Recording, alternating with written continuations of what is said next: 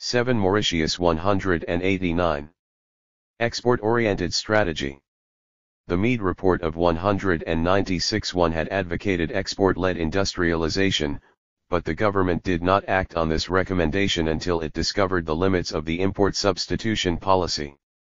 Mauritius gradually turned to an export-led strategy which began with the setting up of the export processing zone in 1970, but without giving up on import substitution. However, it was only in the early 1980s that the economy showed promising results and acknowledged success, the peak year being 1988. The economic development was not only due to the industrial drive but also to a mix of other factors like the implementation of structural adjustment programs, liberal trade policies, trade preferences, and a pro-business government. Tourism also played a vital role in the success story. Mixed policy regime, 1970-1982. From 1970 the government endeavored to stimulate both the export-oriented policies, through the export processing zone, and the import substituting industries with additional facilities to the existing ones. This mixed strategy which characterized the industrial sector was however not profitable enough for the economy. The application of high tariff rates to stimulate local production and discourage imports was therefore not successful. The DC enterprises continued to enjoy high protection, and their competitiveness and productivity remained low. The import protection also failed to provide the desired linkages or diffusion effects of industrialization to stimulate the economy. Taking into account the various constraints related to the import substitution industry, it was obvious that export-oriented firms would emerge as the new economic challenge. A sustainable development in the EPZ sector was likely to have a greater impact on production, exports, and employment. Mauritius entered the 1980s with severe economic setbacks, a balance of payments disequilibrium, soaring unemployment, rapid inflation, acute foreign exchange shortages, low reserves, a public finance in a shambles, high and rising debt services, low savings, and low investments. It must be noted that as a consequence of the reversal in trade and payments balances, the government had to borrow from foreign markets between 1976 and 1979 with the result that the Mauritian debt increased threefold. Export-led strategy. In 1983, Mauritius began to take measures towards an export-led policy in its structural adjustment phase. These measures concerned trade liberalization, exchange rate management as well as export incentives, and export-oriented manufacturing thus began to emerge as the most dynamic sector. Mauritius was thus condemned to turn to an aggressive export strategy, given the small size of its domestic market which further reinforced the rationality of this approach. The latter also required intensive promotional efforts from the government through investment promotion institutions. Although the strategy of Mauritius has not changed, it nevertheless brought about changes in its policies in order to accommodate the constraints that arose from the exogenous factors that influenced industrial development. Thus Mauritius carried out major changes in policies during the 1984-88 period and subsequently in 1993. 190. Industrial policy between 1983 and 1993. Incentives that encouraged the development of the 1983-93 industrial policy. The existing incentives for export via the EPZ were maintained. Moreover, the flexible exchange rate and the wage restraint introduced early in the 1980s helped EPZ to strengthen its international competitiveness and transform Mauritius's overall economic and financial situation. Supporting these new policies were a number of other measures that elicited a strong supply-side response. Measures included the revision of tax structures in order to stimulate production and the reduction of tax evasion, and harmonize the incentives offered to export and import substitution enterprises. Evolution of the industry. Between 1983 and 1988, the new set of incentives coupled with the depreciation in the real effective exchange rate resulted in significant increases in production, exports, and employment. This economic performance also benefited from better world economic conditions with favorable terms of trade through falling oil and commodity prices, a depreciation of the dollar and a fall in interest rates. Economic recovery in the US and Europe further contributed to boost exports of manufactured articles. Moreover, employment increased sharply in the EPZ sector. In 1988, near full employment was reached, with the share of employees in the EPZ sector being higher than in the agricultural sector. Industrial policy since 1993. The idea behind this new phase of industrial policy was to integrate export orientation in the EPZ and the import substitution sector and pursue industrial diversification. As a result, opportunities were given to enterprises in pioneering sectors. Consequently, from 1993, industrial policy in Mauritius was reinforced with the enactment of the Industrial Expansion Act, the Small and Medium Industries Development Organization Act, and the amendment of the Export Processing Zones Development Authority Act of 1990. Problems related to the development of industry since 1993. The three main constraints facing the manufacturing industry are: the rapid growth of real wages, thus reducing the competitiveness of Mauritian exports; a heavy concentration of exports on sugar and textiles and on particular markets; and the erosion of the comparative advantage of Mauritius in terms of labor-intensive activities, especially compared to its Asian competitors. According to Lal and Wignaraja, 1998, enterprises consider that they face the following constraints: high interest rates, heavy bureaucratic procedures resulting in delays to obtain foreign investment, approvals, DBM loan approvals, refunds on import duties, and work permits for foreign technical staff. Lack of access to finance, the need for collateral is still predominant for small enterprises. 7 Mauritius 191. An appreciating exchange rate. Policy uncertainty. Infrequent sailing and high sea freight costs. Shortages of skilled labor and technical manpower. Lack of reliable suppliers of raw materials, parts, and components, and inadequate technology institutions. What caused the Mauritian success story? The discussion above shows that Mauritius has been able to achieve economic success with the equal opportunities for other ACP countries. However, what is the reason behind this success? Mauritius' recipe was not dependent on a single formula that could be replicated. It consisted of a package and favorable circumstances. It would be difficult to pinpoint the parameters for the Mauritian success story, as it would be totally unrealistic to carry out the same model in another environment. These could, however, be grouped into internal and external factors. External factors. The external factors Mauritius took advantage of were twofold. In the first instance, there was uncertainty about the future of Hong Kong. This situation encouraged investors from Hong Kong to look for investment bases elsewhere, and Mauritius seemed the appropriate choice, especially for the textile sector. Apart from this, the duty and quota-free access to the EU market was also instrumental in attracting investors to Mauritius, as business operators could not satisfy orders due to quota restrictions. Furthermore, it must be emphasized that investments from Hong Kong did not bring only capital but also technology and know-how. The second factor was related to the duty-free access on EU for goods originating from the ACP countries. The Lomé Convention was, therefore, instrumental in the economic development of Mauritius. Indeed, Mauritius is among the very rare countries in the ACP to have availed itself of the Lomé preferences, which are in the form of duty and quota-free access to the EU market. The Lomé trade program covers the totality of industrial goods, including textiles, and approximately 80% of agricultural products, besides access under tariff rate quotas of certain specific agricultural products. In the case of Mauritius, the protocol on sugar has provided tariff-free access to the EU market of some 510,000 tons of Mauritian sugar annually at a guaranteed price, which is well above the world market price.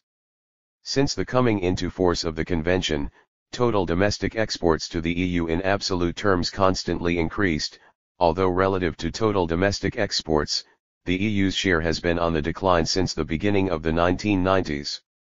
This is due in part to increased exports to the US and to the regional markets. The trend of exports to the EU is shown in Table 7. 1. It is evident from the figures above that EU still represents the main export market for Mauritius and will most probably remain so for quite some time. Political stability is an important consideration by a potential foreign investor, especially in a developing country. Despite the nature of internal politics, Mauritius has rarely been considered as a high-risk country politically. Despite a previous threat, there has been almost no social unrest and the country attained independence peacefully. The political dispensation has been socialist, and even those who claimed to be left-wing during the EPZ boom were in fact socialist. In addition, the rule law has always observed.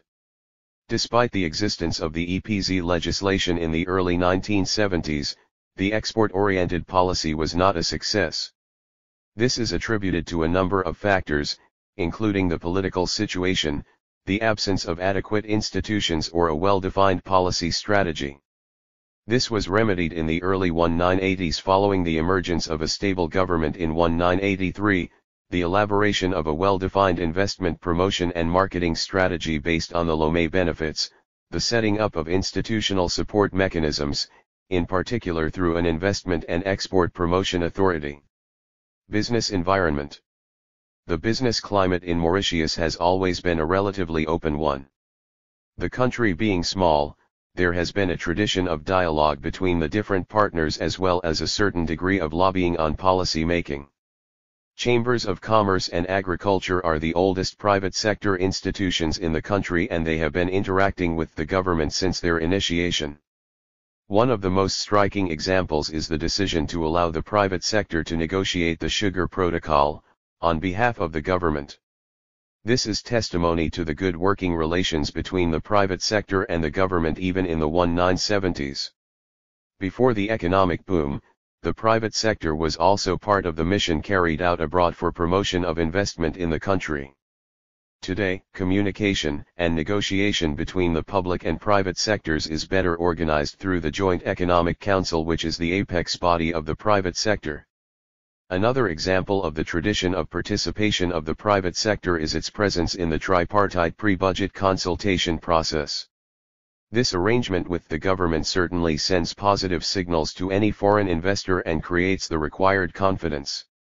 Cultural identity in business relations. This aspect is also related to the two discussed above in the sense that they are linked to the political and business environment. Mauritians are from various ethnic groups, and each group has a different role in the business life of the country. Those of French as well as those of Chinese origin dominate the economy, while those of Indian origin wield. 7. Mauritius 193. Political power. In the past 2 decades, those of Indian origin have been going more and more into business, with a new generation of entrepreneurs. The communities seem to work in harmony as there are no visible rivalries among them. All are represented in their respective institutions such as the Chinese Business Chamber or the Indian Chamber of Commerce. Economic environment.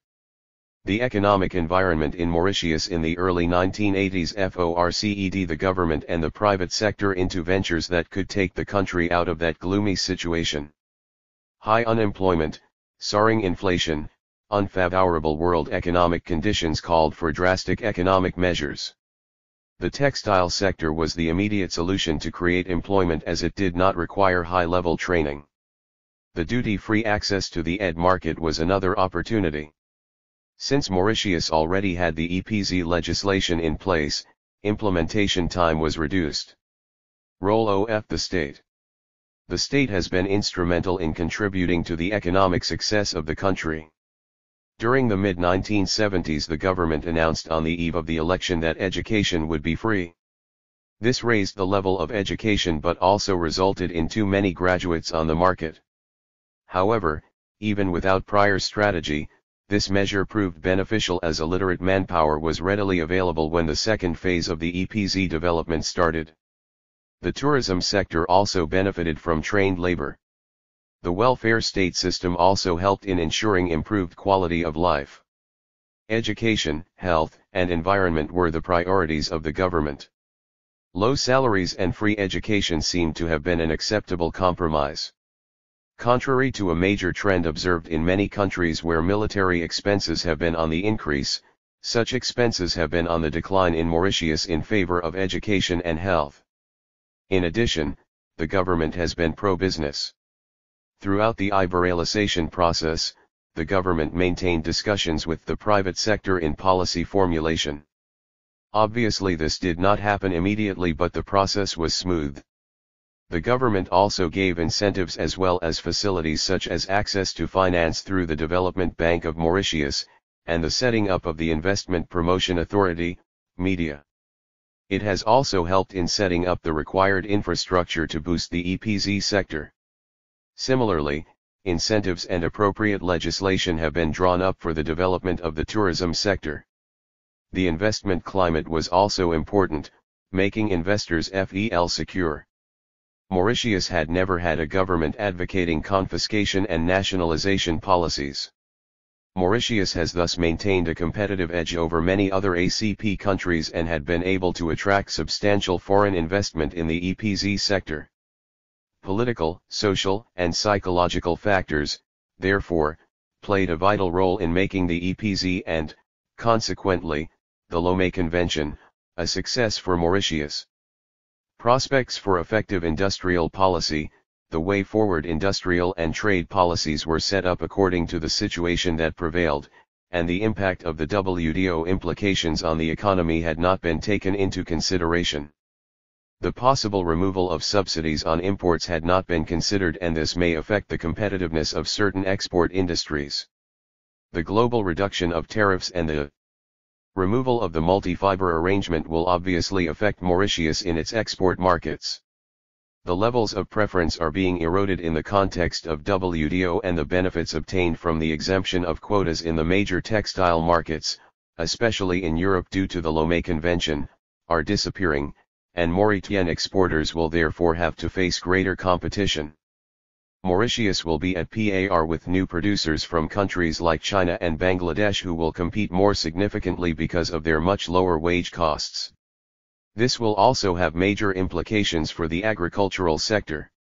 The majority of Mauritian sugar is exported to the EU at guaranteed prices. Mauritius exports at the ACP guaranteed price, which is equivalent to the raw sugar intervention price. These prices are affected by domestic prices in the EU, which are likely to come down as a result of the changes brought in by WTO agreements, as a result of a reduction in protectionism. The future of the sugar protocol is also uncertain. In the light of this, it is clear that the Mauritian industrial sector is facing major threats. In the meantime, there is no clear-cut industrial policy designed by the Mauritian government. Given that there are indications of threats, some corrective measures are being undertaken, but not in a coherent and integrated manner. At present, a joint public-private sector committee has been set up to devise a long-term plan for the Mauritian industry. Discussions are still going on, and it is expected that it will come up with some industrial strategy. The fact that the Mauritian industry has almost stagnated is of great concern. There is obviously the diversification of the economy into the services sector with an expanding tourism industry and other upcoming sectors such as the freeport and the offshore sectors. However, there is still space for the development of niche markets at the manufacturing industry level. Some companies are taking advantage of the CUMSA valued added factors to develop light manufacturing in the country and then export the products at preferential customs duty rates in CUMSA countries. This is promoted especially by the freeport sector, where the tendency is to position Mauritius as a regional hub for manufacturing and storage. As an alternative, and given the various facilities offered in the region, Mauritian entrepreneurs are looking to the countries in the region in order to expand their existing activities and to set up new ventures. Regional cooperation and delocalization of production units. Mauritius has joined a number of regional organizations such as the Indian Ocean Commission, IOC, the Common Market for Eastern and Southern Africa, CUMSA, the Southern African Development Community, SADC, and the Indian Ocean Rim, LOR. With the strengthening of economic cooperation with the member countries of these organizations, Mauritius has been looking for regional markets for its exports. Given the limited expansion capabilities of the Mauritian economy, its future lies in the region. Similarly, member countries of these organizations are making efforts to offer investment opportunities for regional investors. Consequently, Mauritian entrepreneurs have been trying to take advantage of the favorable conditions to use their entrepreneurship skills and expertise, gathered over the years in the agricultural and manufacturing sectors, to expand their activities in the region. Delocalization started a few years ago with AFEW local textile companies investing in Madagascar, which is only an hour and a half away by air from Mauritius and where there is a large pool of cheap labor. This delocalization process has been successful since the 7 Mauritius 195. Number of Mauritian companies being set up in Madagascar has been increasing. It is not only complete delocalization of existing plants, but in many cases Mauritian companies are expanding their activities or are making use of the comparative advantages to delocalize part of the activities. The trade figures and the number of industries that have delocalized in the region provide tangible proof of the success of the Mauritius African economic policy. If we consider that trade turnover with the two a member states was a mere 15 to 20 million rupees in 1986, Table 7.2 clearly indicates the progress in the development of trade relations between Mauritius and its regional trading partners. In relative terms, exports and imports have grown by more than 1,000% over a single decade, and the trend indicates a net acceleration in commercial exchanges, which was expected to be further influenced by the complete dismantling of tariffs on intra-CUMSA trade by October 2000. It is also interesting to note that Mauritius has managed to successfully export a number of non-traditional items such as dental equipment, syringes, videotapes, chemicals and wheat flour on the CUMSA market. Government policy towards the region has been motivated by the imperative need to diversify both the market and the product bases of the country and to expand its economic space. Consequently, Mauritius has elaborated an economic strategy for the region that involves the delocalization of labor-intensive industries and investment in the key sectors, including textiles, sugar, and tourism in several countries of the region. To that end, a regional development certificate scheme has been established which provides fiscal incentives to Mauritian investors targeting the region. To date, some 100 Mauritian companies are in Madagascar, Mozambique, Lesotho, and Côte d'Ivoire, among other countries. Mauritius has therefore adopted a very clear policy towards Africa. It is obvious that the implementation of the Africa Growth and Opportunity Act requires a regional development strategy, and this will further consolidate the economic relationship of Mauritius with Africa. New trade and industrial strategy. The fundamental objective of the government's economic policy should be to maintain high and sustainable economic growth. This objective can only be achieved if Mauritius becomes more internationally competitive and more successful as a trading nation. Export performance is the key determinant to economic growth. There is an imperative need, therefore, to re-engineer the existing trade and industrial policies, to evolve new strategies that would enable the country to meet the challenges of the new world economic order. The prerequisite for the new strategy envisages sound macroeconomic management. The government should aim at achieving a more flexible and efficient economy capable of sustaining growth at a rate which will bring unemployment rate to around 2% without jeopardizing low inflation or placing unsustainable pressure on the current account. The objective of macroeconomic management should be to achieve international competitiveness. Fiscal policy should aim at containing public expenditure with a clear demarcation between current and capital account. Public expenditure should be reduced and brought to around 22% of GDP, while the wage policy should be revisited and linked to productivity. Collective bargaining should be encouraged to achieve a sectoral determination of wages. While substantial progress has been achieved in the management of the monetary and the credit policies, there is an imperative need to accelerate the process with a view to bringing in new players.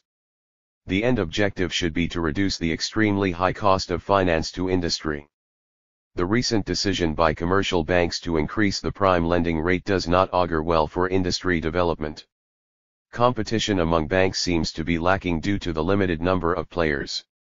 Government will have to market the commitments made to WTO in the financial services sector with a view to bringing more operators in the finance sector, in particular the banking sector.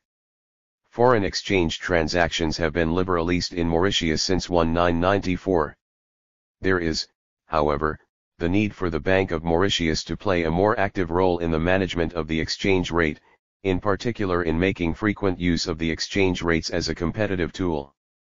While most of its competitors have made aggressive use of competitive devaluation as an export-enhancing device, Mauritius has been less inclined to adopt such a strategy. It would also be appropriate to set up a foreign exchange management monitoring committee to see what is happening with cross-country behavior. The Ministry of Finance and the Bank of Mauritius should take the lead and seek assistance from international financial institutions in this regard. The new trade and industry strategy requires an appropriate regulatory framework to support economic development. In this regard, action should be geared towards fostering competition in some of the key sectors which impact directly on the competitive edge of Mauritius. The monopolistic situation in the production of electricity should end and air cargo traffic should be liberalized. The private sector should be encouraged to engage in the production of electricity. In view of the strategic importance of telecommunications in the conduct of international trade, the liberalization process in the sector, which will only start in 2004, should be accelerated. Partial liberalization may start earlier to attain full liberalization in the year 2004. The Telecom Act should therefore be amended to cater to the process. An independent regulator should also be set up. Information technology lies at the heart of development. The absence of appropriate legal framework to provide protection to IT may impede its development. There is therefore an urgent need to finalize the industrial property legislation, which encompasses patents, trademarks and industrial design. The legislation should be passed at the National Assembly as soon as possible. On the other hand, the new Copyright Act, which covers protection of computer software, should be marketed aggressively to attract investment in software development. The authorities have failed so far to achieve this objective, which was the basis for the early passage of the bill. The industrial property legislation should also incorporate the protection of undisclosed information, the layout designs of integrated circuits and geographical indications as per the WTO Agreement on TRIPS. A coordinating mechanism for intellectual property rights and for industrial design should be set up. Necessary amendments should be brought to the Industrial Expansion Act, 1993, with a view to rationalizing the incentives granted to the holders of EPZ certificates, pioneer certificates, and those investors catering for the domestic market. Besides the setting up of the necessary regulatory framework, it is important to improve the institutional framework if it is to play a meaningful role in the new trade and industrial development strategy.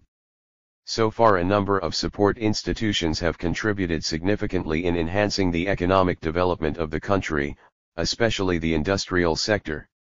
The Mauritius Standards Bureau and the Export Processing Zone Development Authority have contributed in improving quality and productivity, whereas the Small and Medium Industrial Development Organization, SMIDO, has done a useful work in providing support to SMEs.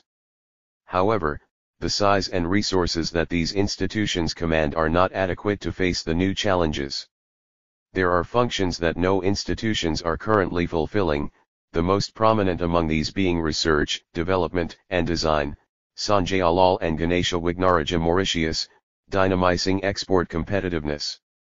The issue of productivity and competitiveness, especially of small and medium enterprises, is not being addressed fully. There is no institution capable of formulating comprehensive strategies and delivering the entire package of finance, training, information, extension, and marketing support that the local firms need. It is essential for government to strengthen existing institutions and set up new ones where necessary. 198. In this regard, it is important in the first instance to develop an overall vision to achieve international competitiveness. A Productivity and Competitiveness Council should be set up as early as possible to take charge of all matters on creation and maintenance of export competitiveness. The Central Policy Unit could be restyled and transformed into a strong competitiveness council with a high-level secretariat. A second alternative is for EPSTA to be the secretariat of the Productivity and Competitiveness Council in view of the nature of work being performed by the authority. EPSTA could work out all issues relating to productivity and competitiveness and implement them. However, the council should have clout so that its decisions are binding. The other institutional reform required relates to the development of a national investment promotion strategy, more so as foreign direct investment has been declining since the early 1990s in Mauritius at a time when flows into the developing countries continued to increase. The Mauritius FDI policy regime and investment promotion strategy should be improved to increase investment flows. There have been delays in getting foreign investment approvals, which fall under the Prime Minister's office.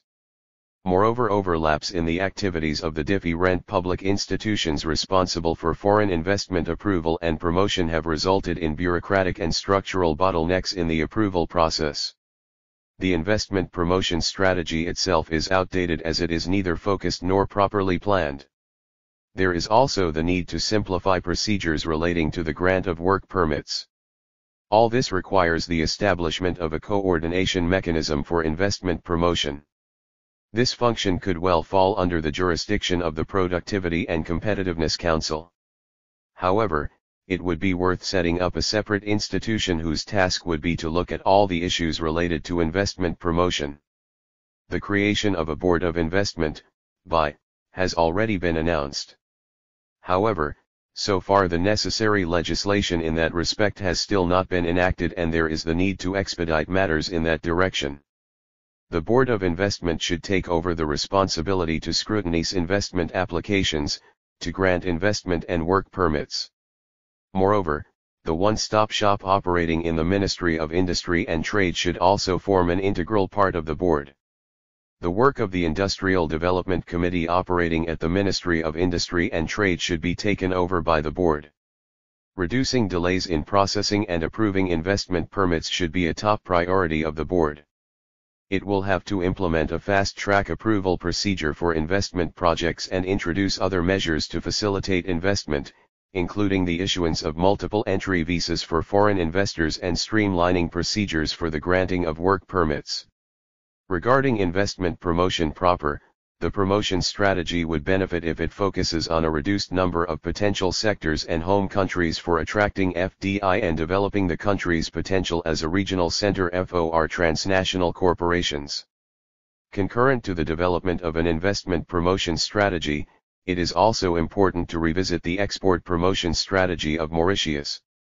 There should be a clear demarcation between investment promotion, export promotion, and marketing promotion, which should operate more at microeconomic, i.e. at the firm level. The organization responsible for export promotion in Mauritius is Media. However, Media, as pointed out by Lal and Wignaraja, is involved in an overly broad range of activities. Apart from export promotion, it also constructs and manages industrial estates. The weight of the two latter functions does not allow the authority to focus sufficiently on export promotion. In fact, experience in developing countries shows that multifunctional promotion organizations are rarely capable of dedicating sufficient resources to export promotion. The organization failed to use modern export promotion tools and methods such as the use of the Internet to promote exports. It ought to have initiated steps in the setting up of a trade point and explore electronic trade opportunities, ETOs, since the early 1990s when such a program was developed by UNCTAD. Media should therefore be relieved of investment promotion, to be taken up by the Board of Investment, and the construction and management of industrial estates, a function which should be left to the private sector. Besides the creation of governmental support institutions or the restructuring of existing ones, it is also necessary to create focal points that would assist in identifying and articulating the needs of specific sectors of industry and enhance industrial competitiveness and clustering. The creation of such focal points should be left entirely to the private sector, to such private sector institutions like the Mauritius Chamber of Commerce and Industry and the Mauritius Export Processing Zone Authority, which have been involved with industry development for a long time. The role of these institutions will have to be reviewed in light of the changing world requirements. In particular, the enhancement of clustering among industries would result in a more integrated industrial base. Although MEPSA has done a lot in bringing together operators in the EPZ sector, it seems to have lost its initial touch as it concentrates too much in organizing the yearly quality award. MEPSA should become a powerful think tank for industrial development as it regroups the major players of the sector in the country. It should be able to suggest concrete measures that need to be initiated to increase industry competitiveness and propose policy options to government. Therefore, its objectives and role will have to be revisited. Another set of recommendations related to the new industrial and trade development strategy deals with the technology support system. Technology support plays a vital role in enabling FIRMs to undertake the kinds of technological initiatives that they cannot manage individually. On the other hand, mastery, adaptation, and improvement of technology require concessions, effort and investment. They also require the creation of new skills and information through investments in training, searching for new technical know-how, and through experimentation. The government may have to think of investing a percentage of GDP in R&D. Still, the private sector should also think of investing more in R&D, while the SME should be provided with the necessary technology support. There is need to channel fiscal incentives for investment towards promoting technological upgrading, increasing local value added and facilitating research and development. The technology support system should focus in particular on the following: the creation of a research and development coordination mechanism under the aegis of the National Productivity and Competitiveness Council. R&D should be stimulated by tax breaks, and an awareness campaign should be carried out vis-a-vis the industry. An improved access of the private sector economy to the know-how required to upgrade productivity, quality, design, and response time in a manner which is demand responsive. In this respect, the existing technology diffusion scheme should be reappraised and its scope extended to small and medium enterprises. The government should negotiate soft loans from international and regional financial institutions for the strengthening of the TDS. The diffusion of international quality management standards should be facilitated. Access of the private sector to testing and metrology to raise export quality and facilitate investment in higher technological operations should be improved. A national information technology strategy should be developed with a view to enhancing business practices based on more effective application of information technology, thereby transforming Mauritius into an information-based economy. The Strategic National Information Technology Plan commissioned by the National Computer Board would serve as an important step in that direction. The development of the local design capabilities. As a first step, the legislation on industrial design as part of the industrial property legislation should be enacted urgently. On top of that, a feasibility study should be carried out to study the establishment of a design center. The center could operate either under the Clothing Technology Center operating actually under the aegis of EPSTA, or a design faculty could be set up at the University of Mauritius. The technology support system should go hand in hand with a comprehensive human resource development plan. Development of skills should be at the center of technological development. Accordingly, a coordinated approach for human resource development should be worked out. To that end, an appraisal of the Manpower Coordination Unit and the Development Unit should be undertaken to reassess the needs for skills development. The focus should be on the retraining of workers, the flexibility of training, the targeting of people for training, and the encouragement of demand-driven training. In addition, training at the level of SMEs should start with basic training, followed by more focused training, and end up with specialized training. Concurrently, the potential for Mauritius to export knowledge based on its experiences and developmental level in the region should be explored. To that end, a knowledge industry should be created in the country. However, for it to flourish, it will have to develop a comparative advantage. As a starting point, a needs analysis in the region should be carried out. Once the needs have been elaborated, the HRD program should be tuned to cater to the regional market. Knowledge should be seen as an exportable product. On the other hand, people in the region should be encouraged to come and train in Mauritius. This will help produce quality training and build international competitiveness. The recommendations for macroeconomic management, regulatory FRM work, institutional support, technical support, and human resource development should set the background for the elaboration of a new industrial and trade strategy. It should be recognized that the trade and industrial regime of Mauritius is now much more liberal than it was in the past. However, various studies have established that the effective rate of protection in Mauritius is still very high, although a decline has been noted. Protection rates in the domestic market for many industrial activities remain high and in excess of the relative incentive to produce for the export market. A study carried out by Dechazal Dumi has indicated that more than 10% of the GDP is produced by highly protected industries operating on the domestic market. The policy regime should be directed towards eliminating the anti-export bias. The high level of protection, besides creating the anti-export bias, also acts as a deterrent to the increase of industrial linkages. Export firms need to use competitive inputs. Lowering export bias requires that protection of the local market be reduced, thereby pushing the domestic industries to seek export markets or providing pressures for resources to be released to those activities with export potential.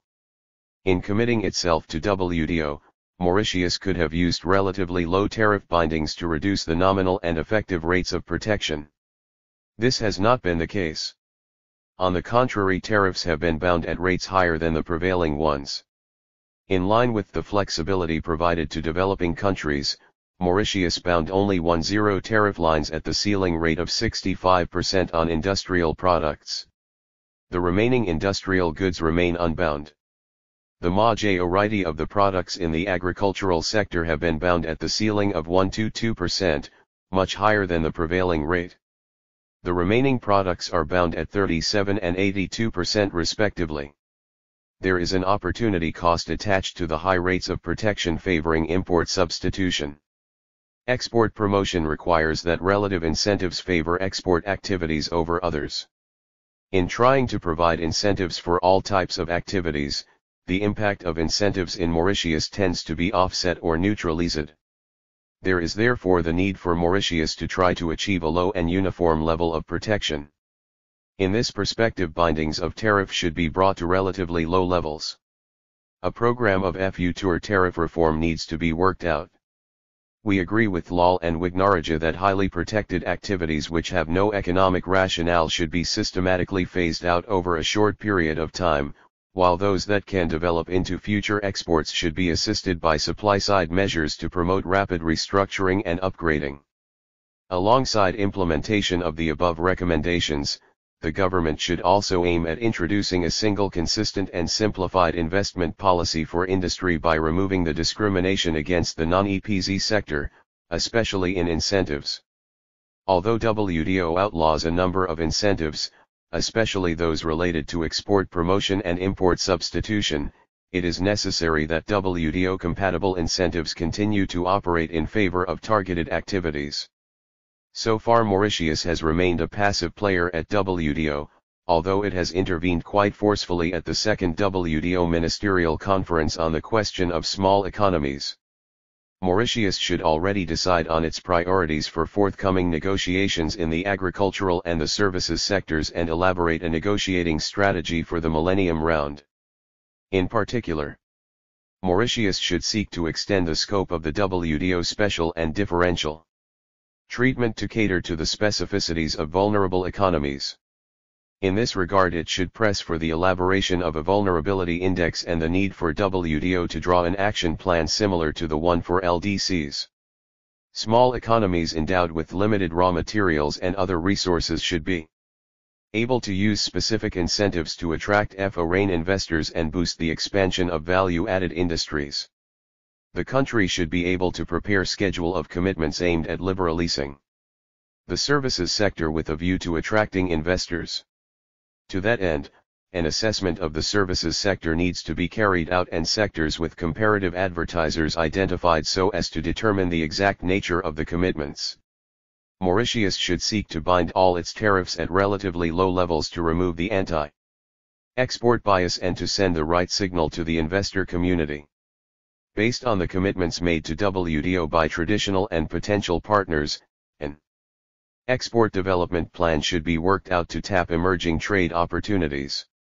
The plan should cover priorities of Mauritius on the specific markets, what its competitors are doing on the markets, the schedules of commitments made by the countries, the identification of the potential of benefits, and work out a program for trade development in each country. The trade development plan should specify the trade promotion strategy that should be adopted on each market, and this strategy should contain provisions to force protected firms into the export markets. In this regard, regular meetings between government officials and heads of enterprises should also be envisaged to monitor progress made towards export targets. It may be difficult for protected firms to tap opportunities on the world market immediately, but highly protected firms could use the regional market as a stepping stone in building international competitiveness. The export development plan could therefore contain strategies to penetrate the regional market in the first instance and then move to a higher level of competitiveness. Mauritius is well positioned to tap trade opportunities in CUMSA countries. The achievements so far speak for themselves. If exports in CUMSA countries in 1985 stood at 15 million rupees, the latest available data show that in 1998 Mauritius exported goods worth some Rs 1.7 billion on that market.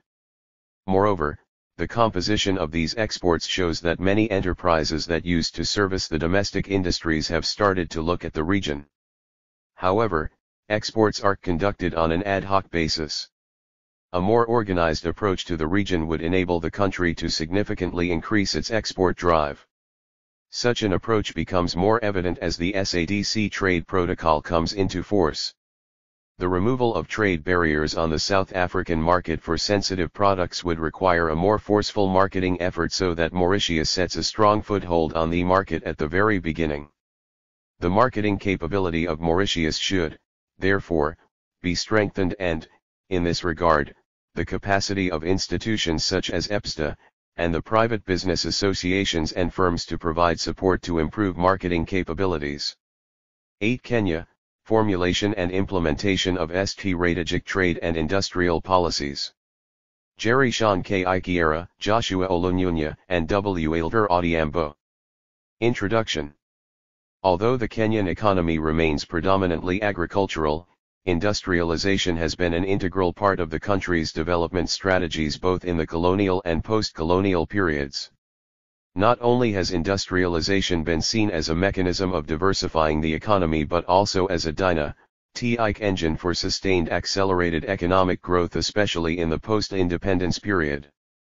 Kenya's current development plan, 1997-201, emphasizes the development of the industrial sector for stable and sustainable economic growth in the 21st century. Significant in this respect is the fact that in its sessional paper number 2 of 1996, the country plans to achieve the status of a new industrialist country by the year 2020, Republic of Kenya, 1997. While Kenya inherited a relatively well-established industrial sector in the region, the sector's overall performance has been rather poor for most of the post-independence period, with the exception of the period between 1963 and 1972 when it registered an annual average growth rate of above 10%. The share of manufacturing sector in the gross domestic product, GDP, has changed little over the past 3 decades. At the same time, the sector which was expected to play a leading role in the country's development and growth process has not been dynamic enough to effectively play this role. Republic of Kenya, 1997. The reliance on the import substitution strategy in the early years of independence created a generally inward-looking sector, with limited technological progress. Despite a shift from import substitution to export promotion since the mid-1980s, and reforming the policy environment under the Structural Adjustment Programs, SAPs, the performance of manufacturing sector in Kenya remained poor in most of the 1980s and 1990s in its share in GDP, growth of output and the creation of employment and linkages with other sectors of the economy. Kenya's industrialization process has been influenced by a number of factors including the country's colonial history, resource endowments, regional economic relations, foreign investor and donor perceptions, the prevailing socio-economic environment as well as the general policy environment.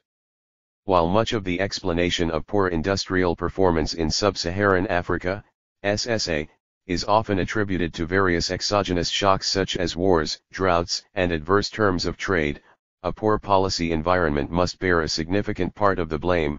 Lal and Wangwe, 1998.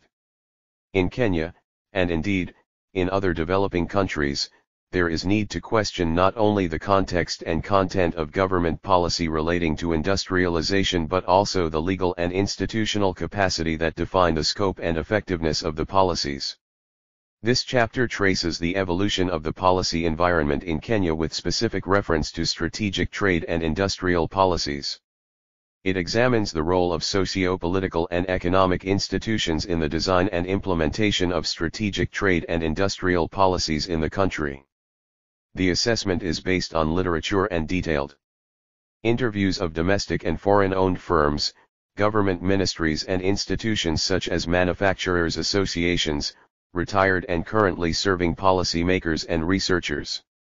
It looks at the structure and performance of Kenya's manufacturing sector followed by a review of strategic trade and industrial policies in Kenya since independence.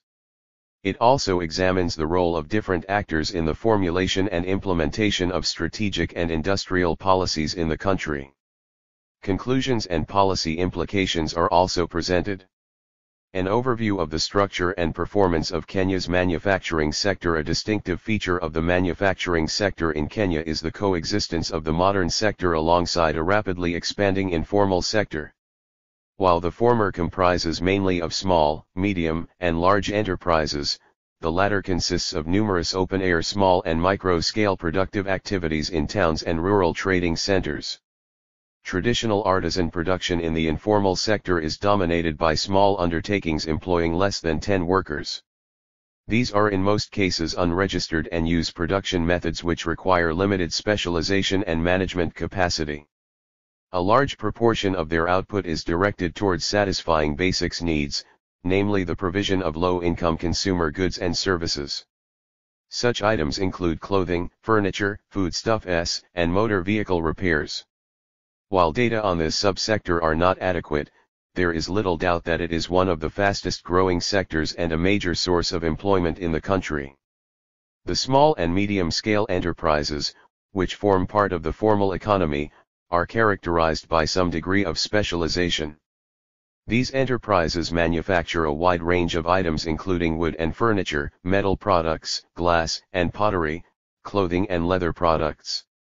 These items are generally designed to meet the domestic needs of the low-income households, although part of these is exported to neighboring countries, especially Uganda and Rwanda. This subsector employed 2.3 million people in 1999, which was about 15% of the country's labor force, SPSEG, 1999. With regard to ownership and management of firms in Kenya's manufacturing industry, there have been some significant changes in the years after independence. Currently, multinationals and parastatals dominate the large industries while Kenya's business people, mainly of Asian origin, dominate the small and medium ones. Kenyans of African origin own mainly micro-enterprises in the informal sector. Most positions, particularly for the low and the middle-level cadre, have since been Kenyanized. It should, however, be noted here that although the Kenyan government has been a major actor in manufacturing through a number of parastatals, there has in recent years been a rolling back of public investment in line with the IMF World Bank instigated SAPs. The structure of Kenya's manufacturing sector has undergone minimal changes despite shifts in policies. Production is still largely geared towards consumer goods. The single most important industrial subsector is the food, beverages, and tobacco, which forms over 30% of the total manufacturing output in recent years, Table 8.1. This is followed closely by chemical, rubber, and petroleum. Other important sectors in terms of contribution to the total output include leather, metal products, transport equipment, and machinery. The manufacturing sector's share of GDP has increased only marginally in the last 3 decades. Table 8.2 shows the sector's growth rates and contribution between 1964 to 95. It is evident that the contribution of the sector has only risen marginally from 10% in the 1964 to 73 period to only 13.6% in the 1990 to 95 period. The sector's growth slowed down from 10% in 1973 to 79 period to only 3% in the 1990s. A combination of factors including the import substitution strategy, poor weather conditions, import liberalization, and deteriorating infrastructure could explain the slack. The manufacturing sector in general suffers from low value added, low relative employment and relatively high wages. Republic of Kenya, 1997. The sector has a very small capital and industrial goods component and depends heavily on imported raw materials, capital goods, and spare parts. Consequently, local linkages between and among industries are weak to generate requisite growth and employment synergy. Kimwiu, 1999. The only exceptions are industries based on natural resources and agriculture. The sector's export performance has also in many ways been disappointing. Table 8.3 summarizes annual growth of Kenya's exports for the period 1965 to 97. While the growth rate declined in all the sectors under consideration, it is in the manufacturing sector that the decline was most dramatic, falling from 17.94 in the 1965 to 71 period to only 2.1 in the 1990s. Political and policy episodes in Kenya's industrialization process. 1963 to 2000 industrialization has been an integral part of Kenya's development strategies throughout the post-independence era. Right at independence in 1963, the government recognized the important role that industrialization could play in the national development process and consequently accorded high priority to industrial development. Republic of Kenya, 1965. To achieve the objectives of industrialization, which include employment generation, diversification of the economy and conservation of foreign exchange, the government pursued a number of policies and strategies.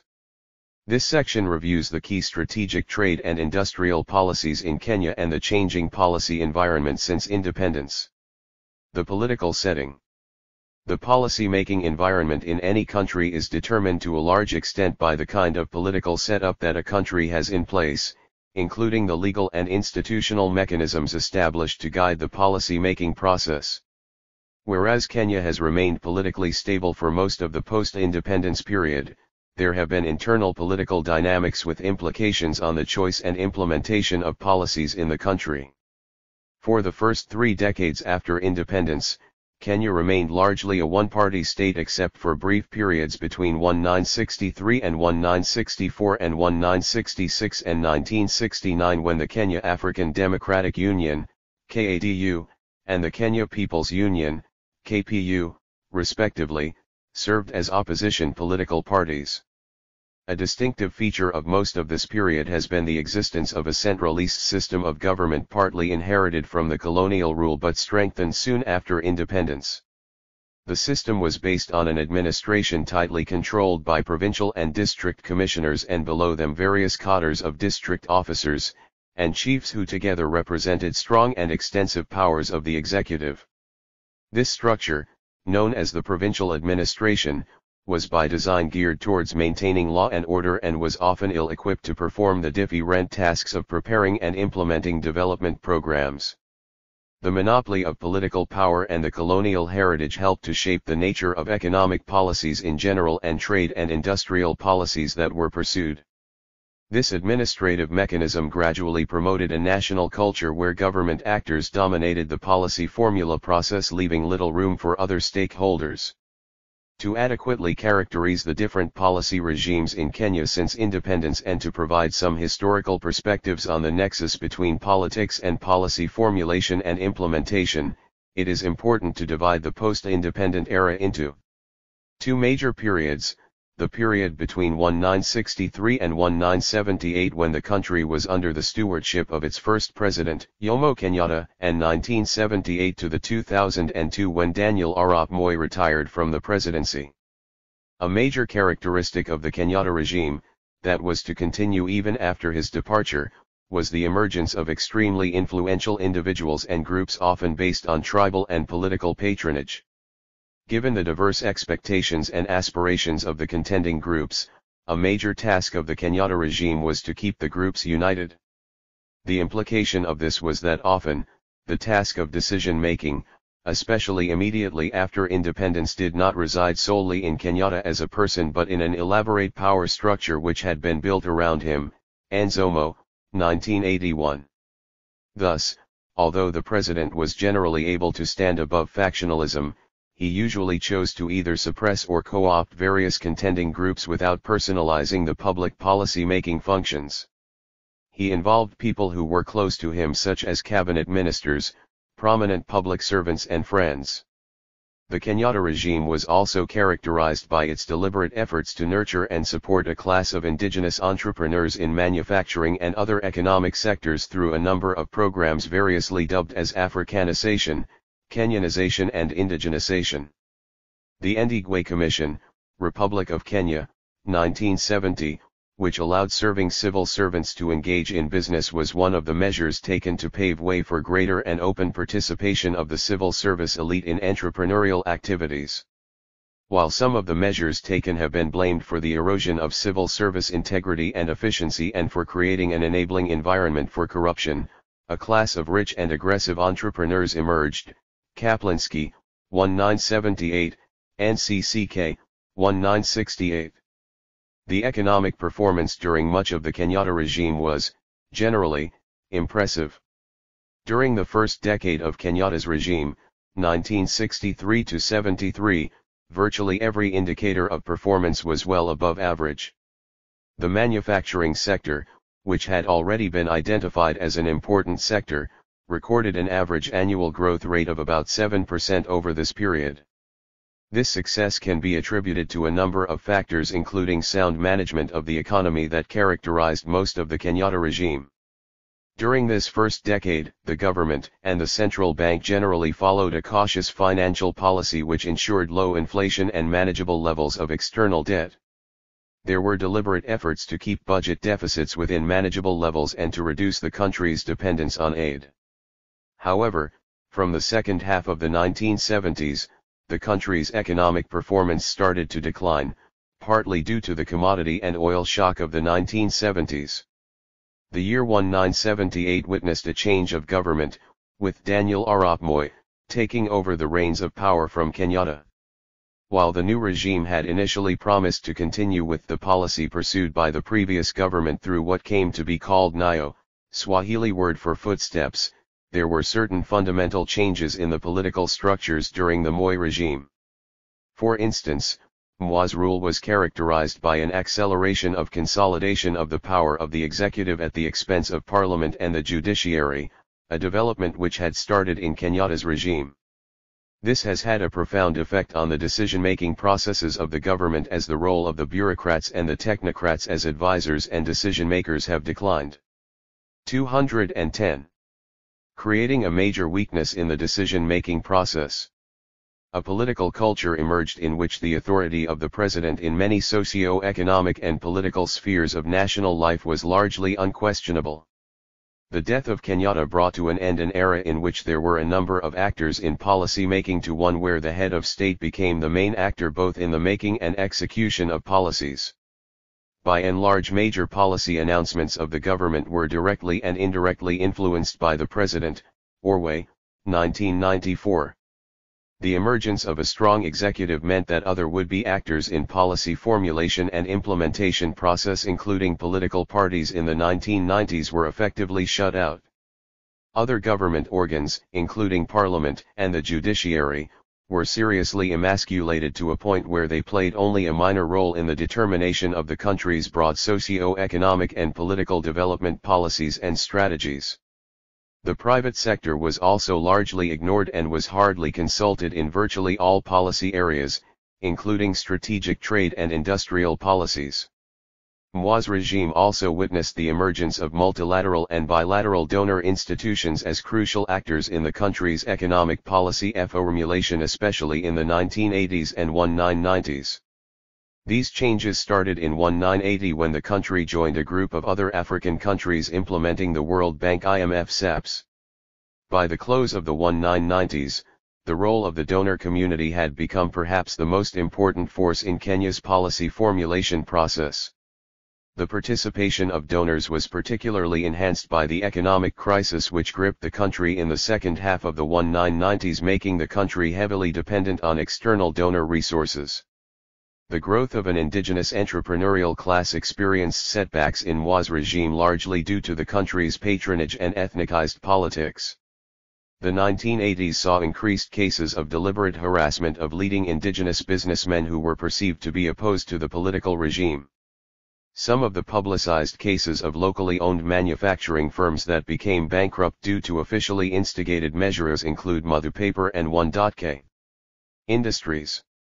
There was a widespread perception within a large section of the Moi political elite that the entrepreneurial class that emerged during Kenyatta's era was largely drawn from a narrow ethnic base and did not have adequate loyalty to the regime. Liquidity pressures from government-owned banks, denial of import licensing, credit facilities and other licensing measures were used to drive some of these local firms into bankruptcy, resulting in considerable slowdown in the indigenization of key sectors, especially manufacturing, banking and distribution. Mwa's regime has been generally characterized by poor performance of the economy in the 1980s and the 1990s. While a number of external factors like commodity and oil shocks and the unfavorable international environment are partly responsible for the performance, a number of domestic factors such as mismanagement, corruption, poor infrastructure, and insecurity have been more important. Evolution of trade and industrial policies. Kenya's industrialization efforts in the post-colonial period have been undertaken through three main phases of industrial policy: import substitution, export promotion, and structural adjustment phases. This section highlights the main features of each of the phases, pointing out the key players in the adoption and implementation of the policies. The section also attempts an assessment of the impact of each of these key policies on the economy. The import substitution phase. In the period immediately after independence, Kenya pursued an import substitution strategy as a means of promoting industrialization. The strategy was influenced by the conventional wisdom prevailing during this period in most developing countries. The objectives of the strategy were rapid growth of industry, easing balance of payments pressure, increased domestic control of the economy and generation of employment.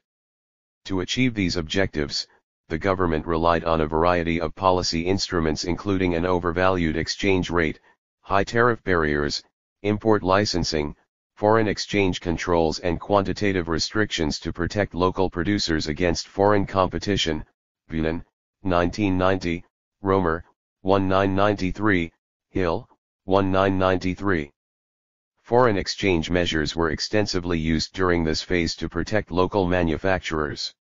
The foreign exchange allocation committees were established to administer foreign exchange quotas for imports for which a limited quota had been established to protect domestic producers. Foreign exchange controls were used to discriminate against certain imports, promote foreign exchange earning industries and to conserve foreign exchange, which was a major constraint in the economy. Tariffs were also used extensively as an instrument of protection. For most of the time, the Kenya tariff structure reflected the overall import substitution strategy. Tariffs were generally high on imports of final products relative to capital and intermediate goods. For example, throughout the import substitution period, the average unweighted scheduled tariff rates for textiles and clothing were about twice the rates for capital and intermediate goods such as machinery and building materials. Until the collapse of the East African Community, EAC, in 1977, Kenya could not unilaterally change external tariffs. However, due to a weak administrative capacity, quantitative restrictions proved to be more effective in controlling imports compared to tariffs. Import license requirement was the main instrument for quantitative regulation, with inputs and certain products receiving preferential or priority treatment in the issuance of import licenses. Impact of the import substitution industrialization policies. The import substitution phase and the policies that sustained it had mixed results. On the positive side, the country enjoyed a considerably high rate of industrial growth during the first decade of independence, with the manufacturing sector growing at an average rate of 8% compared with rates below 5% in the 1980s and 1990s, Table 8.4.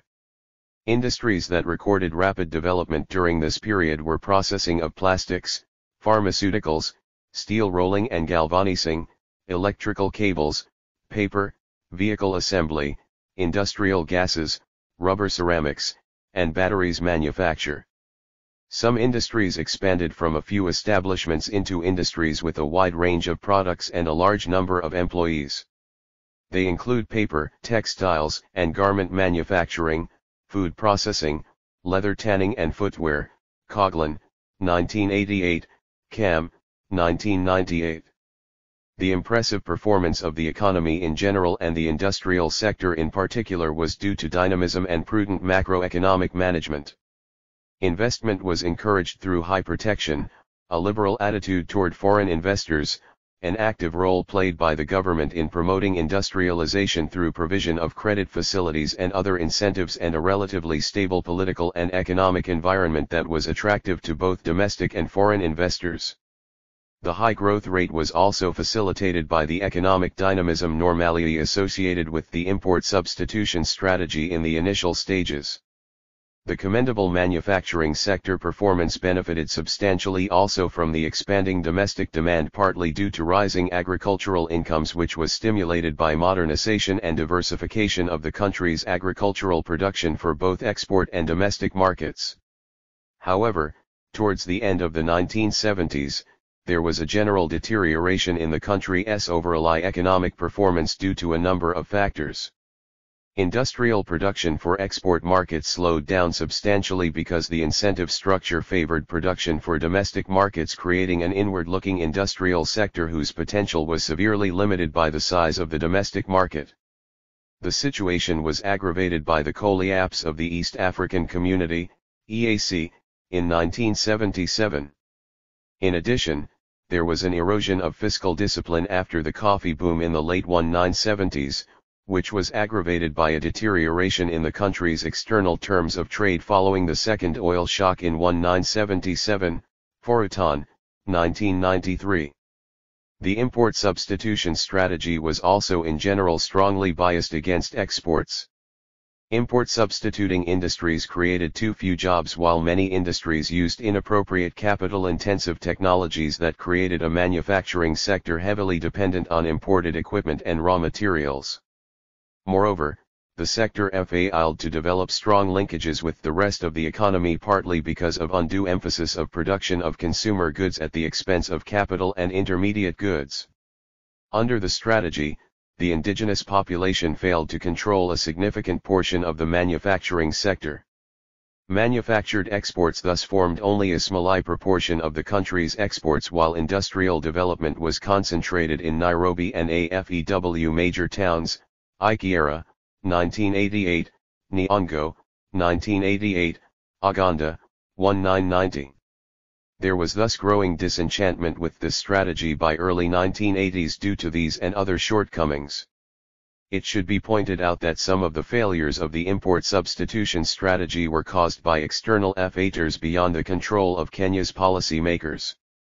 First, the 1973 oil crisis resulted in an escalation of costs of production and exerted pressure on the balance of payments, with adverse effects on availability of imported raw materials and equipment.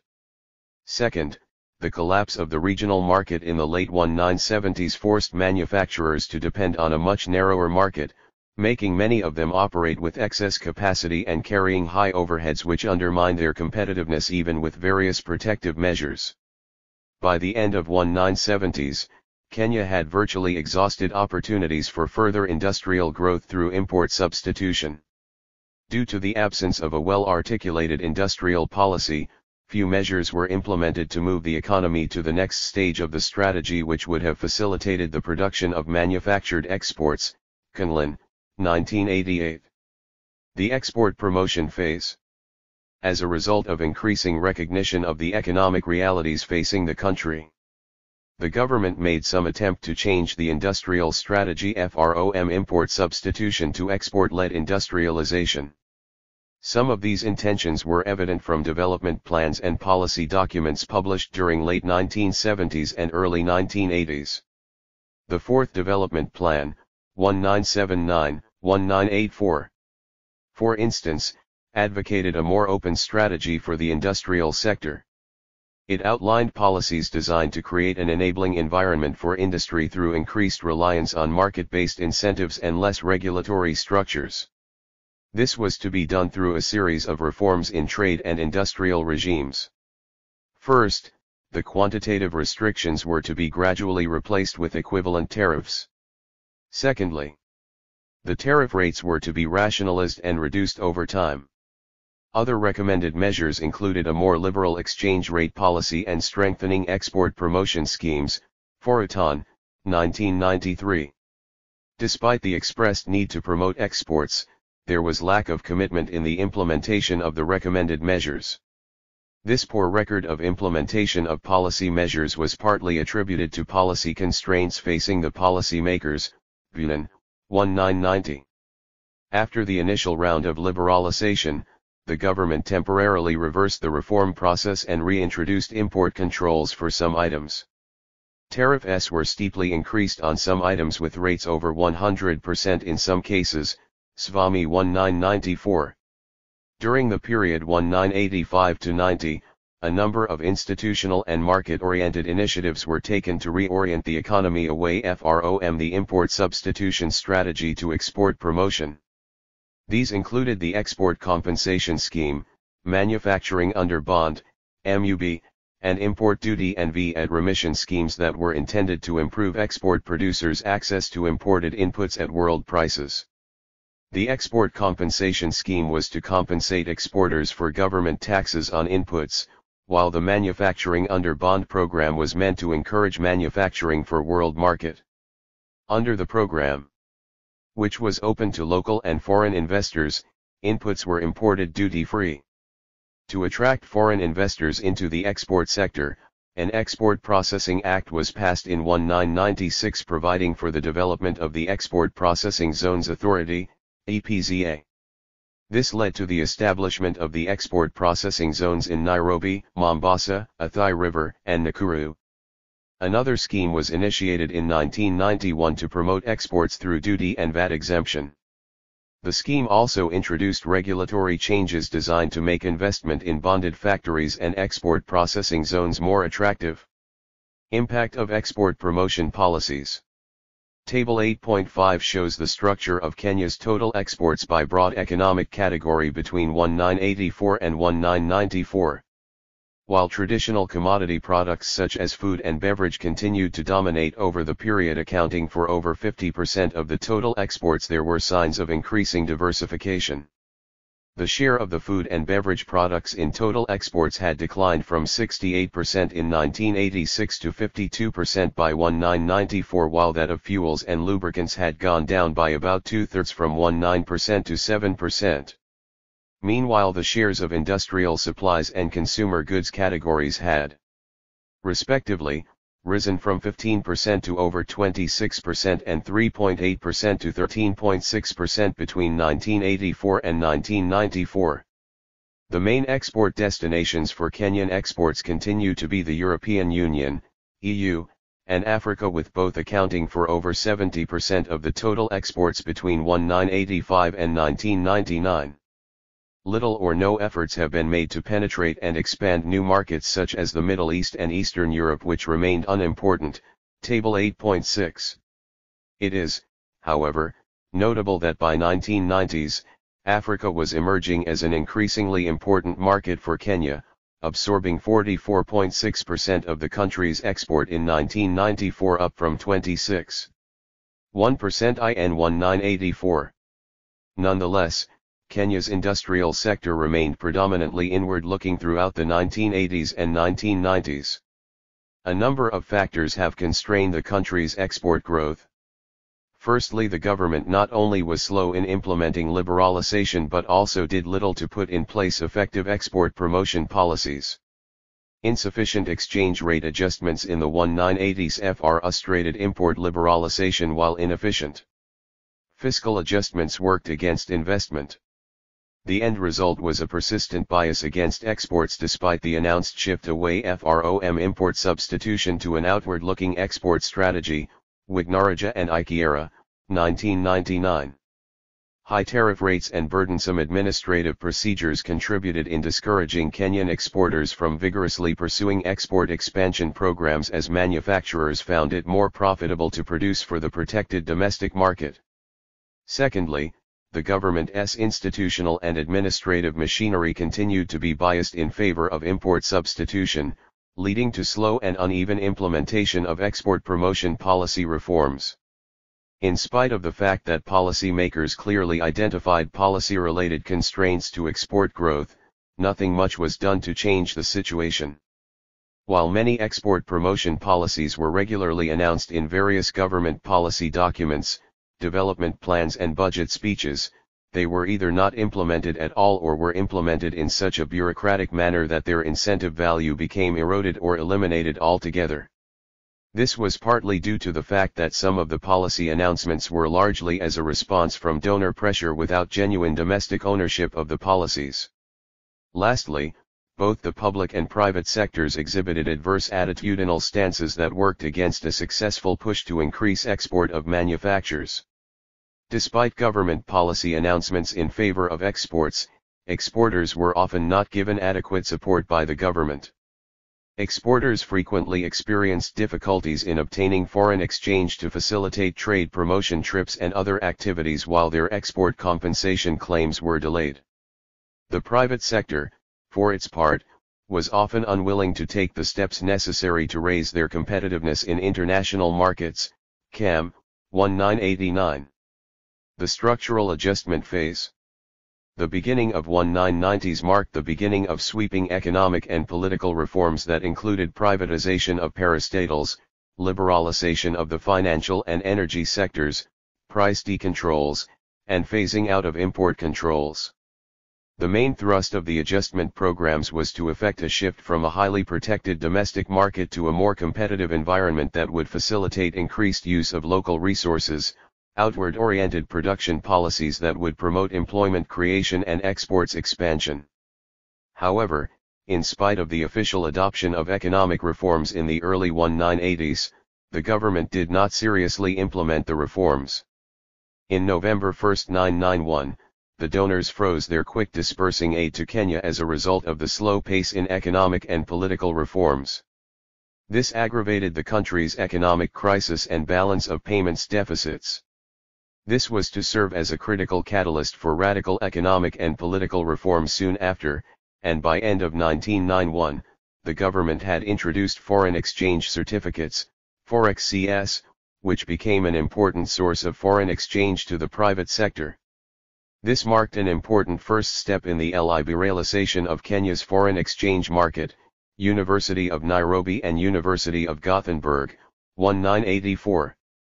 The government continued with the reforms and in the 1993-94 budget introduced a number of changes relevant to the manufacturing sector, including further reduction of import duties, restructuring of value-added tax, VAT, introduction of an essential goods production support program and increased incentives for the export processing zone, EPZ, enterprises.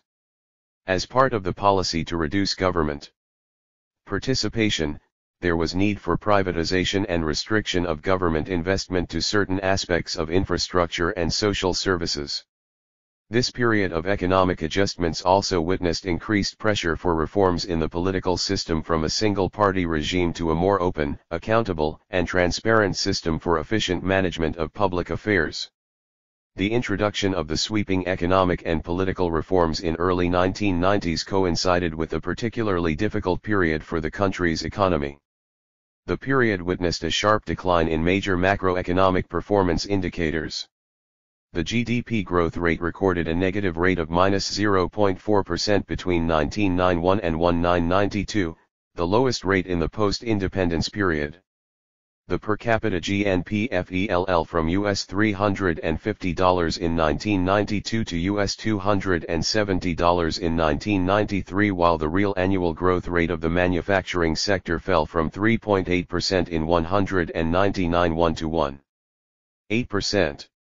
Inflation more than doubled to 46.8%, FROM 19.62% between 1991 and 1993. In general, the liberalization policies that started in 1980 had a number of weaknesses. First, for a long time the country was unable to attain the necessary speed, and the intensity of reform was wanting. The reforms were carried out rather gradually and without full ownership or commitment. The overall protection of the manufacturing sector continued to be high. During the first two phases of liberalization, implementation moved slowly and intermittently, mainly due to little commitment on the part of policymakers and rampant rent-seeking, which was rapidly becoming one of the most serious bottlenecks in the country's economic and socio-political development. Institutions, politics, and the formulation and implementation of industrial policies in Kenya. This section examines the role of different actors in the formulation and implementation of trade and strategic policies in Kenya, focusing particularly on the role of politics and related institutions in the process. A number of questions are posed. What institutions are involved in the industrial policy formulation and implementation in the country? Who are the major actors in the process and what is their relative importance? What role do enterprises and enterprise networks play in policy formulation and implementation? What determines the choice of policies and what role does politics play in this? Policy formulation, a conceptual and theoretical framework. Public policy refers to a broad government statement which outlines how a government intends to deal with specific social, political and economic issues. In this case, policy would refer to specific statements, guidelines, and pronouncements on trade and industrial development and related issues in the country. The process by which such government statements are arrived at is broadly referred to as policy making. There are several theories of public policy making in literature. One of the most popular theories or models is the rational comprehensive model or the normative economic theory. This model assumes that policy decisions are normally arrived at in a rational manner. Policy making, according to this approach, involves the identification of a problem, examination of the various alternatives for dealing with the problem and selecting the best policy package, based on costs and benefits. A second theory of policy making is the so-called the disjointed incrementation model. The basic assumption here is that the day-to-day process of policy making often does not drastically alter existing policies but merely improves on them. There are then other theories like the mixed scanning model, which combine features of the rational comprehensive model and the mixed scanning one. While the models outlined above are quite useful in explaining steps taken to arrive at various policy options, they are inadequate in as much as they fail to outline how public policy making is conducted in a wider society to incorporate private individuals, communities, pressure groups, the business sector, professional organizations, the media, and other stakeholders. Recent literature on the analytical framework for explaining public policy is dominated by theories of new political economy and new institutionalism. Central to these theories is the fact that different groups will generally tend to push for their special interests in policy to be enacted by the government. Seen in this way, policy formulation and implementation is a process that is political at every stage.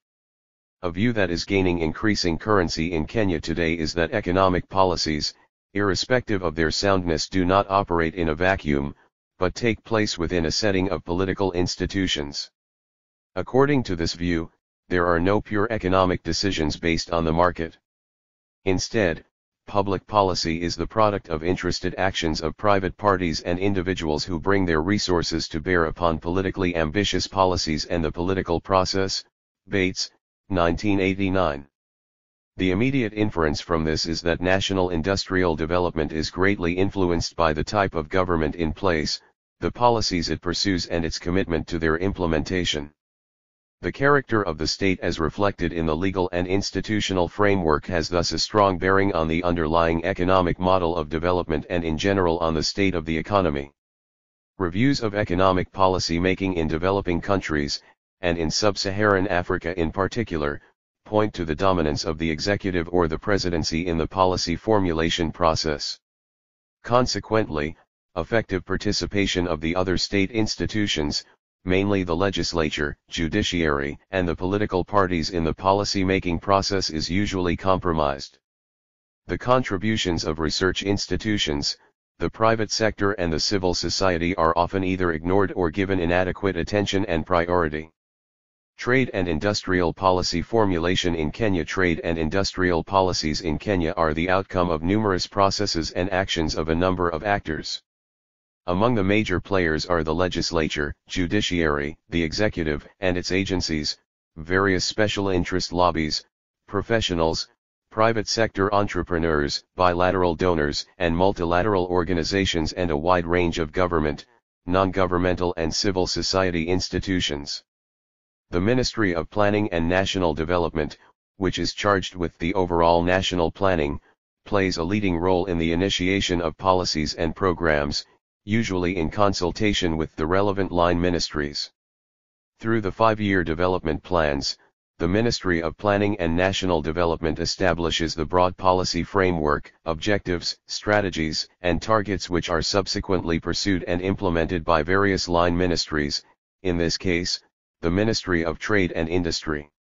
The annual budget, prepared by the Ministry of Finance, is also an important instrument in the country's policy formulation process. In broad terms, the national budgets are expected to translate the national development goals and strategies into annual activities for purposes of implementation by the relevant public and private sector institutions. 218. Most of Kenya's trade and industrial policies have been influenced by the Ministries of Planning and National Development, Finance, Commerce and Industry, and the Office of the President. These are the government institutions that are either directly involved or are in one way or the other able to influence the direction of policy in industry in Kenya. These institutions also play an important role in policy implementation. The presidency has since independence been a key factor in the determination of the nature and direction of policies in the country. This is because the entire post-independence period has been characterized by a gradual concentration of power and authority in the presidency, leading to a situation where there is little autonomy for ministers, permanent secretaries, and other organs of the government to make decisions without approval from the office of the president. Jerzel, 1970, Lees, Nyong'o 1989, Okamu and Holmquist, 1984, Barkin, 1984. This process has taken place through numerous constitutional amendments that have shifted power and authority from parliament to the presidency. The erosion of parliamentary power and the enhancement of the executive and the presidency have had serious implications on policy formulation and implementation in Kenya. Odhiambo Mbai, 1998. Although the post-independence state in Kenya has been characterized by the concentration of power and authority in the presidency, it is possible to isolate the phases of Kenya's industrialization in which the presidency has had more impact on industrial policy design and implementation. At independence, the new African government came to the realization that a large proportion of Kenya's industry and commerce was in the hands of foreigners and non-indigenous actors. The Africanization of industry and commerce thus became an important goal fully supported by the government. The president was one of the driving forces behind this policy. Besides the 1967 Licensing Act, which allowed and encouraged multinational corporations, MNCs, to operate in the country, the Kenyatta regime actively encouraged the establishment of parastatal organizations specifically to create financial and other forms of infrastructure to enable small indigenous entrepreneurs to enter into manufacturing and other commercial activities. Some of the parastatal institutions created or strengthened for purposes of promoting industrialization were the Industrial and Commercial Development Corporation, ICDC, the Development Finance Company of Kenya, DFCK, the Kenya Industrial Estates, KI, and the Industrial Development Bank, IDB. The area in which the presidency in Kenya seems to exert more influence is in the policy implementation. An overwhelming 93% of the heads of 127 firms interviewed in this study identified the presidency as an important determinant of industrial policy implementation in Kenya. The dominant view is that the presidency, both in the Kenyatta and Moi regimes, has tended to interfere with policy implementation for political reasons. The actions of the presidency in most cases have been to cater for socio-economic and political interests of groups who in return offer support in their quests to maintain power. The constituencies or interests represented by political clients have ranged from ethnic, religious, professional, business and sometimes regional. The country's chief executive, in an attempt to cultivate and maintain political support among various constituencies, is often tempted to respond positively to the demands of his clients. The interference with official public policy by the presidency has been one of the main causes of the discrepancy between official policy statements and their implementation, Odhiambo Mbai, 1998. Some of the motives that have tended to influence government industrial policy include equitable regional distribution of industries, generation of employment opportunities, export earnings, and ownership structure. There was virtual consensus among the policy makers interviewed that due to the gradual increase in political and economic powers of the institution of the presidency, the office of the president has over time emerged as a crucial institution in both the initiation and implementation of trade, industrial and other policies in the country, particularly in the 1980s and 1990s. Reduced role of Parliament. The usurpation of power by the presidency, which has characterized most of Kenya's post-independence period, has had one major result: it has significantly eroded the powers and the authority of Parliament in policy formulation and implementation. The new style government left Parliament, in the views of many analysts, largely as a rubber-stamping institution. This was particularly pronounced in the era of one-party rule. Typical features of this period were the absence of serious policy debates and lack of capacity and commitment to monitor policy implementation. There was thus little or no feedback mechanism, making Parliament's impact on the design and implementation of policies including trade and industrial policies minimal. However, with the introduction of the multi-party politics in 1992, there were signs by the end of the 1990s of the country's parliament starting to reassert itself in the country's policy-making process. Beyond the institution of parliament, certain individual politicians close to the president have often significantly influenced certain industrial policies. This has been the case particularly with industrial location policies that have in most cases been influenced by factors other than pure economic considerations.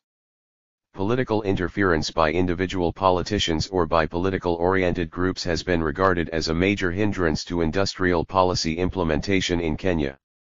Results of the survey conducted for this study indicate that over 70% of the firms interviewed considered political interference as one of the main obstacles to effective design and implementation of trade and industrial policies in Kenya. External influence. Both bilateral and multilateral donors also influence the process of policy making. This is mainly through conditionalities that these donors impose while giving out financial assistance. Reforms in Kenya, which have been part of SAPS, are almost wholly donor-driven. The export promotion strategy that the government implemented in place of the import substitution strategy, and which has also been part of the SAPS, has also a sizable donor input. Unfortunately, the other actors, namely the lobby groups, manufacturers associations, professional associations, and Chamber of Commerce, have not singly or jointly had any significant input into the formulation of industrial policies in Kenya. While domestic institutions are important in the policy formulation and implementation process, external influence has been much more crucial in some of the country's trade and industrial policies, through bilateral and multilateral donor institutions. Some of the international institutions which have had a major impact in Kenya's trade and industrial policy process in most of the post-independence period include the World Bank, the International Monetary Fund, IMF, and the United Nations Industrial Development Organization, UNIDO. The country's trade and industrial policies and reforms in the 1980s, and 1990s under the SAPS, have been heavily dominated by multilateral donor institutions, notably the World Bank and the IMF. This domination was much more than had been the case previously. Weaknesses in the policy formulation process. Interviews with retired and currently serving senior policy makers in the country as well as private sector professional and business executives reveal the following weaknesses in Kenya's policy formulation process. First, the process has not been adequately consultative even with some of the key stakeholders. Government officials and donor representatives have dominated the initiation of trade and industrial policies, with the private sector playing no or only a minimal role. The country's blueprint to transform Kenya into a newly industrializing country, NIC, by the year 2020 was, for instance, finalized without any input from the Kenya Association of Manufacturers, CAM, according to the organization's officials. CAM was only invited to participate in the seminar when this important document was being launched. The failure to involve stakeholders in the policy formulation process was attributed to mutual suspicion between the private and public sector officials and institutions. The problem was sometimes due to the passive nature of the Kenyan private sector, which has not been active in coming up with new ideas. The sector had, over time, become too dependent on the government, passively following the government in most cases. Indications are that this is gradually changing and that the private sector is increasingly asserting itself. The low involvement of the private sector and civil society in policy formulation was due to the long period of single-party rule in the country that created a culture of FEAR and passiveness in national policy issues. The creation of a more competitive political environment following the reintroduction of multi-party politics is gradually changing the scene as private sector and civil society associations and lobby groups find more political space to agitate for issues of interest to them. Kenya's trade and industrial policies have also been greatly influenced by external factors, often seriously diluting the local contribution. Those interviewed indicated that there were more homegrown policies in the 1960s and 1970s compared with the 1980s and 1990s. The import substitution industrialization strategy, which dominated the first 2 decades of Kenya's post-independence period, for instance, was largely formulated by the government, although this was then the conventional industrialization strategy in most of the developing countries.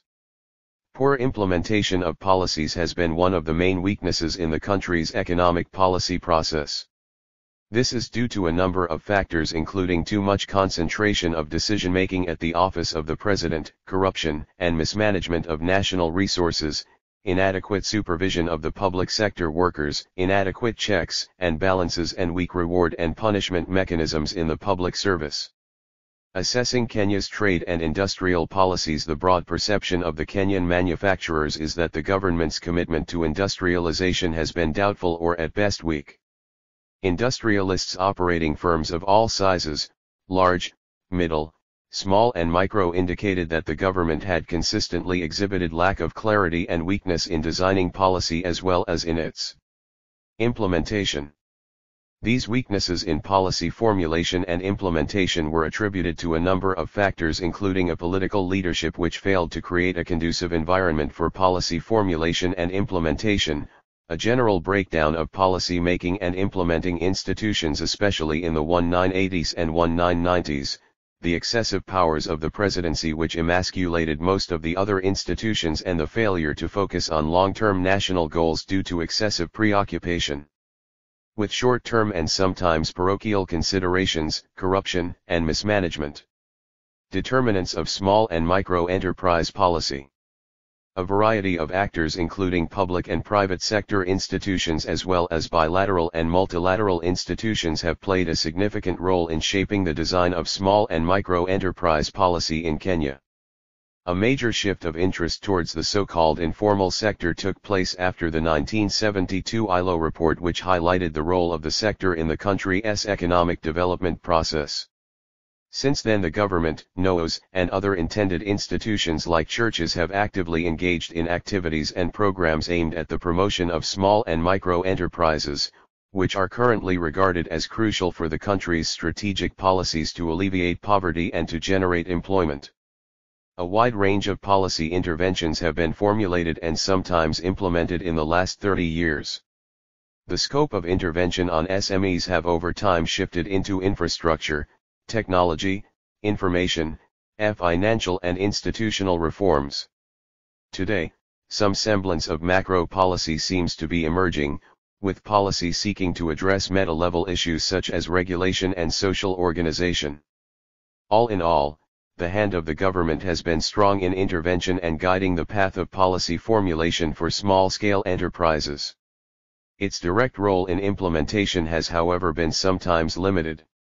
A number of government institutions has been involved in guiding the policy building process for SMEs in Kenya. These include the Small and Micro Enterprise Department in the Ministry for National Planning and Development, MNDP. Its role has been largely perceived as policy development for the sector, while the Ministry of Science, Research and Technology took charge of technical training issues related to technology development.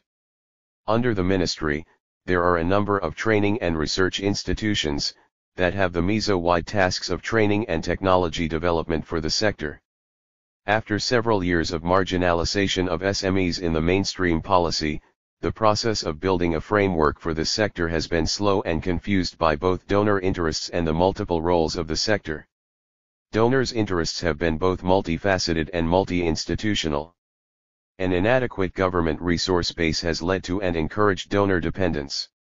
Donor intervention has, however, also been too diversified and uncoordinated, hampering development of an effective small and micro enterprise policy for industrialization in spite of its widely acknowledged contribution, especially in terms of employment creation and national poverty alleviation efforts.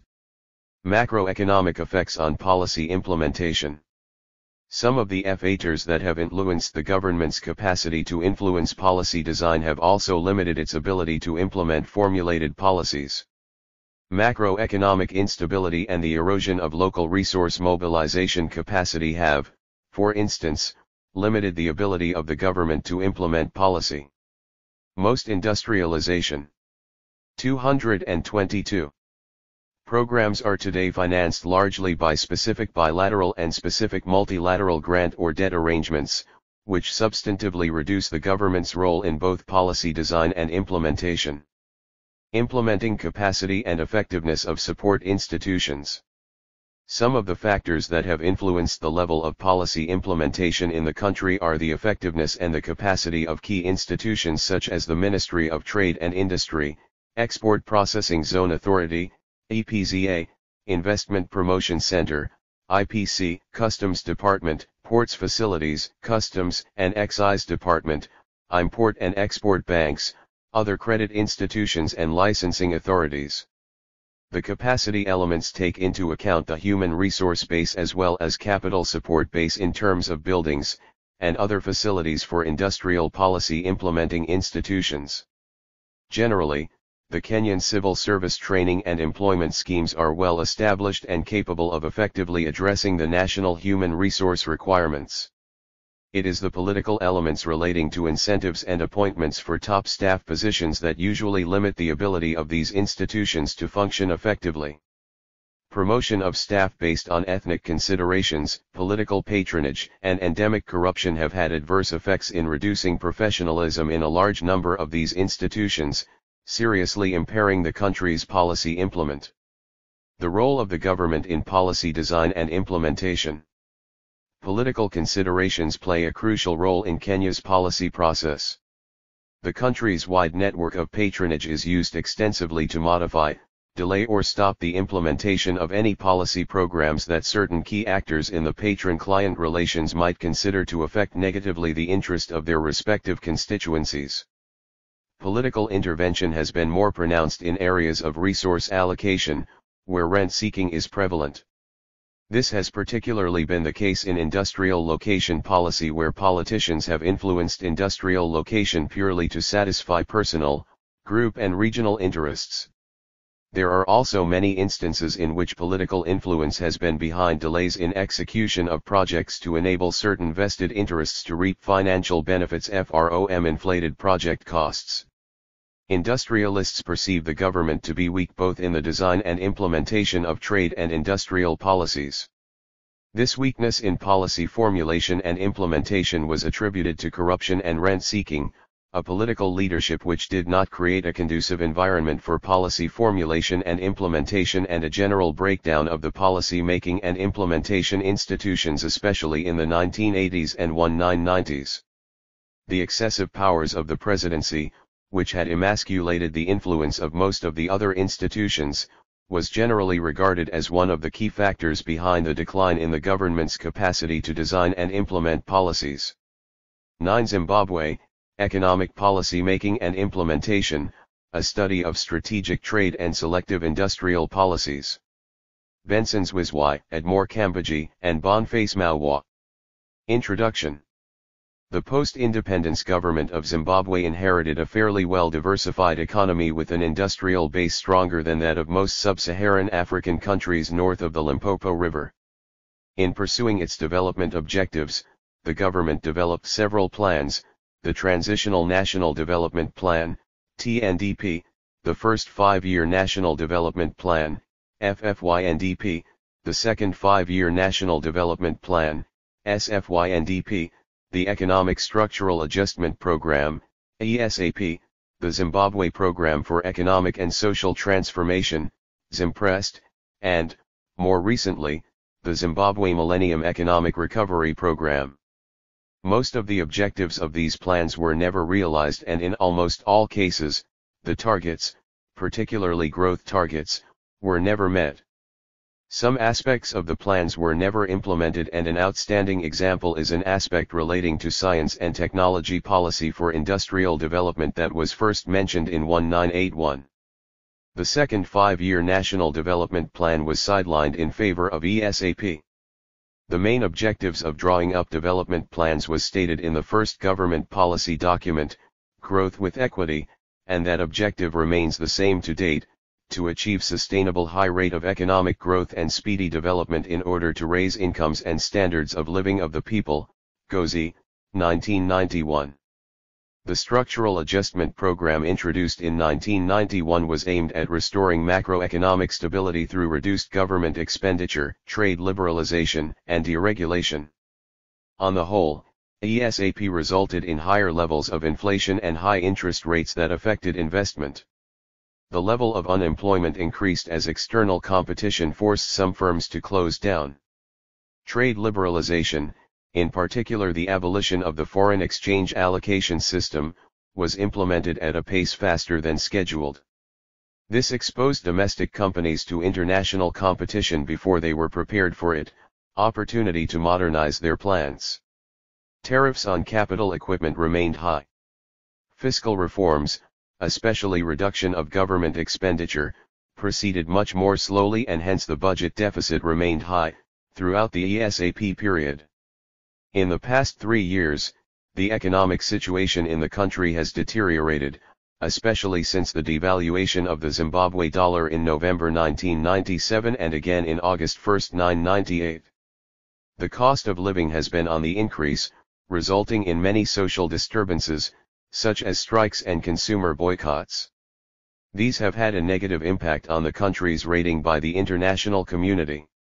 The country's policy-making environment appears to be cascading into a high congestion grid of irreconcilable demands. The demands are precipitated by landless peasants who wanted land, commercial farms, by yesterday. School leavers, discharged at the rate of 300,000 graduates per annum who cannot be absorbed in formal sector employment. Ex-combatants who, besides receiving gratuities of $50,000 need higher monthly earnings, pension, business capital, social security, and land. Increasing prices of essential products and services. Industrial layoffs and closures that reflect increasing deindustrialization trends, and farmers being in disarray owing to the haphazard land reform process.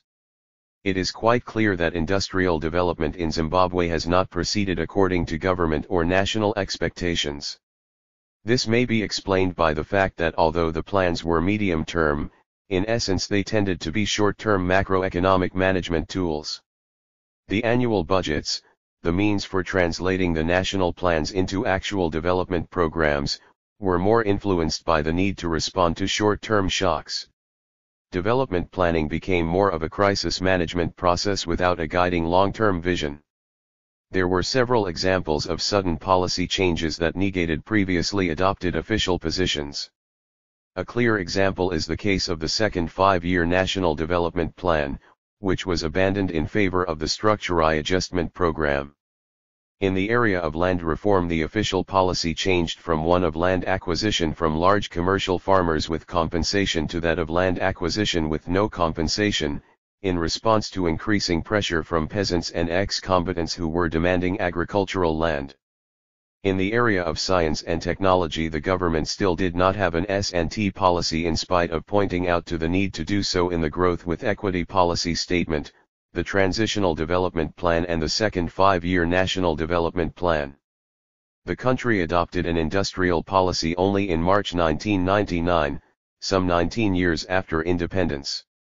Still, the industrial policy is a general framework without programs or details on how the industrialization drive is to be implemented. There appear to be two issues that to a large extent explain why Zimbabwe is in serious economic problems. Policies are formulated but are only partially implemented.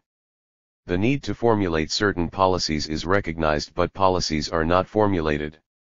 It is therefore necessary to understand the process of policy formulation and implementation and the forces that determine this in Zimbabwe. This chapter characterizes the process of economic policy making and implementation in Zimbabwe, focusing on trade and industrial policies. Specifically, the study investigates the mechanisms through which industrial and trade policies are initiated and adopted. This involves an examination of the institutional relations among the various state organs and other stakeholders, and the roles that these play in the process of policy formulation and implementation. Further, the study examines the capacity of both the government and the private sector to formulate and implement trade and industrial policies and strategies for national development. The study also evaluates the strength and constraints faced by industrial and trade support institutions such as the Zimbabwe Investment Center, ZIC, Zimtrade, Industrial Development Corporation, IDC, Export Processing Zone Authority, EPZA, and Research and Development, R&D, institutes. The study examines the extent to which there is national consensus among the major stakeholders, policymakers, industrialists, and labor unions, with regard to industrialization and development strategies and the appropriate policies to achieve these. As Charles Sogliato points out, the following key variables affect policy formulation. The ideology of the ruling party. The dominant development theory. The objective conditions of the economy. The preferences and expertise of technocrats, and the external pressure from donors and foreign technical and policy advisors. The study examines how these variables have affected policy choice and implementation, and how this has changed over time. Finally, the study recommends reforms and changes in the policy process that are necessary to facilitate the design and implementation of effective and credible industrialization and technology strategy. Industrial and trade policies in pre- and post-independent Zimbabwe. There are two broad categories of trade and industrial development policies and strategies that have been pursued in Zimbabwe to date. Up to 1990, Zimbabwe developed within the framework of an import substitution industrial and trade policy regime, LSI, characterized by a highly regulated economic environment. From 1990, the country adopted an economic structural adjustment program which heralded the change from LSI to a liberalized export-oriented industrial development strategy. The LSI period can be broken down into the pre-independence era, prior to 1980, and the post-independent period of 1980 to 1990. Generally, similar industrial and trade policies were pursued during these periods, but with modifications to reflect the different ideological positions of the pre- and post-independence governments. Pre-independence policies. Rhodesia acquired responsible government status in 1923, following an all-white referendum that rejected a proposed union with South Africa. Since then, Rhodesia behaved more as a state than a British colony. It only ran short of international recognition through to independence in 1980. Unlike in South Africa, and to some extent in Zambia, where mining provided the base for industrial drive, commercial agriculture provided the take-off base for industrial and technological development in colonial Rhodesia. Since the establishment of the colony in 1890, following an abortive mineral prospecting effort, agriculture became a priority on the colonial agenda. In pursuit of this agenda, the government put in place legislation depriving the black majority of land. The legislation included the following. The 1930 Land Apportionment Act, which legalized the forced dispossession of land. From indigenous inhabitants to create space for white settler commercial agricultural production. The 1958 Land Husbandry Act and the 1962 Land Tenure Act, both of which consolidated the white settler political and economic base vis-a-vis the black majority, and the 1956 Law and Order Maintenance Act, which created a legal umbrella under which the police and the army dealt expediently with any dissent. By 1950, the best arable land was in the hands of white commercial farmers, supported by an infrastructure including dams, boreholes, electricity and markets. At independence, white commercial agriculture was highly developed and diversified. Internal self-sufficiency was the principle that featured in Rhodesian policy making, while an exclusive white stakeholder approach to policy was recognized. The first generation of industries were tailored to meeting local input needs: agricultural implements, fertilizers, pesticides, agrochemicals, as well as basic consumer goods such as meal, soap, edible oil, bread, flour and beer. Heavy industry began to take shape in the 1950s, including iron and steel, structural engineering, agricultural machinery, and sugar refining. Then followed light industrial ventures geared to the production of components and spares. However, defense industries were not rigorously constructed, as was the case in South Africa due to constraints in expertise and capital. Industrial and trade policy during UDI. Ian Smith in 1963 took over the leadership of the Rhodesian Front that was propelled by pro-independence white politicians and farmers. In October 1965, Smith announced the Unilateral Declaration of Independence, UDI, of Rhodesia.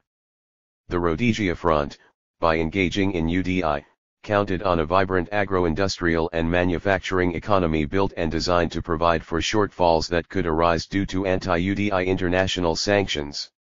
The United Nations imposed economic sanctions against Rhodesia in 1966 in response to UDI. The government responded by implementing state controls and interventionist policies, covering the major economic sectors of industry, agriculture, mining, and services. In trade and industrial policies, the government imposed quantitative restrictions on imports and an administered foreign exchange allocation system. In addition to investment controls, all aimed at promoting the development of import substitutes.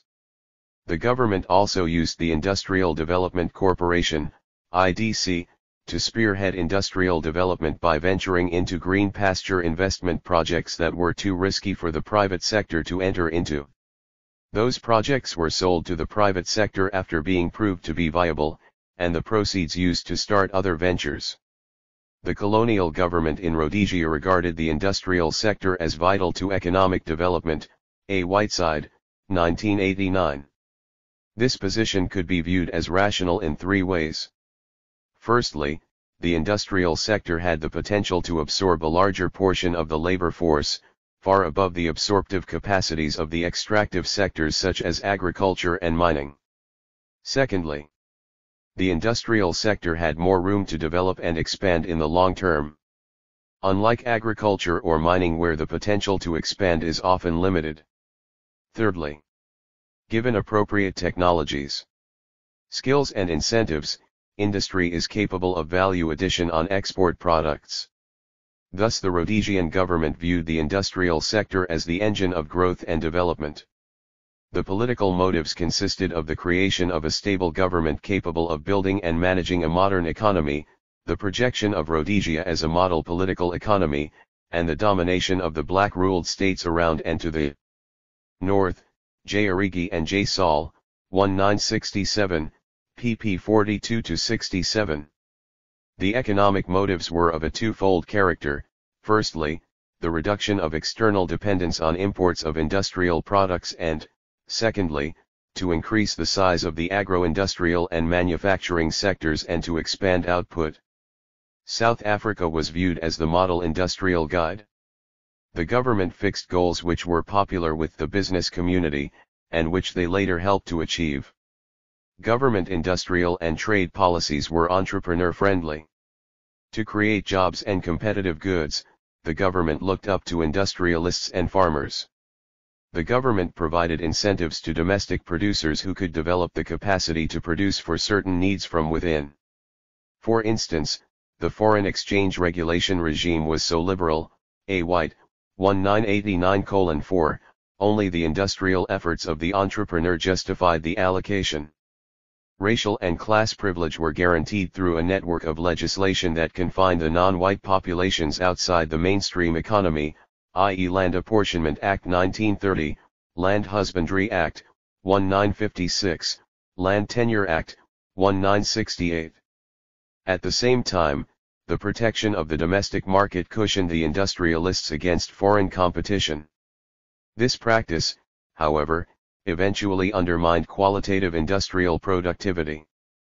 Furthermore, an array of infrastructure, both physical and productive, were implanted: electricity, dams, telephones, roads, rail services, serviced industrial land, efficient and cheaper transport to and from coastal ports on the Indian Ocean, as well as an efficient, well-maintained internal transport system, thanks to the layout of the internal rail system between 1894 and 1917 connecting future major mining, agricultural and industrial centers. From the onset, railways provided prime locomotion in the economy. The investment regulations and foreign exchange allocation mechanism were used to prevent duplication of investment by barring entrepreneurs wishing to start new firms that would produce goods already in domestic production. This contributed to the high degree of concentration characterizing Zimbabwean industry today. In addition, imports of goods that competed with domestic production were not permitted. As a result, the 1960s witnessed the diversification of both the industrial sector, textiles, fuels, mineral processing, etc., and the economy at large, a vast array of commercial agriculture, forestry, and export processing activities. The black majority were excluded from mainstream economic activities through land policies that condemned them to the most unproductive areas. Africans were therefore forced to be a cheap pool of labor for industry, commercial agriculture, and the mining. Trade policy, capturing close markets. Regional processes largely influenced trade policy in the pre-independence period, especially in the 1950s and 1960s. In addition, the process of settler colonization from South Africa at the end of the 19th century, funded by the British South Africa Company, BSAP, shaped the trade regime. Rhodesia and South Africa geared up as trade partners and as industrial suppliers for Southern and Central Africa. The economic boom fueled by gold and diamond mining as well as rapid industrial build-up made South Africa the first industrial supplier by 1950. Large family business conglomerates grew: De Beers, Ren-Grinaker, and Oppenheimer. South Africa offered the largest market, given its huge urban population, and large industrial sector. Thus, in the 1960s, negotiations began between the two countries to have a trade agreement. In 1964 a preferential trade agreement was signed, covering a range of agricultural, semi-finished and industrial 230 products, especially those that Rhodesia could have on the South African market. The government also carved out another market outlet in Botswana, which remained the second largest closed trading partner, particularly long after independence. In a study of Botswana's economy, I. Martin observed that more than half of all regional trade with Africa, excluding South Africa, is with Zimbabwe, I. Martin 19. The short-lived Federation of Rhodesia and Nyasaland, 1953-1963, was exploited by the government to carve out yet another closer market. Zambia and Malawi, plus Zaire, all became captive markets. In fact, by 1964, Rhodesian industry enjoyed unbridled market access in Central Africa. And had it not been for the internal racial policies and the political exclusion of blacks, which African states in the north abhorred, Rhodesia could have captured the entire African market south of the Sahara. The pre-independence trade policy can be summed up as a trust and sell to thy neighbor regime. Yet the domestic market remained fairly protected against goods from outside. Nonetheless, the choice to trade around within the region was a pragmatic one. This is the trade policy that post-independent Zimbabwe improved upon, with a tendency to diversify to wide-ranging overseas markets, for example, Eastern Europe and Asia. The post-independence period. The 1980 independence elections gave a landslide victory to ZANU-PF, led by R.O. Mugabe. The post-independence period's policy environment had a different climate. Peace was restored in the country. Economic sanctions were lifted. The country was readmitted to the international community. The disadvantaged black majority developed massive expectations, and these were met with politicized promises. The new political captains resolved to uproot the vibrant capitalist economy, and constitute an egalitarian socialist economy. In real terms, the capitalist economy stayed intact, though less dynamic, since 1980, and labor and women movements aligned to the ruling party cropped up. Absence of articulate industrial policy. It could be fair to say that post-independence Zimbabwe, up to about 1999, knew the measures towards industries but not industrial development policies. The latter are not evident in the successive policy framework, the Transitional National Development Plan, or Oath with Equity, and 5-Year National Development Plan, 1984/85-1989-190. While the FFYNDP recognized the important role of industrialization to economic development and employment creation, it failed to put in place the necessary measures to ensure that industrialization took place. Industrial emphasis is not laid in the plan's underlying economic structural adjustment since 1990, ESAP 1990 to 1995, ZIMPREST, Zimbabwe Program of Economic and Social Transformation 1996-2000.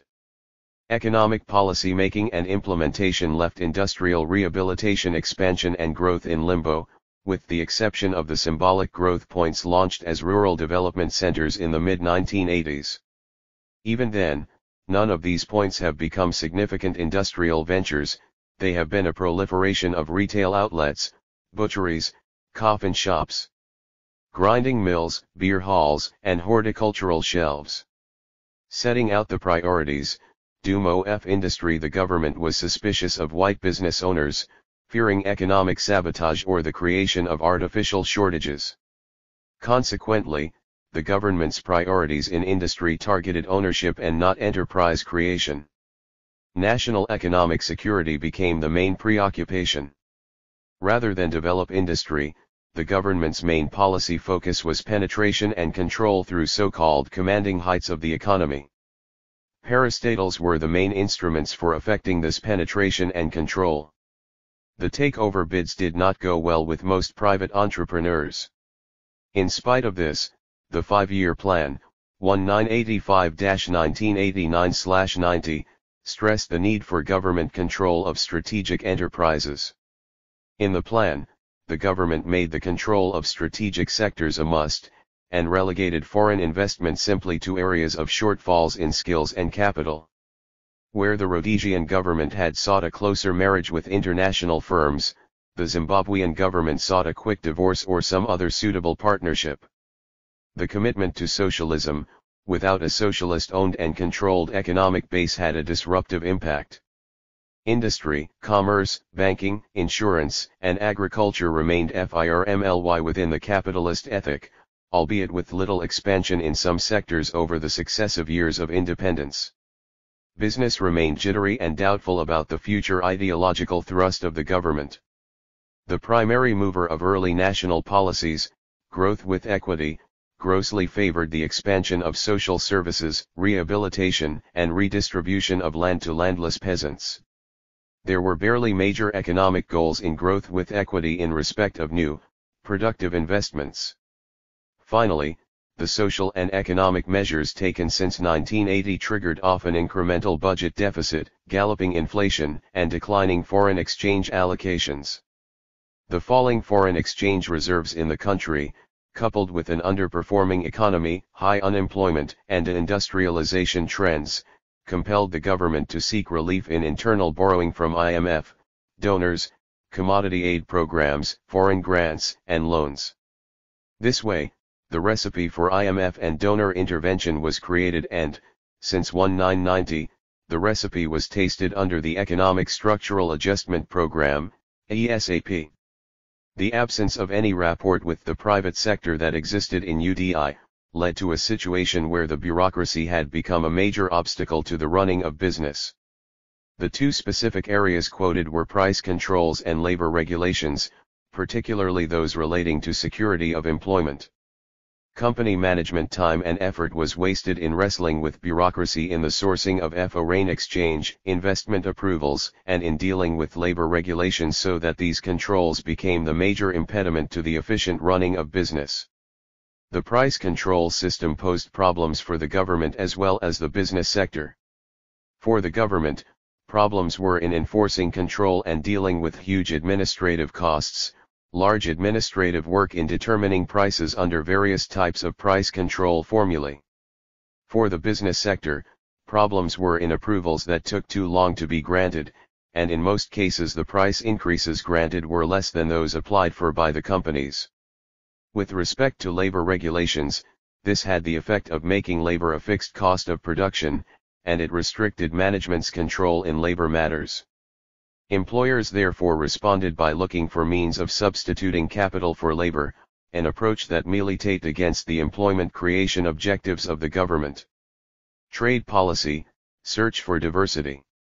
However, in the area of trade policy, government made strides in increasing the range of trade partners. Zimbabwe inherited a trade policy linked on exports to Zambia, South Africa, Malawi, and Botswana. The re-entry into the international community opened avenues to new markets. The country immediately became a member of the Southern African Development Coordination Conference, SADC, with prospects of a region-wide market.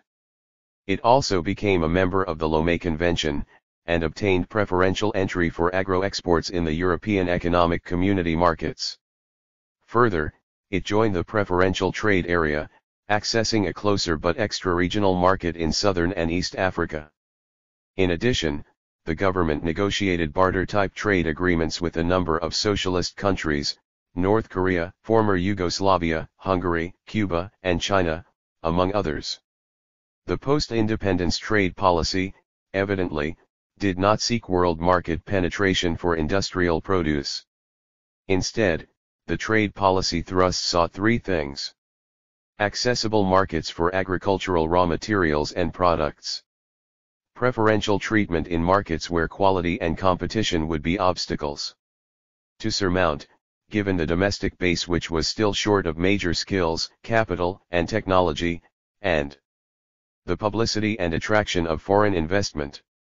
To achieve this, more foreign embassy missions were launched to provide publicity, and about 14 had been set up by 1983. There are now approximately 34, and pressure has been mounting to cut costs by limiting diplomatic missions to key economic interest countries. There is no doubt that the government reinvigorated the trade policy, thereby diversifying outside markets. However, Zimbabwe tightened its hold on the regional market. It must be noted that Zimbabwe has little leverage to press for reciprocal markets in other countries, especially in developed countries. Between 1992 and 1998, the government made vigorous attempts to renegotiate and renew the 1964 trade agreement with South Africa. The negotiations have been lengthy and inconclusive. The problem with regional trade is the common nature of the products available. Import substitution in post-independence Zimbabwe. The post-independence government continued to implement LSI policies but in the framework of a socialist ideology that aimed at reducing income inequalities in an attempt to address the non-egalitarian nature of past development policies. Import substitution industrial development after independence occurred at a slower pace compared to the pre-independence era, partly because the shallow phase of LSI, which involved consumer product projects, had been exhausted. Further LSI opportunities lay in the deeper phase that required huge capital outlays, greater technological capabilities and detailed economic, financial, and technical feasibility studies. The post-independence government introduced some changes in the foreign exchange allocation mechanisms, aimed at promoting what was termed as the emergent business persons, basically indigenous entrepreneurs, in line with the new government's objectives of creating opportunities for black Zimbabweans who had been discriminated against by the previous government. Unfortunately, the emergent business persons who received import licenses remained merchants in the import business, aiming at benefiting from foreign exchange scarcity rent without using the profits to diversify and engage in productive economic activities. Some actually sold the import licenses to larger companies at higher profits, in contravention of the regulations and laws of the country. These were a class of briefcase business persons, most of whom engaged in conspicuous consumption, only to become bankrupt after abolishing of foreign currency rationing. During the LSI of post-independence, government also promoted exports through such schemes as the Export Revolving Fund, the Export Retention Scheme and the Incremental Export Bonus Scheme. There was therefore a period during which LSI was encouraged under a protective trade regime and, at the same time, exports were encouraged through the foreign exchange allocation system. In 1990, government abandoned the LSI strategy and the socialist ideology, in favor of an open market economy, by adopting the World Bank-sponsored Economic Structural Adjustment Program, ESAP. The decision to make this dramatic policy change came about because of the deep economic problems that the country was facing in the second half of the 1980s. The country was experiencing stagnant economic growth, low levels of investment and export growth, a high budget deficit and inflation, growing unemployment, and a decay of infrastructure. The root causes of these problems, among others, lay in the egalitarian policies pursued by the post-independence government of Zimbabwe, particularly high social expenditure. After 1980, the government embarked on a program to reconstruct the economic infrastructure that had been destroyed during the War of Liberation. The government also went into a massive program to expand the educational system and health services, particularly in the rural areas. Primary school enrollment rose from 1.2 million in 1980 to 2.2 million in 1989, while enrollment in secondary school rose from 74,000 to 671,000 during the same period. In addition, the government introduced free and compulsory primary education in addition to free health care for all earning less than $400.00 per month. This imposed a heavy burden on the government budget at a time the economy was not expanding and the prices of primary commodities were declining on the international market. The heavy expenditure on education and health was not matched by attempts to increase the productive capacity of the economy. The major policies pursued with adoption of ESAP included trade liberalization, monetary policy and financial sector reforms, economic deregulation, agricultural marketing reforms, public enterprise reforms and fiscal policy reforms. The government of Zimbabwe spelled out the objectives of ESAP as follows. The fundamental objective of economic reform in Zimbabwe is to improve living conditions, especially for the poorest groups. This means increasing real incomes and lowering unemployment, by generating sustained higher economic growth. In order to achieve this primary objective, the economy needs to be transformed to make it more competitive and productive. The major macroeconomic target of ESAP were to achieve a 5% annual growth rate in GOP between 1991 and 1995. Raise savings to 25% of GDP. Raise investment to 25% of GDP. 234 The politics of trade and industrial policy in Africa. Reduce inflation from 17.7% to 10% by 1995. Reduce budget deficit from over 10% to 5% of GOP by 1995, and achieve export growth of 9% per annum. The fundamental objective of introducing economic reforms has not been met. According to the Central Statistical Office, 1998, the incidence of poverty in Zimbabwe increased from 40.4% in 1990/91 to 63.3% by 1995/96. The situation has generally worsened since. The macroeconomic targets set were not met. Instead of the budget deficit falling from 10.4% of GOP to 5% by 1994/95, the deficit had actually increased to 13.4% of GOP. Inflation peaked at 42.1% in 1992 before falling to 22.5% in 1995 against a target of 10%. By the year 2000, the rate of inflation was above 60%. The manufacturing sector has been shrinking and its contribution towards national output declined from 24% prior to economic reforms to about 17%. Employment declined in key sectors such as manufacturing, construction, education, health, and mining. The burden of adjustment under ESAP was borne largely by the compression of wages and personal consumption expenditures.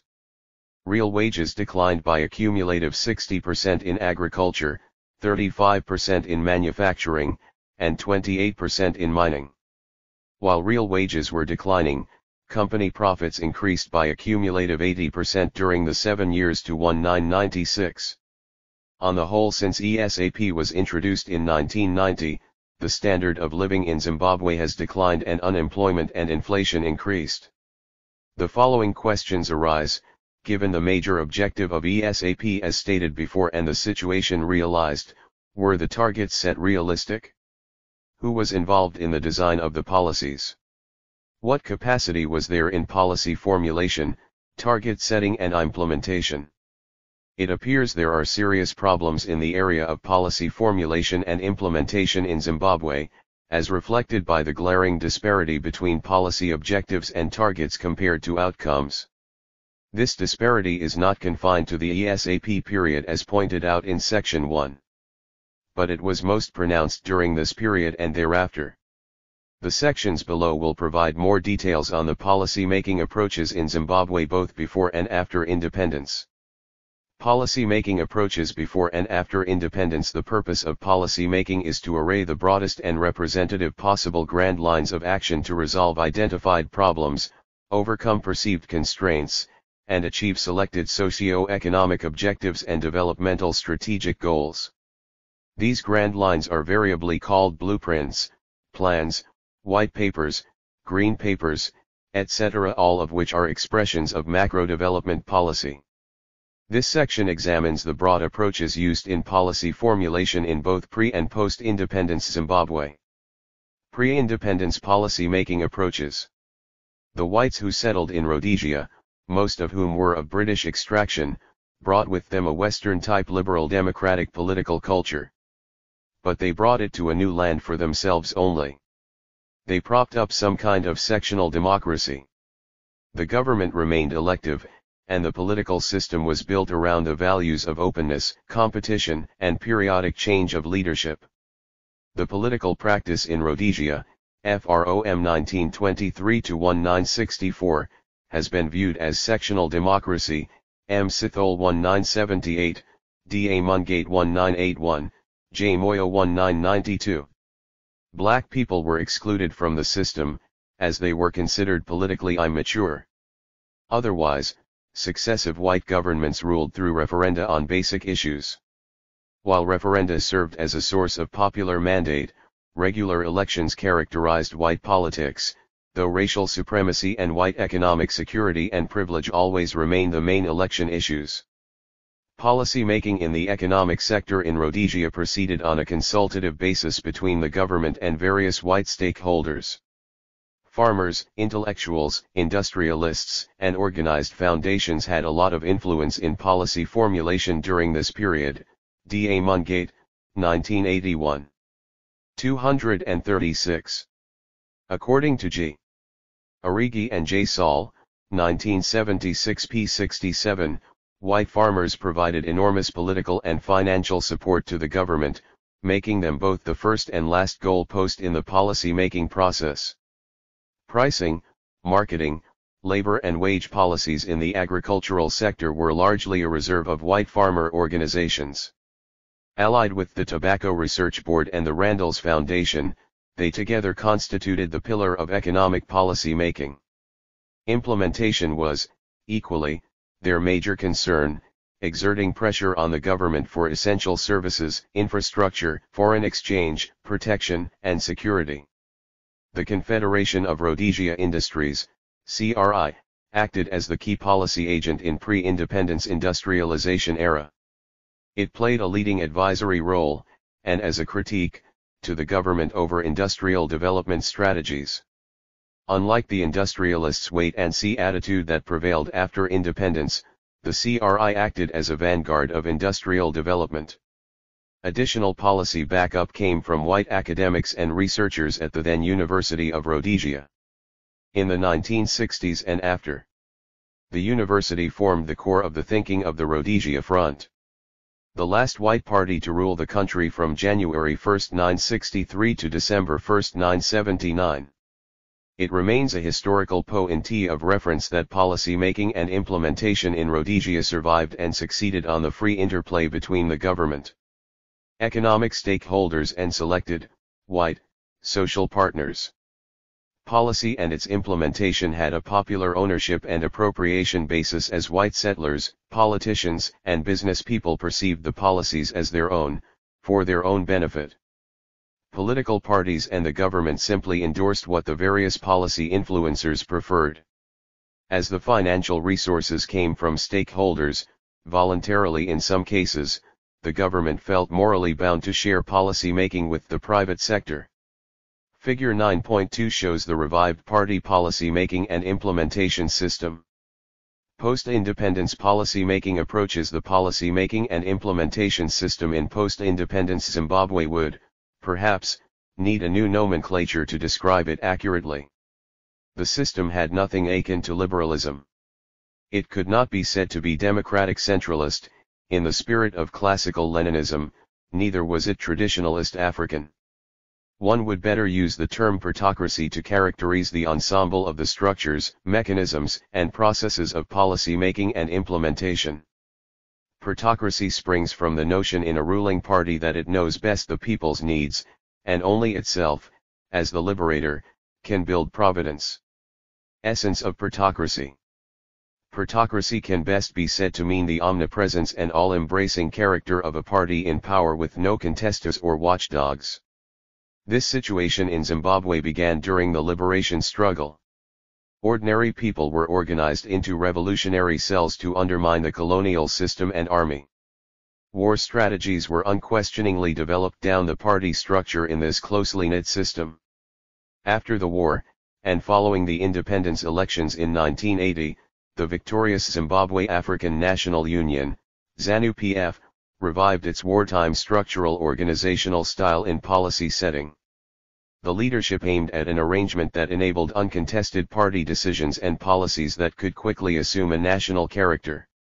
In this partocratic system, formal state structures were crossed with, and subordinated to party structures. This ended the separation of party, government, and state, giving supremacy to the party. Party office bearers, some of whom held established state posts, mattered more in the policy making and policy implementation. Thus, socialist rhetoric of free education and health, redistribution politics, and abortive land reforms abounded in this system. So did the concomitant inattention to details of efficient economic management, industrial expansion and growth, vibrant trade and wealth creation. This is the problem of partocratic policy making and implementation that evolved since 1980. Not a single referendum was held until 2000 after a lot of pressure from the National Constitutional Assembly. Rise of the multi-influencer policy system. Since 1997, a new approach to macroeconomic policy making and implementation has slowly evolved. Having tried all sorts of development and social policy alone in the 1980s, and having seen the fast-growing torrent of economic malaise by the end of the decade with the inevitable advent of the IMF, World Bank, and donors on the policy-making scene, the government finally called everybody to assist. It is important to note that the IMF position, like that of the World Bank and donors, remains an influential factor in any new policy dispensation. Similarly, several internal players have arrived on the policy scene. First, the ZANU-PF leadership dropped the socialist ideology in 1989 and began to bless the capitalist enterprise. Second, the economic malaise outweighed government capacity for initiative, which started requesting assistance from the private sector. Third, the restless labor force, and a confidence-losing business sector could no longer afford the brunt of persistent economic decline. Hence, some convergence occurred between these diverse interested parties. But the movement to a common discussion platform, much as it humiliated the government, occurred amid uncomplimentary motives. Some among the new players wanted to prove to politicians that they have to listen to private business. Others wanted the economic discussion to culminate in political changes. Certain interest groups, like labor, felt that the government should simply resign, given the economic mess that it had brought. Labor has been aspiring to a new political dispensation whereupon a new political leadership has to take unhindered initiatives to resolve economic problems on a long-term basis. National Economic Consultative Forum. The shift to the National Economic Consultative Forum appears to be a temporal survival measure. The forum is a tripartite policy discussion structure. It is not, constitutionally, a formal and binding national structure through which national policy must pass. But it is an interface, which the government desperately created in 1997 to get labor, industry, and commerce groups to discuss macroeconomic issues and problems together. It was an attempt to pave the way for commonly owned national policies. Sitting on the forum are the President, cabinet ministers, top civil servants and representatives of labor, industry, and commerce. Viewed critically, the NECF is a safety valve for the government, through which new ideas are thrown in by non-government interest groups, and this places the government in a better position to handle certain policy issues and to avoid assuming total blame for failure. One problem of the NECF is that the government remains the single most powerful participant, and it is free to take only those ideas that tally with party and government philosophy. Another is the reluctance of the labor movement to engage seriously in NECF dialogue on the basis that the decisions made by NECF are not binding to government. This does not augur well for the continued evolution of the multi-influencer policy-making system. The next section below discusses the formal institutional structures for industrial and trade policy formulation and the role and capacity of relevant ministries and parastatals. Policy-making process and capacity in policy formulation. Institutional arrangements. Interministerial committees. There are a number of interministerial committees in operation in government. These comprise officials from relevant ministries who are experts in their areas of operation. In many instances, the interministerial committees are the first forum where a ministry's new policy or position stance is discussed. The recommendations of the interministerial committee are passed on to the Committee of Permanent Secretaries, who in turn pass their own recommendations to Cabinet. The purpose of the interministerial committees is to bring together government officials with relevant qualifications, expertise, and experience, so that they can help improve on a policy position being advocated by a ministry. These committee meetings also help a ministry to fully understand how its actions impact on other government ministries. As officials are responsible for the day-to-day running of ministries, this group consists of technocrats, who are fully informed about the likely effects of one ministry's actions to other government ministries. Again, the recommendations of the ministry officials who attend the interministerial committee meetings are adopted by the Committee of Permanent Secretaries with minor amendments or modifications. As and when necessary, the interministerial committees can co-opt other organizations to attend their meetings. Such organizations include the parastatal sector and other government agencies such as Zimtrade, IDC, ZIC, and EPZA. Committee of Permanent Secretaries. From the Interministerial Committee, policy papers and their recommendations are forwarded to the Committee of Permanent Secretaries.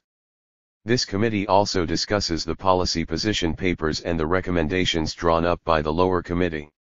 Essentially, the Committee of Permanent Secretaries fine-tunes the recommendations from the lower committee so as to come up with a policy position that is in line and dovetails with the overall government development objectives. The Committee of Permanent Secretaries may change the recommendations from the lower committee to reflect its own thinking on any particular issue. Hence the operations of the Committee of Permanent Secretaries are geared towards ensuring that each ministry's policy initiatives are in line with the overall perceived government policy and ensuring that all relevant ministries support this policy initiative besides ensuring that this policy thrust is in line with the overall government's development plans and goals. In other words, the Committee of Permanent Secretaries makes sure that all government ministries operate as a single and coherent unit in the execution of government tasks. The recommendations of the Committee of Permanent Secretaries are forwarded to Cabinet for final decision. The Cabinet has the final say in the formulation of policy as well as in its implementation. Whereas the interministerial committees run by officials base their recommendations on financial and economic analysis, as well as on the day-to-day operations of ministries, the Committee of Permanent Secretaries takes that into account, but in addition addresses the political implications of the new policy thrust. History has shown that the Cabinet often makes decisions based on political expediency without taking due regard to the economic and financial implications of those decisions. Such decisions are at times cause for concern to the bureaucrats who would be well aware of the severity of the economic and financial implications of such action. However, this has to be understood in the context that cabinet ministers are politicians whose driving motive is to please their electorate and stay in power. Thus often, bureaucrats' influence is limited as their function is simply to advise the politicians. However, the cabinet also works to ensure that the ministry's policy thrust and changes are such that commonness of government objectives is achieved.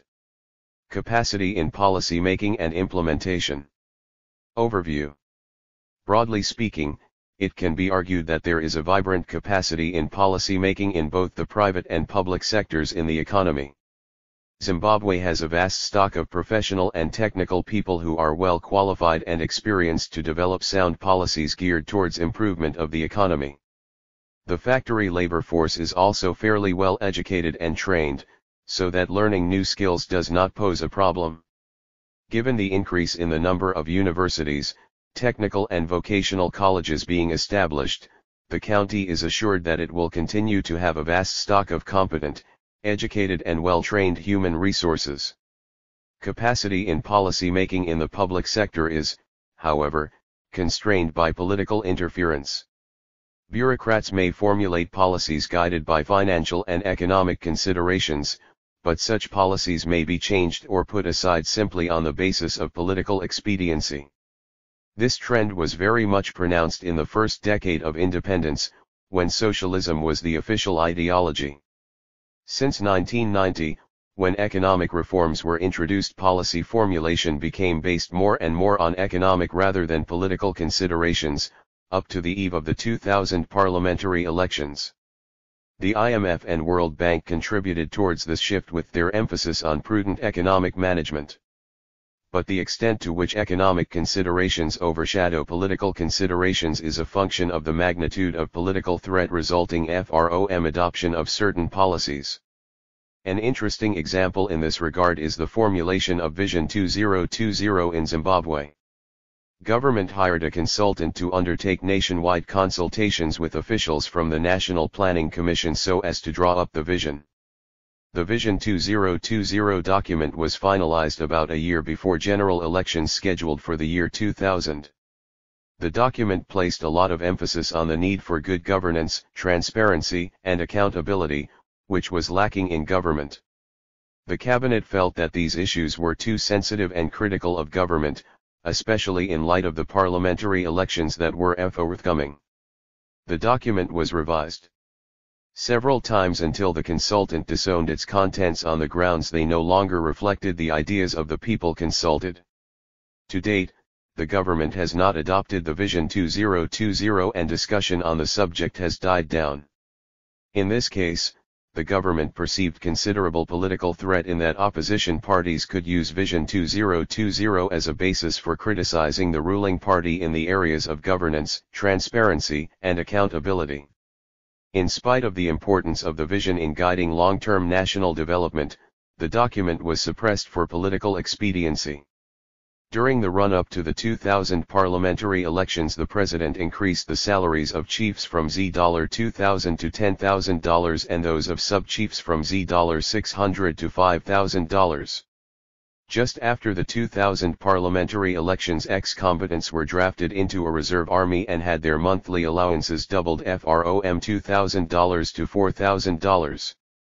All these expenditures had not been budgeted for but were found to be politically prudent, in light of the presidential elections to be held in early 2001. These examples demonstrate that political considerations predominate in the policy-making process. Unlike capacity in policy formulation, the area of policy implementation still leaves a lot to be desired in both the private and public sectors of Zimbabwe, but more so in the latter. With respect to the public sector, a good example that illustrates this point well relates to the development plans produced by the government, whose implementation has always failed to meet required targets. Government agencies have the institutional capacity and flexibility for policy formulation but are weak in the area of policy implementation. Poor policy implementation by these government agencies is caused, partly, by lack of government support, particularly funding, and in some cases, interference. Ministry of Industry and Commerce. The Ministry of Industry and Commerce has responsibility over industrial and commercial matters in the Zimbabwean economy. In the area of capacity in policy formulation, it has been observed that a major problem that the ministry has faced has been its own transformation from being a regulatory agency, for instance, in foreign exchange allocation, price and investment controls, to a facilitating agency. The perceived ways of doing business prior to ESAP appears to have been carried over into the post-ESAP era. The major problem experienced in this area, and this relates to most government ministries, is to let go the power they once wielded in the pre-ESAP era. Having been used to giving rules and regulations and seeing them followed, most ministries are finding it difficult to listen and take ideas from the labor movement and the private sector. A major area of weakness has been in industrial policy formulation by the Ministry of Industry and Commerce. The ministry worked on this for many years, but the industrial policy was only produced in March 1, 1999. The absence of an industrial policy created problems for organizations like EPZA, ZIC, and Zimtrade, which are charged with promoting investment and trade in the country. The absence of an industrial policy also created problems for the IDC, which is supposed to be in the forefront in implementation of government's industrial policy and black empowerment in the economy. In the area of trade, the functional relationship between the commercial attachés at the embassies abroad, the Ministry of Industry and Commerce, and Zimtrade has not been well defined. This needs to be addressed urgently from a policy perspective. However, the ministry has been willing to take suggestions from development agencies in the policy formulation arena, unlike the Ministry of Finance. Such agencies include EPZA, IDC, and Zimtrade. The Ministry of Industry and Commerce lacks adequate human resources in SMEs and in the informal sector. There is a pressing need for industrial extension officers for this sector, as is the case in communal agriculture. This is a very necessary development to aggressively lend technical and business management techniques to SMEs. Ministry of Finance. The Ministry of Finance is the most powerful ministry since it controls the budget. Although the ministry has reasonable capacity in the area of policy formulation, it has serious problems in the way it relates to other ministries. Historically, the Ministry of Finance calls meetings at short notice and expects other ministries to rubber stamp its policy decisions. This has resulted in other ministries not being able to contribute to the refinement of policy proposals from the Ministry of Finance. In some cases, other ministries have been called to finance and informed by the minister that the paper presented for discussion would become policy in 2 hours' time. Such machinations by the Ministry of Finance show that the ministry is not prepared to listen to contributions from other ministries. Thus, in policy formulation, the Ministry of Finance does not make full consultations which are necessary for the refinement of a policy being proposed by the ministry. This mode of operation does not create a good working relationship between the Ministry of Finance and the other government ministries. It also does not help create a commonness of purpose and vision among government ministries. This has serious negative implications on commitment on the part of other ministries to implement policies dictated by the Ministry of Finance. Full consultations are necessary to ensure that all the government ministries move in together in implementing the government policies. Equally worrying is the fact that the Ministry of Finance does not have a good working relationship with government agencies that fall under its control. In December 1998, the director of ZIC indicated that he had not been in contact with the Minister of Finance for the previous 18 months. This does not augur well for investment promotion in the country, as ZIC should have direct contact with the Minister of Finance and the President to iron out urgent issues being raised by investors. In policy implementation, the Ministry of Finance has not fared well either. In part, this failure in policy implementation is a manifestation of the poor manner in which policy formulation is undertaken in the ministry. When other ministries are called to simply rubber stamp the position taken by the Ministry of Finance, they will be uncommitted to implementation. For example, in budgetary allocations, the Ministry of Finance should be a facilitating agency, so that the allocations make it possible for the ministries and agencies to carry out their work without undue hardships. It appears the Ministry of Finance does not fully take all the variables in the policy implementation drive. For example, during the era of the administrative foreign exchange allocation system, companies would be allocated increased foreign exchange without increasing the allocations to those companies that supply important inputs to the former companies. This resulted in companies with increased allocations failing to increase output because of the input supply bottlenecks due to unbalanced raw material stocks. As has already been alluded to, these government agencies have the capacity for policy formulation. In the case of EPZA, IDC, and Zimtrade, their suggestions for policy changes are well received by their parent ministry, the Ministry of Industry and Commerce. There is also a good working relationship between these agencies and the Ministry of Industry and Commerce. But while ZIC has institutional capacity in policy formulation, the ideas it puts forward for policy changes to be operationalized are not taken into consideration by the parent ministry, the Ministry of Finance. EPZA, IDC, Zimtrade, and ZIC have institutional capability to carry out their tasks well. However, they face problems related to inadequate budgetary allocations. The Ministry of Finance has always argued that the foreign travel costs of EPZA, ZIC, and Zimtrade are prohibitive. Such remarks by the Ministry of Finance seem to indicate that the ministry is not in a clear picture about how these organizations should operate. Although domestic focus is well and good, there is a lot of scope for their activities and operations to be well understood outside the country, which is the source of foreign investment. As one official from ZIC remarked, the Ministry of Finance operates as if it were staffed by bookkeepers whose preoccupation is balancing of books as opposed to facilitating national development programs. Research and consultancy services. Local and foreign consultants are used in areas where government lacks capacity for policy formulation. This type of support system usually is called for when the government is undertaking new policy measures in which ministries do not have the required capacity.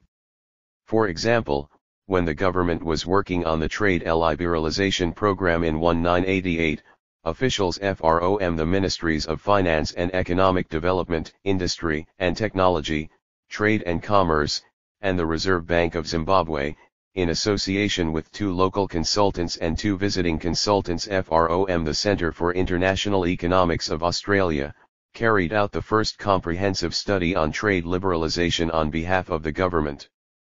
This team of government officials was also sent out to the Centre for International Economics to attend a trade liberalization workshop so as to enhance their understanding of the pros and cons of the envisaged economic reform process that the government wanted to implement. The use of consultants in those areas where the government does not have capacity is necessary. A number of research studies have been undertaken for the government with the use of both local and foreign consultants. However, at times, the government does not make use of the research results. Most of the results used by the government tend to be from government-initiated research work. There is also a tendency for government ministries to prefer foreign consultants to local ones. In many cases, local consultants are more knowledgeable about the Zimbabwean situation than the foreign consultants, which enables them to produce research results that are better and more applicable to the country. It is therefore not surprising that the indigenization program under the State Enterprises and Indigenization Department is pushing for more tenders for indigenous consultants. Factors influencing policy formulation and implementation. Overview. Zimbabwe has a well-developed national institutional structure to effectively contribute to the policy-making and implementation process in industrial development and trade. The ministries and industrial and trade support institutions are staffed with qualified technocrats. The country has produced several development plans that unfortunately have not been implemented as expected. This section analyses factors that have influenced policy formulation and implementation by comparing policy pronouncements with outcomes. At independence, the government pronounced a policy thrust of socialist transformation aimed at addressing the economic and social inequalities inherited from the previous regime. The government identified the people as the most valuable resource, their characteristics and qualities were to play a key role in the economy. The people were also expected to play an important role in both policy formulation and implementation. Their importance in development is that they are sources of ideas, policies, decisions, and measures on investment and production, innovations and other opportunities of which are essential for sustained development, TNDP, 1982-85. Similar sentiments had been expressed in the Growth with Equity Policy Statement, which emphasized popular participation in the development process. At a practical level, drafting of subsequent plans was not participatory as had been suggested. In addition, socialist transformation and black economic empowerment was not implemented as pronounced. Throughout the first 10 years of independence, Zimbabwe did not pursue a comprehensive development strategy but mainly took measures to treat symptoms without addressing the structural nature of the economy. The government feared that taking a radical approach could have led to an exodus of white skills. The government was also bound by the Lancaster House Agreement, which protected the status quo. The Bill of Rights, which formed part of the agreement, provided for a 10-year guarantee on the inviolability of private property. The government also feared that taking a radical approach would affect the flow of international aid and capital. For example, it was estimated that Zimbabwe lost about $40 million in US aid for voting against the USA invasion of Grenada and for abstaining against voting on the Soviet shooting of a South Korean airliner, Sibanda, 1988. Zimbabwe had a hostile neighbor in pre-independence South Africa, and this again constrained the government from following a radical agenda. During the first decade of independence, South Africa took a number of economic and military measures to destabilize the Zimbabwean economy. The same country stopped renewing contracts for Zimbabwean immigrants at the same time, and this led to a loss of $25 million in annual remittances.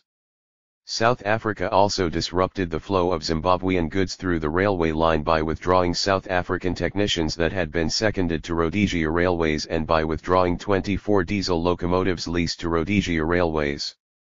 Zimbabwe had to open another trade route through Mozambique and had to send troops to guard the Beira corridor, a move that was very costly.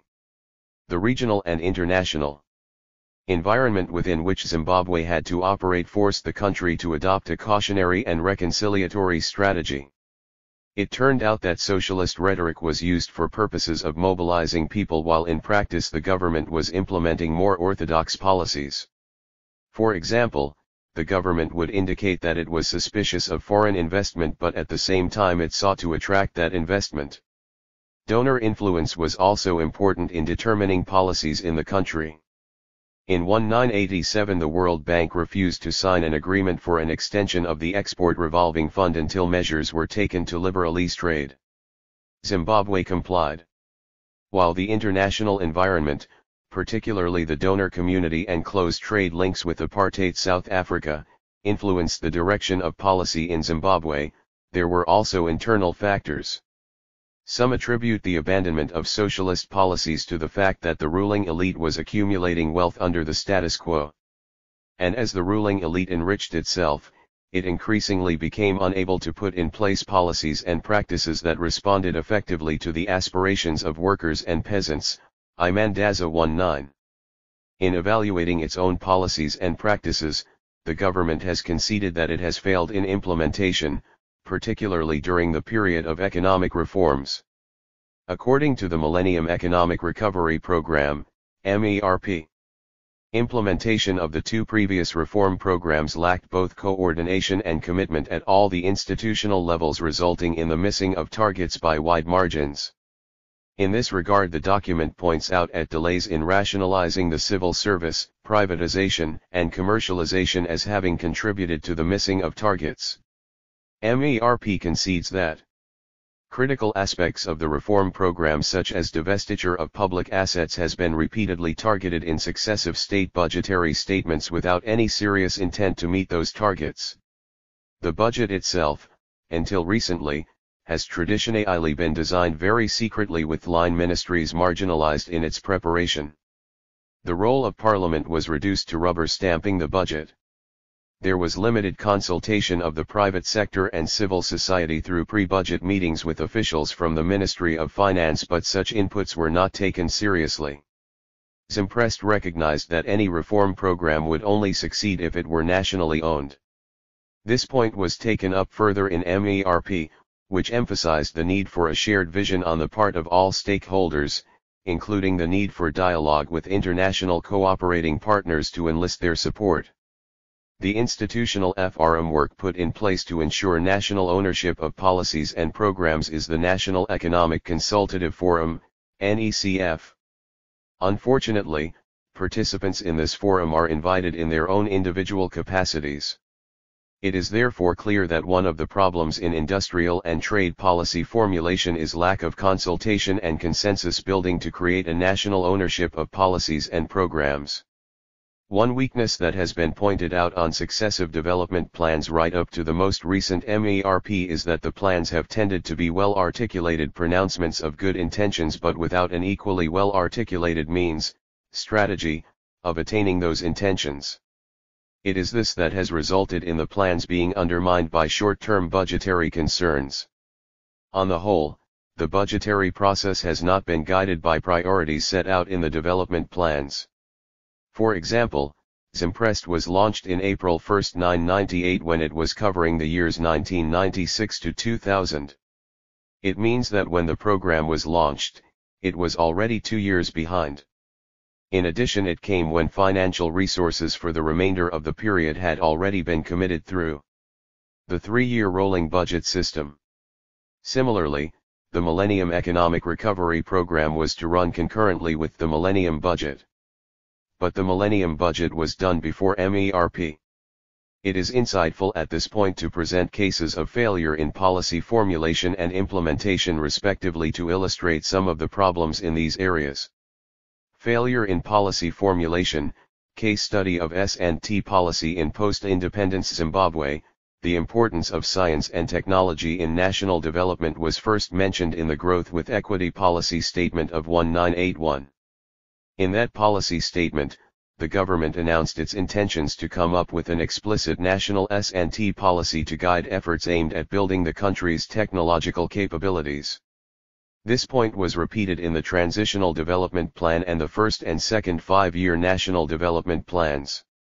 In fact, the second five-year National Development Plan, SFYNDP, lamented the lack of progress in the formulation of a national S&T policy. But by the year 2000, Zimbabwe still had not come up with a national S&T policy.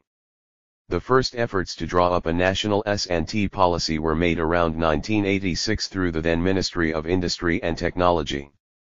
But before that document was finalized, the technology portfolio was removed from that ministry and the ministry was transformed to a Ministry of Industry and Commerce. Staff from the Technology Division was relocated to other departments or ministries where their assignments had nothing to do with technology policy. The Research Council of Zimbabwe, RCZ, with the Scientific Liaison Office as its secretariat, remained with the responsibility of advising the government on matters of S&T. In 1998 the technology portfolio was assigned to the Ministry of Higher Education. However, when this was done, the ministry was not provided with clear terms of reference. The Ministry of Higher Education and Technology, MOHET, took advantage of the Science and Technology Dialogue Forum, housed at the Institute of Development Studies, IDS, of the University of Zimbabwe, to assist it in coming up with a national science and technology policy. IDS have a mandate to undertake policy-oriented research. Through the Department of Economics and Technology Studies, IDS has been conducting research in S&T policy with funding, mainly from the Carnegie Corporation of New York and the African Technology Policy Studies Network. IDS, through the S&T Dialogue Forum, drew up a draft science and technology policy for the country and submitted it to MOHET in June 1999 as requested.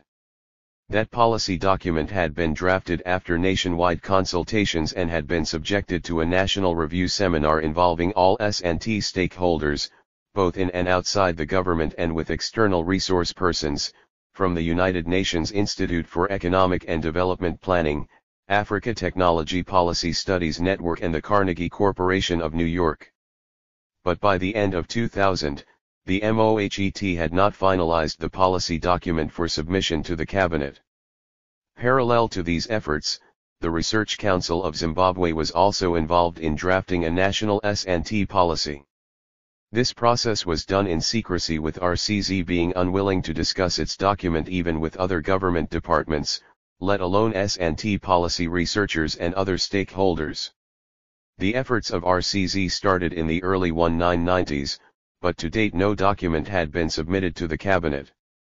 There are several factors that explain why the country has not been able to come up with a national S&T policy in spite of recognizing the importance of doing so. First, the responsibility for S&T policy formulation has been shifting among ministries. This has resulted in discontinuities and abandonment of previous efforts. Secondly, the national administrative and management structures of S&T are not very clear. MOHET has the technology portfolio, while RCZ has the statutory mandate to advise government on matters of S&T policy through an Act of Parliament.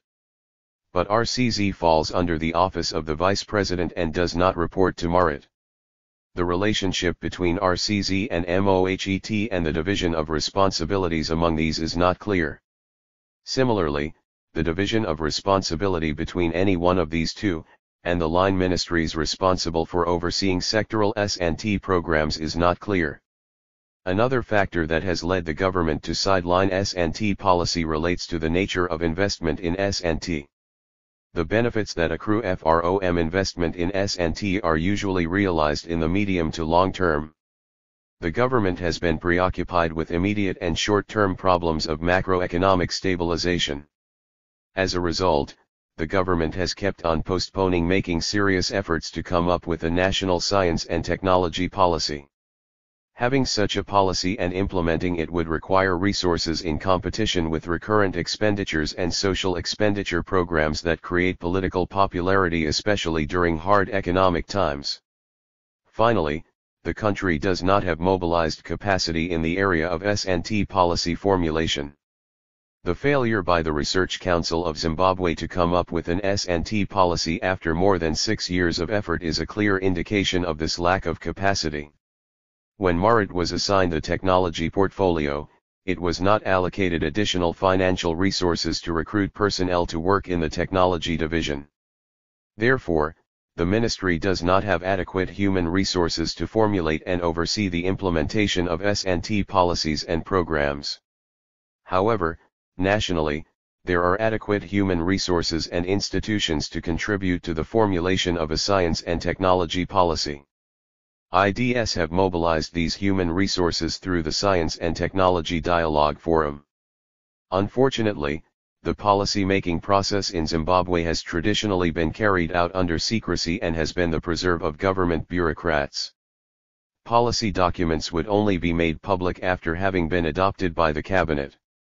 Civil servants still have the mentality that by consulting experts, particularly those that volunteer their services, they would be confessing ignorance.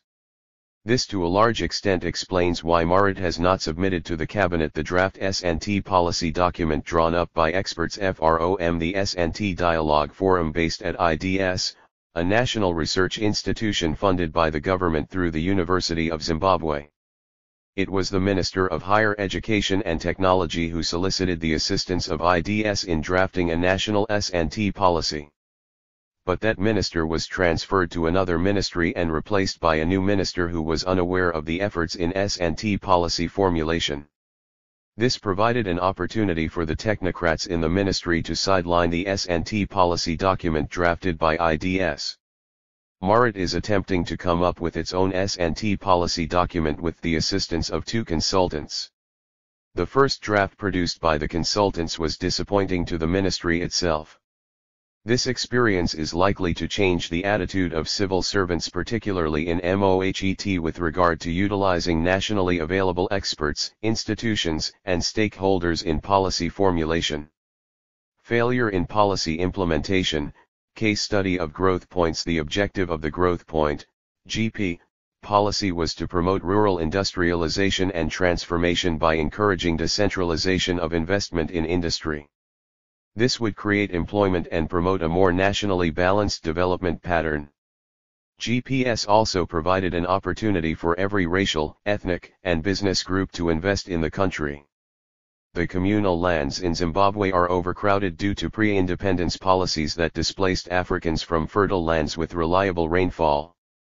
GPS would relieve pressure on the land by providing some form of urban resettlement with an industrial component, given the fact that the cities and towns are already overcrowded. For the ruling ZANU-PF party, the rural electorate was seen as the most reliable voters, and hence the need to engage complementary development projects destined for the rural population. As early as 1982, the government identified 10 places to be set up as GPS. Thereafter, more places were given GP status, and accruing investments in infrastructure continued in the 1980s. The goal of the Growth Points strategy was to jumpstart rural industries to achieve new industrial growth and to decentralize industry. AM Kambaji 1992, pp 268-274. For a place to be identified as a GP, it had to offer a comparatively higher potential to attract investment, entrepreneurs, consumers, and marketing agents. With the convergence of these factors and players, that place would essentially attract infrastructural developments as well as the implantation of administrative and other supportive services. In the main, such a place should gradually evolve as an industrial nucleus. Criteria for GP status.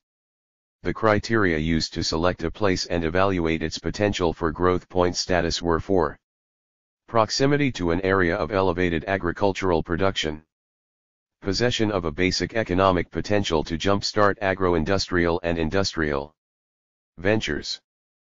Presence of a significant population in the surroundings to provide labor and a market, and accessibility relative to existing or newly planned sources of water supply, electricity, residential places, and other infrastructure.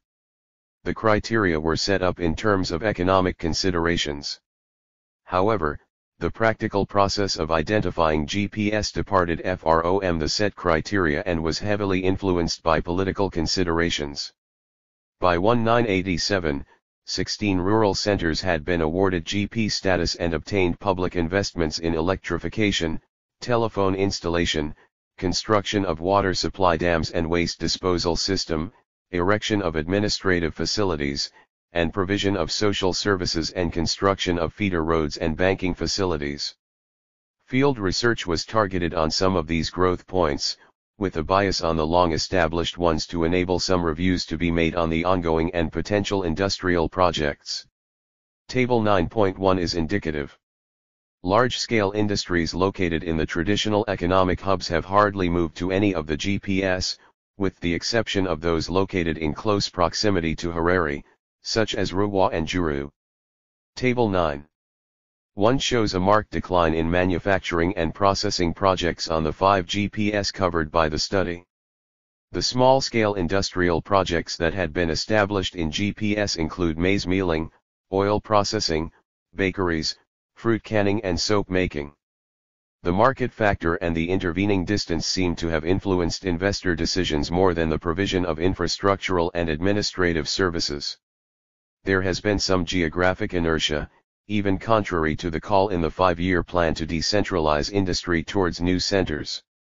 In several cases, growth points were not situated at a place consistent with the set criteria of substantive economic potential. On the contrary, some members of parliament, ministers, deputy ministers, local politicians, and influential personalities have interfered with the eventual location of growth points.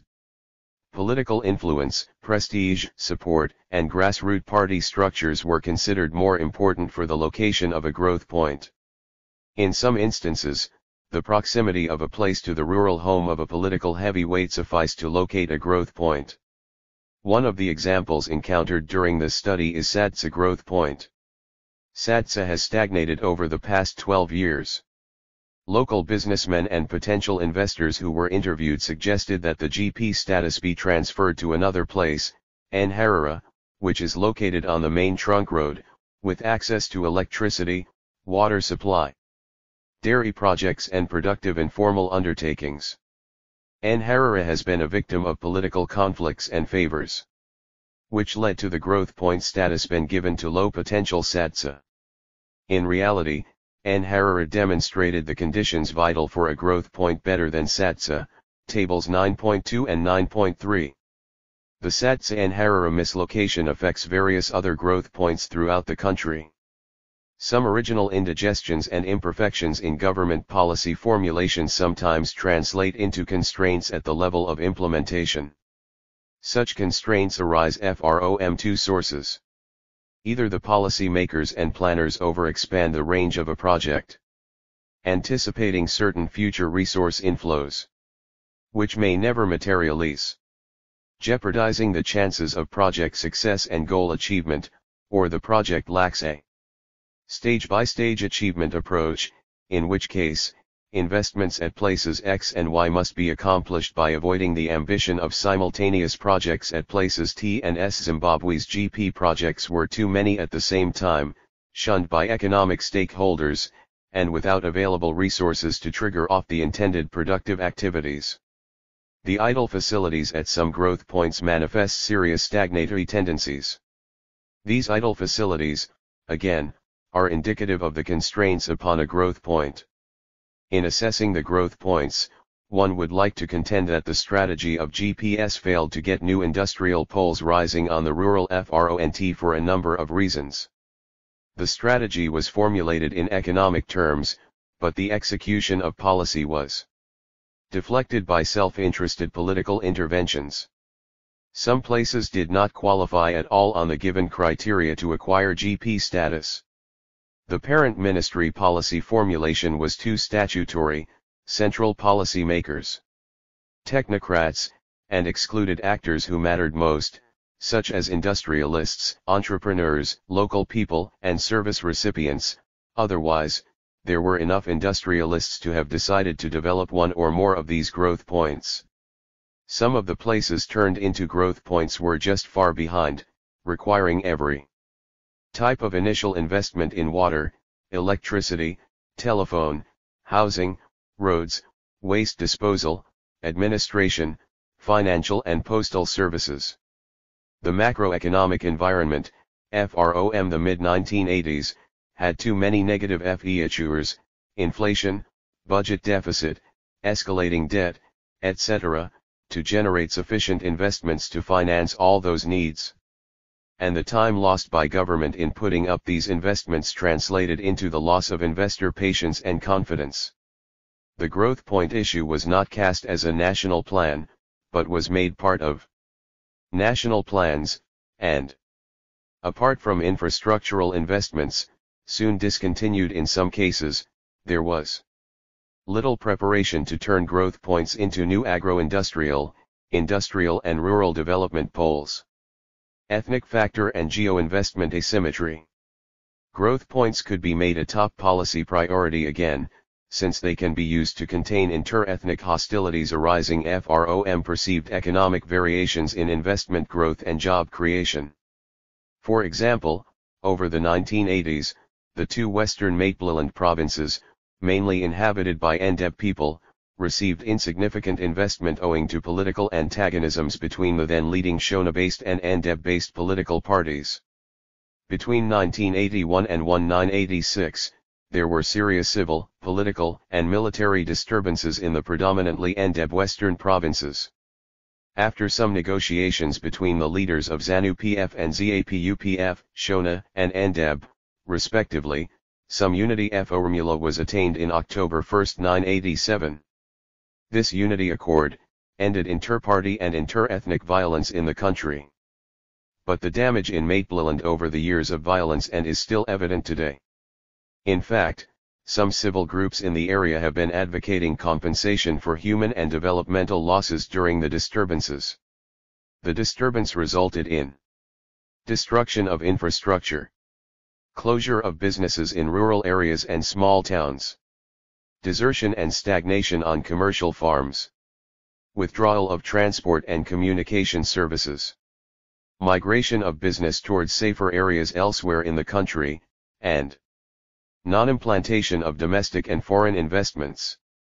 In the post-Unity Accord period, Ndeb politicians, leaders, and youth organizations have cried out for investments in infrastructure, dams, industry, resettlement and employment creation projects. Not surprisingly, from 1990, the Ndeb leadership advocated and banked their hopes for full investment on the realization of the Zambezi water pipeline project, with its potential to promote agricultural, industrial and tourist projects. The Zambezi Water Project Trust, headed by Dumiso Debengwe, then Minister of Home Affairs, was set up in 1996 to assist with consultancy, fund mobilization, and lobbying government towards the project. In 1997, the project was adopted in the Ministry of Lands and Agriculture as a multi-billion-dollar national project. The project, initially motivated by the need to supply water to Bulawayo, is anticipated to generate several development and downstream industrial activities. It appears that to sustain a hard-won inter-ethnic cohesion, some deliberate investment initiatives need to be taken in Maitland. Without it, the lack of investment, high unemployment rate and socio-political agitation will remain rife in Maitland. The influence of the ethnic factor in investment decisions, both nationally and provincially, can also be viewed in the context of indigenous business pressure groups. In these, both collective and ethnocentric leadership conflicts and advocacy for region-based investments are quite manifest. Conclusion. The experience of Zimbabwe in industrial and trade policy formulation demonstrates that stakeholder involvement in policy formulation is critical for successful implementation of industrialization strategies. It is important to create an alliance between the government 252 and the business community, and for this alliance to be cemented by a common vision. The government should demonstrate consistency and commitment to avoid a situation where business develops a feeling that it is waiting in ambush. The country has adequate natural and skilled human resources, and has the potential to re-industrialize. 10. Uganda, Strategic Trade and Industry POLLCY Making in Africa. Tanker Bonger. Introduction. With the exception of a few countries, the post-independence development of sub-Saharan Africa has been disappointing. In most countries, the growth of national income has barely kept pace with population growth. In others, GDP and per capita income growth rates have been negative. When the international economy is on a rapid march towards globalization, making the world an integrated workshop for production and a unified market for consumption, Africa is still on the throes of subsistence agriculture. It has missed the fast-moving boat of development, which it needs to catch before it is too late. In many parts of rural Africa, an almost free land, the hoe and part-time woman labor are still the main factors of production. A combination of high population and urban growth rates before industrialization have resulted in massive underemployment and unemployment in the urban areas. And more recently, a large portion of the unemployed are the educated young with a high propensity and capacity to demand their share of the national cake. On the other hand, the reproduction of abject poverty has relegated the survival of societies and governments to the goodwill of donors. Paradoxically, this malady has enabled those strategically located to enjoy the first world's living standards while pushing the poor to be poorer, thus endangering political stability. The causes of, and possible corrective measures for, the sorry state of affairs of the continent are contentious, many, and interdependent. In all cases, however, the woes could be traced to the unseating of nationalist and pragmatic governments by imperialism. There have also been inappropriate institutions copied without adaptation from competing ideological camps, anti-growth economic policies which turn the terms of trade against agriculture, and implementation failures arising from a mismatch between policies and institutions. At independence, African regimes, propelled into power by the national liberation agenda, came from a variety of ideological and professional backgrounds. Some were truly nationalistic and soon found themselves at loggerheads with imperialism. Aspiring to build nations in the mold of European nation-states, they ignored legitimate demands of the populace, arising from, among others, ethnicity and regionalism. When it was not their social policy, their statist economic management, as evidenced by Tanzania, turned out to be inefficient and anti-growth. Except for a few countries, many of them experienced military coups, which brought brutal dictatorships into power. Radical regimes such as Guinea-Bissau, Mozambique, Angola, and Ethiopia were not different. For African countries to be on a sustainable path of development, a manufacturing export strategy, backed by a rehabilitated agricultural sector and a home market, is essential. The strategy would depend on the starting position and the resource endowments of each country. In such large countries as Nigeria, Congo, and Ethiopia, import substitution in the early stages of industrialization can complement export promotion, given the size of the home market. Albeit in varying degrees, democratization and the emergence of more accountable governments have opened up social space. However, premising African development on the social trajectories of other societies without adaptation leads to disaster. To make a positive contribution in the realm of adaptive institutions, policies, and policy making, it is imperative to examine the political economy of each country in the light of the historical record in policy formulation. This would set a benchmark for future actions from which to draw lessons. It is in this context that this study explores in some detail the experience of Uganda. The case of Uganda. When Uganda attained independence in 1962, it was one of the most promising former British colonies. It had acquired considerable skilled manpower. Secondly, a well-managed and serviced agricultural sector enabled it to become one of the leading producers of Robusta coffee in the world. Tea and coffee, mainly cultivated in the western and central parts of the country, respectively, ushered in a regional equity of income. The northern and eastern regions had also begun to benefit from increased commercial cotton and cattle production. Backed by sound macroeconomic policies, the economy registered an annual growth rate of over 5% between 1964 and 1971 when Idi Amin ascended to power, Go, 1998 p. 84. The country's flourishing smallholder agriculture had backward and forward linkages with industry, including manufacturing, laying the foundation for a home market and thus paving the way for industrialization. A concomitant vibrant service sector was expanding rapidly.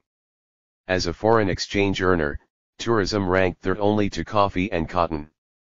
Unlike in Latin America and Asia, most of the growth in agricultural output came from smallholders as opposed to plantations or tenant peasantry. The industrial and commercial sectors, however, were dominated by Asians, and to some extent, by Europeans. As is well known, this fueled economic chaos when Amin seized Asian properties and he expelled most of the Asians from Uganda. In resource endowment, per capita income and the profile of exports, Uganda at independence compared favorably with Malaysia. However, whereas Malaysia transited to become one of the so-called Asian tigers, the Ugandan polity degenerated into political turmoil and economic chaos, leading to massive violence unleashed by the state and quasi-state armed groups. Today, at $3,890, Malaysia enjoys a per capita income 1/6 times that of Uganda. In the conflict period of 1965 and 1986, Uganda registered an annual GDP increase of 0.8%, which was only 1/4 of the rate of population growth. This modest growth was the result of the expansion of the area under food crops to cater to the increasing population. The rapacious direct and indirect taxes from coffee, tea, and cotton led to their massive decline, with the first two perennial crops being uprooted in many areas. Hence, for over 20 years, with population growing at 3% per year, per capita income declined by 2.2%, a fate shared with only two countries, Congo and Niger. The economic consequence of the period was unmitigated disaster for industry. Manufacturing output declined by 3.7% and 0.3% in 1965 to 1980 and 1981-1986, respectively, decimating a nascent industry. Since 1987. 2. Uganda has made many bold economic reforms, including those aiming at the stabilization of its macroeconomy and structural adjustment to lay the foundations for sustained growth and development. The management of demand via fiscal and monetary policies and the floating of the exchange rates have to a large extent restored equilibrium and have brought down inflation. Macroeconomic stabilization has, to a certain degree, reduced the fiscal deficit to a manageable size. The now widely acclaimed macroeconomic stabilization program has also acted as a catalyst on the structural adjustment component of the reform program. By changing the terms of trade in favor of tradable goods, it has shifted the structure of production by stimulating the agricultural sector. Trade and foreign exchange liberalization, prudent fiscal and monetary reforms, improved incentives on domestically produced goods, a reform of the regulatory framework and the development of human capital by improving health and education services have once again put the economy on the path to growth and development. 3. Since agriculture employs about 80% of the population, generates about half of the gross national product and over 75% of the value of exports, the package of reforms geared at improving the performance of the sector has direct implications for rural poverty. Agricultural pricing and incentives, trade liberalization and promotion, restructuring of the marketing boards, rationalization of crop processing, improvement of infrastructure, financial stabilization of cooperative unions and the strengthening of agricultural research have made a major contribution towards the attainment of a sustained 4 to 5% annual growth of agriculture. 4. The political economy of trade and industry policy making, independence to the Okolos, 1962-1985, compared to a number of other African countries in sub-Saharan Africa. Independent Uganda did not inherit from Britain, her former colonial master, an economy of milk and honey, but it certainly inherited one about which there was some genuine and justifiable cause for pride, as well as for expectations for greater things to come. Tragically, however, with the coming to power of Idi Amin in 1971, all the optimism for the country's economy was badly dashed. Since the coming to power of Idi Amin, the grim challenge has been that of recovery, rehabilitation, reconstruction, and rationing rather than growth and development. This reminds Ugandans that as far as their economy is concerned, the hard and inescapable reality is that of a seriously disabled economy that urgently requires, among other things, sound strategic and well-selected policies to make it stand on its feet. What was the original benchmark of the economy that warranted such pride and expectations? And in the context of policies, what went wrong to shatter the pride and expectations? What inspiration and lessons might be derived from those years? In this new era, many who would in the earlier years have been described as ill-assorted, are paying homage to the state as an inevitable actor in the development process, and hence in the policy-making process. As one scholar, Saludo, 1999, puts it, the debate about whether or not government should intervene in the industrial and technological development is trite. All governments do and will always intervene. A similar point has been made by Medir, 1999, 300. In summing up contributions in his book on what he refers to as the new political economy, NPE, he says, all the contributions agree with the NPE thesis that political factors influence the selection of economic policies and that political objectives frequently have economic consequences contrary to the economist's objectives. The literature along these lines is massive, and many other writers could be cited. Obviously, there are differences as to the precise patterns or intensity that involvement of the state should assume. But there is also a kind of consensus emerging that this a matter best handled not by way of a general pontification or rigid model to be applied to each and every state, but pragmatically on the basis of the needs and peculiarities of each state or region. The African state, as some scholars have termed it, is, however, a soft one. The consequence of which is that it is quite permeable to outsider or exogenous forces that must be taken into account, even while admitting the centrality of its role in development and the policy-making process. Yet, a second consequence of this softness is that a number of structures that inhibit it to act are too formidable to be overcome easily. The balance between the external and the internal national long-term interests on the one hand, and the problems and opportunities posed by the softness and strength of the state inhibit the capacity of the state to design and implement strategic trade and selected industrial policies. The following analysis of the different regimes that presided over the country in the period 1962 to 1986 provide indicators in the actual working out of these processes. The Obaid regime. The promotion and protection measures of the Obaid regime towards industrial development may for convenience of analysis and clarity be presented as falling into two main phases. The first phase covers the first 5.5 years after independence, namely, 1962 to 1968, while the second phase covers the last 2.5 years, 1968-1970. But what really set them apart from each other in the context of this analysis? The first half of the answer lies in the ideological and political orientations of Apollo Milton Obaid, the Prime Minister and, subsequently, the President of Uganda, whose position and character, like those of political leaders elsewhere in Africa, enabled him to play a critical and decisive role in Uganda's policy-making process during this period.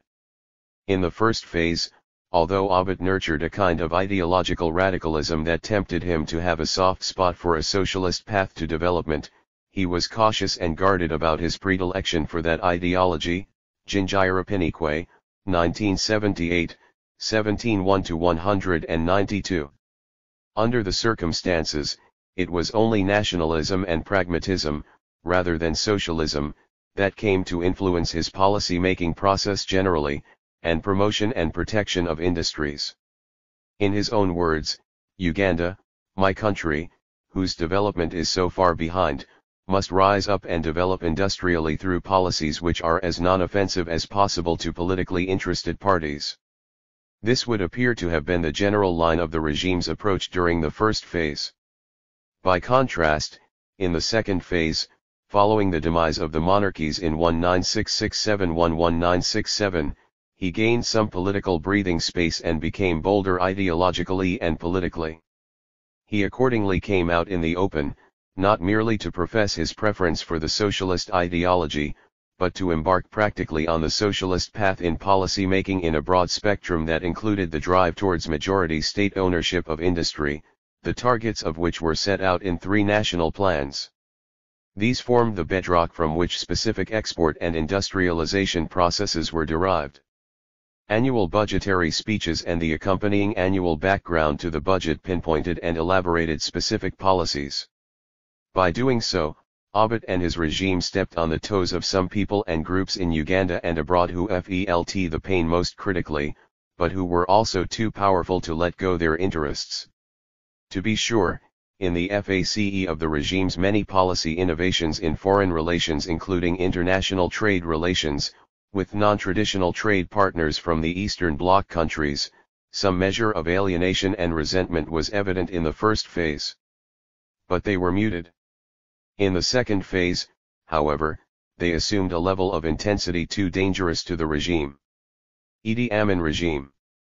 In a treatment in which so much emphasis is being placed upon the role of the state or politics in the policy-making process, it is in order to begin with some political background about Amin the politician, considering the power he wielded in public affairs in his 8 years in power. No one, it would appear, knew this man from the political perspective. In the public eye, he was an unknown political entity. Those who have described him before his ascent to power as a gentle simple-minded giant may in retrospect, be forgiven. Before long, what may have been his true personality came to the fore, and for some 8 years, cast itself as a colossus over the affairs of Uganda and the lives of Ugandans. To be sure, he started on a rather uncertain footing much on the advice of his Israeli and British mentors, now recognized by many as having played a critical role in catapulting him in power. Given his background, it was no surprise that his political dispensation and policies generally favored his Western and Israeli supporters. But it was destined to be a very short honeymoon that quickly gave way to a radically different political posture. It is, thus, convenient to present the Amin regime in 2 phases. The first was a short and highly pro-Western, pro-Israeli, and right-wing phase, January 1, 1971–March 1972. It was in the second phase that Amin, the politician, emerged out of his cocoon, extremely anti-Western, anti-Israeli, but pro-Arab, extremely unpredictable and, of course, extremely harsh and brutal. In export promotion and protection measures, the first phase was one of revision or annulment of all the socialist measures Abbott had started in his second phase, and which had aroused much resentment among Amin's newfound friends, the Israelis, the British and other Western countries. The first to be affected by this revision of policies were Abbott's so-called Nakavyabo pronouncements of May-Day 1970, and other steps of the move to the left. The ratio of government ownership to private ownership in all the industries and businesses that had featured in the pronouncements was now altered from 60% 40% to 49% 51% in favor of the private sector. Abbott's common man's charter and proposals for national service were now completely debunked. This restored confidence in the political environment for external investors and for exports, a critical but indirect measure for promotion and protection of exports and 258. Capitalist industrialization. However, Amin had entered the second phase of his regime with an anti-Zionism zeal, with rhetoric and unpredictability. The most important consequence of this change was the declaration of the so-called economic war and the expulsion of entrepreneurs, businessmen, and industrialists of Asian origin from Uganda. This went hand in hand with the distribution of their businesses and property to some Ugandans, the majority of whom were like fish out of water in the world of high, complex, and sophisticated business to which they had been catapulted. They did not, indeed, FEAR the new challenge. But without the requisite skills and know-how, as soon as the stocks left behind in the abandoned stores and industries were exhausted, many of these could proceed no further. To make matters worse, the political environment at home was not conducive to meaningful economic development. With high rates of extortion, delayed payments, and low prices by state monopolies, the peasant producers of the two main export commodities, cotton and coffee, now stopped production. But the external environment was worse. The country's traditional trade partners abandoned ship almost wholly, leaving the country to fend for itself helplessly and without much profitability in international trade. What then, may one say about promotion of exports and protection of nascent industries in the second phase of the Amin regime? Almost nothing, though not quite as Mamdani, 1983, has tried to show in his book, Imperialism and Fascism in Uganda. Secondly, towards the end of the regime, it introduced its action program, which might, perhaps, have stimulated exports and industrialization. But it was not given a chance. There were too many iron rods in the fire for the regime, and it was forced out of power shortly after this program was introduced. Thirdly, in the very same year the action program was published, the regime came out with the Foreign Investments Protection Act, amending the one the Abiy regime had put in place in 1964 to make Uganda more attractive to investors. It could not of course have the desired effect. Matters had gone out of hand as far as foreign investment was concerned.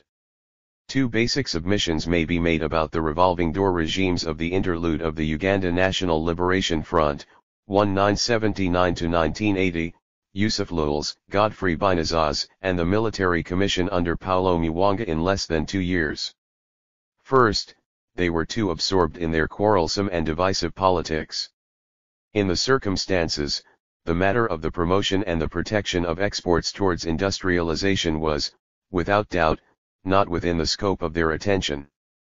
In the early days of the UNLF, Lul, who presided over for only 68 days did, admittedly, invite a Commonwealth team of experts to review the state of the economy and make recommendations for its resuscitation. The team did its work. But nothing much overcame from it. But the political climate remained inhospitable to any systematic economic policy making, let alone one pitched on sound industrialization. The Abiy II regime, 1980 to 1985. Abiy came back to power again in 198-1. But he came back a chastened and contrite man, as far as his ideological and political orientations were concerned. He was now a different politician, completely unencumbered by the left-wing or socialist temptations he had succumbed to in the second phase of his first regime. He was, in fact, now amenable to doing business with the Bretton Woods institutions, and to allow the country to swallow a number of their bitter prescriptions.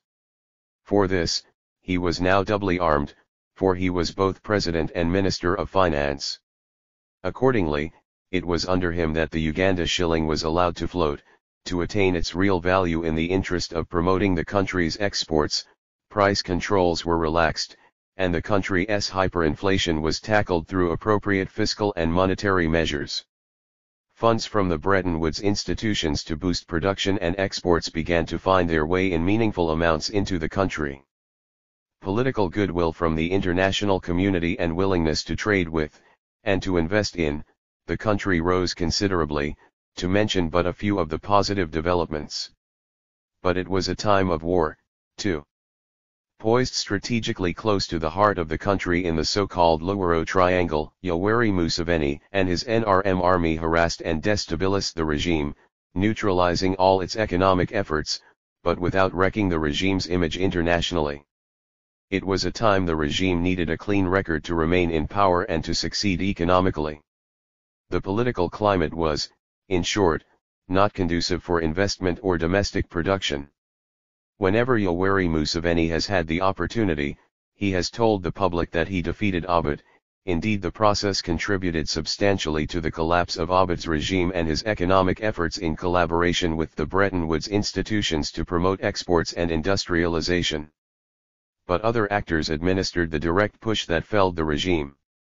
The two Okolos, Tito Lutwe and Basilio Oyera, the head of state and military commander, respectively, were high-level military officers who overthrew Abiy and ruled the country for 5 months. Both had no economic ideas or programs worth talking about. Their quarrel was largely ethnic in character, in that they considered Abd to have favored his tribesmen, the Langi, more than he did the Akoli, their own tribesmen. Having settled that score, they themselves had more or less accomplished their agenda. They did, admittedly, put together a fine team of well-educated persons in their cabinet. But they could not give it the leadership or sense of direction required. However, to give the devil his due, there was a hot and pressing war for them to fight and win, before they could have much time for anything else. This was Yoweri Museveni's guerrilla war in the Luwero Triangle. In the event, they lost to Museveni and, thus disappeared from the political scene without having made any impression worth talking about. The political economy of trade and industry policy making process 2, the era of the NRM, 1986 to date. The early years. An account of these years with regard to promotion and protection of trade in the interest of industrialization could also be rendered in two phases. The first of these covers the year 1986 in particular. During this period, the regime spoke in left-wing or Marxist language in its public rhetoric. It gave the impression that it was set to translate this ideological and political orientation into practice. Thus, many of the orthodox measures normally employed, as those in the early phase of the Abd I regime, as well as under the Abd II regime, were debunked as worthless, with the exception of attempts to broaden the geographical base of trade to include new partners like Cuba. The main emphasis was on barter trade, and an insistence to get 260 value for value in the country's trade, contending that the imperialists had cheated Uganda for too long in international trade, with worthless commodities like beads and whiskey being traded for minerals, raw materials, and slaves. But it was a short-lived phase. Under the imperatives that arise from real politics, the regime quickly disabused itself of this high-flying left-wing romanticism. This was the circumstance under which, in 1987, it made its peace with the Bretton Woods institutions and embarked on taking the prescriptions. The country has been under that kind of treatment since. This change in policy orientation has been described particularly well blow by Joshua Mugeni, who had been an insider of the NRM right from its inception, as well as by Arisa Aching, Twaddle Etai, Changing Uganda. The liberalization phase. Since 1987-1988, except for armed conflicts in some districts of the country, Uganda has been on a steady path of political stabilization. It has undertaken profound institutional and economic reforms with far-reaching implications for development. Bold reforms to stabilize its macroeconomy and subsequently lay the foundations for sustained growth and development have turned the economy around. The management of demand via fiscal and monetary policies and the floating of the exchange rates have to a large extent restored equilibrium and have brought down inflation. Macroeconomic stabilization has, to a certain degree, reduced the fiscal deficit to a manageable level. By eliciting a supply response in agriculture, the now widely acclaimed macroeconomic stabilization program has acted as a catalyst on the structural adjustment component of the reform program. And changing the terms of trade to favor tradable goods, it has shifted the structures of production through stimulation of the agricultural sector and its links with the rest of the economy. Trade and foreign exchange liberalization, prudent fiscal and monetary reforms, improved incentives to domestically produced goods, reform of the regulatory framework and the development of human capital through improved health and education services. 6. Have once again put the economy on the path to growth and development. 7. As a result of these stabilization measures, SAPs, the rehabilitation of infrastructure, relative peace in the country and institutional reforms, the national economy has registered an average growth rate of 6.5% per annum with a maximum rate of 10.5% in the coffee boom of 1994-1995 and a low of 3.1% in the drought year of 19,911-1992. Besides Vietnam, Uganda has regained its position as a leading Robusta coffee exporting country in the world. Between 1991 and 1996, exports of coffee doubled. This notwithstanding, Given the low growth rates of GDP in the chaotic years and high population growth rate, the country is yet to reach the peak years of the immediate post-independent period. Buoyed by increased rural demand for basic industrial goods previously imported from Kenya, between 1987/1988 and 1997/1998, the manufacturing sector has registered a steady rise in output, averaging 13% per annum. Since the country had been almost deindustrialized, the growth rate in manufacturing is yet to change the structure of the highly agrarian economy. Although value-added from manufacturing has increased from only 4% of GDP in 1980 to 6% in 1995, it is still a low proportion of GDP compared to such countries as Burundi, 12%, Malawi, 18%, Chad, 16%, Burkina Faso, 21%, and Madagascar, 13%, all with lower per capita incomes than Uganda, World Bank 1997, 236. The current tiny manufacturing output is of import substituting variety. Manufacturing exports have yet to make any impact in foreign earnings, an essential requirement to sustain a high growth rate and change the structure of the economy. On trade, policies in Uganda are defined in the context of their overall economic development strategy. Accordingly, the objective of trade policies in Uganda is to encourage trade liberalization, export, and investment promotion in order to spur economic growth and development.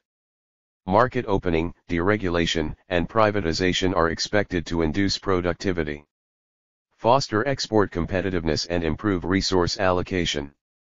In line with these general objectives, Uganda has liberalized import and export procedures and abolished licensing requirements since mid-1980s, replaced import controls by tariff-based protection, removed export taxes, encouraged private investment through tariff and tax incentives, abolished state trading monopolies, and sought to improve the commercial focus and efficiency of public enterprises.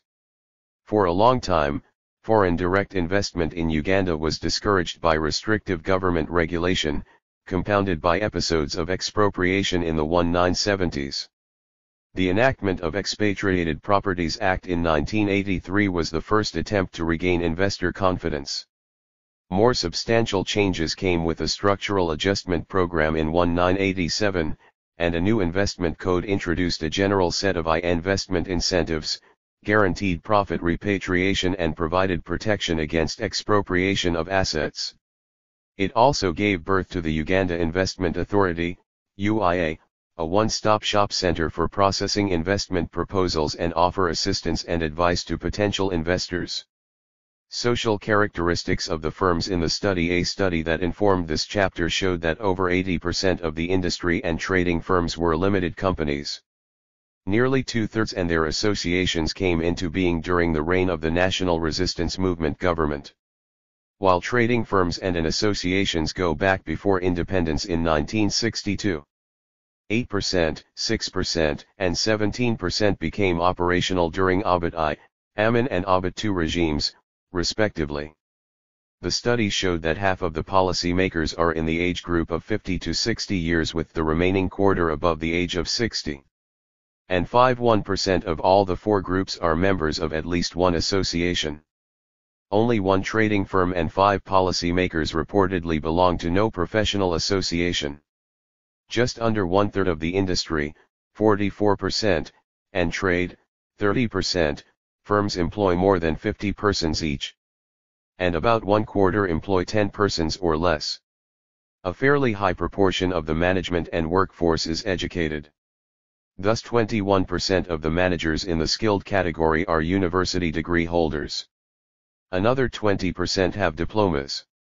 There is no significant difference in qualification between management in industry and trade on the one hand and between Ugandan and expatriate-run firms, on the other.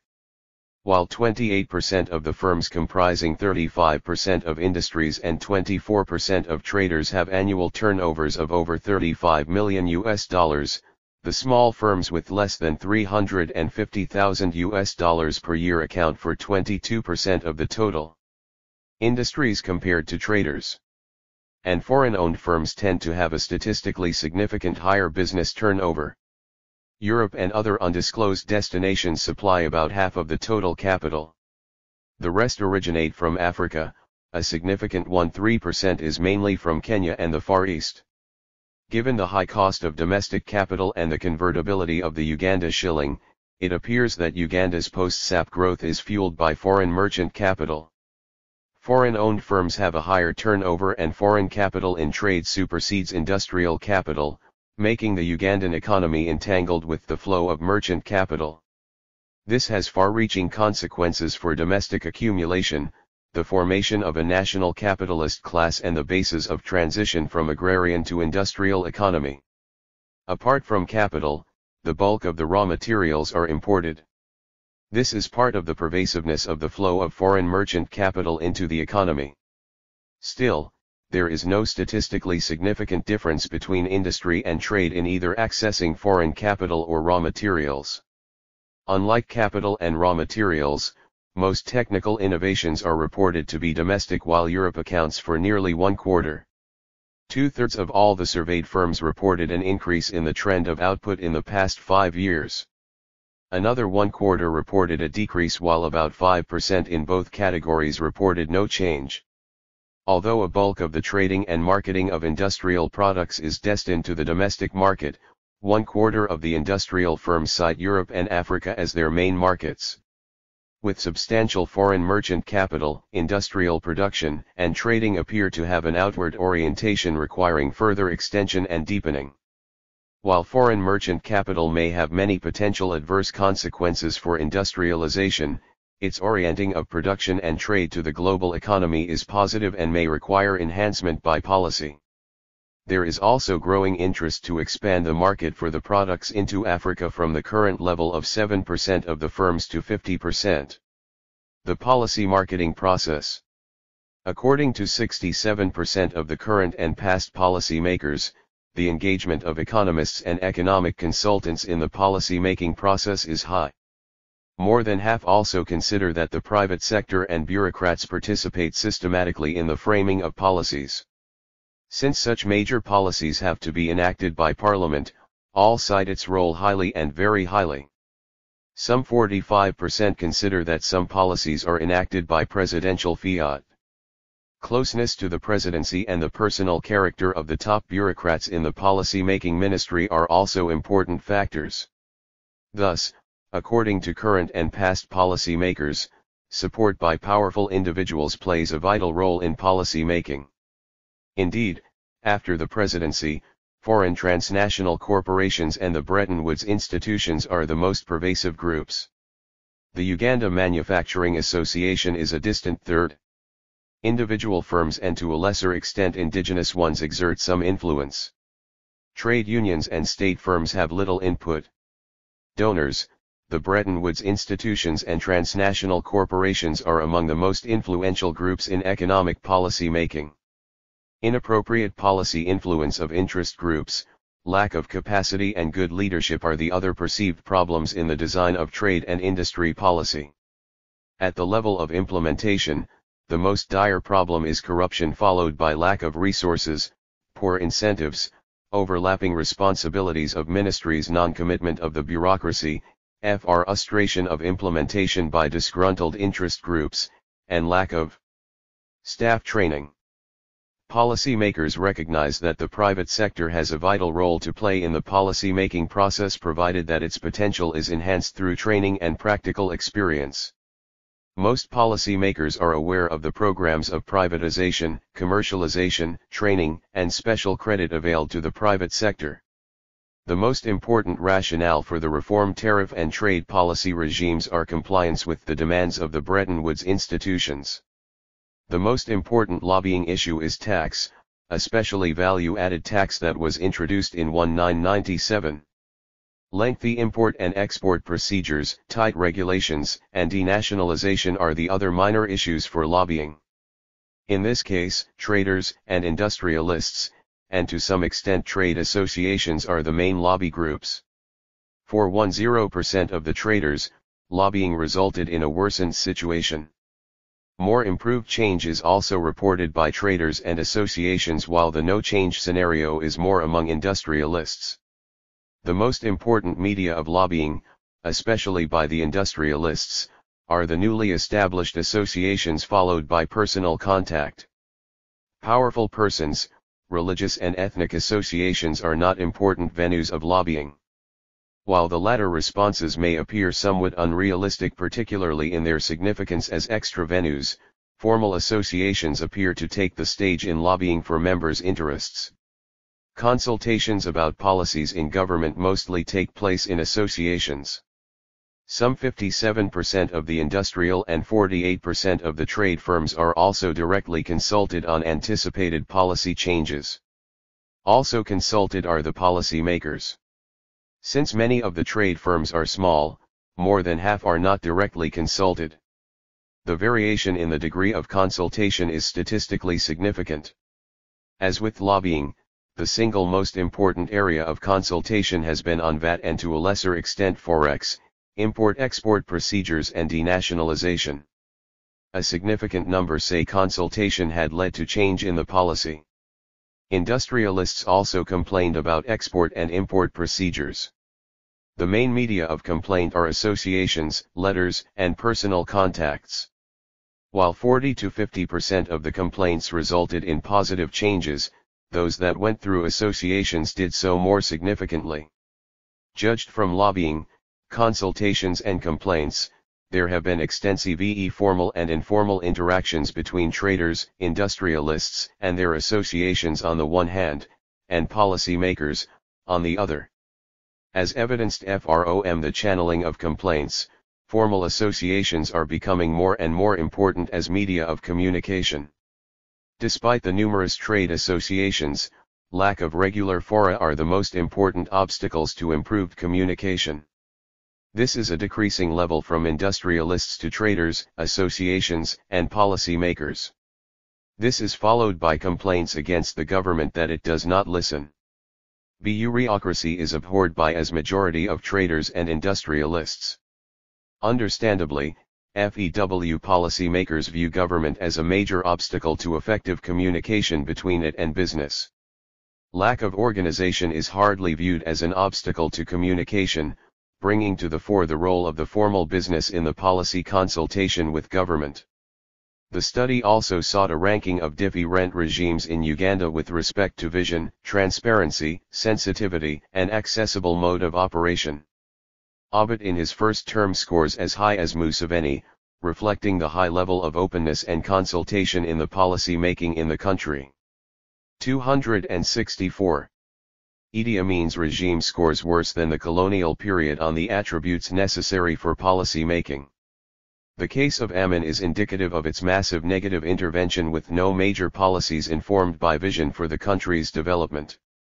In terms of vision, at 81% and 80%, Abbott I and Museveni I are almost at par. The second phase of both regimes however declines significantly. While it is nearly halved in the case of Abbott, Museveni too goes down. Again Abbott I and both periods of Museveni demonstrate enhanced transparency. Of those who favor intervention in the realm of credit, 71% want high-level intervention, which is understandable given the high margins between borrowing and lending. The issue is articulated more by the policy makers and to a lesser extent by industrialists. There is a great desire for government intervention in the control of foreign investment, provision of credit and incentives for strategic industries. Few people support government involvement in trade and industry policy formulation and implementation. Apart from corruption, the other major obstacle is lack of adequate infrastructure. Other obstacles include taxes, financial constraints, and processing procedures. In Uganda, political instability and inflation still haunt the business community. The low government intervention and liberalization of the labor and money markets have led to a decrease in obstacles to industrialization and to promotion of export. In the country, communication and road infrastructure are lesser obstacles for industrialists. Crime and theft are considered as threats more by policy makers and to a lesser extent by associations. The fear of inflation by industrialists is nearly as high as that of traders. Low government intervention and foreign trade regulation are much less problems to associations and traders, respectively. By far the most important consideration of government in trade and industry policy is the maximization of revenue, closely followed by satisfaction of the requirements of international organizations. All policymakers consider them as the important. Balance of payments is also important, but to a lesser extent. In their assessment of government capability to design and implement industrial and trade policies, most industrialists and policymakers consider it as weak and as requiring to strengthen capacity for effectiveness. The weakness is generally attributed to corruption, lack of effective institutions, and to lack of training. Nearly 1/4 and 1/5 cite personal rule and rent-seeking, respectively, as the major constraints to government's capacity to design and implement trade and industry policy. The greatest constraint to government-business interaction is said to be the greater importance the state attaches to external interest groups. The second highly rated constraint is poor organization of trade and industry. Nearly half of the people consider communication as the third important constraint, and 1/3 cited lack of vision by government. The institutional reforms suggested by more than 80% with no significant difference between the four groups are strengthening of the Uganda Investment Authority, reforming capital markets and integrating them into the international system, strengthening the Chamber of Commerce and the Ministry of Industry, Tourism, and Trade, improving audit systems at all levels and reorienting the Ministry of Foreign Affairs towards the promotion of trade and industry. New institutions such as the Joint Venture Forum and the Import and Export Bank are also recommended, but coming well behind the need to strengthen the already existing ones. It is also recommended that courts be established for arbitration of industrial disputes and for improvement of general judicial system for enforcement of contracts.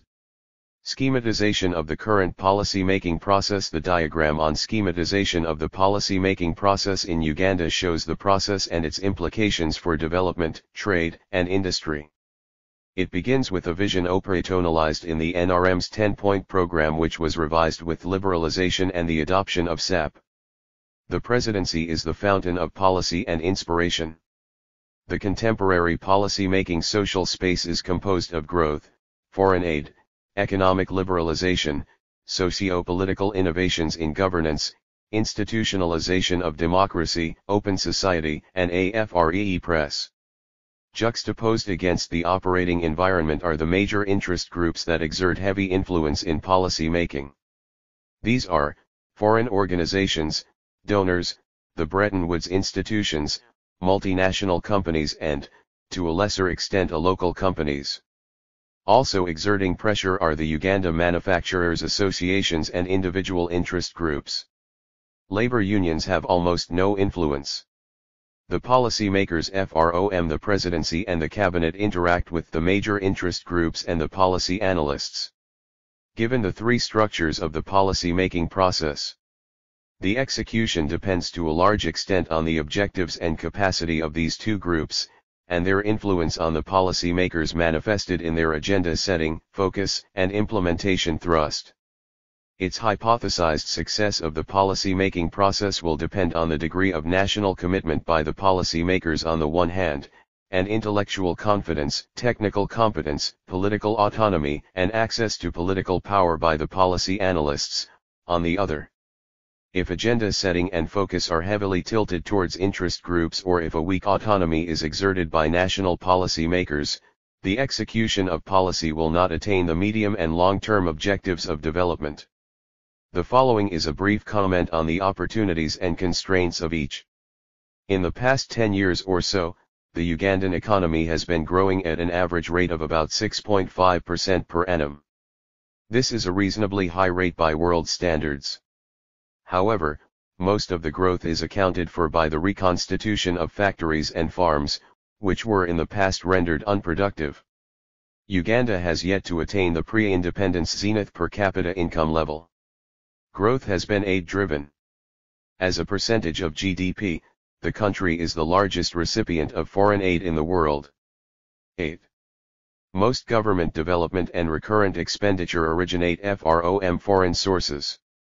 This obviously reduces its autonomy to manage the economy and develop policies independent of donors and other international interest groups, an unfortunate position that it shares with many other African countries in sub-Saharan Africa.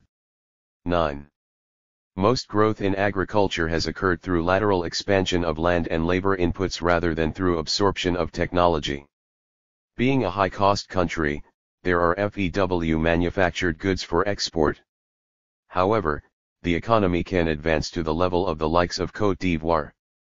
Uganda has a free press by any standards and national and local policy issues are openly discussed. Liberalization is taken almost as gospel truth. It appears as if the governing class has made a complete swing from orthodox Marxism to unbridled market economy, probably under the influence of the major interest groups. However, corruption is perceived to be pervasive and to be an obstacle to industrialization and trade. The growth of the economy has not embraced the 2 districts in the north that have experienced an insurgency for more than 10 years and another 3 in the west.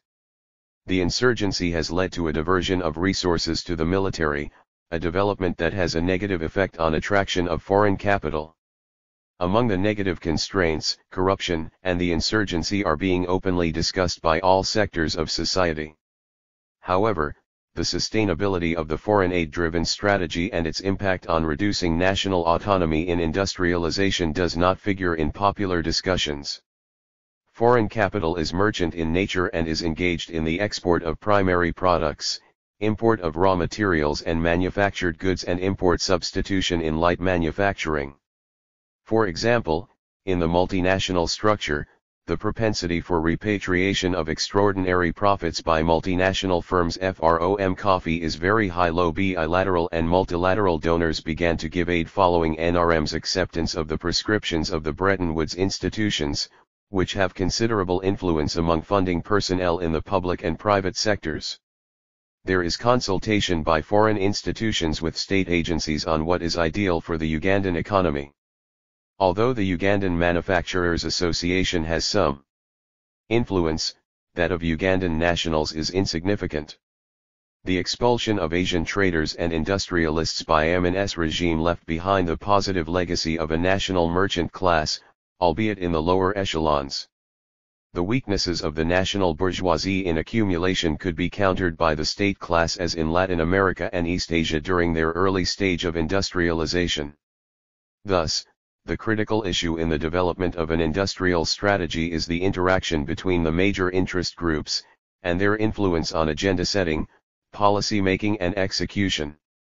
Whether or not the growth of the Ugandan economy will be sustainable and transit to industrialization via the development of a home market and manufactured exports depends on the national commitment, intellectual confidence, technical competence, political autonomy, and access to political power by senior-level policy analysts and advisors. Conclusions and policy implications. At independence in 1962, Uganda had a sound macroeconomic base. It had a respectable growth rate, low inflation, a healthy balance of payments status and a low fiscal deficit. It had a thriving peasant economy, ranking among major producers of Robusta coffee in the world. It also produced cotton, tea, and sugar, complemented by copper from the mining sector. Its nascent industry, dominated by Indians, had a dynamic home market from among the peasantry. Uganda, therefore, had the potential to make a post-colonial African economic miracle. However, designed for stability and exploitation by the colonial regime, its political structures were wrought with problems which British imperialism manipulated to its advantage after independence. Through its divide and rule policy, Buganda, a Protestant aristocracy, enjoyed more power in the colonial administration. This was deeply resented by others who had become double-layered colonial subjects of the British and their most loyal functionaries, the Baganda aristocracy. The colonial government presided over the rivalry of Protestants and Catholics, in many ways reminiscent of the conflict in Ireland. Support was accorded to the former. The Muslims formed a religious minority, as colonial subjects not professing the religion of the master. As in other British and French colonies, most of the army personnel were recruited from the fierce-looking people of the Luo North.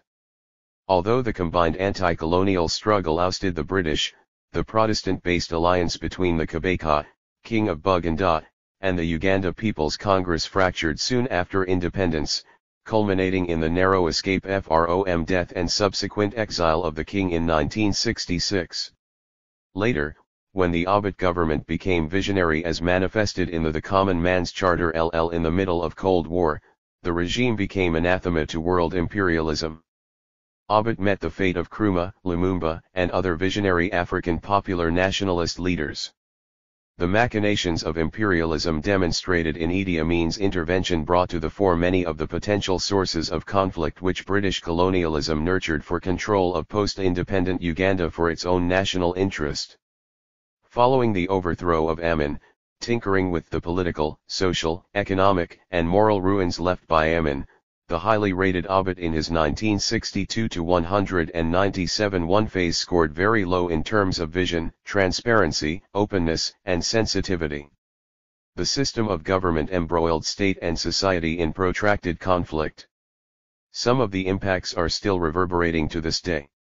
From 1971 until the coming to power of the NRM government in 1986, the Ugandan polity was reduced to an example of poor initial conditions. Lack of appropriate socio-political environment for the flourishing of private enterprise and growth, Solido, 1999, p. 32.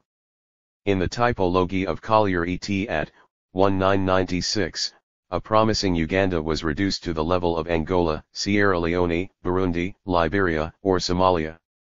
In some measure, it lacked all the three conditions necessary for growth: a minimum degree of social stability, macroeconomic balance, and efficiency.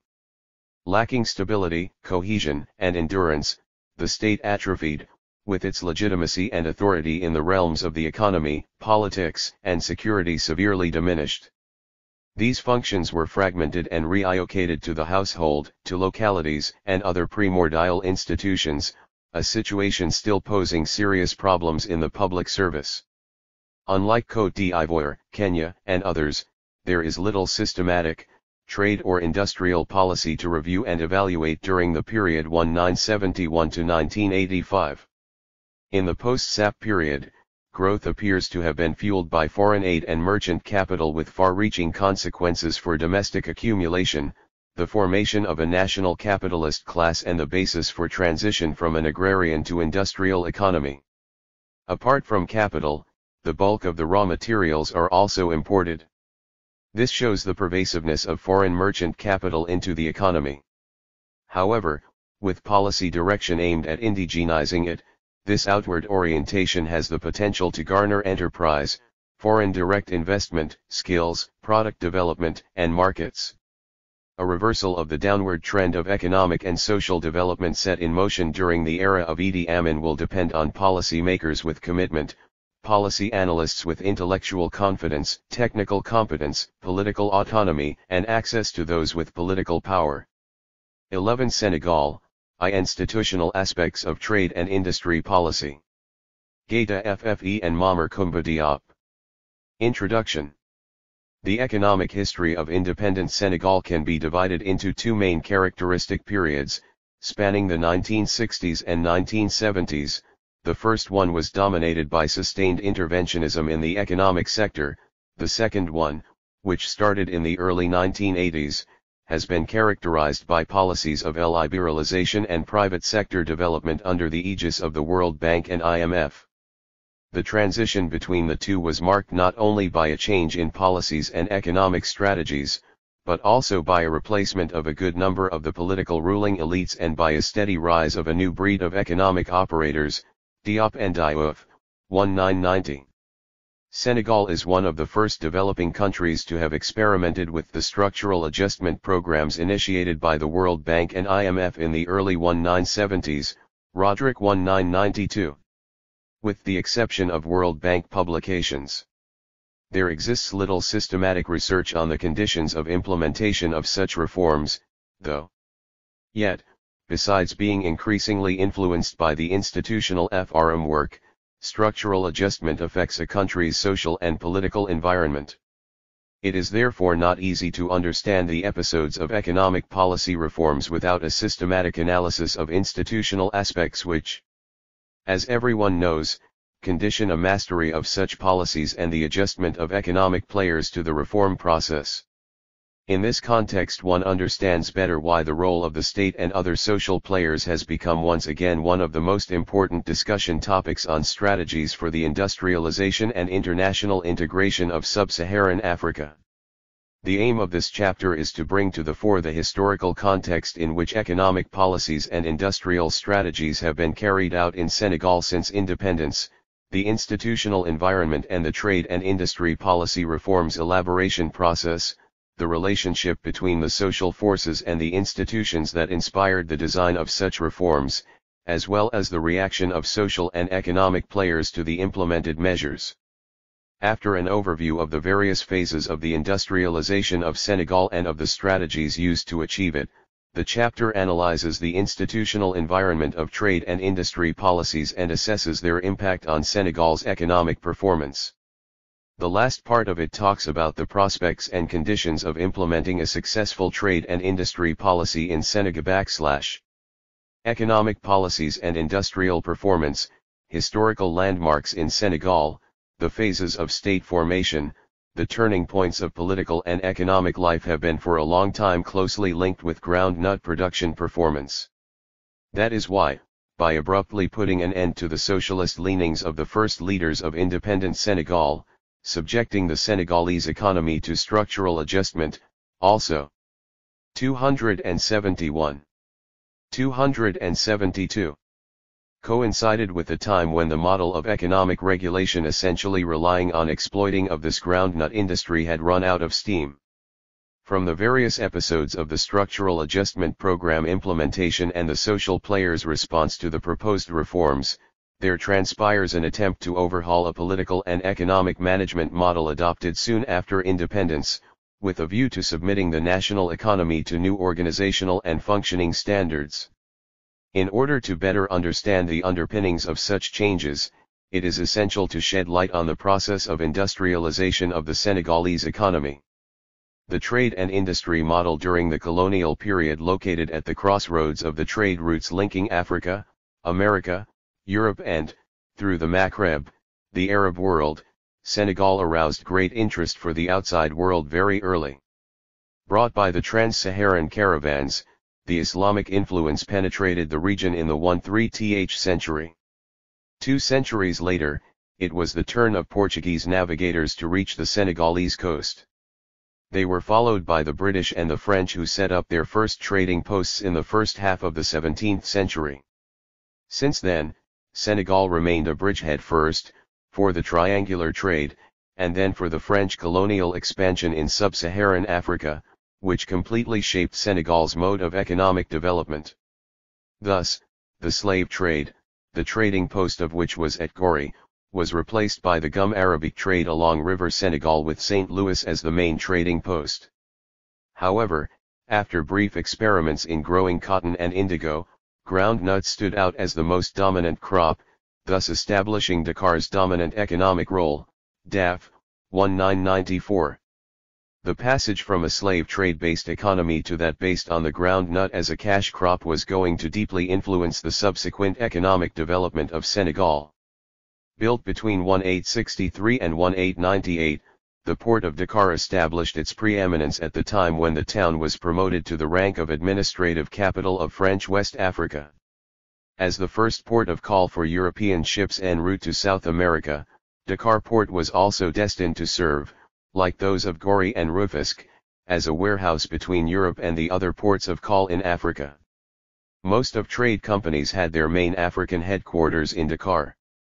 With Dakar playing such a prominent role, one can understand why Senegal got ahead of other French-speaking territories in Africa by several decades from the point of view of industrial installations.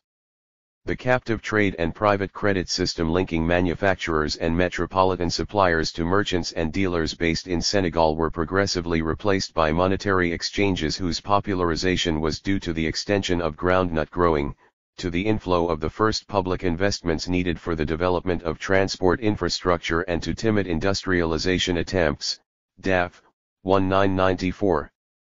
Moreover, the expansion of the French colonial empire which, in Senegal, translated into an unprecedented increase in groundnut production towards the end of the 19th century, demanded a widening of the activity domain and possibilities of intervention of the banking system.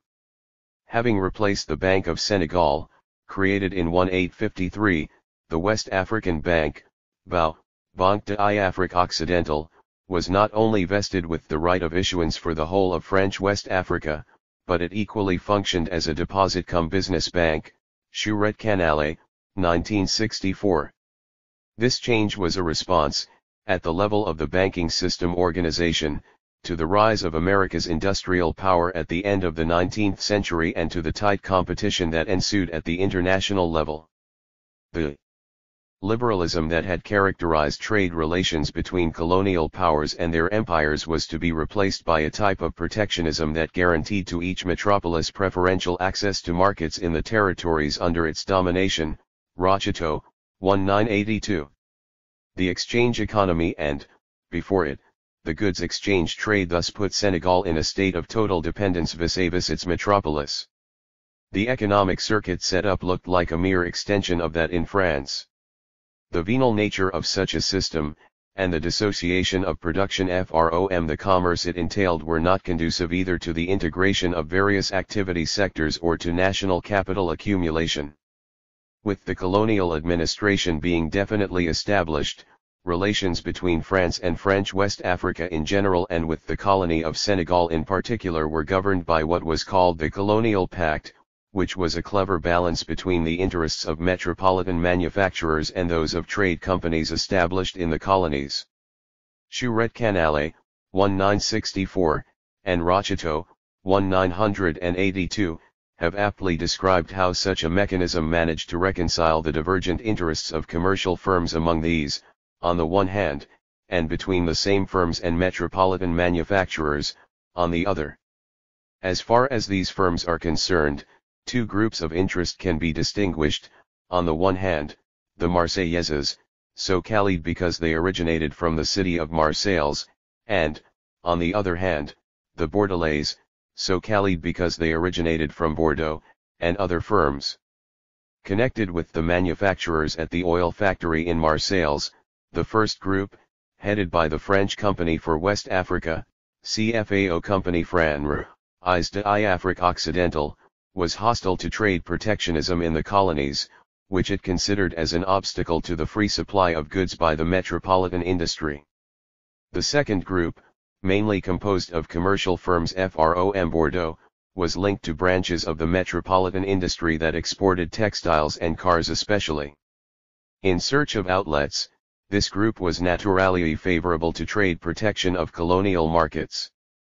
Colonial administration, which closely followed the trends in the prices of colonial products and tax and customs revenues, became a natural ally of the group. However, in spite of their divergent interests, the two groups had in common their hostility towards the industrialization of colonies. By guaranteeing the selling, at high prices, of manufactured goods on colonial markets, while at the same time allowing the metropolitan industry to get supplies from the same markets at low prices, the colonial pact thus constituted a barrier to the development of industry in the colonies. Chouret Canale, 1964, has shown how the collusion between manufacturers who supplied goods to the metropolis and commercial companies allowed the former to get a foothold on restricted but regular and very profitable trade outlets, and the latter to maintain a deficito monopoly that guaranteed them handsome profit margins. Furthermore, there was a concentration of commercial activities de facto controlled by three big firms sharing among them a quarter of investments and 50 to 90% of French West Africa's imports and exports. 2.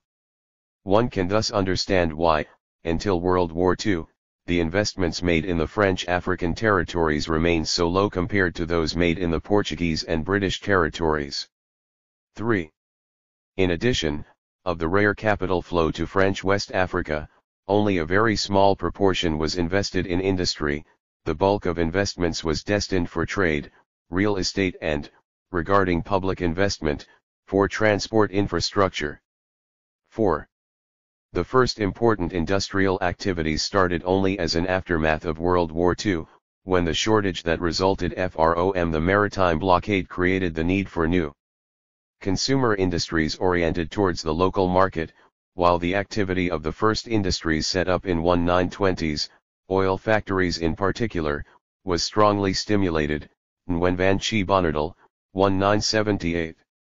From the end of World War II to independence, the process of development and diversification of Senegal's industrial apparatus never stopped.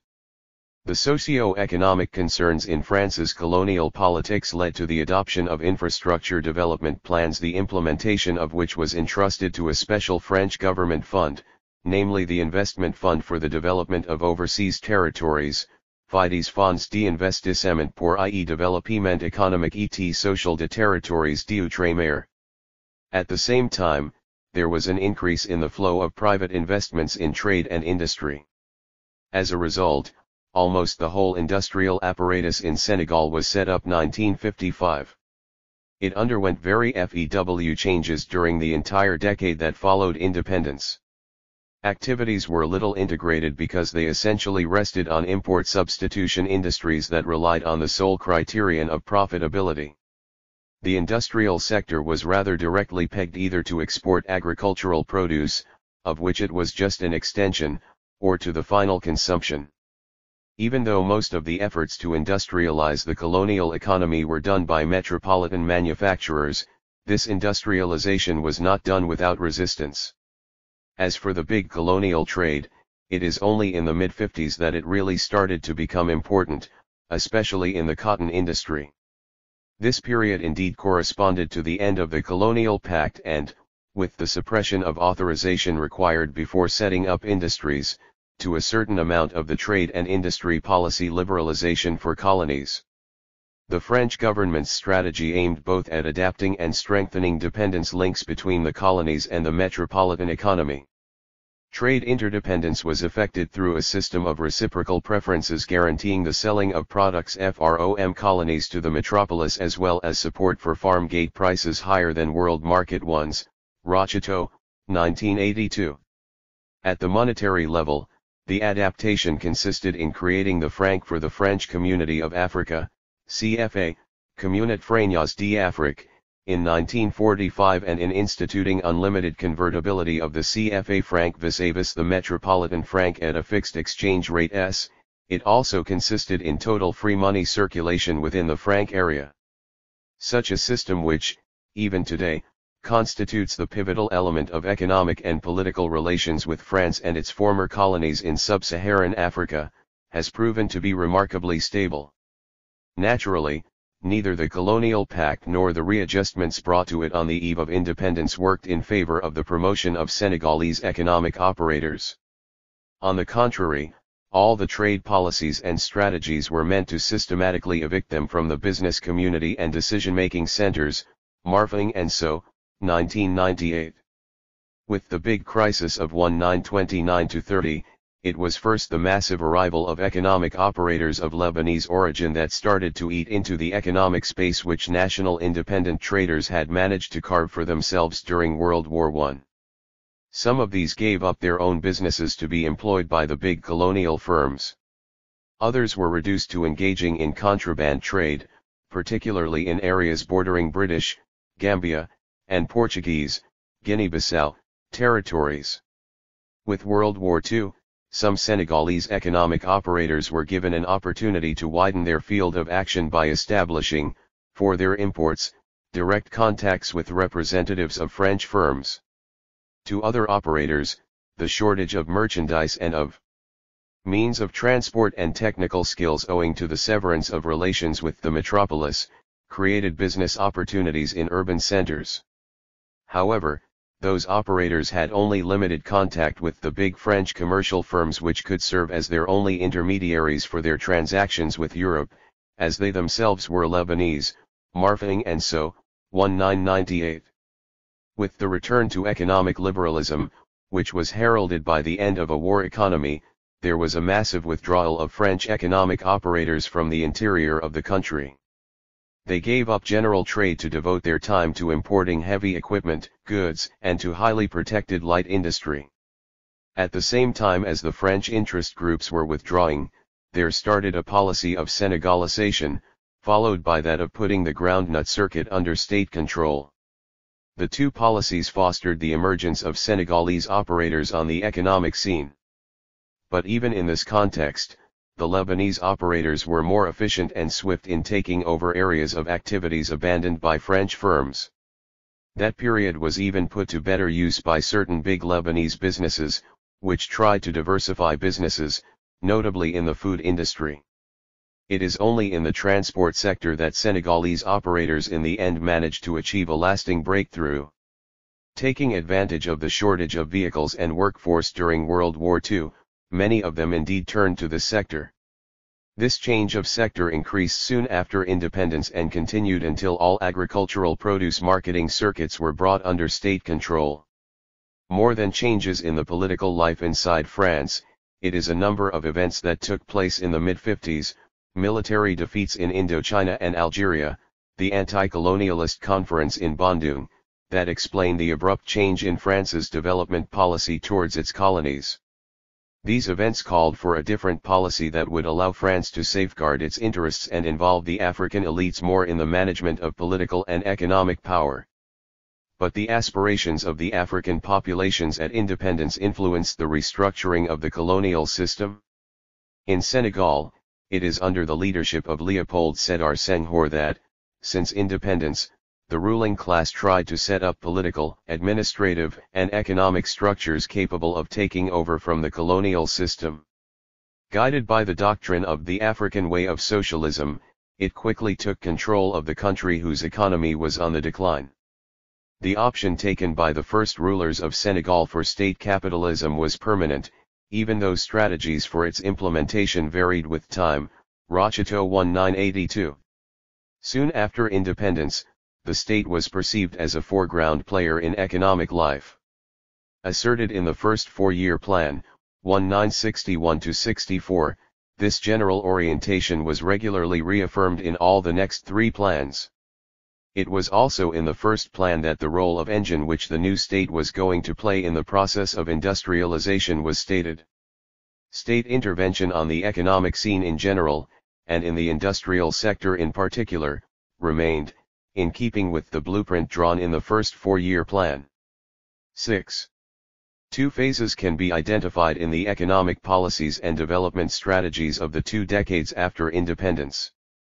The first, the 1960s, was marked by the setting up of state institutions and agriculture intervention structures. The second, from 1970 to 1979, is a phase which some authors like Barthélemy et 1996, have labeled the interventionist V-turn in favor of industrialization. The 1960s, the state as promoter of agricultural development. In their search for accelerated economic and social development, the rulers of the newly independent state placed emphasis first on increasing and diversifying agricultural production. A large program to control, manage, and support farming activities and the rural population was launched. It had a double objective, to replace the foreign private sector by the state in the groundnut circuit and to modernize agriculture and increase output by providing seeds, fertilizers, and agricultural implements on credit. 7. After the dismantling of French West Africa, the breakup of the Mali Federation. 8. And the severing of trade links with Guinea, the Senegalese industrial market abruptly fell from 20 to only 3.5 million consumers. Barthélemy et 1996. The trade and industry policies set up in various countries refocused on nationalist considerations rather than on demands for regional integration. Each country set out to set up its own consumer industries that competed with those in Senegal. The signing of a customs agreement between the member states of the former federation in 1959, which later changed into a customs union, the Customs Union of West African States, UDEO, Union douanière de Bitats d'Afrique de l'Ouest, and then into an economic community, the Economic Community of West Africa, CEAO Communauté économique d'Afrique de l'Ouest, could not prevent the various economies to turn on themselves. In this first phase, Senegal's industrial policy limited itself to encouraging diversification of food processing industries with a view to increasing the value of local resources, and to working towards a better integration of the economy. Rocheteau, 1982. AFEW food processing industries were started, essentially fish processing, but on too small a scale to worry the French firms already operational in this sector. Although rare, the attempts to strengthen the farming and industrial sectors were more ambitious. 9. However, these few industrial projects were not meant to go against French firms' interests. The import-export trade, which in the meantime had fallen into the hands of Lebanese origin operators, continued to prosper as in the past. The national economic operators, they were kept at the periphery of economic power. The state's intervention in economic life and the strong presence of foreign interest groups in the key sectors of the industry, finance, and trade thus blocked the emergence of a dynamic national private sector. The only domain in which the new state took initiatives to promote national economic operators was retail and distribution. These initiatives consisted in extending and supporting formulas, whose implementation started towards the end of the 1950s, according to which some former colonial trade companies accepted to take care of management and importation for Senegalese retail traders cooperatives. Rocheteau, 1982. 10. This experimental phase of interventionism in the farming sector ended at the end of the 1960s in a climate of discontent and disillusionment with regard to the hopes raised by independence. Barthélemy et 1996. The mismanagement and ineffectiveness of the structures designed to intervene in and control farming activities, the withdrawal of the French support for groundnut farming, which entailed a 25% reduction of its price, and the aftermath of the first signs of drought on groundnut production led to an increasing loss of interest in groundnut farming on the part of farmers. The economic slump in the countryside provoked a rural exodus. This strained urban development by exerting pressure on the supply of public amenities and on the urban labor market. Unemployment and precarious living conditions became the order of the day, so did claims and protests from an ever-increasing urban youth population. The discontent led to social unrest in 1968 and 1969. 1. As we shall see later, these events were a watershed in the political and economic history of Senegal, as the solution to the problems raised entailed speeding up growth. But this would only be possible through a change of strategy in favor of voluntary participation and a type of interventionism more oriented towards industrialization. Senegal's economic policy immediately after independence was founded on a double challenge: on the one hand, to maintain the former hegemonic positions of the Senegalese industry over the whole of West Africa and, on the other hand, for the Senegalese economy to continue attracting foreign private capital and investments.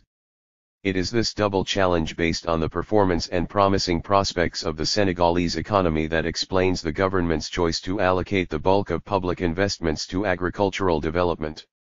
However, experience has shown that such a choice, as well the hypotheses on which it rested, stemmed from too much optimism on the part of the decision-makers. Changing the interventionist strategy in favor of industrialization at the end of the 1960s was not a consequence of the sole failure of the experience by the state in running the farming sector, it was also due to the increasing difficulties which the Senegalese industry faced, following the shrinking of its natural market and the progressive industrialization of other countries in the sub-region. The massive repatriation of former colonial public servants deprived the domestic market of its most solvent section of the population L2.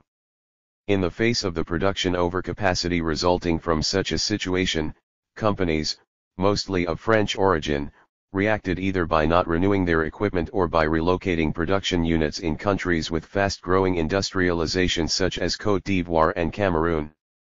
In contrast, in the face of severe criticisms leveled at the government in the context of structural adjustment programs for intervention in the industrialization process, it is interesting to recall the role which the WRID Bank and other sponsors played in the reorientation of economic policy in Senegal and in other developing countries. L3 The change of course was directly inspired by a doctrine defined by McNamara in 1971. Since the farming sector was not capable of meeting the increasing demand for jobs, it was deemed vital, in the framework of the new approach, to develop industrialization and adapt the methods of intervention in this area. But it was also specified that such rapid industrialization must be backed by production of export goods taking into account existing comparative advantages. It is on the basis of the reorientation that Senegal opted, in the early 1970s, for outside-oriented industrialization. Nonetheless, the negative reaction which this industrialization engendered in the community of French employers forced the Senegalese government to adopt a less clear but more pragmatic approach. For instance, while opening access to the advantages offered by the new Code of Investments and export subsidies to the industries. 278. Producing goods for the West African market, the government maintained and strengthened the measures protecting these advantages. Until the end of the 1980s, this type of compromise remained a constant in the trade policy reforms undertaken in Senegal. The image of the World Bank as a troublemaker in the eyes of a good number of French manufacturers in former French colonies, especially Senegal, can thus be traced to that period. The interventionist turning point in favor of industrialization began with the creation, in 1968, of the National Company for Industrial Research and Development, SONPI Société Nationale d'Études et Promotion Industrielle. 14. The setting up of SONPI was followed by that of the National Company for Development Studies, SODED, Société Nationale d'Études pour le Développement, whose role was to provide information and technical advice on the social and economic problems faced by officials from both the public and parapublic sectors. The aim behind the setting up of such structures went beyond the need to support the administration in its development endeavor, though, it also consisted in strengthening the government's negotiating powers in its dealings with foreign financial and industrial institutions. Taking reference from Galbraith's theory on the power of technostructure in the modern enterprise, Rocheteau, 1982, the government decided to take a three-pronged action: a progressive Senegalization of executive positions in the subsidiaries of foreign firms, the training of new leaders capable of being at the same time administrators and managers at an international level, and the development of a breed of businessmen likely to compete with foreign entrepreneurs.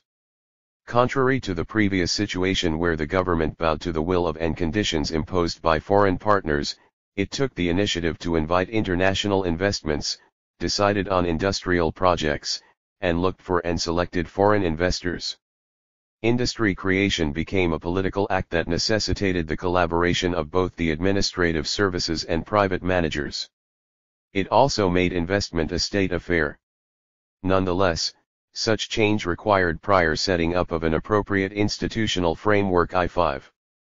To the projects started in the first plan and linked to the agro-industry sector, the third and fourth plans added three new forms of intervention in the industrial sector: the setting up of production units until then belonging to developed countries, such as a ship repairing yard built in 1971, 2. Support for the diversification of industrial activities in the sectors where private enterprise was dominant, such as the tourist industry, 3. The extension of the investment program to the areas of activities hitherto solely in the hands of the private sector, in exchange for a revision of the public service concession system. L6 Taking advantage of the massive influx of capital in need of reinvestment and of the favorable economic situation owing to better prices for ground nuts and phosphate, the fourth plan, 1973-1977, served as an opportunity for the government to launch a vast and ambitious investment program. Ignoring the industrialization efforts underway in the other countries of the sub-region, the country's leaders wanted to restore and strengthen the former hegemonic position of the Senegalese industry on the market of the former French West Africa. Following the international economic crisis of the early 1970s, Senegal widened the circle of financial and industrial partners. Such diversification of financing sources and industrial partnership gave to the public authorities greater freedom in the choice of levels and types of intervention. From 37 billion francs in the first plan, achieved investments rose to 166 billion francs in the fourth, Barthélemy at 1996. Similarly, the proportion of investments devoted to industry and energy rose to 28%, while it was almost non-existent in the first two plans. By deciding not to intervene any further in the processing industries, the government designed a new set of projects that aimed to provide the country with a heavy industry, notably in the mineral and petrochemical areas. However, due to the complexity of institutional and technical problems raised by these projects, as well as the very high cost of developing them, their implementation required the government to increase its own funding capabilities. This was the main reason for the decision to extend the public authorities' control over a bigger number of industrial activities. It all started in the oil and mining industry sectors. Through the creation and acquisition of industrial units, the government progressively extended its control over as varied sectors as food processing industries, chemical and textile industries, oil refining and banking. The number of parapublic companies created between 1970 and 1975 was thus estimated at 70, Barthélemy et al. 1996.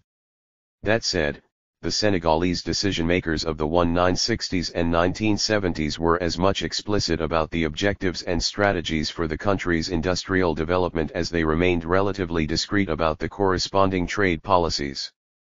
Development programs nonetheless contained a number of objectives and measures pertaining to these policies. 17. Nevertheless, even though the option of diversifying exports was asserted in the early 1970s, there had to come the fifth plan, 1977-80, to see the trade openness become a major axis for Senegal's trading policy.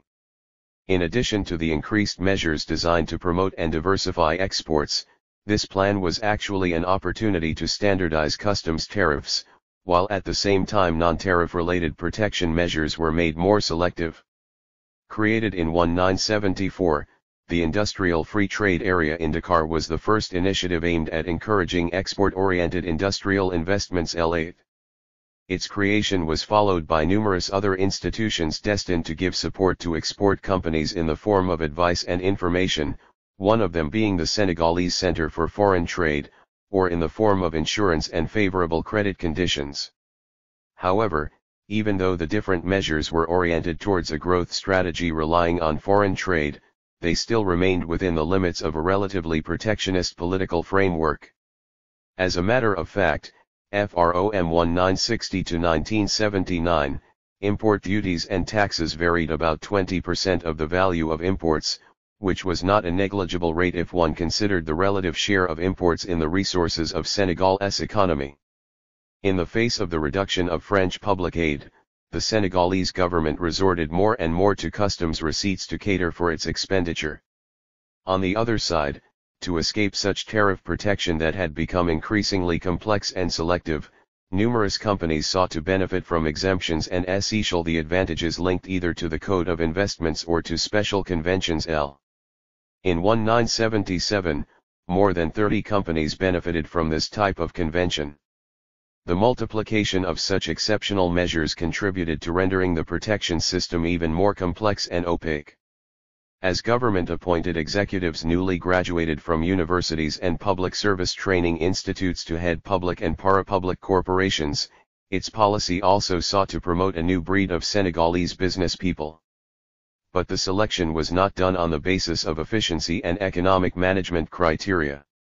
Instead, bank loans and fiscal advantages were granted based on clientelism, Diop and Diouf, 1999. 20. It was in this context that some Senegalese private operators, who were used to a more open commercial and economic environment, chose, after independence, to run their businesses through a contraband system that got round protectionist barriers. This change of strategy coincided with the decline in groundnut production and the call from the religious leaders of the Mouride Brotherhood urging their members to engage in activities that were more lucrative. Rural exodus and migratory waves which followed that call provoked the explosion of the informal sector. It was then that big Senegalese business people emerged who, owning huge capital often of dubious origin, invested in immediate profitability sectors. 21. The poor performance of the Senegalese economy in the 1960s and 1970s as regards productivity and competitiveness worsened the problem, which the industrial sector faced soon after independence, that of finding markets for its production. Moreover, with the industrial development unable to rely any longer either on levies from an agricultural sector hard hit by drought, or on foreign public aid in constant decline, it became impossible to find an alternative to a groundnut economy out of steam. Duraflow 6, 1994. The 1980s and 1990s. The economic crisis, institutional changes, and structural adjustment. Origins of the crisis. The crisis in which the Senegalese economy stayed for a long time at the end of the 1970s was already noticeable with the break in the trend in groundnut production from the second half of the 1960s to the mid-1970s.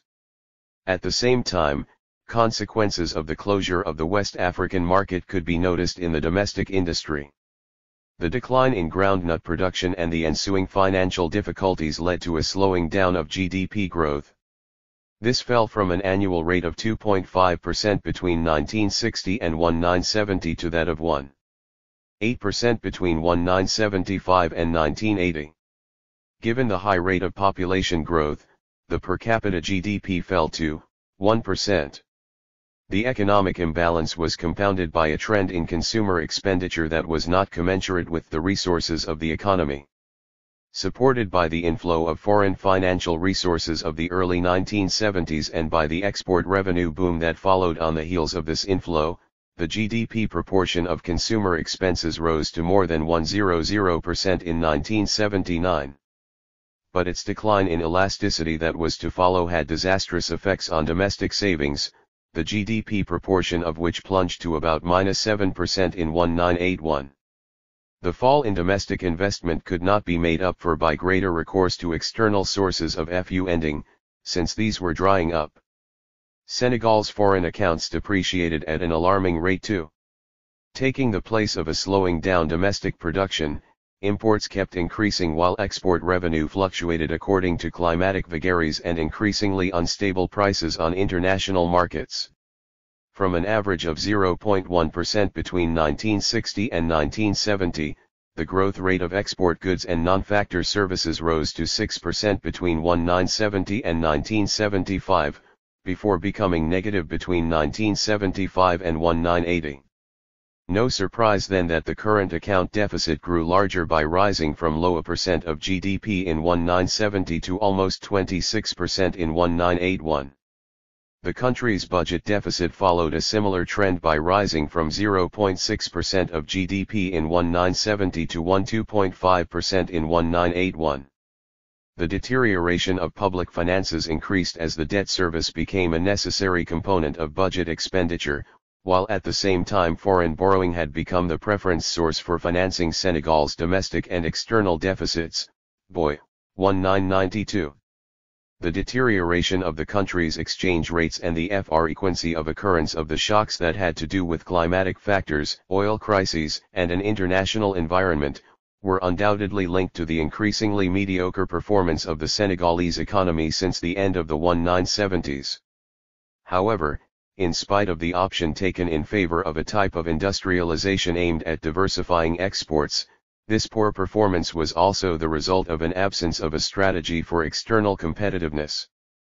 The leaders of the newly independent state were mistaken not only in opting for import substitution industrialization, no alternative strategy was possible then, but also in deluding themselves that industrialization projects in themselves were enough to make of the manufacturing sector the main source of export diversification, without explicit strategic measures.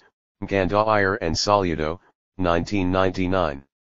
Nevertheless, from the possible explanations for the crisis of the Senegalese economy one cannot exclude the behavior, on the part of some social groups, of a predatory nature in the pursuit of unearned income. Berthelemy et al. 1996, The Ambivalence and Contradictions of State Policies, Gandair and Solido, 1999, and the Wrong Choices or Mismanagement by a Government that Led a Life Not Commensurate with Own Resources. Structural Adjustment at the Backdrop of Institutional Changes. The gravity of the crisis in the Senegalese economy at the end of the 1970s led to deep changes in the institutional mechanisms of decision-making and economy management. Before the Senegalese economy underwent structural adjustment, the first therapy was to make the government admit that the previous economic policies were inappropriate and inefficient, and that these had indeed been responsible for the genesis and depth of the crisis. The second one brought it to accept reforms that could rectify the deficiencies. A voluntarist policy oriented towards the strengthening of development foundations was thus replaced with a set of recipes for managing economic imbalances. Since 1979, 3 generations of structural adjustment programs that came directly from the offices of IMF and the World Bank in Washington replaced one another, all with the objective of rectifying macroeconomic imbalances and re-enhancing the growth of the economy. However, with a close look at the succession of the reforms implemented, one will be struck by the correspondence between the events linked to those reforms and the cycle of presidential and legislative elections in Senegal. It can actually be observed that each one of the elections in 1983, 1988, and 1993 put an end to one adjustment program while ushering in a more severe one. The 1980-84 Economic and Financial Recovery Plan was, after the short-lived Stabilization Plan of 1979-80, the first adjustment program of the Senegalese economy. The episodes of its implementation, as well as the ins and outs of the accords signed with the Bretton Woods institutions, were largely written about by the World Bank, Banque Mondiale 1987, 1989, 1993, and Berg, 1990. As the objectives set for those reforms were not achieved, neither the extended facility accord signed with the IMF, nor the program concluded with the World Bank when the first structural adjustment loan was granted were implemented to the full. The 1983 elections created a context of uncontrolled overspending in the management of public expenditure, the deficit of which reached a record level of 28% of GDP. However, soon after elections, the government took vigorous action to cut down expenses, which thus allowed the resumption of talks with international financial institutions. This resumption took place on the occasion of the THIRD meeting of the Advisory Group for Senegal in December 1984, during which a medium and long-term structural adjustment plan, PAMELT, Plan d'Ajustement Structurel à Moyen et Long Terme, was designed, Banque Mondiale, 1987. Planned to cover the 1985-92 period, this latest program was not implemented to completion either, even though its implementation was better carried out than that of its predecessors. Still, it was characterized by a weak grasp of the constraints, objectives, and urgency of stabilization measures, despite the important financial contribution that was put into it. Shortly after the launch of the PAMELT, the government's will eroded as the reform program became harder and its implementation met with stiff resistance from above, Diop and Diouf, 1990. This resistance came, for instance, from certain administrative circles, like that of the customs, which were hostile to World Bank recommendations, Berg 1990. Nevertheless, in the end it was the 1988 post-elections unrest and the violence which arose from the border conflict with Mauritania in 1989 that got the better of PAMELT for good. Neither the political relaxation moves which followed those events, Diop and Diouf, 1999, nor the attempts to resume economic policy talks with multilateral institutions succeeded in relaunching the reform process suspended in 1991. And with the February 1, 1993 presidential and legislative elections approaching, the implementation of the remaining set of measures was postponed for good. Replacing the emergency plan adopted immediately after these elections, the CFA-FRANC devaluation in 1994, which we shall talk about further below, became the starting point of the last wave of structural adjustment policies implemented in Senegal. The Senegalese industry, Its trends and current characteristics. The current state of the Senegalese industry would make one believe that the country has never benefited from the historical advance, which it enjoyed in the industrial sector compared to other African countries. In spite of the shrinking of its markets following the dismantling of French West Africa and industrialization efforts in other countries, the Senegalese industry continued, until the mid-70s, to record relatively strong growth. As the World Bank, Banque Mondiale, 1992, itself recognized, this sustained dynamism of the industrial sector rested mainly on considerable investments made by the country to modernize, diversify, and promote old and new import, substitution or export industries. However, in 1975, the Senegalese industry entered a long decline phase marked by a sharp slowdown of growth that was going to develop into a recession in the early 1980s. From 100 in 1976, the Industrial Production Index indeed rose to 103.3 in 1982, before falling down to 96.3 in 1986, Banque Mondiale, 1992.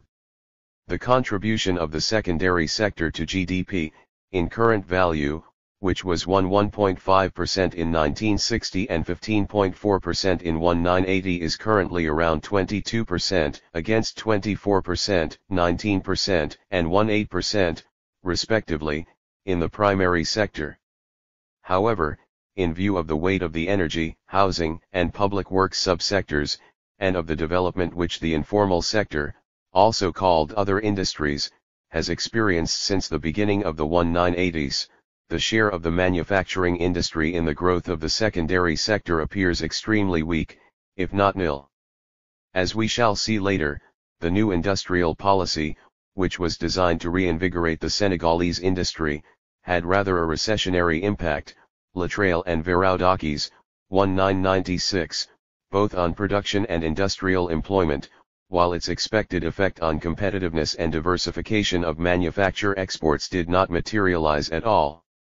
Forced to give up its driving force role and to withdraw from various industrial activities, the government left whole patches of the industrial fabric to fall in ruin. From 10% in the 1960s, the share of the Senegalese manufacturing industry has reached the ceiling of only 14% since the beginning of 1990s. In the last industrial sector census, République du Sénégal PNUD, 1997, the number of industrial firms active in Senegal between 1992 and 1995 was estimated at a little more than 500. In 1995, the 300 firms for which data could be obtained offered permanent employment to 27,000 people and to 18,000 seasonal workers. Their turnover was CFA 920 billion, one-third of which was from exports. Measured by the amount of gross fixed assets, the realized investments were CFA 120 billion. With 41% of permanent employment, 74% of seasonal employment and 42% of the turnover of the overall industrial sector, the food industry constitutes the most important subsector. It is followed by the chemical industry and the water energy subsector. In terms of realized investments, this subsector tops the Senegalese industry with 34% of fixed assets. This is proof of the importance in the Senegalese economy of Senelec, the national electricity company, and Sonese, the national water company. Despite relatively old industrialization, Senegal's industrial production is little diversified. Industrialization is principally concentrated in the Dakar area, which in 1995 alone, accounted for nearly 90% of the companies and 3/4 of permanent employment and turnover. Before being largely stripped by the recent privatizations, public corporations had for a long time enjoyed a quasi-monopoly in strategic sectors such as electricity distribution, water, and telecommunications. They continue to play an important role in industrial activity, investment, and employment. According to the World Bank, Banque Mondiale, 1994, before the first privatization program in 1987, the public sector counted 66 national corporations or those with private minority interest. Because of this, This sector represented 29% of investment and 17% of employment, but only 7% of GDP. In 1995, shortly before the second wave of privatizations, public corporations still employed one-third of industry workers and contributed half of the turnover and nearly three-quarters of exports. Repub/Eat du Senegal IPNUD, 1997. Unlike the public sector, the private sector is of a heterogeneous nature in terms of type of activity, age, and size of companies. In addition to a small number of big industries set up before or during the first years of independence, industries which were controlled either by foreign interests or by the state, there are countless numbers of informal enterprises.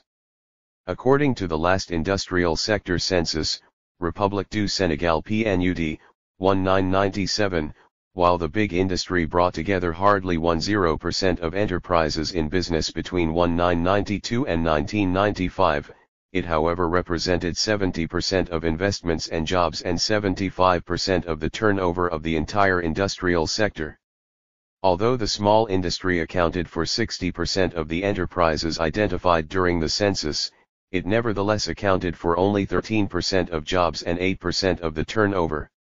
Moreover, studies of the Senegalese private sector, such as that by the World Bank, Banque Mondiale, 1994, or that by Qualman, 1995, show that out of the 10 biggest enterprises in business in Senegal in 1991, 5 were controlled by private foreign capital at more than 50%, against only 3 companies in which the government held majority interest and just 1 controlled by private Senegalese individuals. 22. Another country, 1/3 were entirely controlled by foreign interests, against only 5 controlled by private Senegalese interests. Although industrial groups formed by private Senegalese individuals or linked to religious brotherhoods, especially the Mourides Brotherhood, have been set up since the early 1980s, foreign interests still had the most powerful and oldest of the groups. The sociopolitical context and policy choice institutional capacities in the preceding sections we have been able to reconstruct the paths followed by the Senegalese government, the conditions under which Senegal underwent structural adjustment of its economy, the major episodes of the implemented reforms, as well as some results achieved in this respect. It is now time to draw the lessons relating to the role of the public authorities and other economic and social players in the structural adjustment process and, especially, in trade and industry policy reforms. The specificity of the Senegalese case lies in that the context in which the first programs of structural adjustment and economy liberalization occurred was marked by a renewal of the ruling class following Senghor's departure and Diouf's arrival as head of state. The sociopolitical context. The colonial heritage. The current political life in Senegal originates from the old administrative and political management traditions of the colonial era. From the beginning, Senegal was indeed governed through a direct administration system, following the same rules as the metropolitan territory. Apart from exercising its authority at all levels, the colonial government had the mandate not only to govern the territory but also to levy taxes, administer the judiciary and protect France's interests which, as we have seen, were the same as those of trading firms and metropolitan industries. This protection was even more necessary since the network that set up these firms inside the territory often served as an efficient intermediary for the administrative and political control of populations. Rocheteau, 1982. Unlike British colonialism, the French colonial system did not want to allow traditional chiefs to keep their traditional prerogatives. All over the colonial territory their sovereignty was purely and simply abolished and replaced with that of the colonial administration.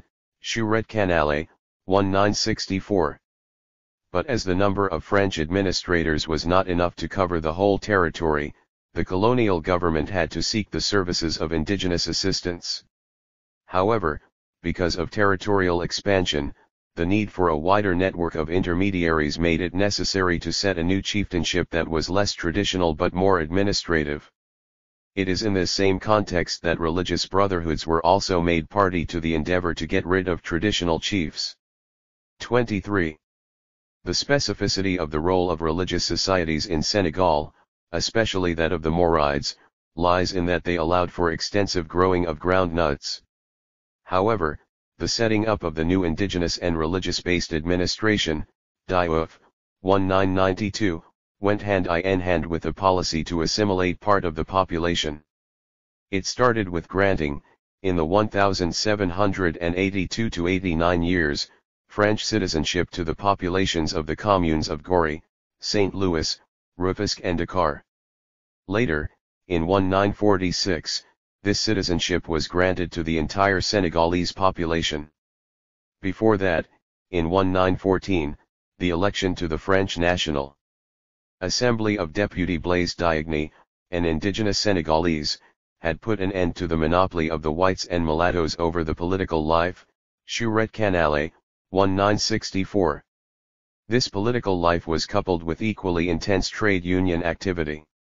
As a matter of fact, while the first workers' strikes took place in the mid-1920s, it is the coming to power of the Popular Front government in France that effectively paved the way for trade unionism. 24. And extended the application of some provisions of the Metropolitan Labor Code to its colony, Senegal. Political confrontation and the strengthening of state authoritarianism, as Barthélemy et 1996, have pointed out, even before independence Senegal had a political and intellectual elite capable of running public affairs. After independence, the first rulers of the country first tried to unify the ranks of the political class in order to tackle the huge task of economic and social development. However, Diop, 1992, shows that this period was not spared social and political unrest, be it in rural areas or in towns. But the political power more or less adjusted to the situation by restructuring the state apparatus, strengthening political authoritarianism, and repressing or co-opting opposition leaders. At the political level, the result of such initiatives was the creation of a de facto single party following the integration of all legal parties into the Progressive Senegalese Union, UPS Union Progressiste Sénégalaise, which held power. 25. Diop, 1992, stresses the fact that the army is one of the institutions that have contributed the most to assert the authority of political institutions. By strengthening the corporate nature of the different sections of the army, by constantly reorganizing its command structure and awarding substantial perks to army personnel, the political establishment managed to make the army stay loyal to the government and pacify the social and political environment. This can partly explain why the army in Senegal was little keen on coups d'état, unlike in most countries of the sub-region. 26. Nonetheless, political authoritarianism and the constant restructuring of the state apparatus were not enough to appease the social front. Social discontent was evidenced by the strikes and violent confrontations of the end of the 1960s, Diop and Diouf, 1999. The challenges which such events constituted for the government brought about an abrupt taking over of unions. This taking over consisted in instituting the so-called responsible participation trade unionism, the ultimate end of which was to make workers' unions partners in the running of the state apparatus by affiliating them to the ruling party and appointing their leaders to legislative and ministerial positions. The creation, in 1969, of the Senegal National Workers' Confederation to replace the Senegal National Workers' Union, which had been dissolved, was one move to take over the social environment in the country.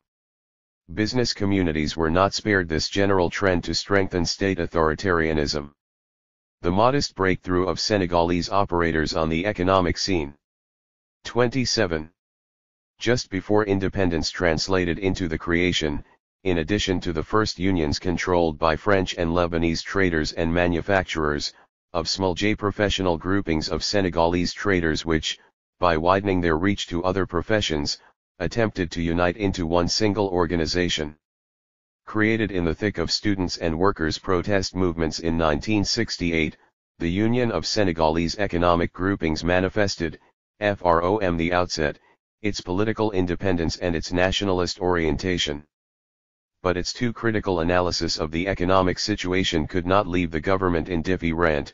This reacted by sponsoring a new federation called the Senegalese 286. Economic grouping, GES, Groupement Économique Sem, Galay. Like the Union of Workers' Trade Unions, the GES was thus created as an organization affiliated to the government. One can thus date to the end of the 1960s the government's interference in the business circles with the aim of channeling the development of national economic operators' activities and weaken their capacity to organize and mobilize against French interest groups. For the government, such a strategy had a twofold objective, I, to facilitate its own entry into the economic world, 2, to avoid any collision with the interest of French firms on which the former colonial power was still keeping a watchful eye. As we shall see later, the private sector's current level of organization and negotiation ability are still marked by such a policy. For Senghor's regime, this reorganization of the state apparatus and social institutions was not enough. It had to take into account technical competence in the appointment of ministers and top public service officials. This translated into the sudden appointment, to the ruling party organs, of young executives without popular support or force of persuasion, which the first political leaders had.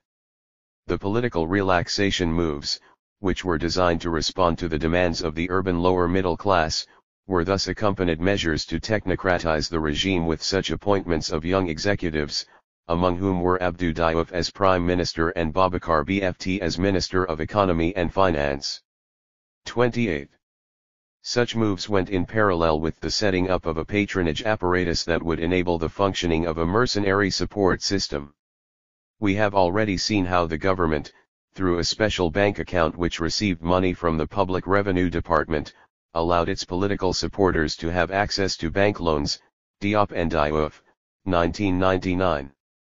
The big growers of groundnuts, the majority of whom were the marabouts, also had access to loans which were often not reimbursed, thus taking part in the plundering of national companies such as the National Marketing and Assistance Board for Development (EONCAD), Office de Commercialisation et d'Assistance pour le Développement. Likewise, senior young executives suddenly found themselves at the head of newly created public corporations. Combined with growing adverse natural factors and unfavorable changes in world groundnut markets, as well as the reduction of French aid, such a submission of the national economic activity to the government's objectives of social and political pacification brought about, towards the end of the 1960s, severe deterioration of the economy, a fall in peasants' living conditions, and dissatisfaction on the part of urban workers. For the best organized and most rebellious groups, such as teachers and students' unions, the situation offered good opportunities for strikes and uprising. Leaders of the Mourides Brotherhood, who traditionally were allies and supporters of the ruling class in the rural community, also echoed the peasants' grievances against the administration. The political openness marked by the authorization, in 1974, of the Senegal Democratic Party headed by Abdoulaye Wade, together with the reinstatement of a multi-party system limited to 4 political opinion currents in 1976, failed to appease the urban middle class that was becoming increasingly hard to please. Diop and Diouf, 1999. The end of a political and economic regulation mode. The 1970s was the most significant period for the economic and political management of Senegal. The hard economic times demanded a totally different strategy and mobilization of exceptional institutional capacities that would enable the implementation of austerity measures required to access external funding. The social unrest of 1968 and 1969 was the first warning sign of the end of an economic system built on the revenue from a single crop, the groundnut. The same unrest also exposed the failure of a mode of management of the economy and political power that served only the interests of a heterogeneous coalition of politicians, bureaucrats, and religious leaders. Senghor's resignation from power and the changes at the top of the country in December 1, 1980 were a culmination of all the restructuring of the political, social, and economic environment that had been going on since the late 1960s. Diop and Diouf, 1990. At the same time, a new generation of entrepreneurs and a network of very dynamic traders, named Bail, after the name of the region where most of them came from, who drew their socio-economic influence from their ties with Moride Marabouts emerged, Cruz O'Brien, 1971. With their emergence, the renewal of the political and administrative leadership of the country made it possible to put an end to the old mode of economic and social life. The growing economic imbalances, the multiplication of regionalist protests, in Casamance, and the rising of tensions at the borders, with Guinea-Bissau, Gambia and, later, Mauritania, were particularly suitable opportunities to part with previous political and economic strategies. When he came to power, Abdou Diouf admittedly strengthened his legitimacy by proclaiming economic nationalism. However, due to strong financial constraints, the support from external partners was conditional to his government's dealing with the macroeconomic imbalances that beset the national economy. The economic development imperative was therefore replaced by the demand to achieve macroeconomic balance in the short term. Donor funding thus consolidated Diouf's power, but, in return, weakened his government's ability to define and achieve its economic objectives with relative autonomy. The dismantling of the government's intervention, and sources of funding, in the economic sphere thus went hand in hand with the renegotiation of social, economic, and political compromises which, for 2 decades, had enabled the whole country to function. The extended cabinet formula, which brought together ministers from both the ruling party and the opposition, was one of the political manifestations of such compromises. At the economic and social level, the modifications to the post-colonial consensus provoked the emergence of protests and forms of association whose methods of action were totally different from those of traditional trade union and employer organizations. It was in such circumstances that techno-bureaucrats were appointed to the top positions of government. Their role was to implement the new economic policy prescribed by the Bretton Woods institutions. The claim to technical expertise was the instrument of legitimating the hegemonic structure of the new ruling class. Nonetheless, by virtue of the severity of the socio-political constraints which the leadership of the country had to face, and of the arbitration to carry out among the various factions into which their supporters were grouped, the management of the political and economic system was predicated on the short term, as what was accepted one day could be rejected the following one. The strategies to maintain the new decision-makers in power were thus 288 carried out to the detriment of the country's socio-economic balance and cohesion among politicians. This cohesion was becoming increasingly fragmented because of the heterogeneous nature of the coalition and the shrinking of its base. The process of designing and implementing the reforms the country was engaged in until the mid-1990s showed a weak appropriation of the same reforms by the organs in charge of their implementation. An upheaval occurred in the early 1990s, though.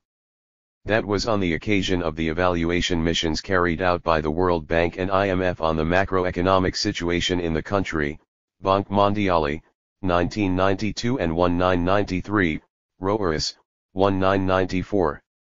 Following up on an equally critical report by Berg, 1990, on economic reforms in Senegal, these evaluations outlined a new approach to adjustment and a turning point in the relations between the Bretton Woods institutions and the Senegalese government.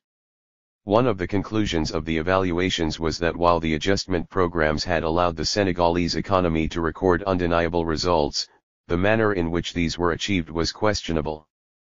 The government was accused of a lavish lifestyle, mismanagement of public resources, protection of unearned income, lack of transparency, and lack of willingness to combat corruption. At the same time, it was discovered that techniques of massaging and hiding some indicators had, for a long time, enabled the country to get access to external resources without honoring its commitments. 29. In 1993, after a long period of prevarication and strained relations with international financial institutions, the government was obliged to anger workers' unions by adopting an austerity program baptized Emergency Plan, which was followed by the devaluation of the CFA franc 1 year later. Relations between Senegal and its foreign partners took a different look. At the same time, the restructuring of France's cooperation policy, The more pragmatic economic approach and the new language adopted by the Balladur government signaled the limits of the financial support from France 3.0. This new approach, which was in keeping with the point of view of international financial institutions, constituted a constraint which the Senegalese government had no choice but take. The ability of the state and the private sector to implement policies. The analysis of the steps and context of policy options has allowed us to show how each new phase came with its own methods and instruments of economic and political power management. But, for their part, these instruments depend on the administrative ability to make decisions and implement PO/ICES, as well as on the degree of involvement of the parties involved in the reform process. The administration's force of inertia. In its evaluation of the trade and industry policy reform implemented in the framework of the new industrial policy of 1986-88, the World Bank, Banque Mondiale, 1992, believed that the failure of the reform could be explained by the weak determination on the part of the government. Nevertheless, whatever a government's level of involvement in implementing a reform program, its success may largely depend on the human, intellectual, and technical capacities of the implementing institutions. Yet, the structural adjustment programs implemented in Senegal did not only lead to government institutions, the National Assembly, ministries, etc., relinquishing power on economic policy, Dieng, 1995, they also undermine the human, intellectual, and moral capacities of the administration. The overwhelming involvement of international financial institutions on the economic policy front meant legitimate political organs would not be involved in the study of the main economic policy orientations, and also that the details of the measures and conditions would be known only to an inner circle of senior civil servants close to the President, the Prime Minister and the Finance and Economy Minister, Dieng, 1995. The frustrations created by this development were compounded by those generated from the gradual deterioration of civil servants' working conditions. Praised for a long time for its political stability and efficient administration, Banque Mondiale, 1989, Senegal now saw its achievements in human resources and administrative capacities progressively melt at the pace of the implementation of stringent budgetary policies and the restructuring of the public service. Opinion from some administration officials suggests that while a small number of directors and heads of departments had the required profile for the positions they held, most of the public service employees had neither the competence nor the experience required to design and implement economic policies in general, and trade and industry reforms in particular. With the exception of the Customs Directorate, no other department had personnel capable at the same time of formulating economic reform program policies, implementing them and assessing their impact. For instance, the Sectional Policies Division in the Planning Directorate did not have a single expert in industrial economics. In the Industry Directorate, out of 18 members of staff, only 8 were highly educated, among whom only 4 were economists. In this directorate, as in the rest of the departments in charge of the implementation and follow-up of the reform measures, the bulk of the officials actually had civil administrators training. 33. While the FEW specialists available, whether economists or not, had generally received on-the-job training which was complemented, for some of them, by short training courses with organizations such as the IMF and the World Bank. There are several explanations for the lack of competence within the administration, in designing and implementing economic policies. In addition to the public service restructuring plan, there were the freeze on recruitments and the voluntary retirement scheme that was proposed to a good number of civil servants. 34. The incompetence in the civil service was also due to poor working conditions and delays in the payment of wages and salaries.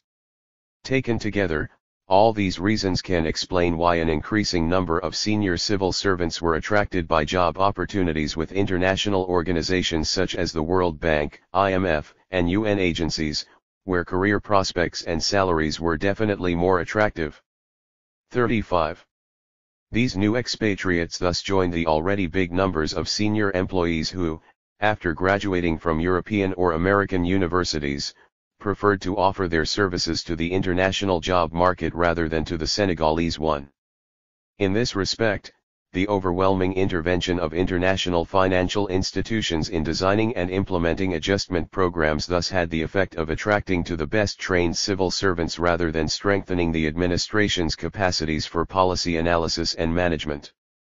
The private sector's weak intervention capacities, the lack of prior consultations between the government and the private sector during the formulation and implementation of the trade and industry reforms, and of the new industrial policy in particular, is characteristic of the way adjustment programs in Senegal were imposed on social players until the mid-1990s. The lack of openness and 290. Transparency is all the more surprising because the socio-political environment in the country was, since the colonial era, characterized by permanent dialogue between the central power and interest groups, whether these were socio-professional, political, or religious. As we have already seen, besides the role played by religious brotherhoods in the colonial endeavor to conquer land, especially in the hinterland, political and trade union organizations have always found a way of claiming and benefiting from the same freedom and rights as existed in the former colonial metropolis. One can analyze the capacities and intervention means of the social players in the trade and industry policy in Senegal from two angles: on the one hand, the crumbling and weak capacity of private sector organizations, and, on the other hand, the strength and the negotiating power of civil society organizations. As we have seen, professional groupings from the business community date back to the colonial period. While these first employer organizations were in the main made up of foreign business communities, the Senegalization of executive and managerial staff in companies and the subsequent rapid expansion of activities of Senegalese economic operators, both of which followed independence, diversified and widened these operators' makeup and forms of grouping. But, in spite of all unification attempts that marked the first 3 decades of independence, the Senegalese private sector representation remained marked by fragmentation and internal competition which was detrimental to its credibility, its intervention capacity and its negotiating power. Barbie, 1993. Created in 1987, the Senegal National Council of Employers, CNP, Conseil National du Patronat du Sénégal, was the first framework uniting the interests of both foreign business community and national economic operators. Even today, it brings together about 27 professional unions. However, the hegemonic position held in the CNP by unions such as those representing manufacturers, SPIDs, 3. banks, APB, and fishermen, GAPES, in which a strong presence of foreign interests was visible, led to the split of the council and the creation of the National Confederation of Senegal's Employers, CNEs, Confédération Nationale des Employeurs du Sénégal, in 1993. From the outset, the CNEs was seen as oriented towards defending the interests of Senegalese entrepreneurs rather than those of foreign employers. One striking phenomenon in the union landscape was the creation, in 1990, of the National Union of Senegal Traders and Manufacturers, UNACOI, Union Nationale de Commerçants et d'Industriels du Sénégal. The specificity of this organization, which claims to have tens of thousands of members, lies in its quite heterogeneous makeup, with the majority of the members coming from the informal sector. Moreover, while employers' unions had until then brought together national economic operators whose membership had built up during the first 2 decades, the economic crisis that followed raised doubts about the system of economic and social promotion that relied on occupying sectors neglected by French capital or the government. At the same time as a number of individual success story cases were highlighted, the dramatic rise of UNACOI came as a kind of revenge against this post-colonial model of promoting national business people. Combined with the weight of the informal sector in the economy liberalization context made this union a key player on the economic scene and an interlocutor for the debate about trade and industry policy reforms.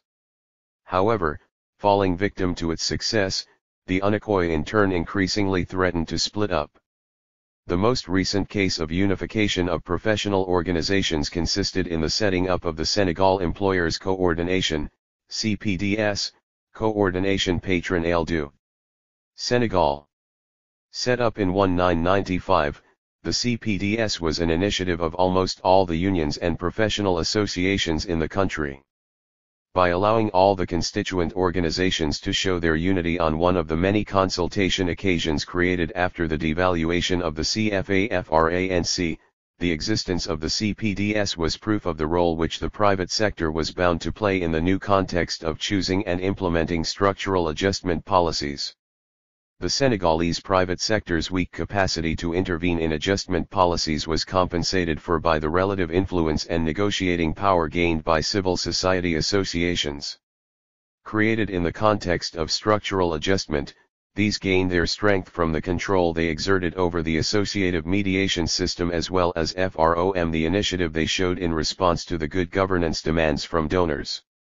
The strong position enjoyed by the associations also arose from the fact that as from the late 1990s the government fell into disrepute with regard to both its management of public resources and governance. This disrepute indeed led a number of outside contributors to establish more and more direct links with the beneficiary populations. In another respect, the evolution of the process in Senegal has led to the loosening of the grip over the rural population thanks especially to the marabouts. The system is today threatened by the exit of the first generation of religious brotherhoods leaders and their replacement by a new generation, that of ordinary marabouts, more concerned with their own business or their political career than with their traditional functions. Finally, the lack of transparency and consultation in the choice of economic policies is all the more unacceptable because private sector and civil society players can now boast of having wide knowledge. The increase in the number of independent newspapers, the setting up of private radio stations and television channels, the dramatic expansion of new information technologies, all play an important role by making available, for the population, information that concerns not only their daily life but also the management of public affairs. Assessment of trade and industry policy reforms. The second phase of the structural adjustment programs in Senegal was marked by the introduction of two sectional policies, which pioneered a drastic change of course, the new agricultural policy, NAP, and the new industrial policy, NIP, Qualman, 1995. In the history of structural adjustment in Senegal, the NIP passed as a global program of the reform of a trade policy and an industrial strategy that were considered responsible for the slow industrialization of the Senegalese economy. The results of the NIP were so disappointing that today, almost 7 years after the CFA franc devaluation, the Senegalese economy is in search of lost foreign competitive res. The NIP conception.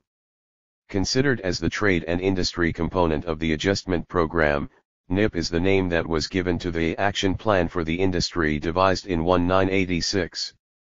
The main characteristic of this policy lies in that it was not only one of the most radical reforms ever undertaken in Senegal since the country's economy underwent structural adjustment, but also one the implementation of which was judged, in its time, as satisfactory by the World Bank. As in many other countries of sub-Saharan Africa, structural adjustment in Senegal rested on the assumption that the decline of the economy originates from market inelasticity and price imbalance resulting from the administrative management of the economy, the government's excessive intervention and protectionist measures. It is therefore not surprising that the economic reforms took such a considerable place in the reform programs implemented to break with a strategy of industrialization based on import substitution and which was held responsible for the Senegalese industry's loss of competitiveness. The caricature was pushed to the point of baptizing the reform program the new industrial policy, that is the same name the World Bank had decided to give to what it considered the only alternative to the old strategy of import substitution industrialization, Bugvutti, 1994, Lale, 1993, 1995. However, as for all the adjustment-related reforms, the official line and the World Bank's and IMF's beliefs were all identical at the time when NIP was conceived, and only the World Bank appeared keen to defend the model from which this policy was inspired, Qualman, 1995. It was thus normal that the World Bank was the main interlocutor of the government while designing the gist of the proposed reform program. Although France never expressed its disagreement with the main orientations of NIP, given the importance of French interests in the Senegalese industry. It, however, showed reservations about suddenly abandoning the idea of protecting the industry. For the Senegalese government, one can say that initially there was total adherence to the NIP reform program. There were three reasons for this: 1. The hope for a pickup of industrialization through greater openness of the economy to foreign competition; 2. The temptation to put to test a private sector dominated by French interests and taken to be unduly protected; 3. The urgency of an accord enabling access to financial resources to which adoption of NIP entitled the country. But this official position was not defended in the same manner by all sectors of the administration. As the project manager of NIP and the main interlocutor of the World Bank, the Industry Ministry was obviously favorable to the proposed reform. As for the Finance and Economy Ministry, besides having in its midst an influential core of technocrats who supported the reform process, Berg, 1990, World Bank, 1993, it was keeping an eye on the extra income expected from the tariff structure. It is in this perspective that the Customs Directorate staunchly defended the principle of lowering entrance fees, since such a measure would contribute to reducing smuggling. However, the same directorate underscored the risks, which the industry was running if there was a hasty reduction in tariff protection and the abolition of non-tariff barriers at the same time. To simplify import and export procedures, the Foreign Trade Directorate for its part defended the abolition of import quantity restrictions. Even if employers admitted the excessive protection industries they had benefited from in the past, they reluctantly accepted the implementation modalities and schedule for trade openness measures. Arguing that the protection mechanisms did not benefit all the industries equally, manufacturers wanted prior sector-based studies to be carried out in order to allow adjusted application of the reform and the supportive measures. Instead of furthering the opening of dialogue between the various players, the divergent positions were, on the contrary, an obstacle to making all the parties concerned partners in defining the reform program. In fact, despite the existence since 1983 of a framework of dialogue between the government, donors, and the private sector, no consultation was organized to discuss the NIP principle. Motivated by budgetary considerations, and in the absence of a coherent project of its own, the government hastened to agree in principle to the program proposed by the World Bank. The discussions that were later held between some sections of the administration and the World Bank were limited to specific points such as the timetable for modifying customs duties or revising special conventions. The private sector was not invited to take part either in the discussions on selected reform measures or in defining supportive measures. The only meeting to which its representatives were invited took place only 3 weeks before the meeting of the Interministerial Council that officially adopted NIP, Georgian, 1990. 37. Workers' unions were not less surprised when it came to relaxing the provisions of labor regulations relating to recruiting and laying staff. Reactions to this relaxation were strong as well. Started in 1986, the numerous attempts by the government to have a new labor legislation by the National Assembly came to fruition only at the end of 1994. The objectives of NIP. The definition of NIP objectives and measures was thus based on a prognosis made by the World Bank on the weak competitiveness of the Senegalese economy. This diagnosis put emphasis on the strong protection of the domestic economy, the overvaluation of the real exchange rate, the low level of work productivity, the high level of the cost of production and the mediocre quality of the institutional environment. 3 objectives were set for the NIP: to restore the competitiveness of the industry on both the foreign and domestic markets, which supposed an increase in productivity and the quality of industrial products; 2. To promote export-oriented activities and to restructure inefficient enterprises; 3. To relax labor market conditions. These objectives show the extent to which NIP was in line with the trade reform program that was in affiliation with the World Bank in the mid-1980s. Aiming at an abrupt liberalization of the economy in order, so said its proponents, to avoid the political pressure that would result from reforms spread out in time, the method underpinning such a program was known as the shock therapy, in contrast with the gradual implementation of reforms, Finelli and Frankel, 1994.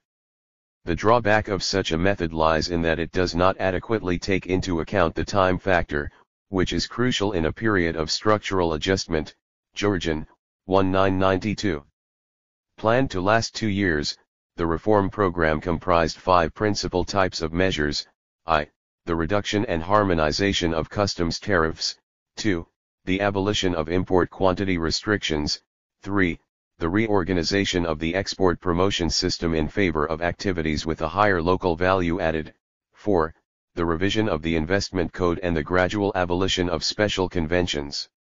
To these measures were added those called supportive measures, which bore on the lowering of the cost of technical factors, on the relaxation of labor laws and better access to credit by small and medium-sized enterprises. However, of all those measures, only those having to do with the protection system reform were implemented in accordance with the program and the planned implementation schedule. This made the World Bank, Banque Mondiale, 1992, itself say that NIP had in the end been relegated to trade liberalization. In less than 3 years, all the non-tariff barriers had been abolished and replaced by lower customs duties that brought the protection differential between finished products and intermediate goods down from 40% in 1986 to 20% in 1988, Georgian, 1992. 39. Similarly, the system of market price list values and levy minima was dismantled before the end of the year of NIP implementation. 40. With the exception of those concerning company products protected by a special convention. 41. The import quantity restrictions were all abolished between July 1986 and February 1988. Some of these measures were even taken before the initially set date. Georgian, 1992. Relaxing the conditions of access to the import-export card made it possible for the number of holders of it to increase threefold. Banque Mondiale, 1992.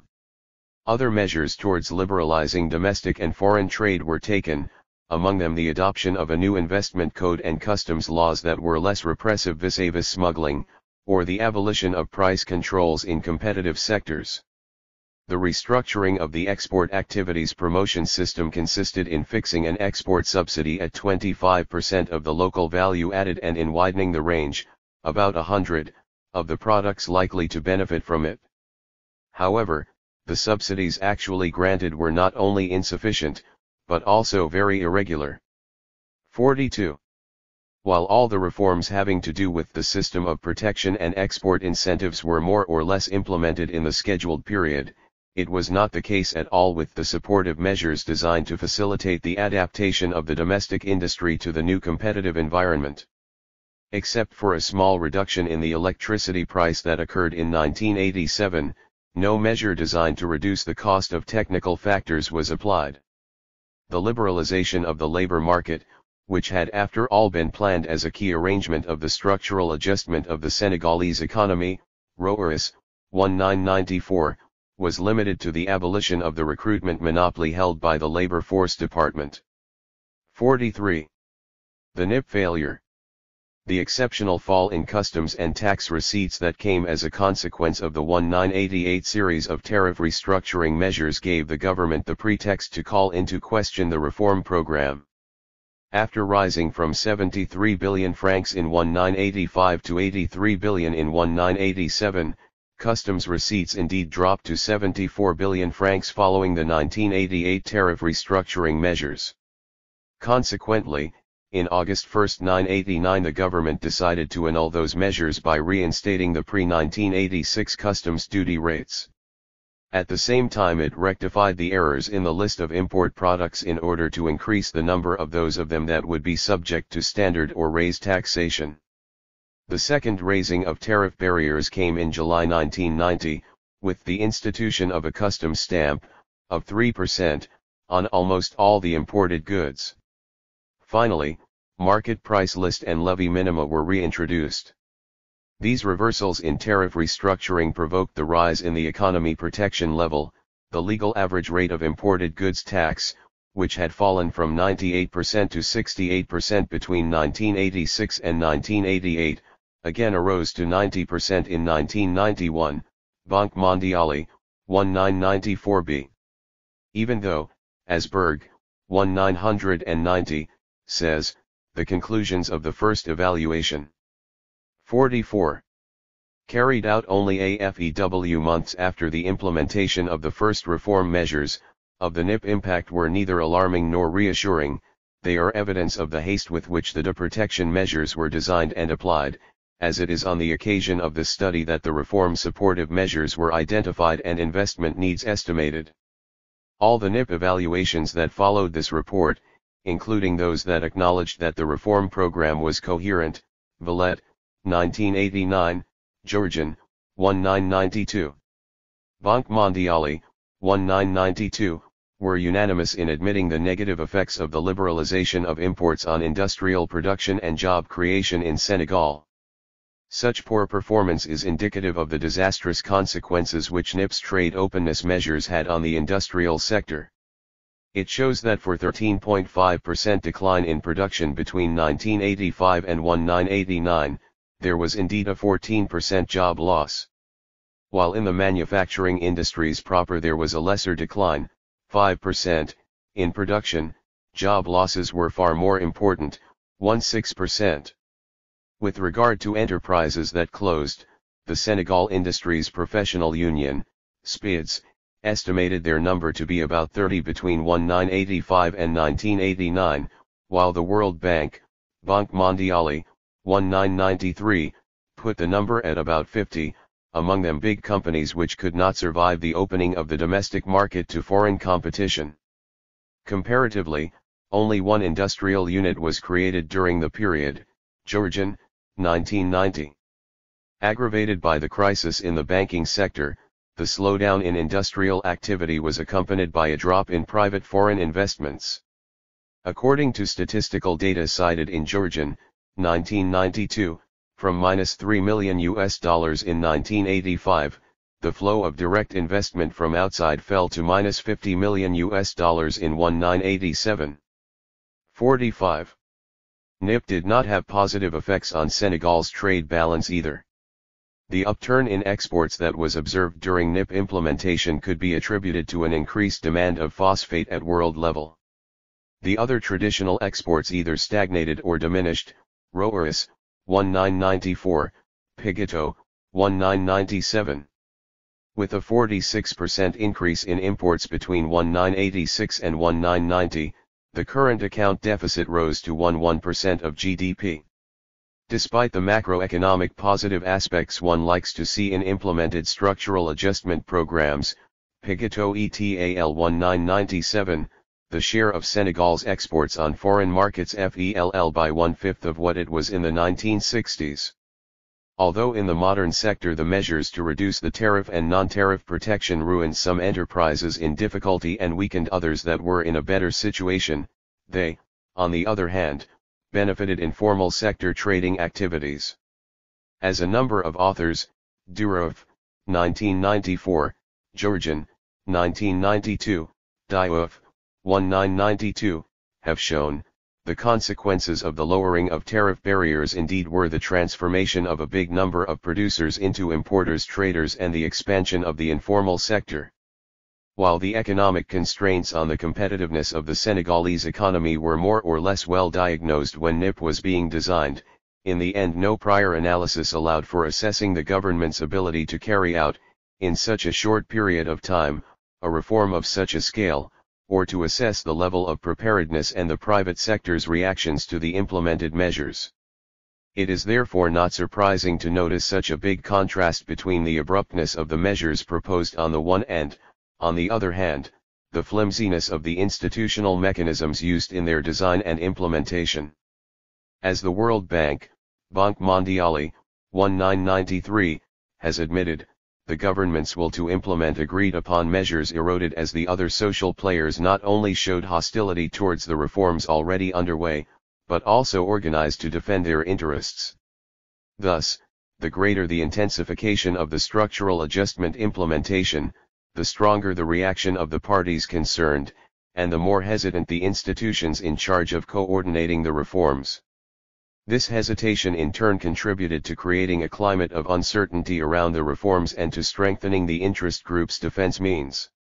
By admitting, afterwards, the imperfections of the reform program, the government as well as the World Bank, implicitly proved right employers' unions, which, as soon as NIP was announced, had tried in vain to draw its attention to the harmful consequences of trade openness, if this was not accompanied by compensatory measures.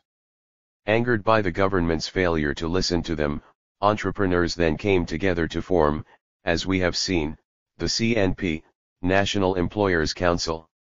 Bringing together almost all national and foreign business circles, CNP at one moment stood as the sole defender of the interests of Senegal's modern private sector enterprises. The government's lack of preparedness to the effects of NIP was in fact such that as the measures were implemented, the advantages of the reform, which seemed obvious at the time it was designed, became less important than the costs linked to its implementation. Roeris, 1994. The post-electoral riots of 1988 and the violence that followed the border disagreement with Mauritania in 1989 added to the doubts as to whether the government was able to carry out reform, the economic and social consequences of which had become harder and harder. This climate of tension contributed to exacerbate the negative response from both manufacturers and workers and caused by enterprise closures. With the decline in customs revenue, which resulted from the 1988 tariff reduction measures, the administration was not short of political and budgetary arguments to convince the World Bank and IMF to reconsider many of the measures. This turnabout was further made possible by the falling influence of members of the government who supported the economic policy reforms. Roeris, 1993. It is therefore not surprising that some authors, like Foroutan, 1993, consider the implementation of NIP in Senegal to have taken the form of one step forward followed by two steps back. NIP thus constitutes one of the reform programs launched in Senegal, the implementation of which obeyed both the spirit and the letter of the World Bank's requirements. Its implementation also mobilized much energy on the part of the government and its administrative departments responsible for applying the different measures. In this respect, the government indeed deserved full marks from the World Bank and IMF. But experience shows that there was an overdose of the medicine prescribed for the patient. Not only did the shock therapy that was applied fail to cure the illness, but also the results obtained from it proved contrary to the expected effects. The trade and industry policy after the CFA franc devaluation added to the weak impact of internal adjustment policies on economic growth. The growing pressure from the World Bank and IMF got the better of the CFA franc countries, which in the end accepted that only a surgical operation of the CFA franc devaluation would provoke the shock needed to spur economic growth without entailing prolonged political resistance on the part of economic and social players. Senegal had thought it would escape the devaluation by adopting an emergency plan, dubbed the Sakholum Plan. 46. Immediately after the 1993 elections. The scope and robustness of the measures contained in the plan reflect the enormous pressure put on the government to accept monetary adjustment. The implementation of the plan lasted only 6 months, since the economic recession, decline in industrial production, company closures, job losses, and the financial crisis, fall in tax revenues, investment decrease, flight of capital, had deepened. Such an economic situation, compounded by the rising economic and social costs of internal adjustment, rendered the pursuit of such a program politically dangerous. Roeris, 1994. In another respect, the overvaluation of the CFA franc had become incompatible with the deterioration of exchange rates that resulted from the fall of the dollar compared to the French franc, and from the competitive devaluations carried out in other sub-region countries like Nigeria and Ghana. For donors, the World Bank and IMF in particular, the shock of a 50% CFA franc devaluation was inevitable if the new adjustment program was to be spared the lack of credibility, institutional obstacles, and social and political pressure which the implementation of previous reforms had suffered. The idea of making change in the CFA franc exchange rate a unanimous decision by the CFA FRANC area heads of state in person rested on a four-pronged message, to give a strong signal on the involvement of the countries concerned in a strategy that marked a total break with the hesitations and institutional weaknesses of the past, 2, to guarantee, through the simplicity and scope of the operation, the irreversible nature of the option of a strengthened liberalization of the economy, 3. To create a framework that would be more conducive to deepening the structural reforms designed to liberalize the economy, 4. To dispel the FER's link to a possible breakup of the CFA franc area after France had abandoned it. Soon after the devaluation, Senegal, as well the other countries of the CFA franc area, received important support from international financial organizations and bilateral partners. In order to facilitate the implementation of the measures that immediately followed the devaluation, the National Assembly passed a law authorizing the President to take, by decree, decisions relating to the salaries of the public sector, foreign tariffs, basic consumer goods and taxes. Designed to curb inflation and stabilize public finances, these measures were accompanied by a wide program of structural reforms aimed at substantially reducing the government's role in the economy, at strengthening labor market flexibility, at further opening the economy to the outside world, and at creating a more favorable environment for the private sector, Piguetot et al. 1997. The Private Sector Adjustment and Competitiveness Project, PASCO, Projet d'ajustement du secteur privé de compétitivité, which was adopted a few months after the devaluation, is one of the major mechanisms set up to lift the obstacles to competitiveness and to support the private sector. 47. Important measures were equally taken to liberalize investments, to pursue the privatization of public corporations and to revise the customs and tax laws. 48. The withdrawal of state funding, which constituted the aim of the new economic policy, was accelerated especially with the privatization of the National Telecommunications Company, Sonatel, Société Nationale de Télécommunications, and the floating of the shares of the Senegal National Water Company, SONES, Société Nationale de Eaux du Sénégal, and of the National Electricity Company, Senelec, Société Nationale d'Électricité. The devaluation of the CFA FRANC thus provoked a real turnaround in the relations between Senegal and donors by creating a new climate of trust. This change was facilitated by transfers within the political community. As a matter of fact, while until the end of the 1980s political parties, especially opposition ones, had always made a detailed critical analysis of adjustment policies, in the 1990s there was a change that significantly reduced the head-on opposition to the policies recommended by the Bretton Woods institutions. Inset 1. In their description of the Senegalese fishing industry, often cited as a good example of export offer response to the devaluation, James and Raffaneau, 1998, have shown the difficulty of fishing companies in going beyond the first positive effects of the devaluation and in keeping their foreign markets shares. With the fishing industry's export revenues indeed having increased fourfold as a result of the change in the exchange rate, the number of enterprises producing goods for foreign markets more than doubled between 1993 and 1997, from 25 to 55 enterprises exactly. In the face of the scarcity of halieutical resources, this rush towards the private sector resulted in stirring up competition and bringing down profits. Many firms were thus forced to close, whereas those that survived were obliged to function below their production capacity. Another important element related to the government's change of priorities. During the post-devaluation period, the problems of access to foreign markets and the creation of an environment favorable to the private sector development indeed became a major preoccupation for the government, in addition to a reform of public finances and a restructuring of the public sector. All that was accompanied by a reorientation of state interventions towards areas such as the environment, institutional reforms, or the fight against poverty. In spite of the speeding up of the macroeconomic, structural, and institutional reforms undertaken since the CFA franc devaluation and the subsequent economic upturn, for many analysts the road to a sustained and lasting growth is still not smooth for the Senegalese economy.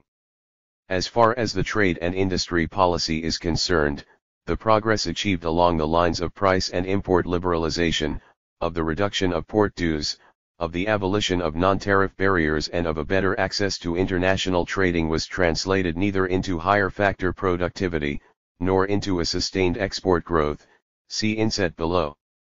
Likewise, the private sector's contribution to the objectives of investment rates remained modest despite donor support, which funded public investments and some private projects. Finally, it should be pointed out that few measures, other than those taken to strengthen the reforms undertaken before 1994, were taken to reduce the cost of inputs and to create incentives that would enable enterprises to withstand the devaluation-related inflationary effects or to set off to conquer foreign markets under the best auspices, Qualman, 1995. The administration's and private sector's assessment of the trade and industry policy reform, study findings 49. The administration's point of view. As the adjustment process after a trade and industry policy reform is structural in nature, the new rules of the game must be known beforehand as they contain a long-time guarantee from the institutions responsible for their application. Such guarantee is indeed necessary to reassure the new investors that the reforms undertaken are meant to last and that the risks involved are minimal, Nash, 1992. The role of the institutions in charge of implementing the proposed measures is thus crucial to ensuring the credibility of the trade reform. Personal and unequivocal commitment on the part of senior government authorities could even prove decisive. See Inset 2. Inset 2. It is to illustrate the importance of the role of political leaders in a policy of export promotion that Gray and McPherson, 1999, recall the example of an important purchase order, in 1997, for a model of shoes made by a Senegalese craftsman. Addressed by a French importer to Senegalese shoemakers, this order was never filled, though. In spite of the many moves made by the then Trade and Industry Minister in person, no Senegalese enterprise had in fact been able to find the human, technical, and financial means required for the order to be filled. However, Gray and McPherson think that if Senegal's head of state had personally undertaken to support manufacturing exports, local shoemakers would definitely not have had any problem in finding such resources. And yet, in its hurry to get access to resources from the Second Structural Adjustment Loan, Sal 11. 50. The government had willingly refrained from examining the trade reform scheme proposed by the World Bank within the framework of the new industrial policy, Georgian, 1992. The adjustment program was thus globally perceived as a set of measures imposed from outside Senegal. The government's acceptance of NIP was also suspicious because of the influence exerted in the whole process by some senior officials who completely supported the World Bank's and IMF's policies in advance SL. It is thus, not surprising that public institutions in charge of policy implementation, follow-up and evaluation hardly agreed on the objectives to be pursued and the means to achieve them. That is why many administration officials took it that the principal aim of structural adjustment programs in general was to achieve macroeconomic balance. But they agreed less when it came to giving their opinion on the objectives set for a sectional reform like the NIP one. Thus, while for the Customs Directorate the improvement of economic competitiveness was perceived as an objective subordinate to that of maximizing customs revenues and that of fighting fraud, for the Foreign Trade Directorate this improvement was the only means of promoting Senegalese exports.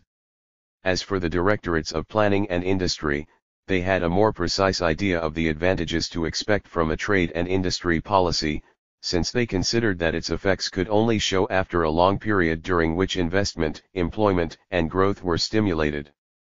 This difference of opinion on the objectives of trade reform could be found not only in directorates belonging to distinct ministries, but also within the same ministry. The situation was obviously bound to have consequences on the implementation of the proposed measures and on the order of priorities and the coherence of actions undertaken by different parties involved in the reform.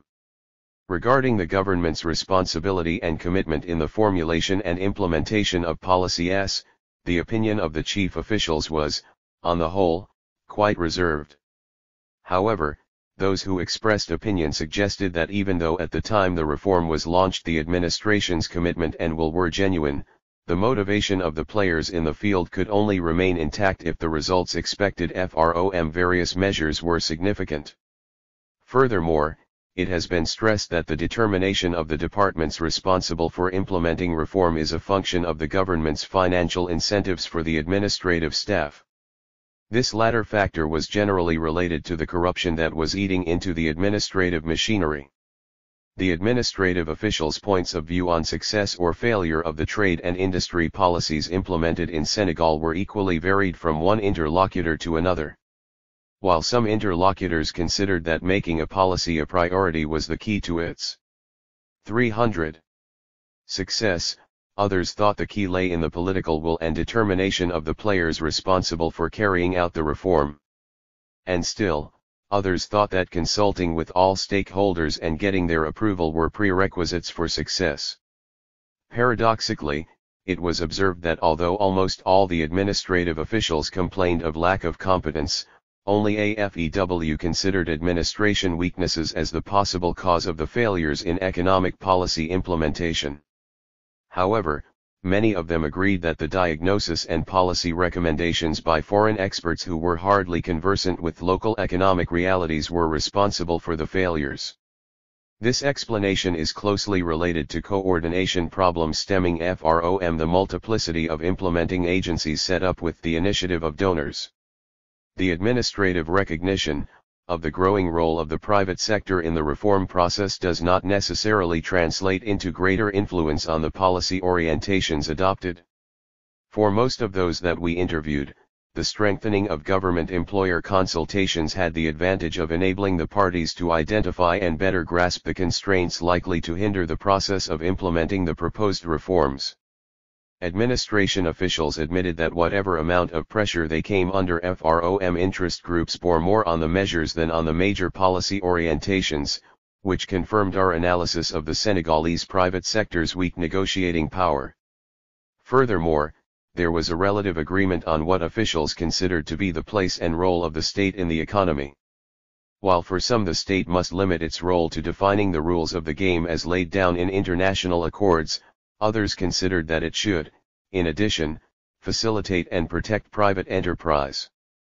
In some directorates, those of industry and customs for example, officials went a step further to readily admit that the state should also provide impetus and support sectors deemed to be strategic. Nonetheless, only a few believed the state must withdraw from all sectors of commercial activity in favor of the private sector if the sector was to survive in an environment that had grown more competitive.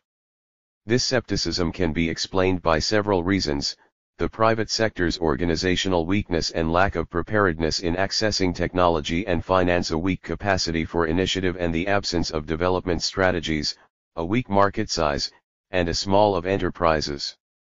The private sector's point of view. We have already seen that even if a big number of manufacturers agreed with the diagnosis that the Senegalese industry was excessively protected, the abruptness of the methods used to impose the reform program, the haste with which this was undertaken and the lack of coordination between liberalization measures and supportive ones, all combined to transform the manufacturers' initial skepticism vis-a-vis the reform into its rejection. This is one of the main conclusions that emerged from the survey conducted with manufacturers in preparation of this study. The views collected during the interviews with company managers and representatives of employers' organizations gave some idea on the extent of the role that the problem of credibility played in the implementation of the trade and industry policy reform undertaken by Senegal. For the private sector, the reform program's lack of credibility was visible in three respects: the foreign paternity of policy options, the weak government's appropriation capacity, and the mediocrity of results in relation to the expected results. Used to seeing the government impose, without consultation, measures usually agreed upon only with foreign donors, the private sector indeed ended up making no distinction between the options of the former and the demands of the latter. It is this state of affairs that explains why a big number of manufacturers, 3/5 of the surveyed enterprises and all professional unions, still considered that the trade reform measures implemented by the government were a faithful reflection of the recommendations of the World Bank and IMF. Only a minority of company managers, 1/5 of them, thought that government policies also took into account the demands of the development of the economy in general and the interests of the domestic industry in particular. The government's room for maneuver regarding trading policy decisions was equally constrained by the international accords linking the country to organizations such as the World Trade Organization, the Economic Organization of West African States and the European Union. But, even when manufacturers considered the recommendations from international financial institutions as a simple general reference framework, only a few of them believed the government had the ability to appropriate these recommendations and formulate them in the form of a trade openness policy for industrialization. The findings of our survey showed that 9/10 of enterprises shared the skepticism about the government's capacity and determination to carry out to the end the trading policy reform designed in the NIP framework. The repeated calling into question of the measures already undertaken is proof that the private sector players' feeling was not without reason. In the face of the private sector's perception of the paternity of policy options and the government's inability to undertake a program of sufficiently sustainable reforms, the trade and industry policy implemented in Senegal became even less credible due to lack of proof of their supposed effectiveness. Since they considered NIP trade openness measures to benefit more the finished products importing sector, company managers did not miss any opportunity to voice their disappointment with the effects of those measures. What industrial and trade policy? The way in which the trading reform program was designed and implemented in Senegal highlighted three main reasons for its failure: a dogmatic bias for the market and against the state, a wrong appreciation of the institutional constraints facing the implementation of trading policy reforms, and the fact that the program content was deeply unbalanced in favor of strictly commercial reforms at the expense of industrial policy measures. Beyond the free trade dogma, a good understanding of the trade and industry policy reforms undertaken in Senegal, as elsewhere in sub-Saharan Africa, requires one to bear in mind that such reforms are underpinned by the dogma according to which the market is essentially effective while state intervention is crippling and ineffective. Lol, 1995.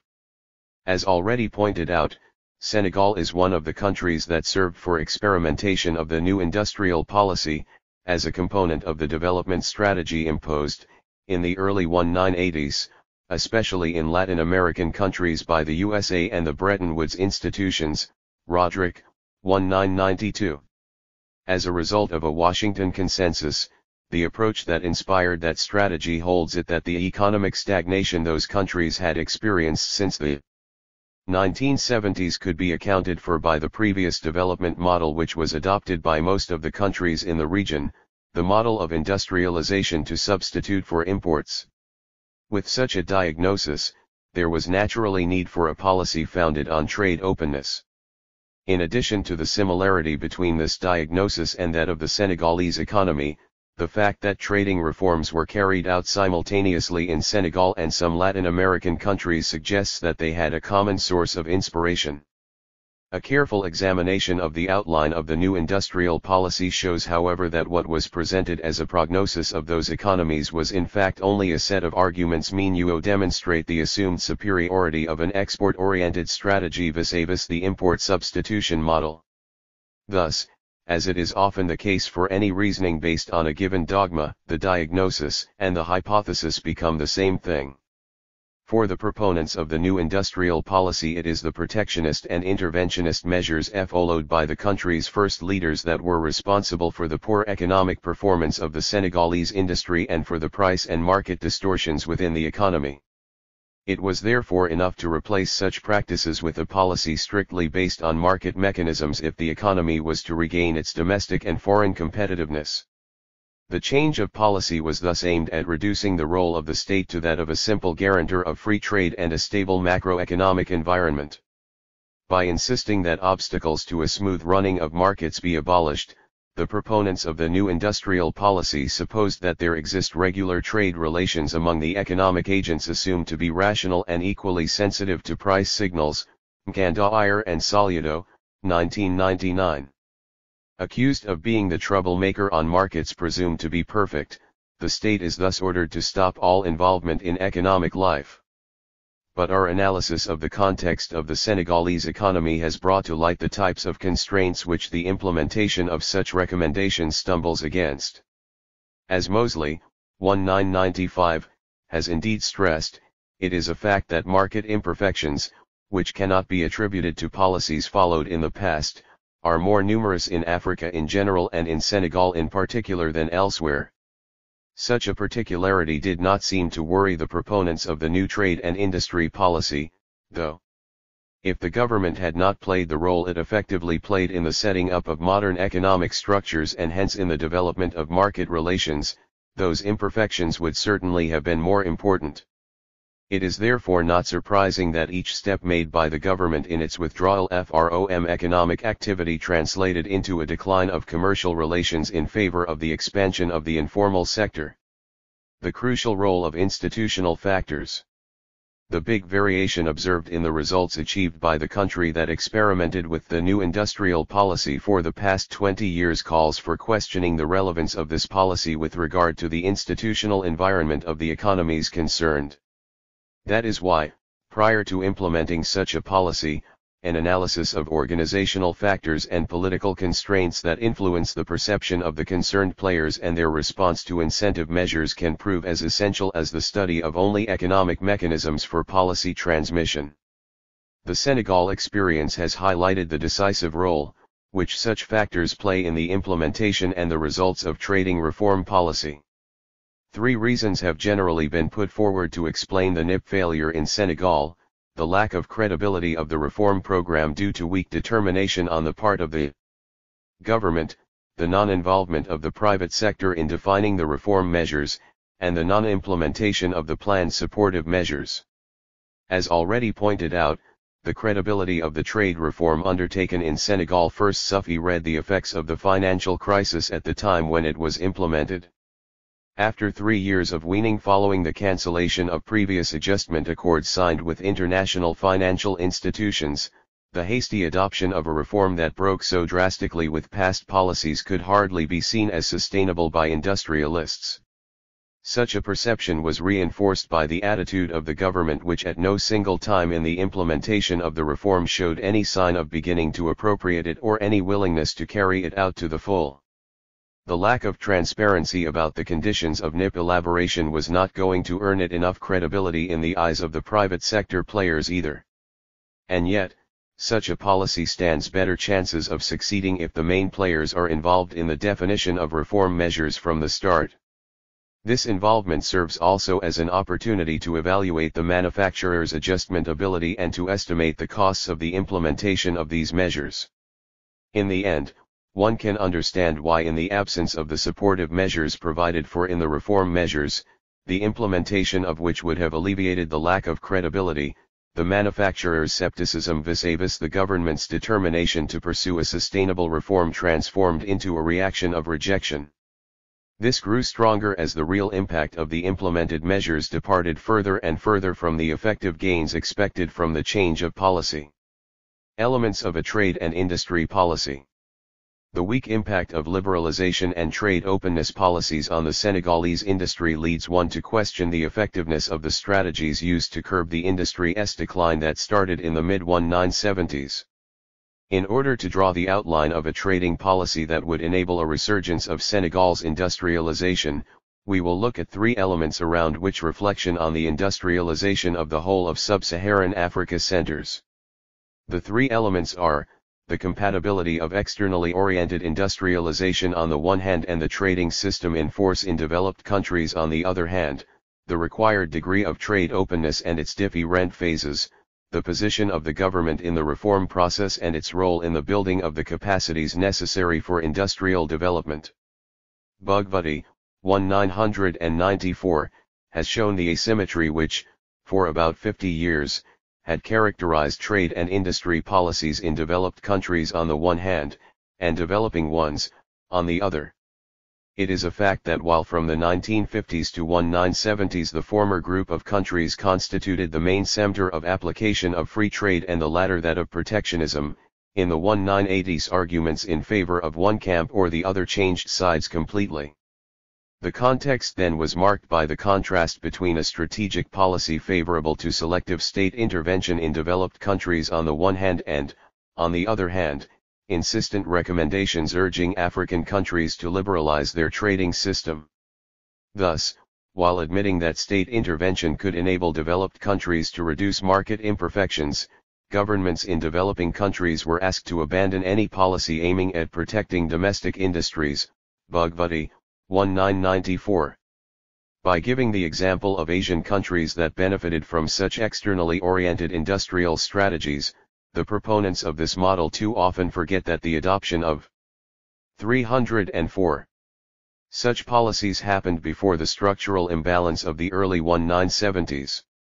Besides, not many people anymore believe that the state did not play a fundamental role in the industrialization process in Asian economies. As Mkanda Iyer, 1988, has stressed, while the import substitution model adopted at the end of World War II by some developing countries was compatible with the strategy and the needs for industrialization and reconstructing European economies, especially, the export orientation that was dictated to sub-Saharan African countries in the 1980s was hard to reconcile with protectionist barriers set up during the same period by industrialized countries. In the case of Senegal, the question could be asked as to how important the efforts of trade openness could be for a country whose export capabilities still depended on 2 or 3 main products. The effects of such dependence lie in placing not only the economy in a situation of extreme vulnerability in the face of external shocks, but also all the economic sectors in a situation of permanent uncertainty. These may be those dealing with foreign markets or those whose activities are entirely oriented towards the domestic market.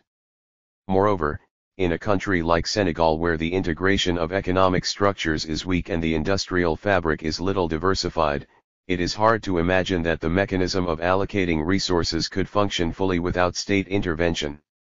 This was all the more necessary because there was a tendency to run an increasing number of economic activities following a model different from a market model proper. Fontaine, 1992. As the Senegalese operators in the fishing and oil industries have learned recently. 52. It is not enough to simply go beyond the traditional protectionist barriers in order to have access to European markets, it is necessary to overcome the obstacles related to quality standards, to lack of professional skills and information on these markets, and to the rising costs of acquiring appropriate technologies. Obviously, these obstacles cannot be overcome by simply opening domestic enterprises to foreign competition. To be effective, the trade openness strategy must go hand in hand with the building of capacities required in all these domains. The liberalization process must be based on a realistic evaluation of activities viable in the medium term, with an exhibition rhythm dictated by the learning needs associated with different activities. One most significant contributions of industrial economy has indeed been to demonstrate that the process of acquiring technological skills in an industry is not only long, but costly and risky as well. The lack of policies and institutions that would develop professional qualifications and offer the technical information and technological support required for enterprises of the size to be found in Senegal constitutes a serious handicap to the development of competitive capacities. As we have already seen in the case of Senegal, one of the difficulties in the way of the resource allocation mechanism postulated by the trade and industry reform lies in that in an economy, the industrialization of which is founded on import replacement and domestic resource transformation, foreign competitiveness based on comparative advantage can contradict the promotion of high value-added industries aimed at by the reform of the export subsidies system, Sigal, 1991. This conflict can be explained by the fact that formerly protected sectors are generally those where there are overprofits and unexploited economies of scale at the same time. Roderick, 1992. If structural rigidity is not eliminated, it is probable that a simple withdrawal of protection, without compensatory measures, will lead to underusing productive resources instead of transferring them to export activities.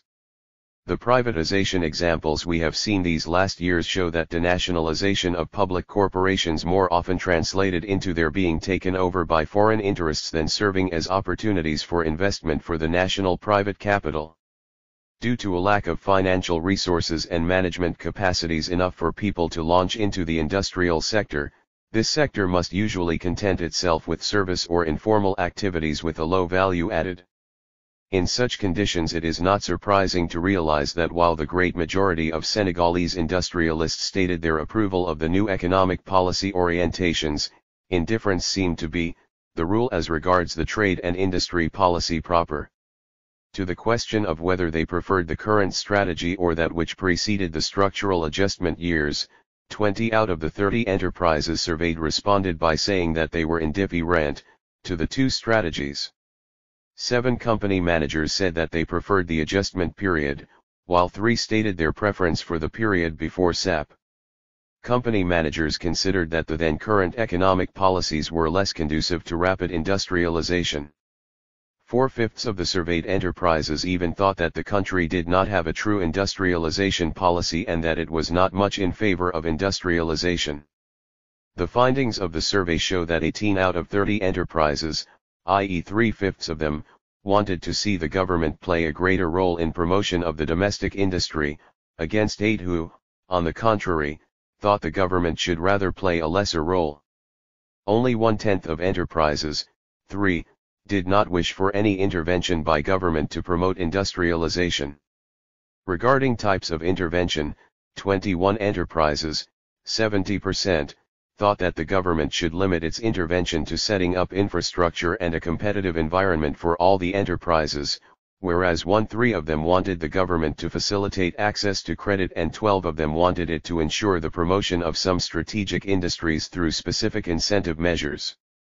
It is evident from the answers that for the majority of enterprises, the state still has a big role to play in industrial development.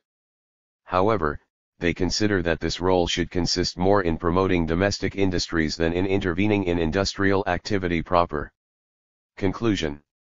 At least 4 types of lessons can be drawn from the analysis of the institutional environment of the trade and industry policy reforms undertaken in Senegal within the framework of structural adjustment. Firstly, it is a sound question to ask whether the context of macroeconomic instability in which the trade reform was imposed on the economy was opportune for too abrupt a change of policy. As we have already noted, even if the gravity of the economic and financial crisis the country was undergoing brought the government to be receptive to the recommendations of its principal donor, namely the World Bank, it probably reduced the advantages of liberalization too. Some analyses, Nash, 1993, Fontaine, 1994, show indeed that the macroeconomic imbalances brought the country to weigh the following 2 options: the necessity to limit imports in order not to deepen the domestic and foreign deficit on the one hand, and the need to increase imports of intermediate goods and equipment in order not to strangle the productive sector, on the other hand. We have seen how the Senegalese government came out in favor of the former option through reversing tariff measures. It is thus not surprising that the weak growth of the economy during the 1980 to 1988 period was coupled with a decline both in the ratio of GDP exports and that of GDP imports, which is a result least expected of a trading policy reform. The second lesson is that even if the implementation of a trade reform must take place over a short period of time, it is advisable to publicize it beforehand so as to allow the different parties concerned, both the losers and the winners, to get prepared. The impact of announcing the reform measures could even make investors behave in a way that anticipates the objectives of the reform. The third lesson that stems from the Senegalese experience is that, since the adjustment process after a trade reform is of a structural nature, the new rules of the game must be known beforehand as much as their application must be guaranteed on a long-term basis by the institutions responsible for it. Such a guarantee is not only necessary for the reallocation of productive resources, but also because even though sectors become profitable, they will attract new investors only if these are convinced that the reforms undertaken are designed to last. Nash, 1992. Finally, given the duration which enterprises need to adapt to a new environment, it is essential that the reform objectives be shared by a maximum of enterprises and that the behavior of these should not be frustrated by frequent hesitations and too much calling into question on the part of the institutions responsible for implementing the reform program. 1-2. Côte d'Ivoire, Policy Making and Implementation, Examples of Selective Trade and Strategic Industrial Policies. Kawasiasu, Pegashanese Jacques, and Bamba Ngalajo. Introduction. The globalization of the world economy tends to create an integrated and unified market imposed on all countries, especially on the smaller ones. This phenomenon generates opportunities as well as threats for Africa. Hence, African countries must initiate and implement appropriate adjustments to seize these opportunities and to minimize the threats.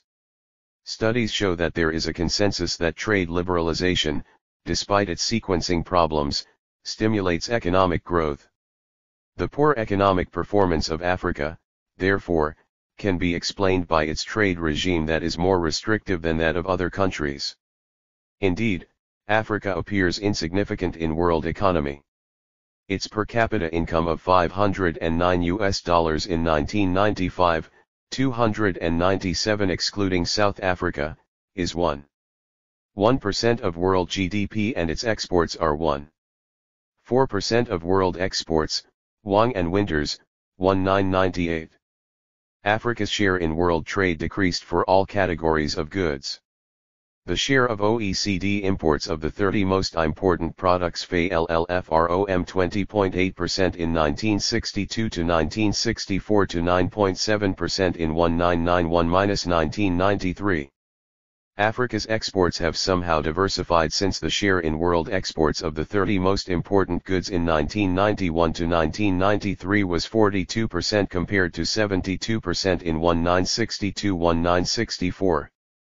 Despite this diversification, the share of OECD imports of those goods further declined to 6.3% in 1995, Wang and Winters, 1998. The conclusion is that competitiveness of Africa's products deteriorated.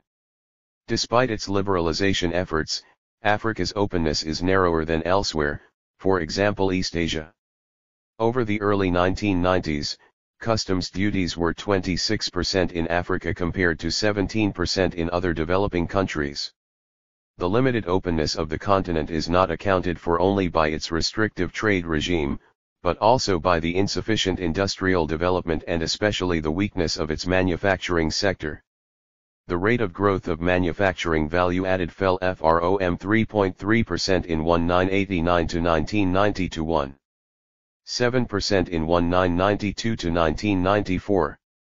The share of Africa in world industrial exports declined from 1.5% in 1980 to 0.8% in 1994. Its share of foreign direct investment also declined from 6.6% in 1984 to 1989 to 2.5% in 1995. Its industrial sector is characterized by a weak technological development. The structure of industrial production was not transformed and is still dominated by the processing of raw materials.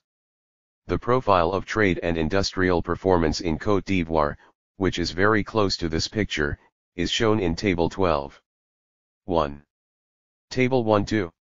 1 shows a stagnation of industrial development and manufacturing export, at the same time, a significant growth of total export and a non-negligible share of export in GDP. There is a predominance of raw materials in exports, the movements of the GDP share of manufacturing show that it is mainly domestic market driven. The possible obstacles to trade liberalization in Africa are internal and external. Internal factors are changes in income distribution, time inconsistency of policy makers, uncertainties about gains and losses, and political instability. African economies are dominated by agriculture that generates incomes distributed among social groups through marketing boards controlled by the government. The greater the tax on producer prices, the lower the rural incomes, and the greater the incomes of marketing boards and government. This means that the main economic actors are peasants, urban elite and the government. Trade liberalization implemented through reduction of taxes on agricultural producer prices modifies the income distribution in favor of rural populations and against the government that controls the marketing board and urban elite, including those living on rents derived from the administration of the tax system. The pressures of urban groups are generally stronger than those of rural populations who are ignorant and politically unorganized. Reallocation of resources necessary to compensate losers are so large that trade liberalization may be blocked. Trade liberalization has been hindered by the reversal of policy stances. Increases of trade taxes have followed reductions of the same taxes and vice versa. These policy reversals are common in Africa and are explained by pressure groups. Very often, economic reforms announced by African governments are not credible because of lack of transparency in public management of the economy and because of the weaknesses of the judiciary and legal system as a consequence of multifaceted corruption, which reduces the trust of the incentive system. Political instability is another decisive factor in the economic policy making in Africa as governments in power fight to ensure support groups are on the side of gainers. Often too, these groups belong to specific ethnic groups or regions, adding to ethnic tensions. This is an additional explanation of policy reversals, as the power relations between these groups tend to move. There are external factors explaining the difficulties of trade liberalization in Africa, a hostile external environment and unfavorable trade rules. Over the 1970 to 1990 period, the least developed countries, of which Africa is a major part, had to undergo accumulated loss of 50% of their terms of trade. As for debt, Africa pays its creditors a debt that is fourfold its expenditure for health. On top of that, the results of the Uruguay round negotiations did not make trade rules better for Africa. Indeed, less developed countries obtained low tariff reductions and Africa obtained few specific tariff reductions. Tariff escalation subsists whereas the dismantling of MFA is planned over a long period. Europe and America will continue to heavily subsidize their agriculture because the UR agreement did not impose strict liberalization agenda for agriculture. The UR agreement on property rights and trade-related investment measures might hinder African countries' efforts to modernize their economies. For instance, protection of trademarks and other forms of intellectual property, which is becoming compulsory, renders modern technologies more expensive and less accessible. This will further marginalize Africa. Despite the general move of the world economy toward globalization, Africa is not in a position to take automatic advantage of the situation. In fact, trade liberalization policies and an open external environment are necessary conditions to increase the integration of Africa to the world market. The conditions are not sufficient to obtain actual integration because of the weak technological capabilities of African economies. This is due to the fact that industrial policies implemented do not emphasize the learning process for acquisition and improvement of technological capabilities, adoption of an antagonistic approach instead of a complementary approach of import substitution and export promotion, lack of explicit government strategy to meet the demands for technological capabilities, the fact that the extent and the speed of trade liberalization are not in pace with the speed at which technological capabilities are acquired. Côte d'Ivoire suffers from these policy weaknesses and setbacks. Though the country embarked in a far-reaching trade liberalization and a renewal of industrial policies aimed at establishing a leading role for the private sector, Côte d'Ivoire still faces policy instabilities and technological backwardness. This chapter seeks to analyze the trade and industrial performance of Côte d'Ivoire in light of this background. It will review trade and industrial performance and policies of Côte d'Ivoire, describe and examine the policy process in the country with emphasis on trade and industry-related measures and further examine the ability of the government to design and implement appropriate measures as well as the capabilities of firms and other recipients of policy ingredients to respond to or influence policy measures. In the Ivorian context, it will also look at state intervention in trade and industrial developments, insisting on the conditions under which such interventions can be efficient and effective in the new global trading system, WTO, and in regional integration schemes. A review of trade and industrial performance and policies in Côte d'Ivoire. The overview of trade and industrial policies in Côte d'Ivoire requires an identification of critical sub-periods to determine the turning or breaking points in the policy content as well as the policy environment. Characterization of critical sub-periods for trade and industrial policies. Basis for the identification of sub-periods.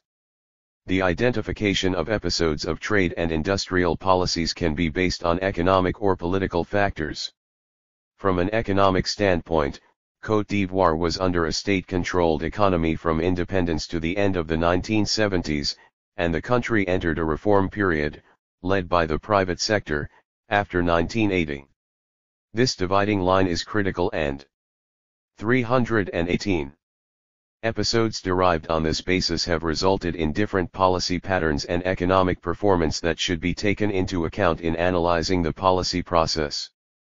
Between independence in 1960 and 1990, Côte d'Ivoire was under a strong single-party political system, though limited political contest in the ruling party was introduced in 1985. In 1990, a multi-party political system was reintroduced. Between 1960 to 1993, the country was firmly led by Houphouët-Boigny, whose reign was characterized by a display of strong personal power, and confusion between economic and political rule. Houphouët-Boigny himself held very important private stakes and often resorted to political clientelism in dealing with the business community. He distributed quotas and licenses for such areas as coffee and cocoa exports and rice imports. He also benefited from strong support from France, the former colonial power, and from French companies. After his death in 1993, Houphouët-Boigny was replaced by Canon Bidi.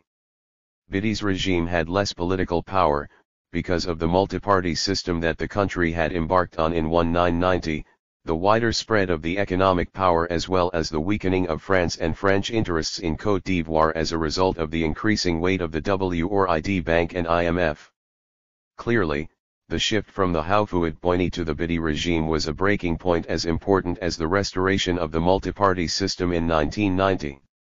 The other political change, the limited political contest within the single party, was also an important move.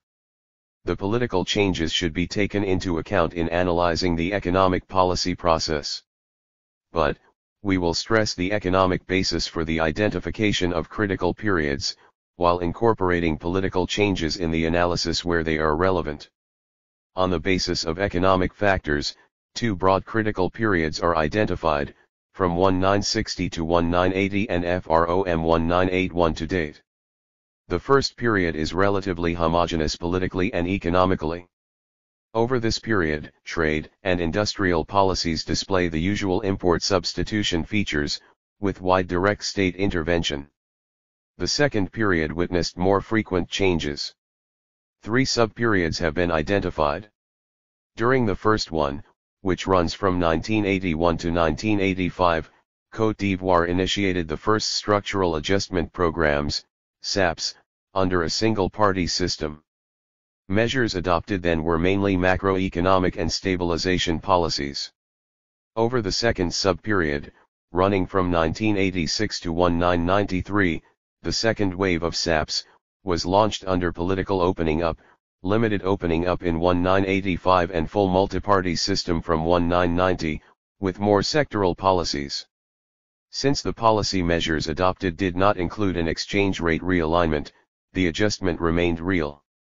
The last sub-period, going from 1994 to date, is dominated by the CPA franc devaluation, which complemented the real adjustment pursued so far, and a deepening of political multipartism.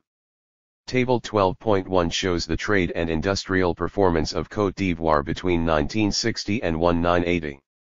In its early stages, the industrial sector performed well. The share of industrial output in GDP moved from 11% in 1960 to 2.13% on average in 1970 to 1975. Manufacturing export was less sustained after 1975. Its share in total export decreased. Between 1960 and 1965, increased slightly in 1970, and stabilized at around 26.5% up to 1980. Nevertheless, the gap between manufacturing exports and imports has been narrowing since 1960. Overall, the industrialization process accelerated in the 1970s, with an increasing share in GDP and in total exports, and a better export-import ratio. From the table, it appears also that export performances were rather odd over the 1960-1980 period. Indeed, export growth was negative between 1965 and 1975 and positive between 1970 and 1980, whereas the share of exports in GDP declined slightly in 1965 and was relatively high and stable throughout the period. These elements seem to indicate that industrial growth over the period 1960 to 1980 was driven by domestic market, whereas export was led by primary goods. The trade and industrial performance discussed above should be related to various policies adopted, and the political changes observed over the same periods. During the 1960s and 1970s, industrial policy in Côte d'Ivoire, like in most developing countries, was dominated by import substitution. The driving forces of this policy were foreign and public investment. Foreign investment was encouraged by a generous investment code, adopted in 1959, just before independence. This investment code granted foreign investors substantial tax holidays and exemptions and various tax rebates on imported inputs. These measures resulted in escalated tariffs and different rent levels of protection across sectors. This was thought to help increase the rate of processing of the major primary exporting goods.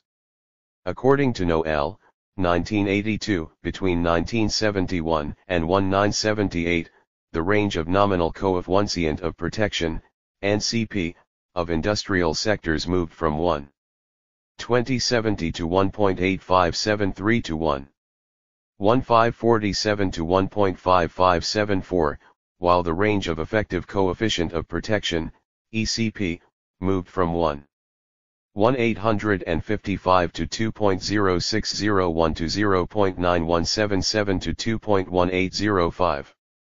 He also showed that on average, NCP was stable while ECP increased sharply from 1.3884 to 1.7608, plus 26.8%, over this period. Domestic market protection was reinforced by price controls and non-tariff barriers, NTBs, from the beginning of the 1970s. By the end of the 1970s, three price regimes were in place in Côte d'Ivoire: set prices for the basic goods, authorized prices for most goods and free prices for AFEW goods. Under the authorized price regime, firms had to submit their projected prices to the Trade and Commerce Administration in order to be allowed to apply them to the public. Tax rebate incentives were also used in Côte d'Ivoire under the Priority Firms and Activities regime. Indeed, those firms and activities registered as priority benefited from additional tax rebates. Public investment took the form of infrastructural developments and the financing of the activities of state-owned enterprise.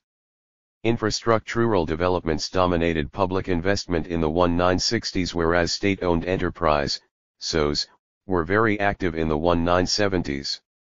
Most of them operated in the agribusiness and were linked to the export diversification policy. According to Kant Amin and for 1990, more than 250 SOEs out of the 400 listed in 1981 were set up between 1971 and 1980. SOEs were also seen as a means for an increase in national control over economic wealth and activities. The interest for an increasing national participation in the life of the nation and economic activities was also at the heart of the indigenization policy of the 1970s, based on preferential treatment for national employees, lower employer taxes, better access to training in programs, among others, that a Ministry of Employment and Ivorization was set up to undertake. This concern was also behind efforts toward the promotion of small and medium-scale enterprises.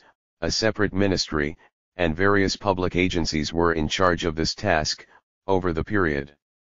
It seems that the Houphouët-Boigny regime focused on the national control of the workforce in the modern sector rather than on a private national control over the ownership structure, though the president encouraged Ivorians to enter business as deeply as himself.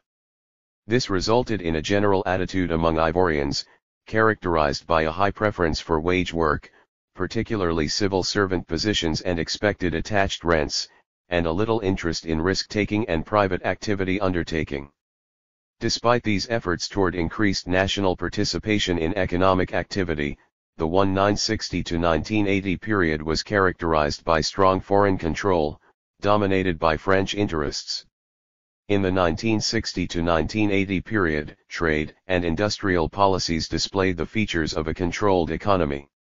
Indeed, escalated tariffs and NTBs, selective tax policies, direct state intervention and price controls, were obvious signs of a highly controlled economy. Surprisingly, Côte d'Ivoire achieved its best economic performance, with high and sustained real GDP growth, 8% on average per annum between 1965 and 1975, low inflation and moderate external indebtedness. Relating this performance to the controlled economy of that time gave rise to a controversy on the extent to which they were linked and reflected the respective roles of the stable international context and of the long-standing increase in international prices of the primary commodities, among others. Proponents of the controlled economy argued that as long as it was directed towards productive activities, the state's selective intervention helped to boost domestic production and take advantage of the favorable international context. The subsequent crisis is then explained mainly by the degradation of the international context and the prevalence of a misuse of the resources allocated to huge and unproductive projects. Opponents of the controlled economy, on the contrary, argued that given the good initial conditions and international context, a liberalized and decentralized economy would have led to better performance and would have helped to avoid the subsequent profound crisis. The argument insists on the importance of the openness of the economy in explaining the performance and the negative effects of the lack of flexibility and adaptability of the Ivorian economy, which made it difficult to adjust to the changing international context. In fact, the profound economic and financial crisis, which started at the beginning of the 1980s, required appropriate correcting policies, which took place with the support of IMF and the World Bank in the post-1980 period. There is no major disagreement among economists on the fact that success in economic policies also depends upon non-economic factors, namely institutional and socio-political. Such factors tell the economic story of Côte d'Ivoire. The importance of institutions in the outcome of macroeconomic policies pursued in Côte d'Ivoire has been ascertained by Péguichinese, 1997. Using simulation analysis, he showed that effects of changes of institutions' quality on savings, investment and foreign direct investment dominate effects of macroeconomic policies in Côte d'Ivoire. Institutions affect these variables through transaction costs and risks. These links between institutions, transaction costs, and risk will be particularly important in assessing the credibility and sustainability of trade and industrial policies in the country. As mentioned earlier, Côte d'Ivoire was under a single-party system between 1960 and 1980. In 1958, Côte d'Ivoire became an autonomous territory before its full independence. 12 Côte d'Ivoire 321. In 1960. Between 1958 and 1965, there were tensions due to efforts by Houphouët-Boigny to gain total control of the country's leadership. From that time up to 1980, he controlled almost everything, resulting in a long-standing period of political and economical homogeneity. According to Péguichinese, recalling a comment of the World Bank, during Houphouët-Boigny's long reign, any decision of consequence, especially in the field of economic policy, was taken by the president himself, Péguichinese 1993, p.39, and it appeared that ministers were not able to convince the president, who was actually the sole decision-maker, Péguichinese 1993, p.18. Accordingly, Azam, 1993, argued that it is difficult to disentangle political reasons from domestic economic and foreign pressures in explaining the expansionary policies of the 1970s in Côte d'Ivoire. In fact, over these years there was an articulation between economic policies and political factors through the single-party system, Azam 1993, Pegasinese 1997. Despite the autocratic nature of the political system, it played this paramount role of rooting economic policies adopted then in a political frame, succeeding in securing significant internal political support. The external presence was then technical, direct and visible through technical assistance, compensating partly institutional and technical weaknesses, and political, indirect and less visible apart from military rescue in specific cases like during the regional unrests in the Middle West and the eastern areas in the late 1960s and the early 1970s. This presence was dominated by France, the former colonial metropole. Nevertheless, behind the homogeneity and continuity that characterized this period, significant political events and institutional changes took place. In 1970, for example, an ethnic group of the Middle West revolted against non-natives, who were thought to have destroyed too much forest by planting coffee and cocoa. This gave rise to a serious crisis because the region supplied a sizable amount of cocoa in Côte d'Ivoire. Between 1965 and 1974 active economic planning guided economic policies in Côte d'Ivoire. Though the plans adopted were not compulsory, they offered an integrated framework for various policy options. The early trade and industrial measures took place in this framework. Between 1974 and 1976, the coffee and cocoa boom resulted in a windfall of external resources. The government launched an ambitious investment program, including sugar plants in the north of the country, which reinforced the planning and finance ministries. In 1977, following the outcome of the boom and mismanagement of the sugar project, the Planning Ministry was dissolved and incorporated into the Ministry of Economy and Finance, and the former Ministers of Planning and Finance sacked. This move prepared the end of the planning process, while redistributing the power in the government. Clearly, the political and institutional changes influenced policy measures and were signs of the likely developments over the next period. Trade and industrial performance since 1980 can be traced in the three sub-periods, between 1980 and 1985, FROM 1985 to 1993 and after 1994. In the first sub-period, exports performed well while manufacturing displayed poor performance. The share of total exports in GDP and per annum growth of total exports increased sharply, while the share of manufacturing output in GDP and the share of manufacturing exports in total exports decreased. These figures tend to indicate that exports over the sub-period was led. 322. By primary exports.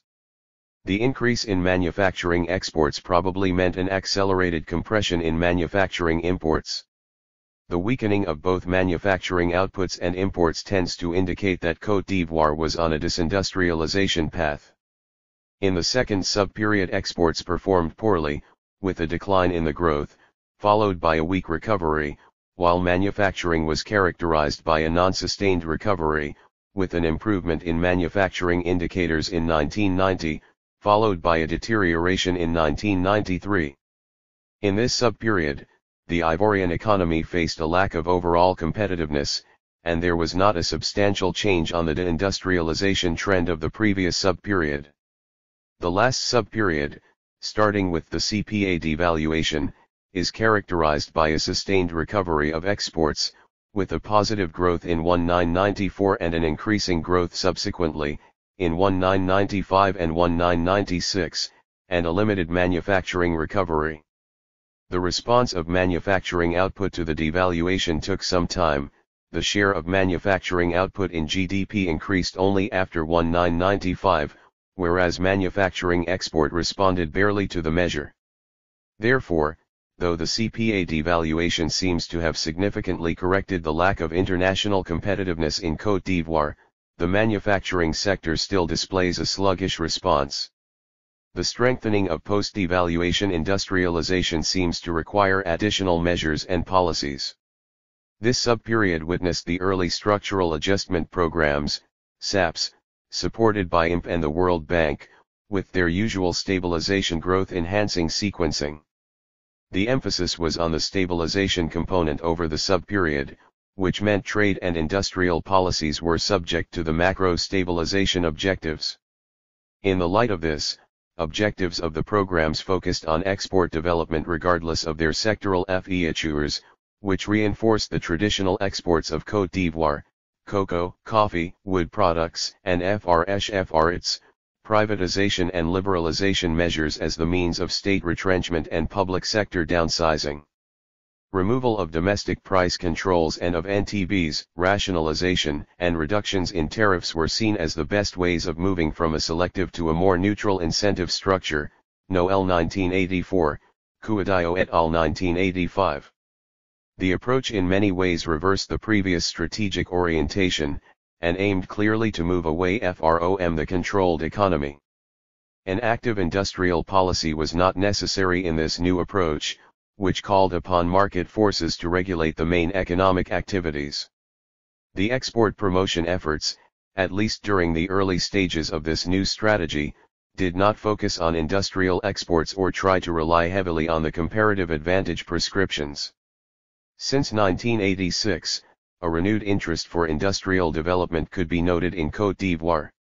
The government introduced then an export support scheme based on export subsidies and import duty drawback on inputs used in export activities.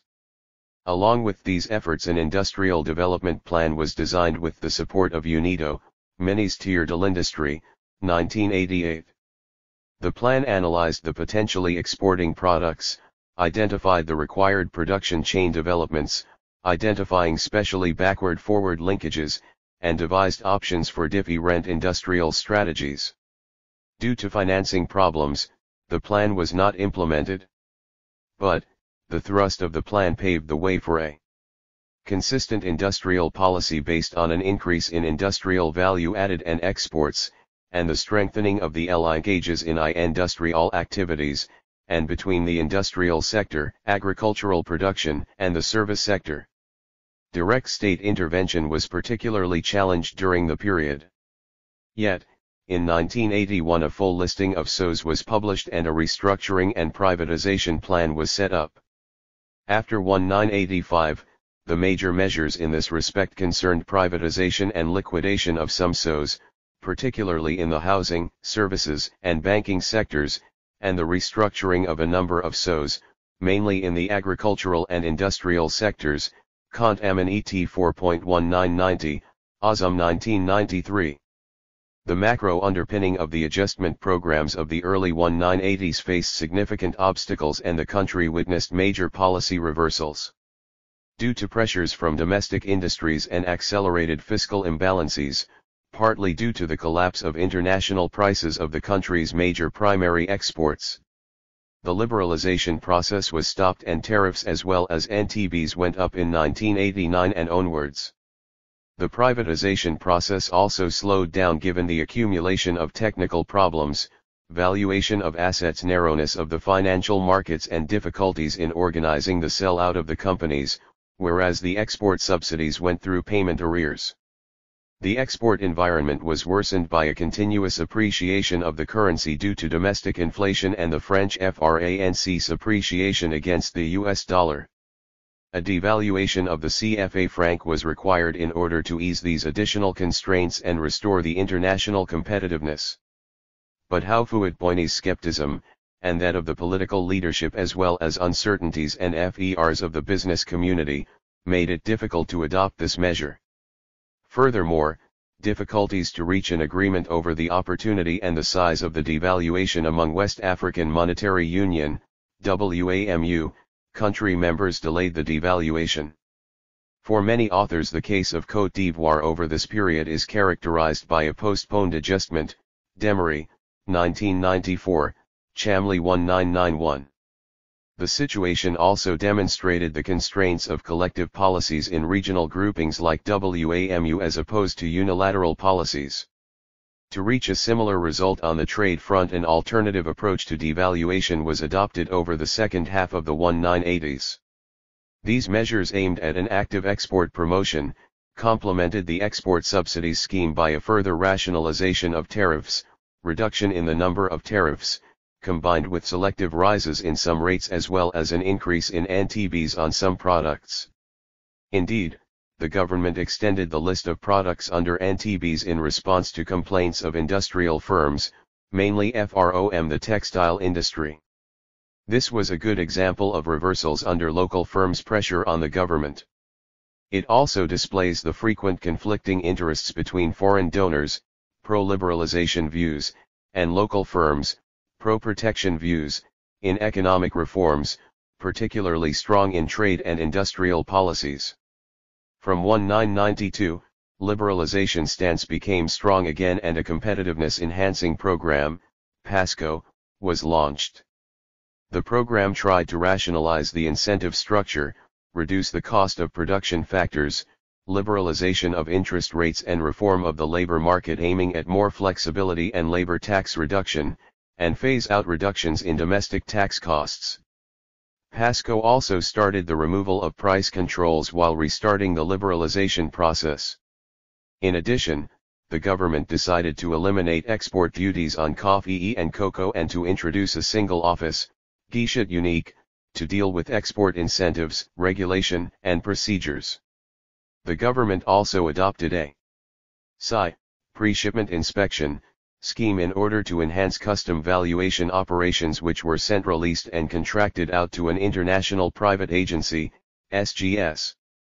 During the last period of the Houphouët-Boigny reign, 1989–93, the Ivorian economy faced a major challenge, the shift from a controlled economy led by the state, to a more decentralized economy led by the private sector.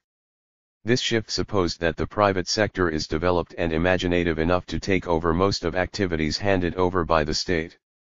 But, given the weaknesses of the domestic private sector, the move toward more liberalization and privatization resulted in increased foreign control of the economy.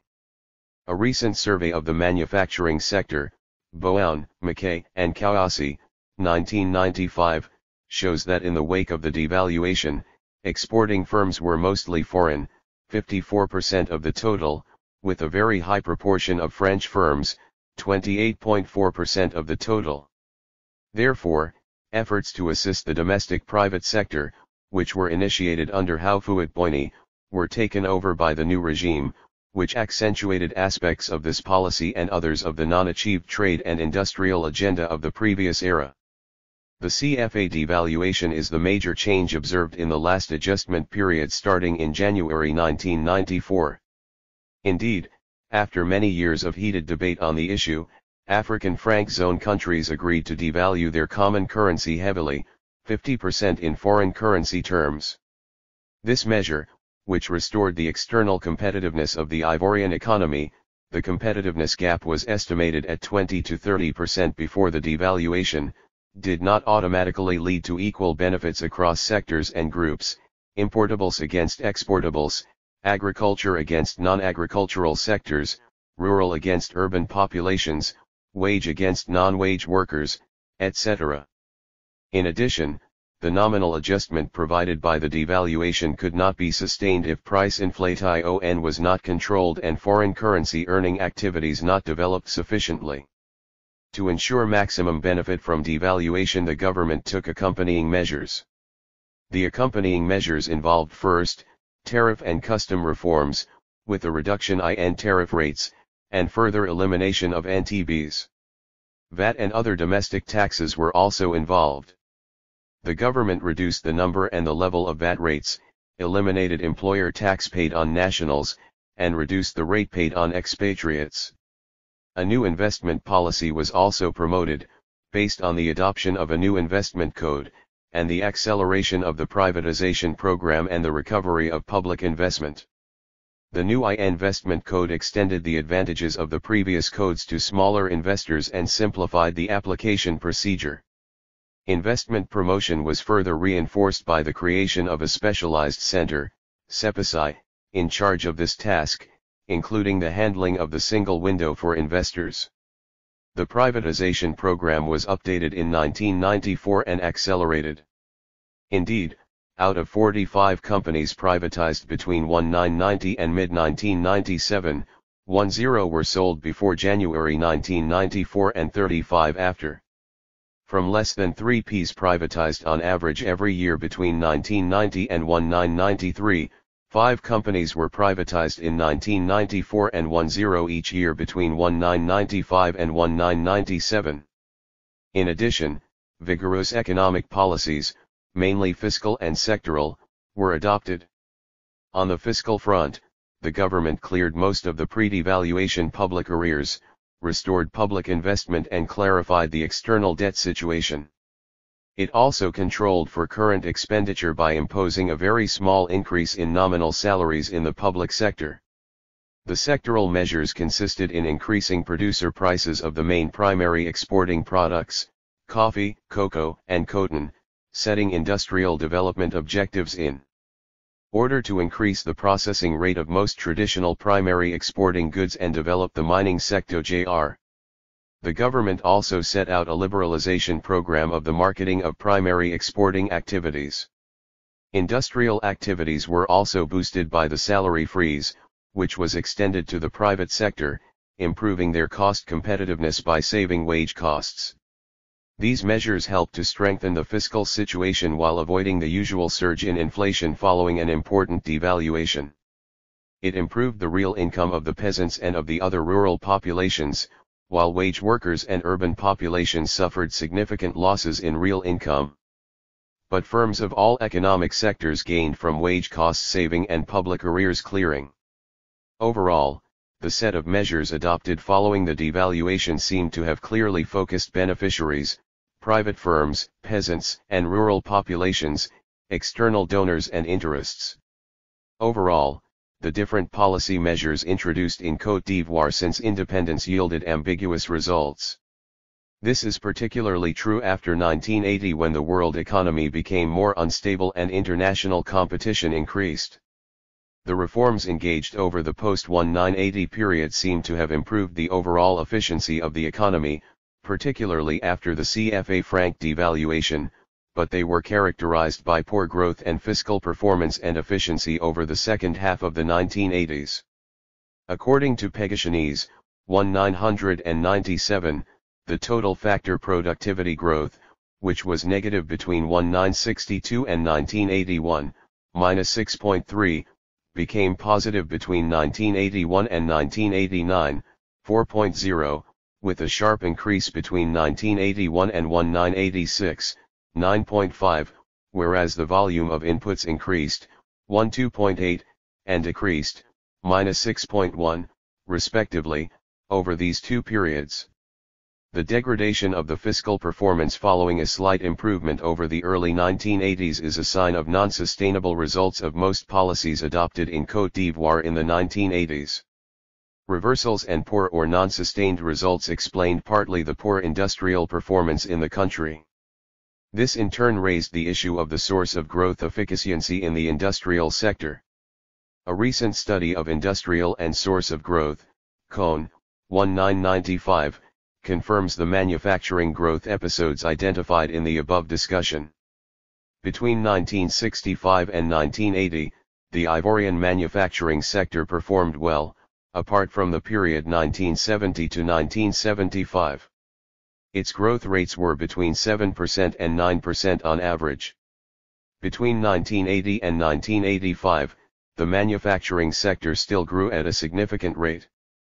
Between 1987 and 1993 the manufacturing sector stagnated, then decreased.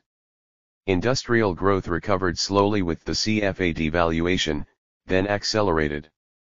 The sources of industrial growth in Côte d'Ivoire changed over time. Between 1965 and 1980, it was driven by domestic demand. Export was important as an engine of industrial growth between 1970 and 1975 and between 1980 and 1985, and particularly important over the last period. Import substitution played a leading role between 1965 and 1970 and between 1980 and 1985. Technical change has always been the weakest source of manufacturing growth in Côte d'Ivoire. The weakness of technical change suggests that manufacturing growth in Côte d'Ivoire has been mainly extensive. This is consistent with the results of other studies on growth decomposition, Kouassi and Pégachonese, 1996, showing the predominance of extensive growth in Côte d'Ivoire, and of recent manufacturing sector survey mentioned above, Boan, Kouassi, and Mackay, 1995, which showed that immediate post-devaluation growth of export came mainly from an increase in capacity utilization. During the post-1980 period, Côte d'Ivoire experienced tremendous political and institutional changes. First, far-reaching reforms, adopted under pressure from both domestic actors and events and from IMF and the World Bank, were not costless. These programs induced introduction of new policies and institutions that resulted in conflict with the Ivorian leadership, and leading to a reaction of the population and of some domestic firms, and in policy reversals. Over the period, three broad political changes took place: a political opening up, the weakening of the French influence, the death of Houphouët-Boigny and the coming to power of Konan Bedi. The economic and financial crisis of the late 1970s and the adoption of SAPS under the pressure from the Bretton Woods institutions called for a political adjustment. The need for political measures was reinforced by the feeling of a mismanagement of Côte d'Ivoire resources accruing from the coffee and cocoa boom, as well as the important internal aid that the country benefited from over the 1970s. Political changes of the period came first through election and contest within the single-party system in 1985. This limited political competition broadened the regime's base. Then, following the failure to impose the austerity measures of 1989, including a general salary cut, and as a response to political unrest that resulted, Houphouët-Boigny's regime authorized full political activity, free elections, and a broader political contest. Therefore, a multi-party system was reintroduced in 1990. The first free elections took place in 1990, with a candidate, Laurent Gbagbo, challenging Houphouët-Boigny for the presidential and the election of opposition MPs. Along with the political opening up, two independent labor unions were created, Dignite and FISAC, as well as a number of other civil society associations, in the areas of human rights, the defense of women's rights, consumers' rights, etc., theoretically resulting in a full pluralistic society. Despite these changes, the ruling party stayed in power. The other major change came with the death of Houphouët-Boigny, giving rise to a contention within the ruling party between Konan Bedi, the then Speaker of the National Assembly, and Alassane Ouattara, Houphouët-Boigny's Prime Minister. On the basis of favorable constitutional provisions, Konan Bedi took over, while most of Ouattara's followers left the ruling party and created later an opposition party. Up to now, the dividing line between Alassanists and Bedyists is still strong and explains some political tensions which appear from time to time. This adds on pressures from traditional opposition parties, broadening the basis for political power sharing in the country. Besides these purely political actions, labor unions' activities increased over the period. They first concerned resistance against the effects of the reform of SOS, staff downsizing, salary and social benefits revision, etc. Then followed actions of teachers' organizations against the loss of housing benefit and inflation surges of the early 1980s. Unions' activities picked up with the unrest against the government plan of a general salary cut in 1989. In the post-1990 pluralistic regime, street demonstrations and strikes organized either by Dignite or FISAC became frequent. The weakening of the French influence in Côte d'Ivoire began to show with the adoption of SAPS, supported by IMF and the World Bank. Starting from macroeconomic policies, these institutions gradually got involved in sectoral and structural reforms. In addition to this direct impact, as argued by Ouattara and Pégachonese, 1994, the nature of the policies that they advocated, namely liberalization and elimination of trade barriers, SO's restructuring and privatization, public finance rationalization and expenditure. Transparency and cut, hit French firms, experts, and expatriates who benefited widely from the previous regime. For instance, the civil service reform of the mid-1980s resulted in a sharp reduction in the number of French advisors and experts employed by the administration, in secondary schools and higher education, and public revenue-generating administrations, which were replaced mostly by Ivorians. Another example is the shrinking of the studies commissioned by the government as a result of fiscal adjustment. These studies were executed mostly by French consultants or consulting firms. The weakening of the French influence in Côte d'Ivoire peaked in 1994 with the devaluation of the CFA, to which French political leadership and business community were opposed. Another sign of the weakening of French influence in Côte d'Ivoire was in the evolution of DCGTX. This institution, dominated by French experts, was highly powered by Houphouët-Boigny in 1983 when he extended its missions to the design and execution of most studies and projects of government, well beyond its traditional activities of supervision of public works. In this new capacity, DCGTX participated in the Ivorian negotiating team with the IMF and the World Bank up to 1989. Pégachonès, 1989, argued that the early opposition to the Bretton Woods institutions in Côte d'Ivoire came partly from the resistance of French experts based at DCGTX. Following withdrawal of DCGTX from the discussions with the IMF and the World Bank, it was reconstructed to become PNET in 1995, its leadership and staff indigenized, reducing considerably the French influence in policy making in Côte d'Ivoire. Since 1980, Côte d'Ivoire has been under SAPS, supported by the IMF and the World Bank. These programs are set up within specific frameworks, for instance PFPs for ESAFs, project documents for sectoral loans, etc., with their corresponding institutional and procedure requirements. Therefore, over this period, institutional changes in Côte d'Ivoire have been heavily influenced by SAPS. This influence was mitigated by Houphouët-Boigny's personality and smartness up to 1989 when he was forced to appoint Alassane Ouattara as the head of an interministerial committee, and in 1990 as the first Prime Minister of Côte d'Ivoire. Referring to the period 1980 to 1993, Azam, 1993, shows that the post-1980 austerity measures served also to achieve some of Houphouët-Boigny's political objectives. He particularly stressed the convergence between Houphouët-Boigny's objective in trying to fix his perceived opponents, teachers and intellectuals, specially affected by the housing reform of 1998-1, and undermine the economic position of some political leading figures, discharging of Philippe Yass and limited opening up of political contests in 1985, frequent changes in the constitutional provision for succession to the president, frequent changes in the composition of the government, the strong position of DCGTX from 1980, etc., public sector reforms and financial soundness advocated by foreign donors. Azam argues that none of the economic measures adopted in Côte d'Ivoire in this period could have been taken without Houphouët-Boigny's agreement. Waiyagat and Pégachonès, 1994, who provide an interesting account of the dialogue between Houphouët-Boigny's government and the World Bank, came to a similar conclusion. The selective endorsement of most advice suggested by these institutions to Côte d'Ivoire in the Houphouët-Boigny reign can be illustrated by resistance to the dismantling of the K-Stab, the marketing board, to the CFA franc devaluation and to the abandoning of direct state intervention despite the commitment to external openness and the adoption of market-oriented measures. The major institutional changes over this period were first, the evolution of strategic development planning.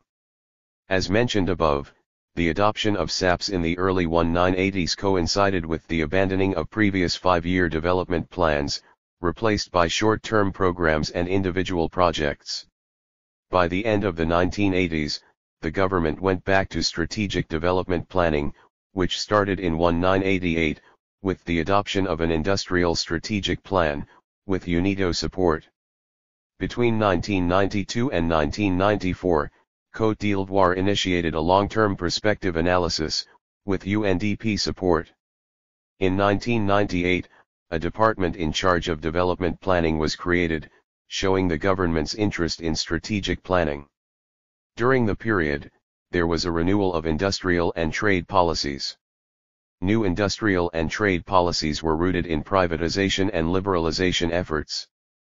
This meant a further removal of tariff and non-tariff barriers and an increased role devoted to the private sector. The policies adopted sought for industrial diversification, aiming at the development of non-traditional products and an increase in the processing rate of most traditional products. The privatization program accelerated after the 1994 CFA franc devaluation as earlier shown. With the new development strategy led by the private sector, and the important state divestiture in many activities, the need for an indigenous private sector became stronger. During this period, a number of institutions were set up in order to promote small-scale enterprises, OPEL, Office de Promotion de Enterprise Ivoiriennes, and Capon Centre d'Appui de Petites Entreprises Nationales, during the first half of the 1980s, and INIE, Institut Ivoirien de l'Entreprise more recently, and private investment, CEPACI, Centre Ivoirien pour la Promotion de Investissement en Côte d'Ivoire. Other institutions were set up for a more active promotion of exports, CICE, Centre Ivoirien du Commerce Extérieur and CCIA, Centre du Commerce International d'Abidjan over the 1980s, and APEC-CI more recently. Côte d'Ivoire created over the second half of the 1980s a standard-setting and quality operating system, consisting of Côte Norm along with a technical laboratory, l'ANANA. This system aims at the development of internationally recognized standards, in order to increase the competitiveness of Ivorian industry and guarantee the quality of products sold in Côte d'Ivoire. Its functions and activities are to I. Conduct an inventory of existing needs meeting national standards, 2. Develop Ivorian standards, 3. Operate a national system of certification, for products and businesses, 4. Promote the establishment of standards, certification, and quality products in general, as well as assistance to business, v. Provide training in the field of quality, 6. Represent Côte d'Ivoire at international forums relating to standards. This system has established more than 272 national standards, notably in the priority sectors of agribusiness, building, and civil engineering. The standards are also used in awarding government contracts. On the industrial sector, recent policies relate to the development of mining activities, oil, gas, and precious metals, and primary products processing.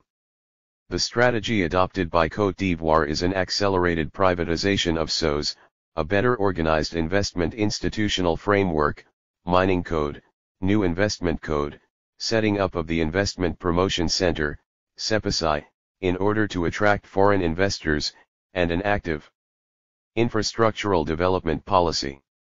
Côte d'Ivoire is also updating its strategic industrial plan, Schema Directeur, with the support of UNIDO. This has resulted in the identification and analysis of promising industrial activities.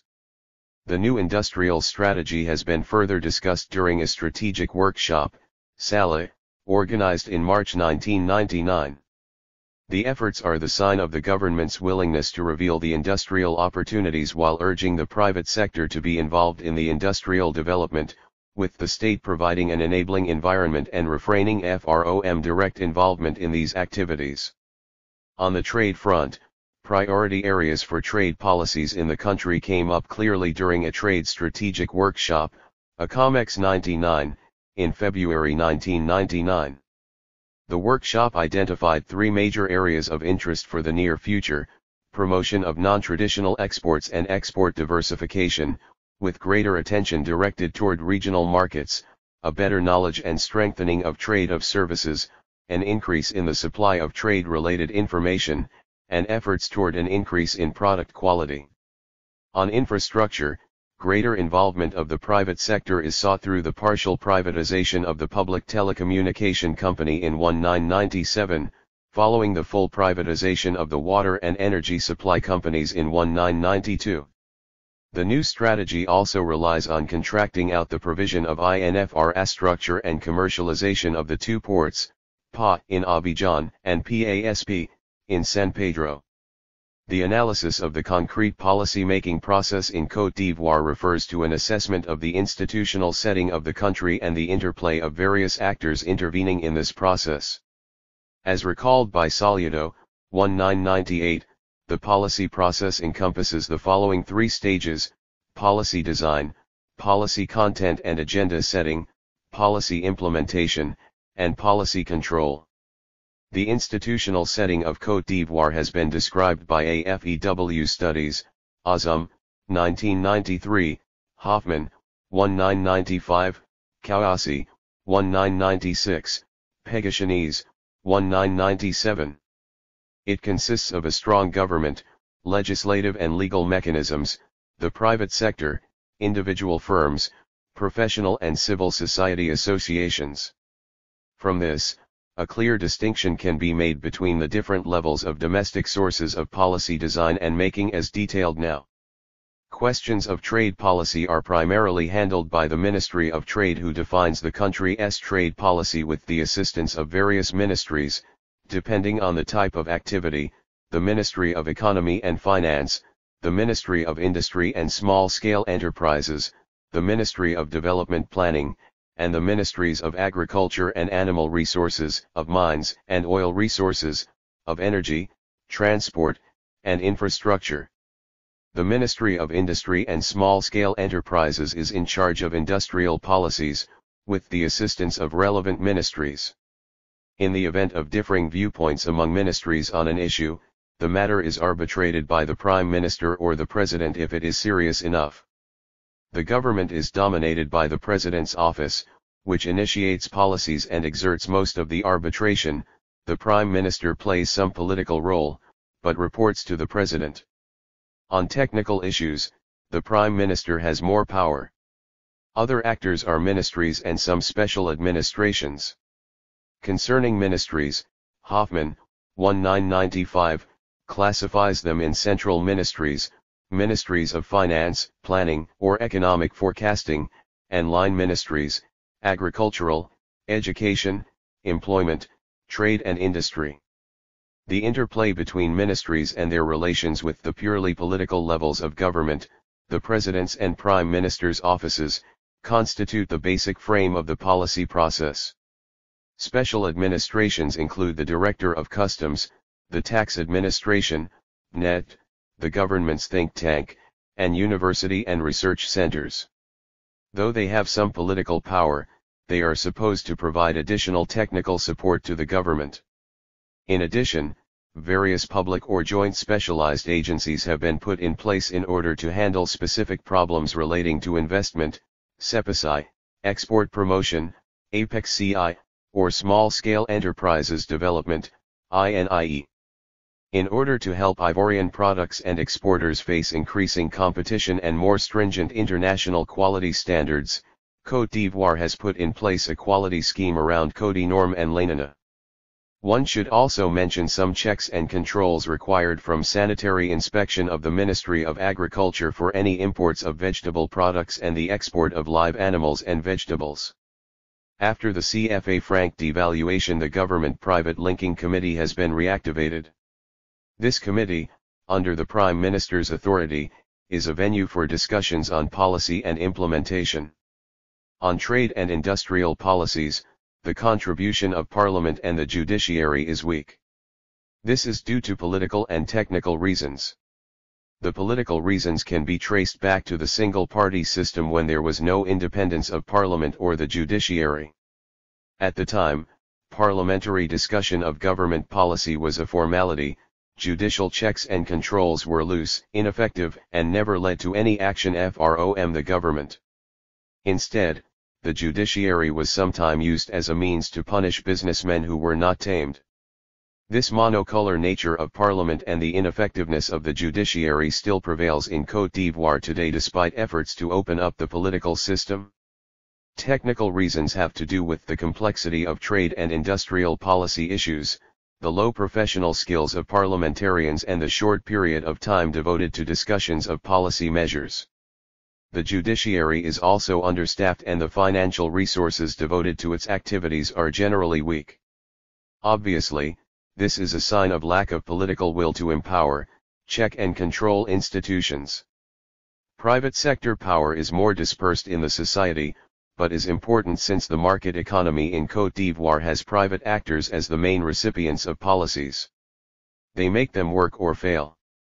Their perception and attitudes are important in analyzing the outcome and the sustainability of government policies. This level of power consists of individual firms and professional associations. There are two types of employers' associations: those which deal with general interests, UPC, Employers' General Union, Chamber of Commerce and Industry; specialized interests, JEPEX, Coffee and Cocoa Exporting Firms Associations, SIMPEX, a grouping of import-export activities, FNISI. Federation of Industrial and Services Firms, OCAB, NEPAL and Banana Producers Association, APROMAC, Rubber Manufacturers and Exporters Association, among others. Private firms and professional associations have played a significant role in the past in trade and industrial policy. The policy reversal in the liberalization process in the middle of the 1980s was partly the outcome of pressure from manufacturers. The private sector is stronger and more efficient than the civil society organizations, operating often behind the scenes and having solid links with policy makers. An increasing role of the associations in the policy process might help improve the relevance and the social acceptability of policy measures. 3 unions are active in Côte d'Ivoire: UGTSI, FISACI, and DIGNITE. The oldest, UGTSI, was very close to the ruling party. FISACI, which was set up in 1992, is made up of civil servants organizations, including the Organization of Teachers, which used to be the major opponent to Houphouët-Boigny's power, and a few independent labor organizations from the private sector. DIGNITE, created in 1991, is present in the private sector, particularly in industrial activities. Labor unions have traditionally been weak in Côte d'Ivoire because of the tight links between UGTSI and the then ruling party, which prevented workers from demonstrating, particularly during the single-party system. Nevertheless, labor unions have exerted some influence on policies adopted in Côte d'Ivoire over the past 20 years. The resistance of teachers to the elimination of a housing benefit resulted in the adoption of significant housing allowances. It is also to be remembered that the government renounced the general salary cuts envisaged under the Komo-Kofi plan in 1990 following strong opposition from workers. This event led to a major political change, the restoration of multipartism. More recently, vigorous actions of civil servant organizations forced the government to abandon a more selective career promotion scheme to provide for more public support to workers' health insurance, and to phase out non-wage index to inflation, which was in place since the first adjustment programs of the early 1980s. The involvement of the other civil society associations could also play an important role in improving policy transparency and social acceptability of policy measures. Here, the 1990 breaking point is very significant. The major achievement will be found in the development and activities of an independent press. This has resulted in frequent publication and discussion of policy measures, bringing them to public knowledge and contributing to public awareness. The other change at this level has to do with actions of formal associations on the defense of human rights and vulnerable populations. The impact of these actions on policy making may be limited now, but might increase in future. In the event of an increase in the influence of civil society associations, the overall policy transparency and social acceptability are likely to improve. The private sector and the civil society exercise a degree of influence on the preparation of trade and industrial policies in the country through their associations. ECOWAS, WAEMU and the regional level OF power. There is an external source of power in the policy process in Côte d'Ivoire, regional integration schemes and foreign donors. This level is important and intervenes mainly through government. Regional integration schemes are ECOWAS and WAEMU. These schemes aim at establishing a free trade area. A similar plan of action had been adopted, starting with a customs union and moving gradually to the free trade area. Measures related to free movement of people, a common infrastructural program and common security are dealt with in ECOWAS, whereas a common monetary policy, macro policy convergence, institutional harmonization, and the adoption of a common external tariff are primarily dealt with in WAEMU. These regional policy areas encompass domestic trade and industrial policies. Thus, the policy context is bound by the government in the regional integration groupings. This might make it more difficult to tailor different policy measures to the requirements of the sole economy of interest. The case of the CFA franc devaluation is a good example of this regional binding of domestic policies. Collier and Gunning, 1997. The discussion of this policy lasted nearly 10 years, 1984-1993. Even then the rate of devaluation remained a controversial matter. In addition, WAEMU has made substantial progress in the past 5 years. The other external source of policy measures in Côte d'Ivoire, foreign donors, was important right from independence. The influence comes through aid and loans, generally accompanied by suggested programs or explicit conditionalities. Prior to SAPS, project loans dominated external financing of the Ivorian economy. This type of financing led to donors' influence at the micro level. With SAPS and program loans, donor involvement became more macro. IMF and the World Bank in particular promoted the package approach, with a complete set of measures that loan recipients had to follow with corresponding strict conditionalities for funds release. The design of PFPs under SAFs and ESAFs reinforced this tendency to set a full economic and social program for the recipient countries. Bilateral financing offered additional channels of influence, more politically marked. France's support to the Ivorian government during the financial crisis at the end 1980s obliged Côte d'Ivoire to serve French companies first after the devaluation. Côte d'Ivoire benefited from the different types of external financing, and suffered from strong foreign donor influence.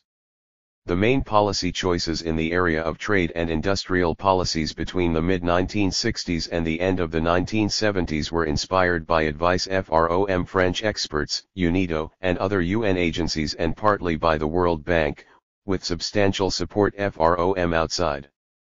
The controlled economy in place then, which was challenged at the beginning of the 1980s, resulted from continuous donor influence. Similarly, the post-1980 liberalization programs were inspired from IMF World Bank packages, endorsed by donors. This strong donor influence raises a number of issues. The first is the ownership and social acceptability of the measures. Was the government clearly and sincerely committed to the measures adopted over the period? How were externally inspired policies accommodated internally? Since the counterpart in translating policy measures into action is the government, what are the consequences on the domestic policy market equilibrium? Evolution of the policy process and of power distribution. The main stages of trade and industrial policy process. Trade and industrial policies follow the process of economic policies. Two distinctions can be made. First, a distinction between the two broad stages, the design and implementation stages. Second, distinction between inputs and outputs at each stage of the policy process. The policy process is guided by the combination of the strategies of the key actors. The policy process can be interpreted as a market, where supply and demand of policies meet. In the case of Côte d'Ivoire, suppliers of policies are domestic and foreign, while the demand for policies is mainly domestic. Thus, the outcome at each stage of the policy process reflects the power position, and the bargaining power of the actors, as well as the effectiveness of institutional arrangements. The formulation and design step of the policy process. The design and formulation of the policy process in Côte d'Ivoire is based on inputs from the government in form of policy statements, policy papers, technical studies, and special reports, reports and studies of Parliament, and special studies and technical studies of foreign donors. Inputs to the design of policies come also from firms and professional associations, through studies or formal consultations of the government, parliament or donors. The other actors participate in the process by making independent contributions or initiatives. Here, suppliers of policies generally play a paramount role. In particular, the government, which launches the process and controls the administration, exerts a leading role. This level of power is dominated by the President's office by making political choices, the Prime Minister's office and other ministers by making economic and technical choices. The power of the government in the process can be mitigated by Parliament if it is powerful enough or by foreign donors. When the private sector, workers, and the rest of the civil society are well organized, policy demand pressures can also alter the strong position of the government in formulating policies. The process itself starts from the government's statement of projected measures. Formal and informal consultations are carried out with donors and the private sector. When proposed measures are selected, they are submitted to Parliament, which amends and adopts them. But Parliament hardly plays its checks and balance role. The influence of the private sector and of civil society was negligible during the pre-SAP period, but since 1980, the private sector all-1D labor organizations have exerted increasing pressure in the policy design, as have other civil society associations since 1990. Thus, demand pressures tend to have become more important during the post-SAPS period, particularly after 1990. Regarding the importance of external sources of policies, two special features of the Ivorian situation should be stressed. As the policy review showed, France's influence was dominant during the reign of Houphouët-Boigny. This influence has waned since 1980 as a result of the increased influence of the IMF and the World Bank. UNIDO's influence on industrial policies has been limite. UNIDO was active in Côte d'Ivoire at the end of the 1980s, when the first industrial strategic plan was launched. Then its activities were curtailed till 1997, with the current revival of the 1988 Industrial Strategic Plan. Foreign donors are very influential in the policy design in Côte d'Ivoire. Their influence has resulted in the weakening of the intersectoral linkages and of the long-term policy planning. 334. Also to be noted is the impact of the regional integration schemes, mostly WAEMU, which now include a wider range of policy areas, external common tariff, macroeconomic convergence, sectoral policy harmonization. Therefore, regional integration limits unilateral policy options of Côte d'Ivoire, particularly in the areas of exchange rate, monetary and credit, and more recently, external tariffs. The private sector has a relatively greater influence on the policy design because of its connection with policymakers and better organization. It coordinates easily and appears as an integrated interest group despite internal contentions and interests. Consensus exists in the private sector. As the president of the Federation of Small-Scale Enterprises argued, the success of interest groups depends on their ability to incorporate their needs and desires. In addition, firms resort more frequently to complaint and lobbying actions directly conveyed to policymakers using non-institutional channels. The survey data confirm most of these elements. Table 1.2.2 shows that less than half of the surveyed firms have complained, 47.7% of the sample. The proportion of associations having complained is lower, 17.6%. The measures that firms and associations mostly complained about are high tariffs, price controls, high cost of credit and government procurement policies. The means used are letters directly to the ministers or personal contacts with the concerned policy makers. The use of professional associations and the press is not frequent, between 2 and 4% of surveyed firms and associations.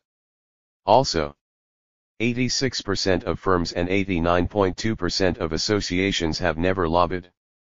Against 1.5% of firms and 1% of associations having lobbied.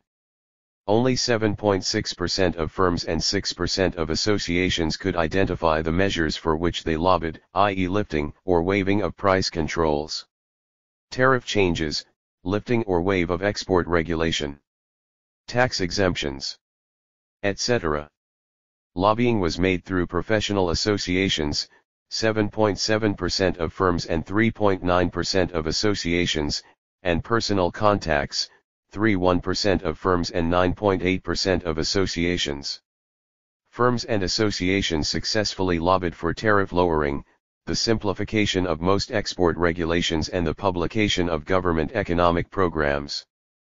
Theses results suggest that firms and associations did not complain or lobby very often. When they did, they used their personal contacts rather than institutional channels, which limits opportunities for policy dialogue between firms and the government. Labor unions exert a little influence on the design of policy partly because they are dispersed, and are not able to develop the scope of their claims and actions. Their weakness depends also on the non-democratic nature of the state, which is barely sensitive to workers' protests and actions. Though workers have recently organized relatively successful joint actions, they remain a weak interest group. The policy implementation process. Inputs to implementation of policy consist mainly of outputs of the design and audit and reports on executed programs. The output takes the form of legislation, the setting up of appropriate institutions, resource mobilization, and expenditure execution. The implementation involves administration and the government. In some cases, before the adoption of legislation, consultations are held with Parliament, the private sector, and labor unions. Workers' organizations have had even less influence on implementation. The only means available to them are protests and demonstrations against the adverse effects of policy. Foreign donors are also involved in implementation through funds disbursement, projects tracking, supervision missions, review and audit missions. Foreign donors use these instruments as leverage to a more systematic enforcement of the government policy commitments. This direct involvement of foreign donors in implementation of policy has been particularly strong in trade and industrial policies, where most African governments have constantly shown a great deal of skepticism. Ability of the government and other policy actors to design and implement policy. Government ability to design and implement trade and industrial policies. State intervention in trade and industry in developing countries, DCS, has been widely discussed. Helleiner, 1992, clearly enunciates the theoretical basis for state intervention in DCS. Correct market failure, leading to suboptimal equilibriums or non-feasible price. Solutions.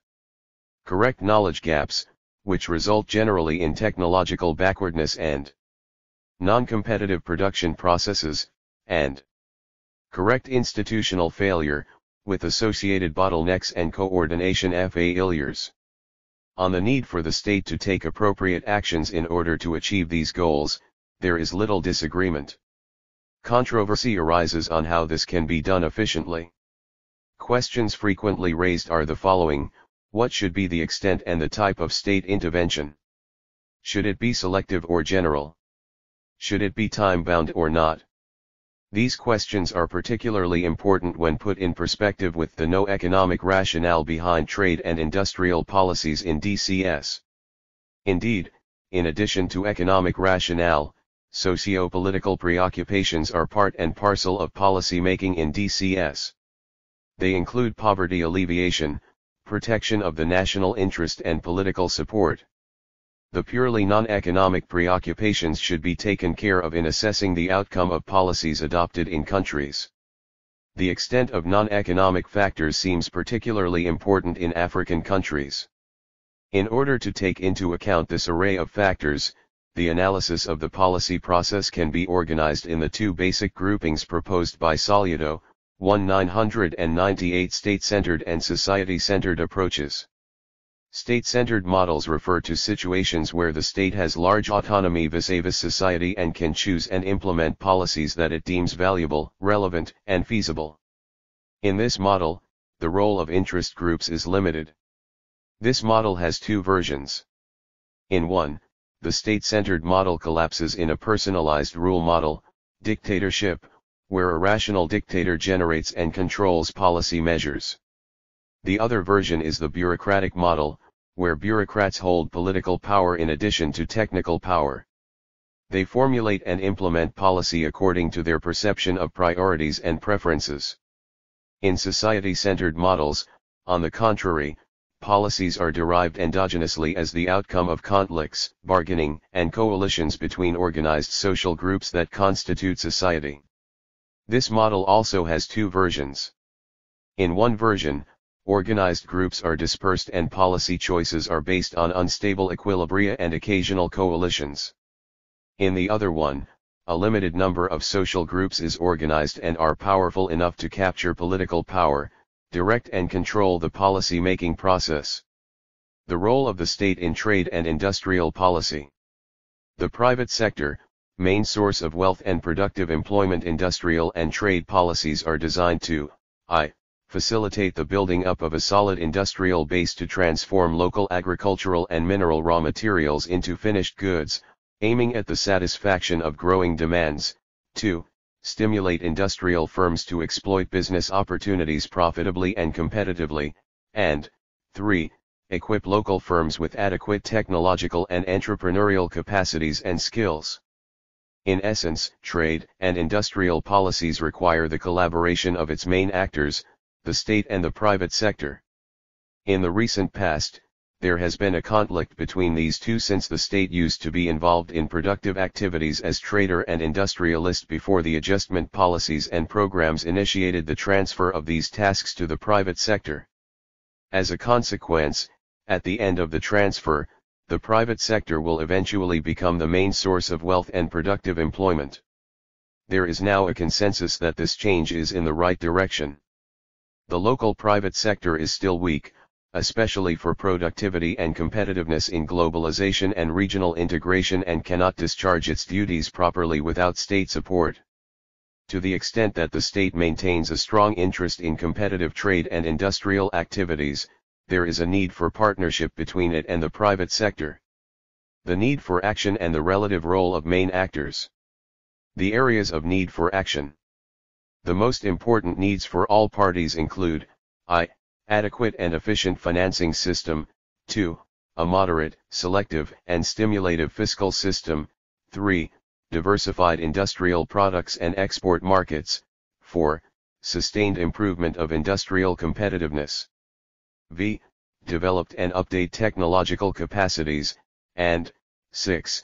Competent analytical and technical skills coupled with adequate organizational and management capacities both for government and the private sector. 7. The coming up of risk-taking businessmen capable of developing competitive strategies, with a fading of the tendency of the private sector to seek for rent positions.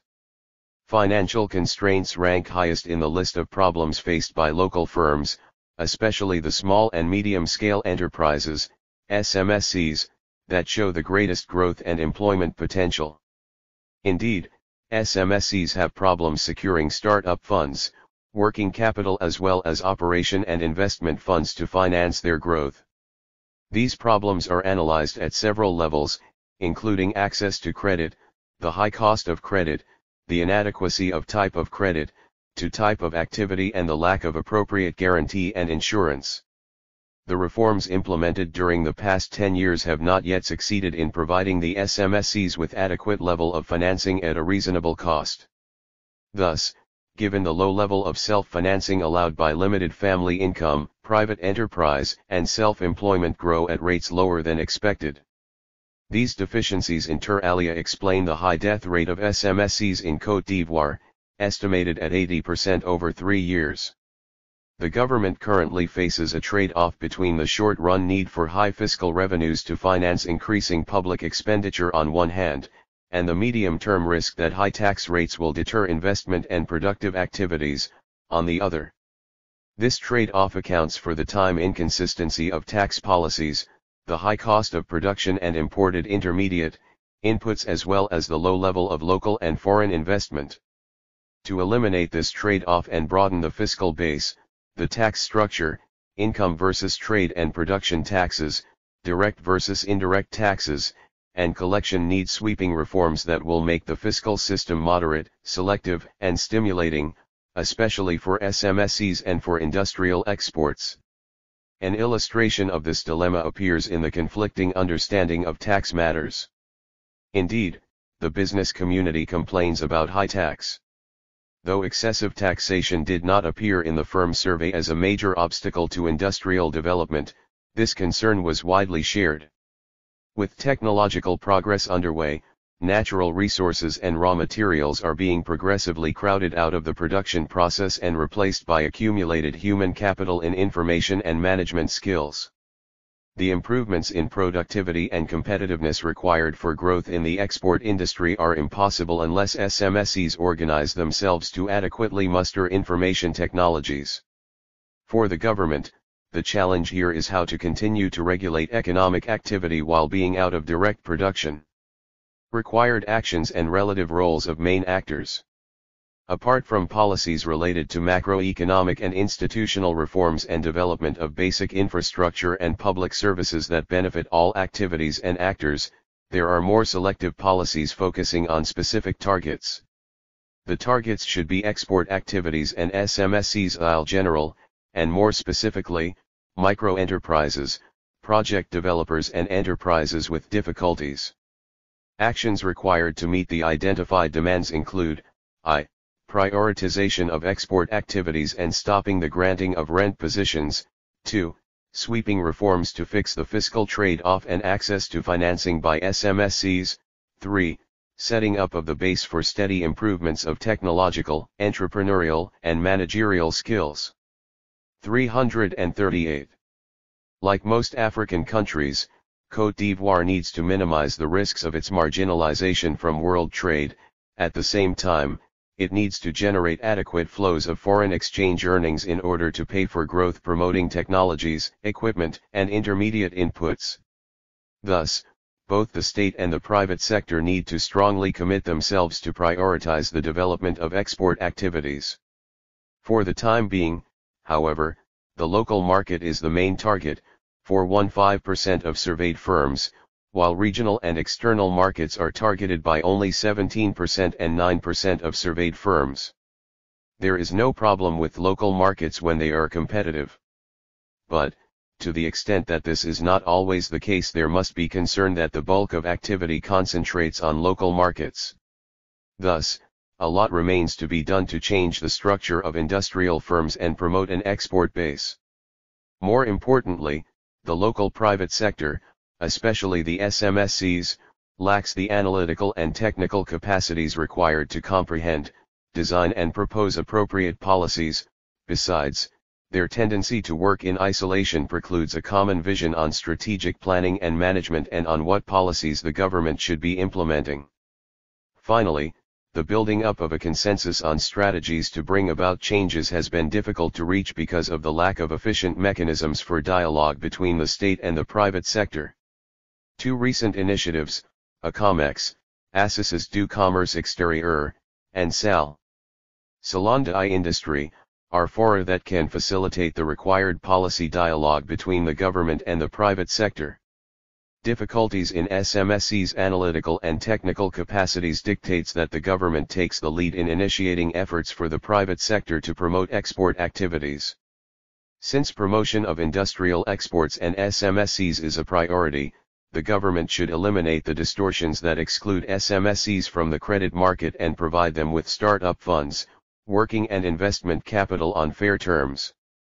The private sector responsibility in undertaking appropriate industrial development actions.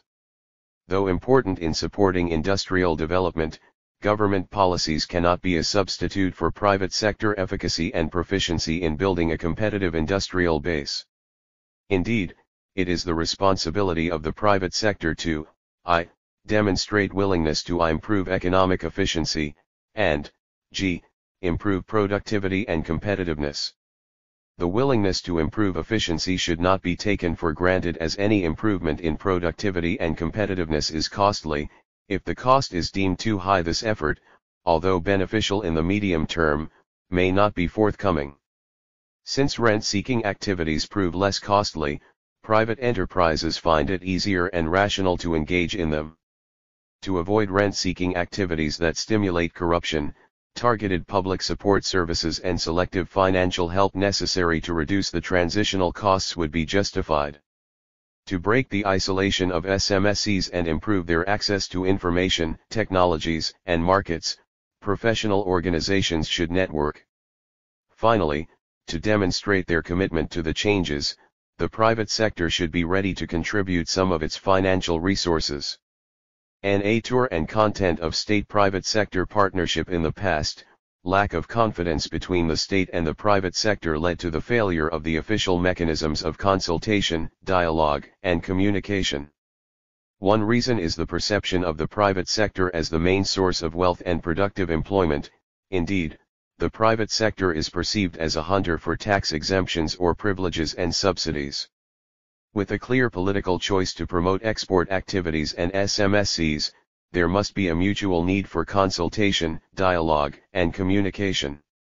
Given this mutual need for an efficient partnership, both parties must redefine the aims and scope of existing mechanisms to take due account of these new priorities leading to the development of the private sector. The pillar of this new partnership should be professional organizations in SMSEs. The government has a strong interest in strengthening the analytical capacities of these organizations to promote the vision for change among professionals so that they can appraise the changes ahead and take appropriate strategies to move forward.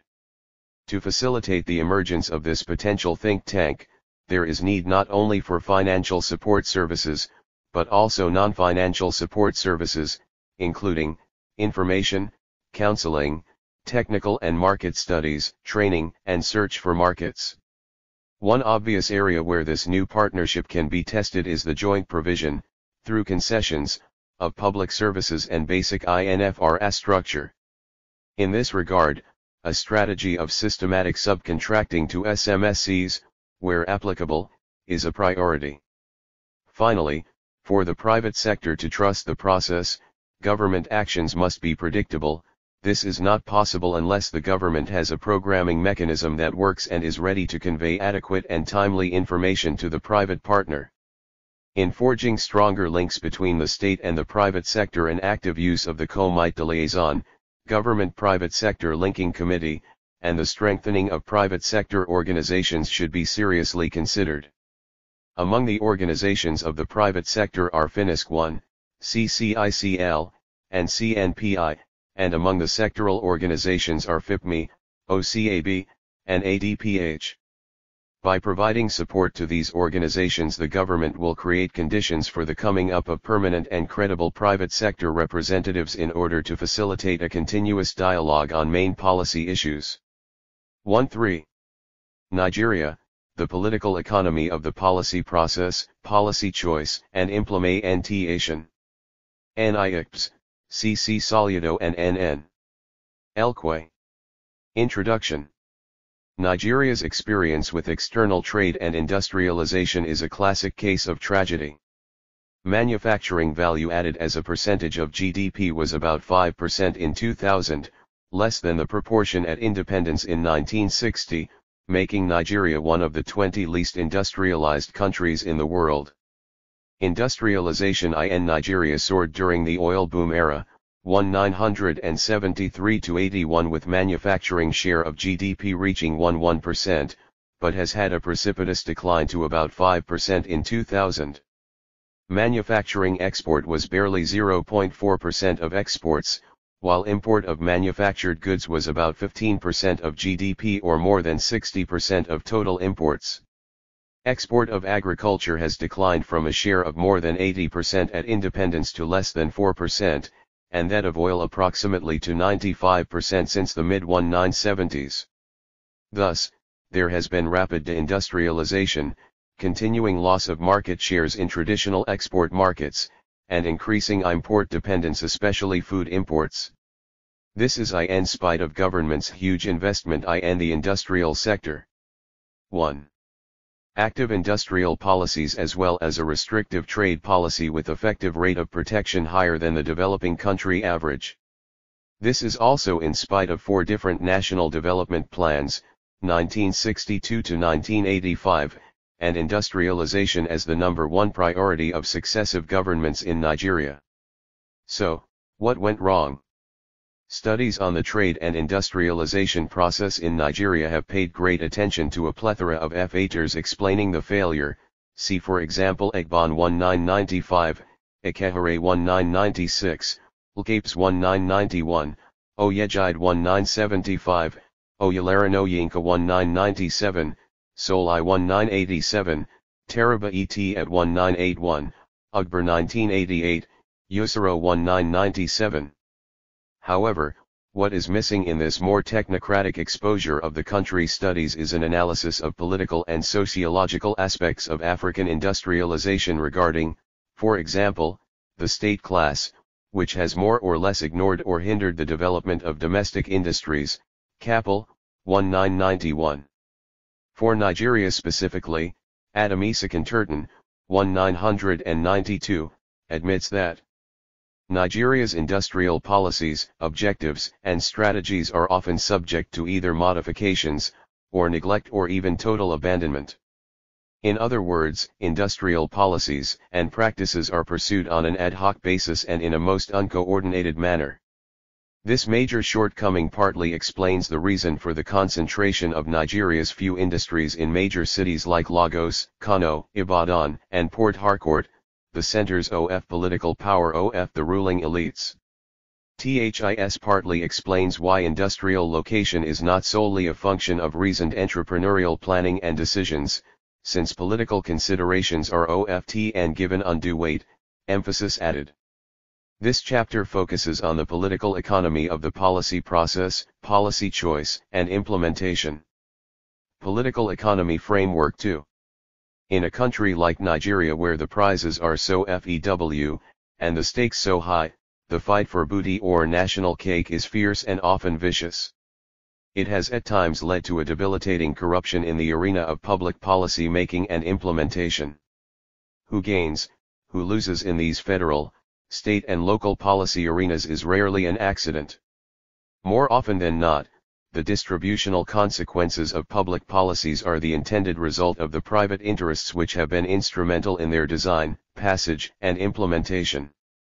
For the entire country, the manipulation of public policy for private purposes comprises yet another disjunction in our fractured history. Not every public policy fails, and not every public program or project is redundant. But when once in a while a policy succeeds, it is often not because of government per se, but in spite of it. Gebra 1995, 237. 3 thematic FRM works are central in the analysis and interpretation of Nigeria's trade and industrial policies, namely the power of dominant development ideas, the failure at the meta level orchestrated by the objective conditions of the rentier oil economy and the distributional consequences of the politicization of ethnicity, and the domination of private and group interests over national interests. Overall, the broad thrusts of Nigeria's trade and industrial policies have largely tracked the major swings in the mainstream ideas of development in these areas. Following political independence in 1960, the successive governments adopted the import substitution industrialization and 5-year development plans, as was the case in most developing countries, and with financial assistance by international financial institutions. In the 1970s, nationalization of foreign industries was in vogue and Nigeria tagged on, and the oil boom provided the impetus for deepening the strategy of import substitution and self-sufficiency. The 1980s, especially following the publication of the Berg Report in 1981, saw the implementation of structural adjustment programs, SAPs, in most of Africa, and Nigeria was not left out. The broad direction of policy has since been characterized by liberalization and emphasis on export orientation and competitiveness.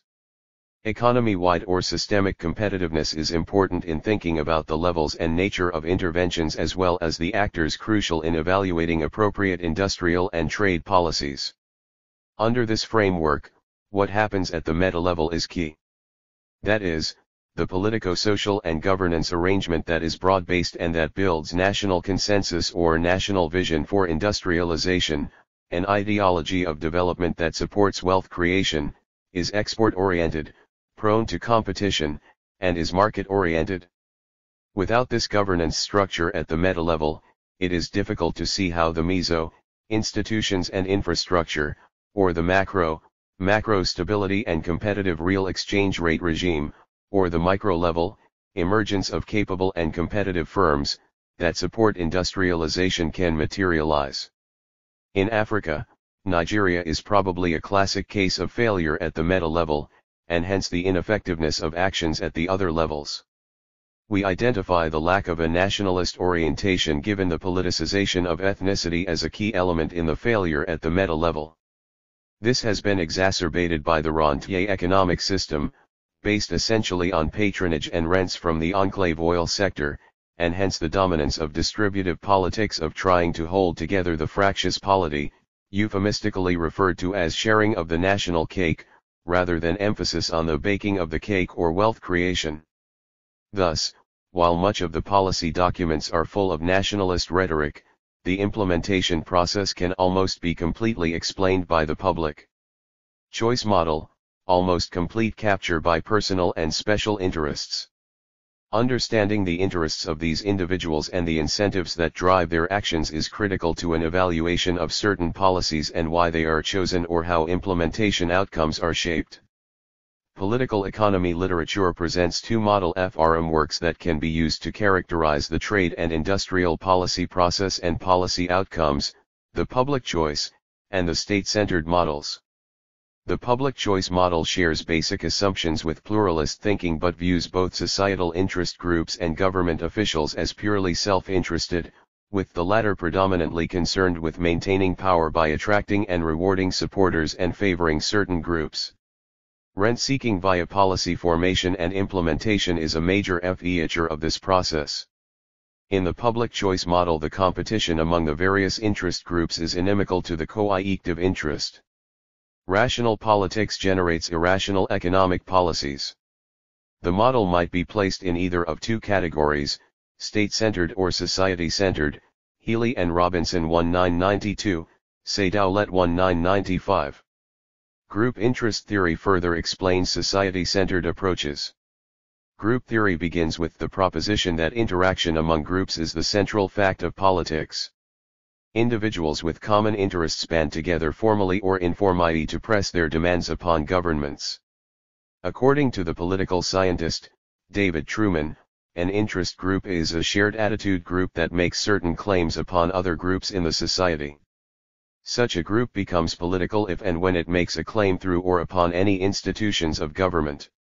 Individuals are important in politics only when they act as part, or on behalf, of group interests.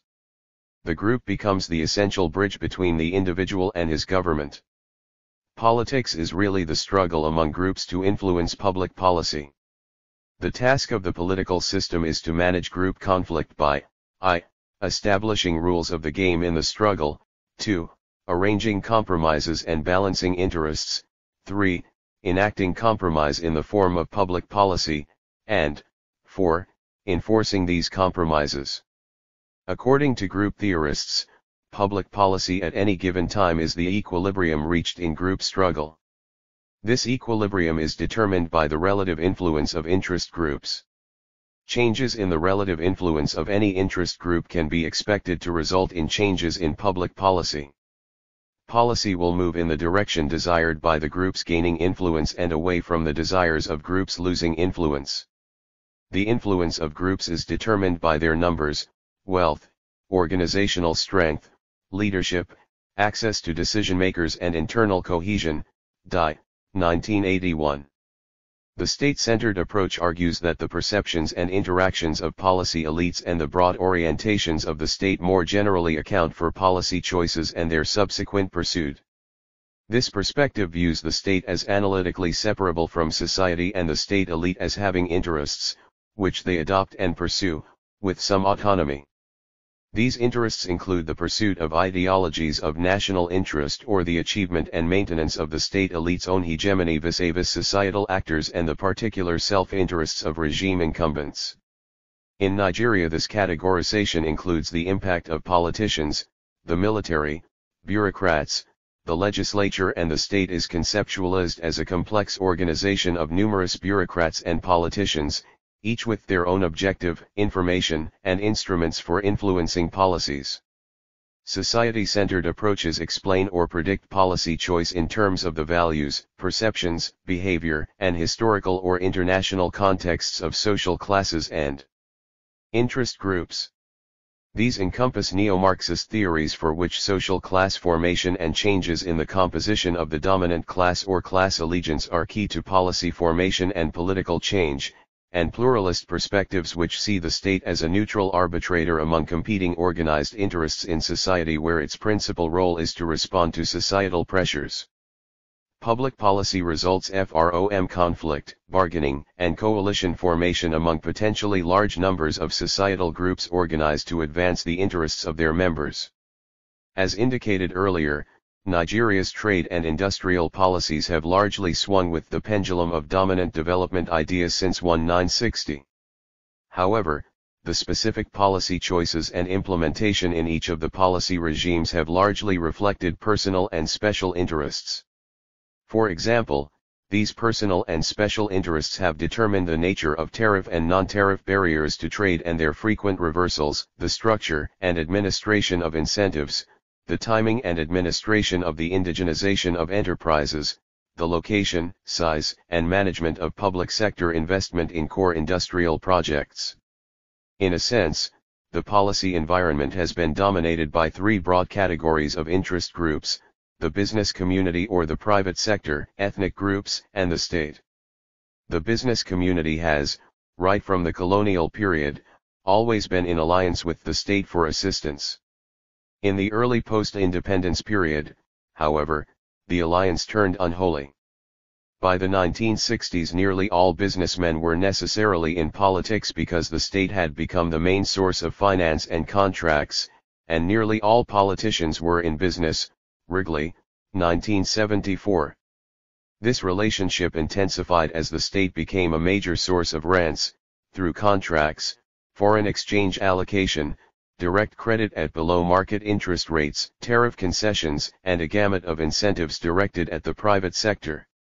Given the overarching dependence of the private sector on state patronage and rents, the dividing line between the state and the private sector has largely blurred over time.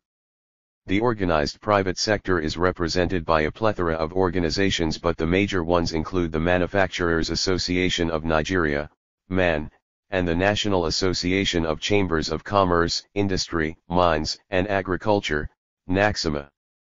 Over time, the state and the organized private sector have tried to formalize relationships through formal consultations. For example, in the formulation of the 1975 to 1980 development plan, businessman Fajemirokan is reported to have observed that, the government is happily becoming more and more responsive to the constructive suggestions which the organized private sector of the economy is privileged to make from time to time. For the first time, the sector has been deliberately and meaningfully involved with the development planning process, and the indications are that it will be even more closely associated with the implementation process. Schatz, 1977. Since the early 1990s, the elite businesses have formalized the channels for lobbying and influence on policy through the Nigerian Economic Summit Group, NESG. The state, with its coercive force and enormous financial resources, has been the key instrument for keeping the ethnically divided country together, as well as an arena of fierce competition for patronage and fight for booties for personal and sectional interests. The key players have been the military and the bureaucracy. Most military interventions have been determined by the allure of power and the fortunes that go with it in a rentier system.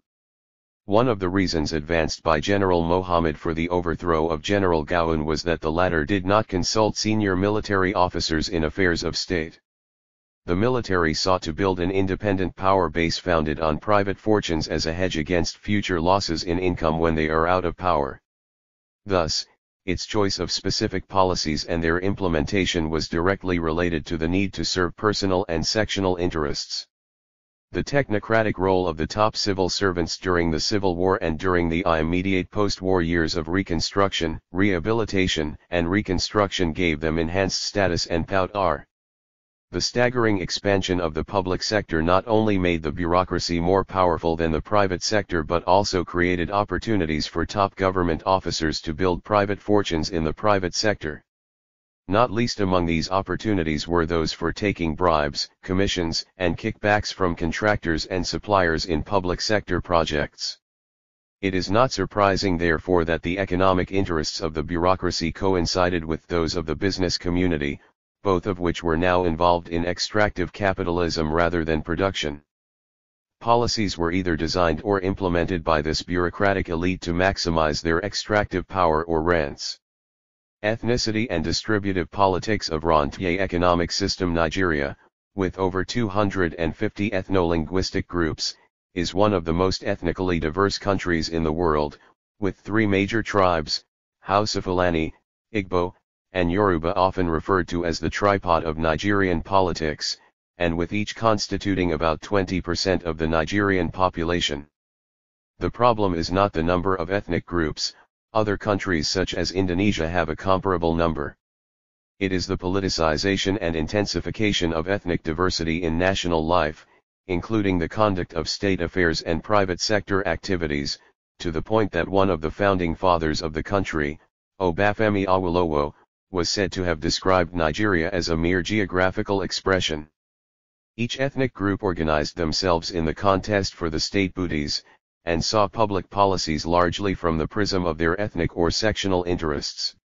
Individuals in appointive positions in government or in the bureaucracy saw themselves largely as representatives of their villages, towns, states, or ethnic groups, with a single mission to get their fair share of the national cake by whatever means. High-level bureaucrats are expected to be corrupt since they are expected by their people to subvert public policies and lay down procedures to favor their people or loot enough resources to dispense favors in their villages or among their ethnic groups. Policy makers as representatives of their respective ethnic groups consequently care greatly about the origins of those who would benefit from specific policies.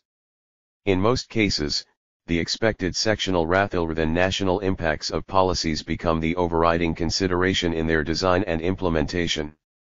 In essence, no matter the merit of particular policies or their potential national impact, if they were not perceived to favor the specific interests of the dominant power groups, such policies will not be adopted or implemented. 4. We will illustrate how this framework explains the timing and implementation of the indigenization policy, and the location of core industries. A key implication of the fractious society and predominance of sectional interests is that there is hardly single-minded focus in the design and implementation of a national agenda. National vision is missing, except in the rhetoric, while the nature of implementation often reveals the intended objective of the policy. 346.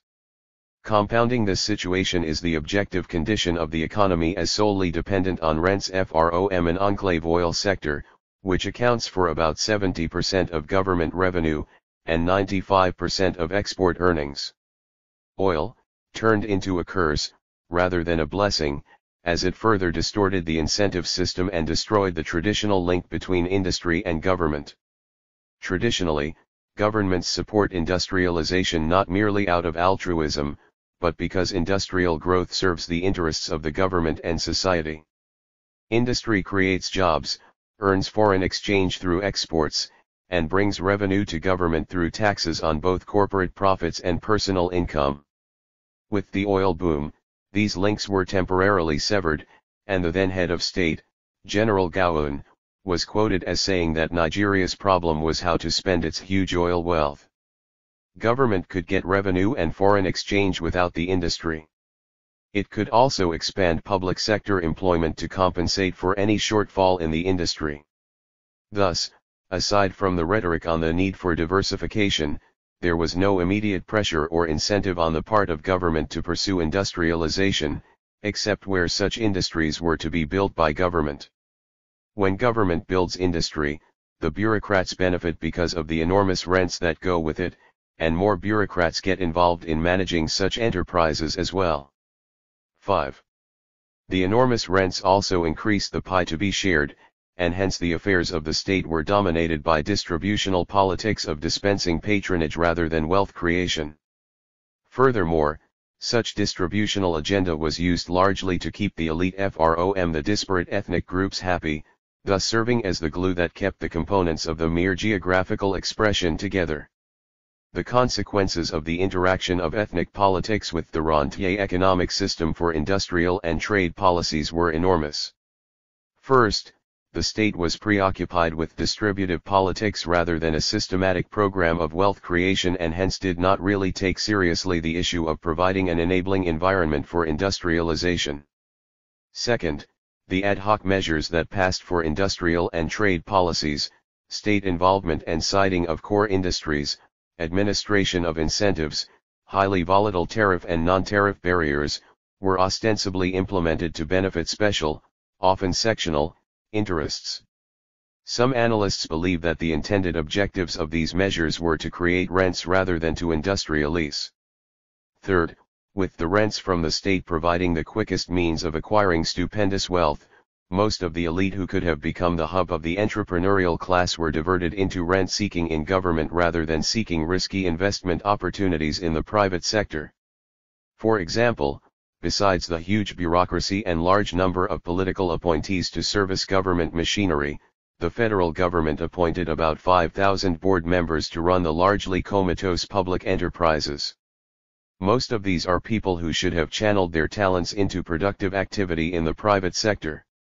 Fourth, given the federal nature of the country, and the dependence of state revenues on statutory allocations from the oil-dominated federation account, more than 95% for most states, the incentive to creatively pursue wealth creation through industrialization at the regional state levels was dampened. Essentially, the framework for thinking about trade and industrial policies in Nigeria combines the state-centered model, bureaucratic model, at the level of rhetoric or policy design with the public choice model at the level of implementation. The key players include the private sector operators and their associations dominated by bureaucrats and politicians or their agents, the bureaucrats and politicians who act mostly as representatives of special, sectional, interests rather than the nation, and the various ethnic associations which champion the cause of their representatives in government and defend them against any perceived persecution. It is a framework in which those who are supposed to implement specific measures are in most cases the persons who are likely to lose or gain from such measures, since the dividing line between the private and public sectors is very thin. It is this constant friction between public and private, or sectional, interests, and the domination of private interests that help us to understand the so-called implementation failure in Nigeria. In much of public policy discourse, analysts often attribute every public policy failure to this ubiquitous implementation failure without explaining why almost every well-designed policy is perverted at the implementation stage. This framework also helps us to understand the context of economic policies in the past 2 decades when the IMF World Bank supported Structural Adjustment Program, SAP, was supposed to dominate the policy process. In almost all policy aspects, Nigeria is exemplary for its consistent failure to implement the measures it willingly commits itself to. Like for most other public policy, the problem is less about the design, but rarely is 40% implementation rate achieved. Historical overview and policy episodes. There are several ways of categorizing the historical period of Nigeria's industrialization and trade policy. For example, 2 eras, the colonial, pre-1960, and the post-colonial, post-1960, periods, could be distinguished. The latter may be further periodized using the broad regime shifts, import substitution strategy, 1960 to 1985, and liberalization and outward orientation, 1986 to date. Alternatively, periodization could be according to the governance regime type, civil and military regimes. Between 1960 and May 29, 1999, civilian regimes have effectively been in place for barely 9 years, 1960 to 1965 and 1979 to 1983. Military regimes were in charge for the rest of the period, January 1, 1966, July 1966, General Agi Ironsi, July 1, 1966 to 1975, General Gowon, 1975 to 1979, Generals Murtala and Obasanjo, 1984 to 1985, General Buhari, 1985 to 1993, General Babangida, 1993 to 1998, General Abacha, 1998 May 1999, General Abubakar. The military was thus responsible for policy making and implementation for 30 of the 39 years in question. This periodization is calculated to highlight the implications of regime changes and personalities for the style and substance of policy design and implementation. However, the decadal periods used do not always neatly fall into the regime classifications. An alternative classification, a major objective of the historical overview itself, is to indicate the extent to which the structure of the economy, size of the industrial sector, and ownership structure, ethnic, domestic vs foreign ownership, affected policy episodes and outcomes. The following periodization is used in the analysis below: colonial period, and the decadal periods of the 19,605, the 19,705 and the indigenization program and oil boom, the 1980s and the adjustment program, and the 1990s and the new industrial policy. The colonial period, 1914 September 1960. In the colonial period, industrialization in Nigeria proceeded without the benefit of orchestrated trade and industrial policies. What passed for trade and industrial policy amounts to no more than a patchwork of ad hoc measures which may be categorized as FOE-LOs. Incentives, the enactment of legislation offering tax and import duty relief to industrialists, e.g. Aid to Pioneer Industries Ordinance, 1952, Industrial Development, Import Duty Relief Act, 1957, Industrial Development, Income Relief Act, 1958. 2. Infrastructural support, the provision of water, power, and other facilities such as industrial estates, albeit on a severely limited scale. 3. Industrial promotion, the dissemination of basic information about the Nigerian economy among prospective industrialists, especially foreign investors.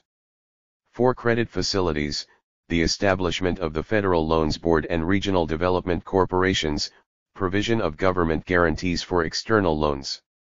5. Safety of foreign investment, guarantee against expropriation and nationalization, promise of easy repatriation of capital, profits, and dividends. 6. Protection from foreign competition, high tariff walls, import licensing, and quantitative restrictions. Public policy and private initiatives promoted investments mostly in extractive industries and distributive trade rather than manufacturing. Solai, 1987. The manufacturing industries that were established by alien trading firms during and immediately after World War II concentrated on light industrial goods such as detergents, confectionery, soft drinks, and textiles, as a way of making the transition from purely commercial activities into the beginnings of import substituting manufacturing. NSMA, 1995. This initial penchant for the production of light consumer goods set the stage for 2 drawbacks that have persisted in the nation's industrialization effort to date: neglect of technological development and reliance on imported production inputs. The British colonial administration adopted a cavalier attitude towards development policy formulation in general and entrenched that attitude in the post-war 10-year Plan of Development for Nigeria, 1946-1956, Legislative Council, 1945. The 10-year plan has been roundly criticized for not espousing any national economic development objectives, let alone a properly articulated set of policies. Aboyed, 1966, Adidiji, 1971, ICPS 1985. It also neither articulated nor pursued a coherent industrial policy. The promotion of industrial development was broadly entrusted to 2 agencies, the Nigeria Local Development Board and the Department of Commerce and Industry. The former, among its other functions, was expected to ensure the promotion and development of village crafts and industries and the industrial development of the products of Nigeria. 2. the setting up and operation of experimental undertakings for the testing of industrial, or for processing the development of any Nigerian, products. 3. Suitability of other projects approved by the Governor in Council. The latter was to oversee and encourage the conduct of local trade and the development of native industries. The lack of concreteness and vigor in the formulation and prosecution of the colonial industrial policy is attested to by the fact that only 27% of the £22 million budgeted for industrial development under the 10-year plan could be spent. This state of affairs was not due to any preference on the part of the imperial power for a laissez-faire approach in economic matters. Rather, it stemmed from the reality that Britain's national interest lay not in the economic or industrial development of Nigeria but in the development of basic infrastructure, rail and road networks, to facilitate the evacuation of primary products and the distribution in Nigeria of manufactured goods imported from the metropolitan economy, IPS, 1991. Attention was lopsidedly directed towards the development of agricultural produce to serve as a raw material base for British industry. Local industrial development received short shrift, being supported by a patchwork of only a few ad hoc incentives such as tax and import duty reliefs. During the colonial period, the key actors were the colonial administrators, and it is interesting that most of the deliberate incentives and measures to promote industrialization occurred during the 1950s when Nigerians were already largely in charge of the regional administrations, and the pressure for independence was becoming irresistible. The fight for independence was largely also a fight for the right to participate in the industrial, formal, sector. Thus, the nationalist movements all embodied explicit programs to embark on industrialization and participation of the citizens. Most responses by way of explicit policies to promote industrialization in the 1950s could be said to be a direct consequence of the pressures by the nationalists. In spite of these later efforts, one of the colonial legacies bequeathed to the new nationalist leaders at independence was a low level of industrial development and industrial infrastructure. Although beginning from a total of 182 company registrations in the country between 1935 and 1945 and advancing to 1,027 registrations between 1946 and 1958, the pace of industrialization remained low, considering that of these 1,027 establishments only about 15% were of the medium and large-scale variety, Usero 1977, Taraba, Idoshan, and Kayad, 1981. The 1960s, from independence to end of civil war with independence in 1960, the nationalist rulers aggressively pursued import substitution industrialization as part of the response to the minuscule industrial base bequeathed by the colonial masters. The regional governments in the three regions East, West, and North, and later in 1964 Midwest, deliberately promoted industrialization even without any formal industrial policy. In the first 3 years of independence, value added in manufacturing grew by an average of 1.14% per annum. Rapid growth of manufacturing and diversification of industrial activity were major objectives of industrial sector development as articulated in the various national development plans, 1962, 1968, 1970 to 1974, and 1975 to 1980. By 1965, manufacturing as a share of GDP had grown to 6%, up from 5% at independence. Between 1967 and January 1, 1970, Nigeria was plunged into a civil war.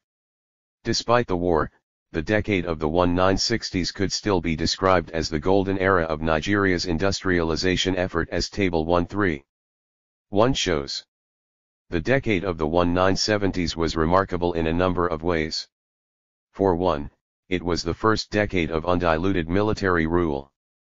For another, it was the decade of the first oil boom, which put enormous financial resources in the hands of the military rulers, enough resources to prosecute whatever development programs they fancied.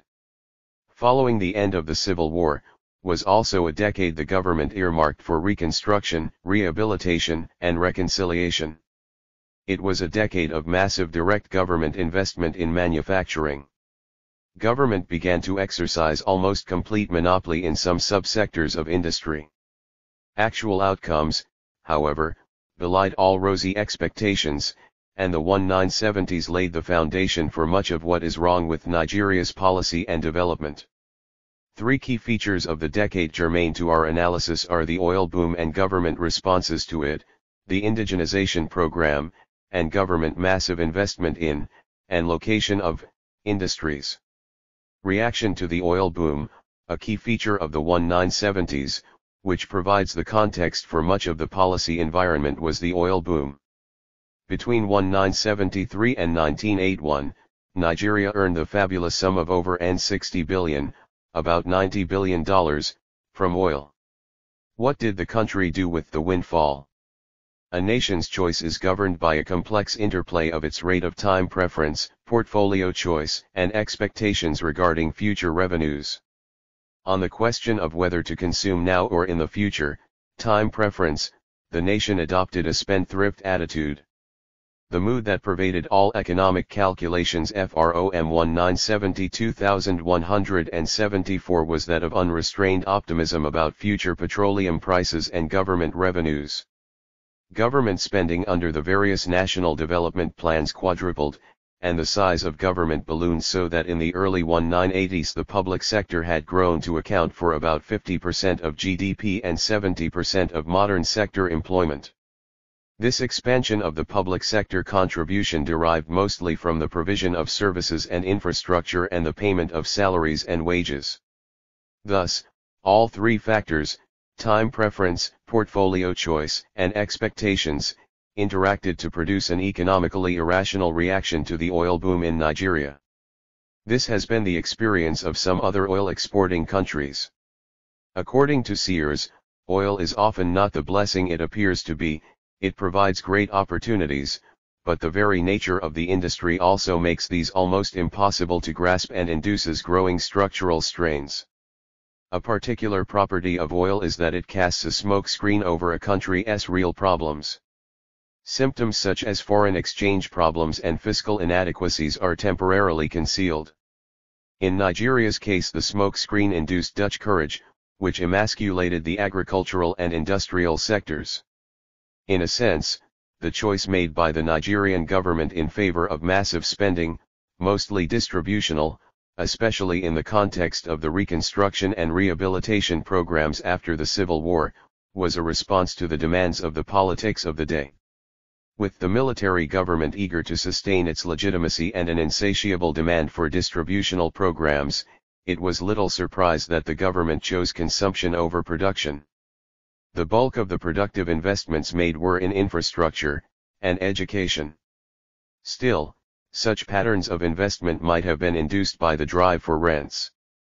Up to the time of the first boom, 1973, the Nigerian government, whether colonial or post-colonial, had nurtured capitalism in the country by creating a congenial economic climate and by programs and policies designed to assist and stimulate business generally.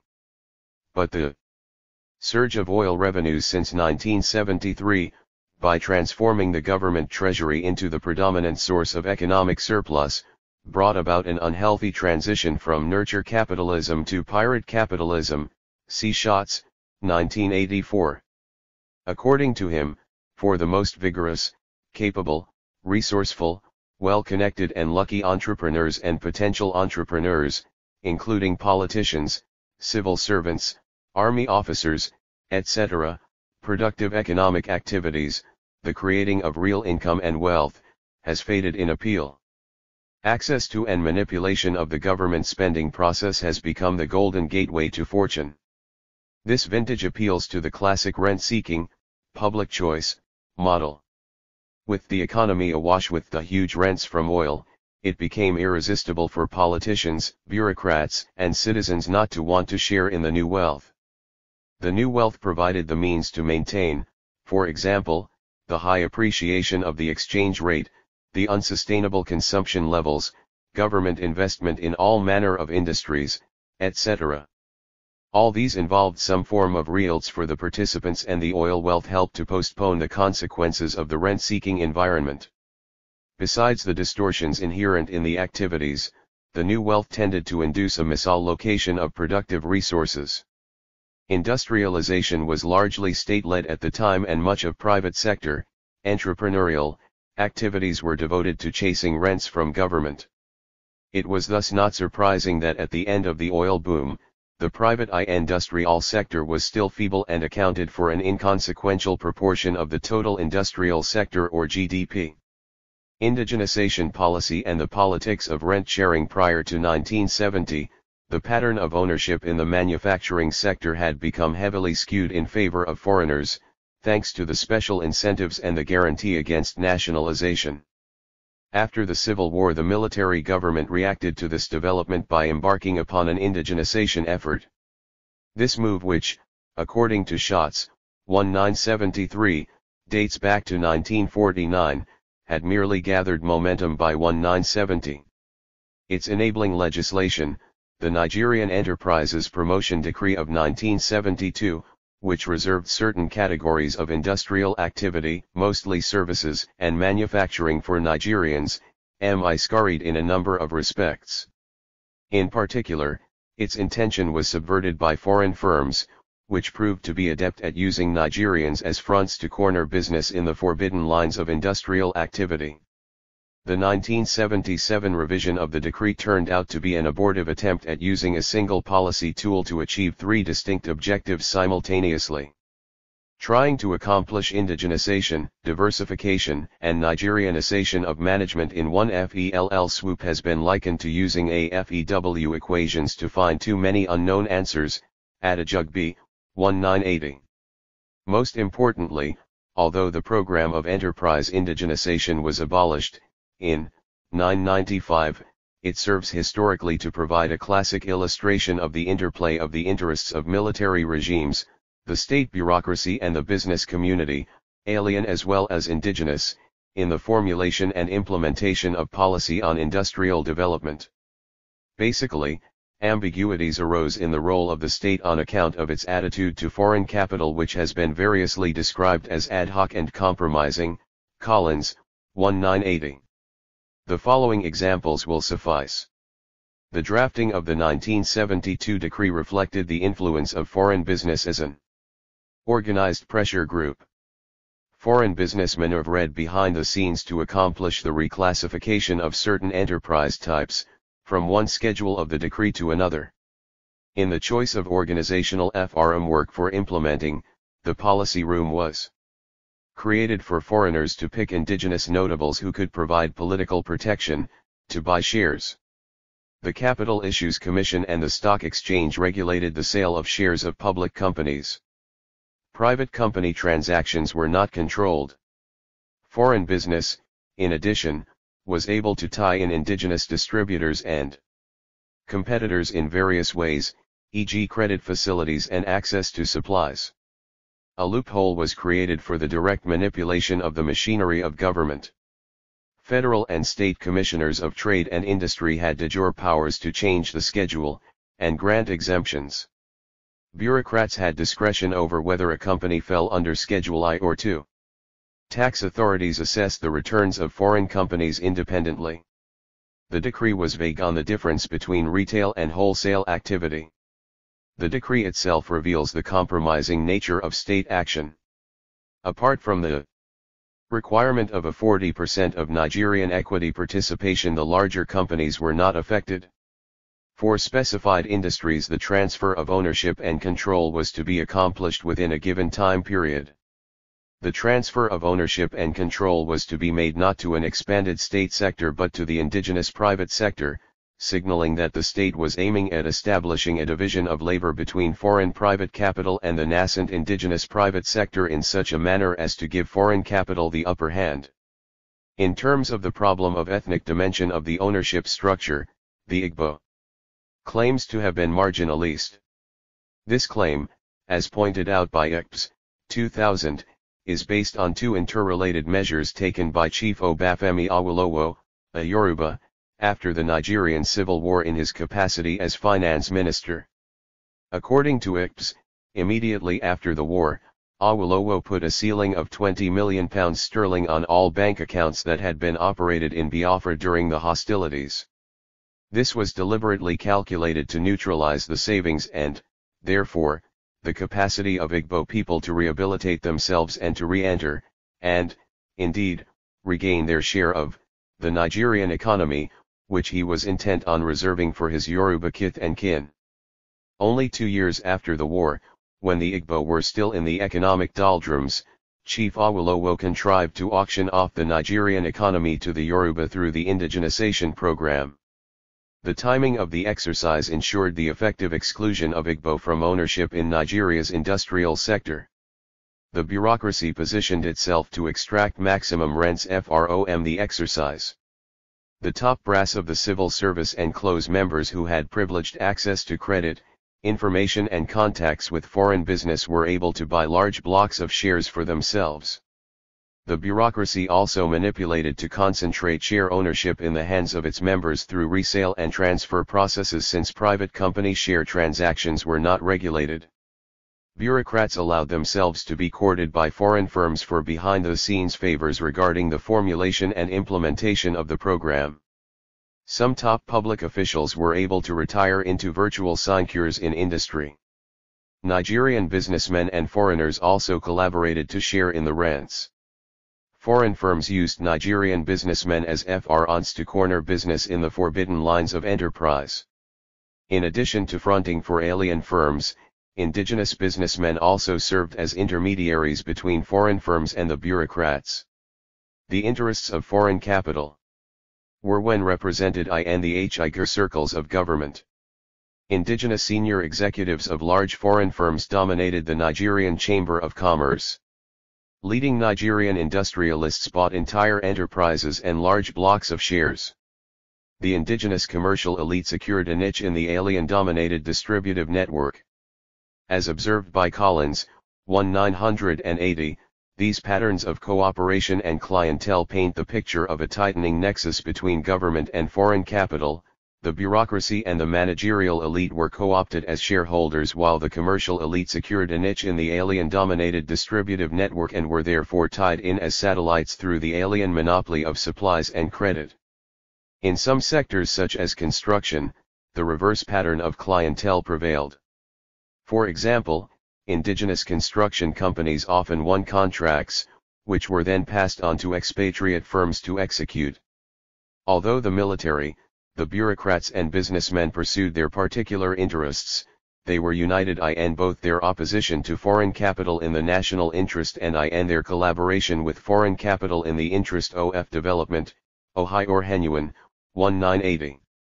A major conclusion from the formulation and implementation of indigenization of policies is that both the society-centered and public choice models play important roles.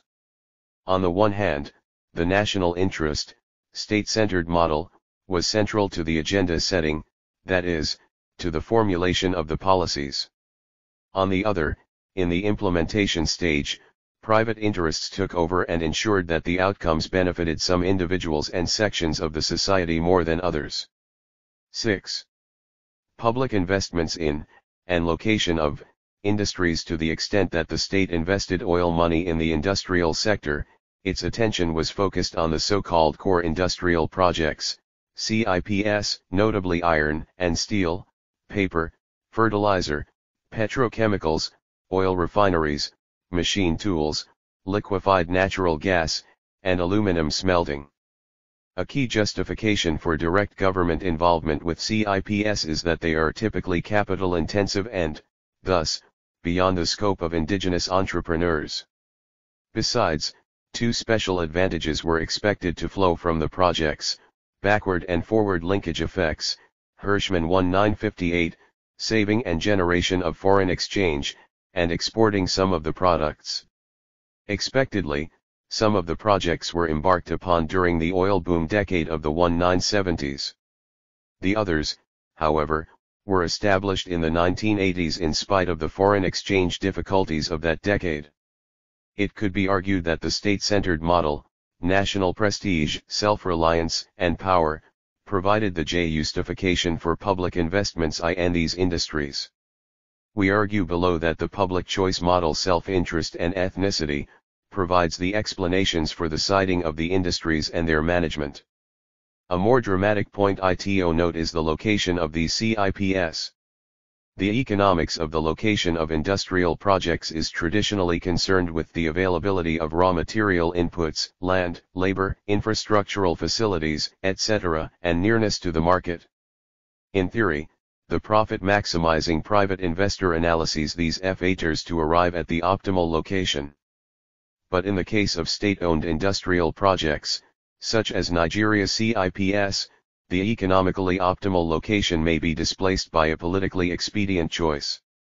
CIPS are normally considered in Nigeria, as elsewhere, to be of strategic importance either in providing the necessary solid base for accelerated industrial growth and development, CBN, 1990, or from the point of view of national security. It follows therefore that the philosophy behind government investment is central to the eventual location, and this could downplay the influence of economic factors, Ogun and Alakang. 1993. As pointed out by Ogun and Alakang, the philosophy of evenness in the spatial distribution of industries could lead the state to spread industrial investment thinly so as to ensure federal presence in all parts of the country. In Nigeria, the conflicting interests of ethnic or regional groups and the structure of control of political power at the center have combined to yield suboptimal locations of major CIPS. We illustrate this point with two examples: oil refining and petrochemicals, and iron and steel companies. Oil refining and petrochemicals. In the oil refining and petrochemical sector, the location of industrial projects has been vitiated by the principle of geographical spread. The location of refineries at Warri and Port Harcourt, which are situated in the oil-rich coastal region of the south, is clearly material-based. The location of a similar facility at Kaduna, in the North, is not material-based but was determined by the political need to assuage the sectional interests of the northern region. This economically irrational location was technologically made feasible by a 300 km pipeline system connecting all petroleum depots in the country with Kaduna.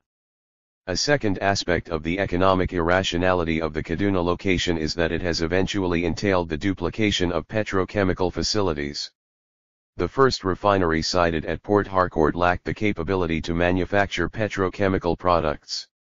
It had therefore been indicated in the Second National Development Plan, 1970-1974, that in the design of a second refinery attention would be given to its possible linkage with the development of a petrochemical industry.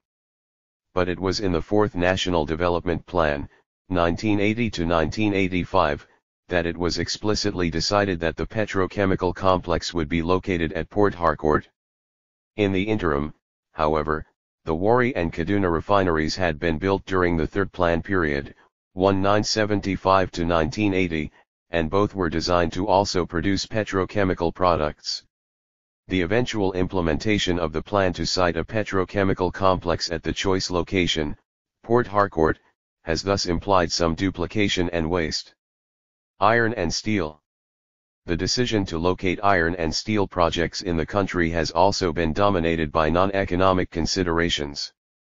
In the first National Development Plan, 1962-1968, which benefited FROM, a major 1955 World Bank study of the industrialization potential of Nigeria as well as the expertise of a foreign consultant, Professor Wolfgang Stahlper, the Onitsha and Lokaha areas were indicated as the most economic location for the nation's iron and steel project based on raw material availability, transportation facilities, and other relevant considerations.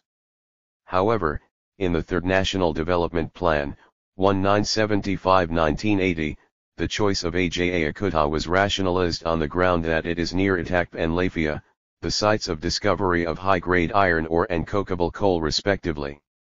The Third National Development Plan provided for 5 direct reduction plants. Since the plants are to utilize gas, the optional location should be the oil fields in the southern region. But in implementation only one such plant has been located appropriately in the oil zone, i.e. the Delta Steel Company at Alodja. Although the Ajayakuta and the Alodja projects have inbuilt rolling mills, 3 rolling mills have surprisingly been located at Katsina, Jos, and Osogbo. These locations are quite far from the Delta Steel Company, which is supposed to feed them with billets. It was contemplated in the Fourth National Development Plan that the Katsina rolling mills should be redesigned into a full mini-steel complex to produce flat steel from scrap metal. The rationalization, which buttresses our third illustration above, is that the cost of transporting billets over the long distance between Warri and Katsina would make the Katsina rolling mill unviable. Federal Government of Nigeria, 1981, 15-1.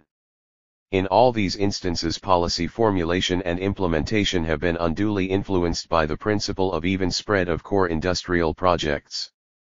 Economic rationality has always been the casualty.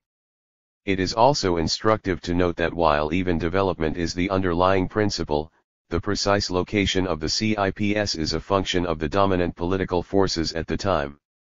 Many analysts reckon that the domination of the political leadership, since independence in 1960, by the North has a serious bearing on the location of certain K.Y. industries in the region, e.g. iron and steel refineries.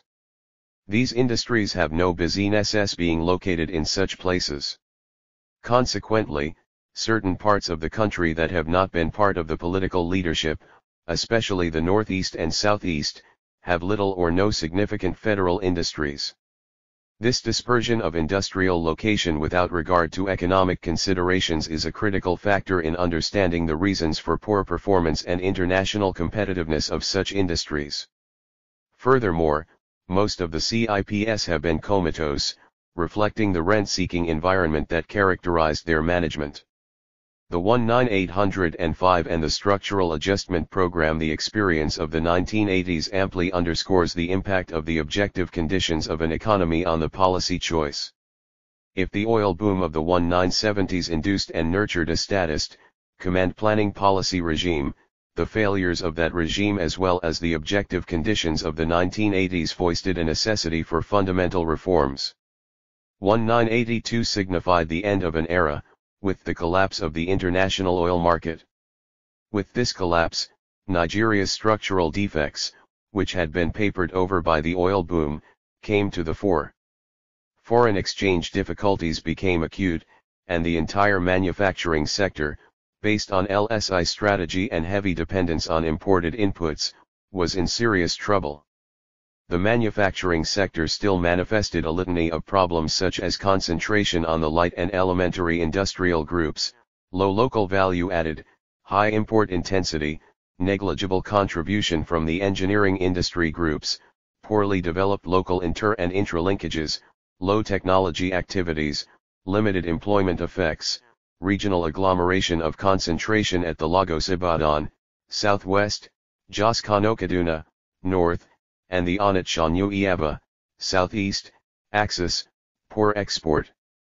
Performance dualism, without any tendency for small-scale and informal sector enterprises to upgrade, and undue government involvement, especially in heavy industry, Oesteri Ekhoff, 1991. These objective conditions demonstrated that economic policy should not be business as usual. A fundamental reform agenda was needed. The most dramatic feature of this era was the adoption of the SAP policies in 1986 by General Babangida. The key objectives of the SAPs with respect to industrial policy were to encourage the accelerated development and use of local raw materials and intermediate inputs rather than depend on imported ones. Develop and utilize local technology. Maximize the growth in value added of manufacturing activity. 356 The Politics of RADE and Industrial Policy in Africa. Promote export-oriented industries. Generate employment through the encouragement of private sector small and medium-scale industries. Remove bottlenecks and constraints that hamper industrial development, including infrastructural, manpower and administrative deficiencies, and liberalize controls to facilitate indigenous and foreign investment. Federal Republic of Nigeria, 1986. It must be noted that the reforms under SAPS did not come without a fight. There was tremendous resistance to change and the struggle has lingered ever since. Nigeria's experience, as with other countries implementing SAP, illustrates the importance of external, donor, agencies in the choice of particular policies. It also illustrates the importance of ideology or mainstream economic thinking. While the intellectual force of LSI strategy essentially drove the old policy regime, the new regime foisted by the SAP agenda favored a no-industrial policy and a liberal trade regime. Nigerians and their government resisted and still resist many of the policy prescriptions. But because Nigeria sorely needs to negotiate debt rescheduling with the Paris Club of Creditors, which requires certification from the IMF as an eligibility criterion, the country has had little room to maneuver. As the finance minister who introduced the SAPs often said during the famous debate on whether or not Nigeria should take the IMF loan, the question is not whether or not Nigeria wanted to reach agreement with the fund, but whether it could afford not to do so. So, with the loss of policy autonomy and the policy makers' hands tied, they had little option but to swallow the bitter pill of reforms. Consequently, the government of General Babangida rammed through the set of reform measures, in many cases having to quell street riots against the programs.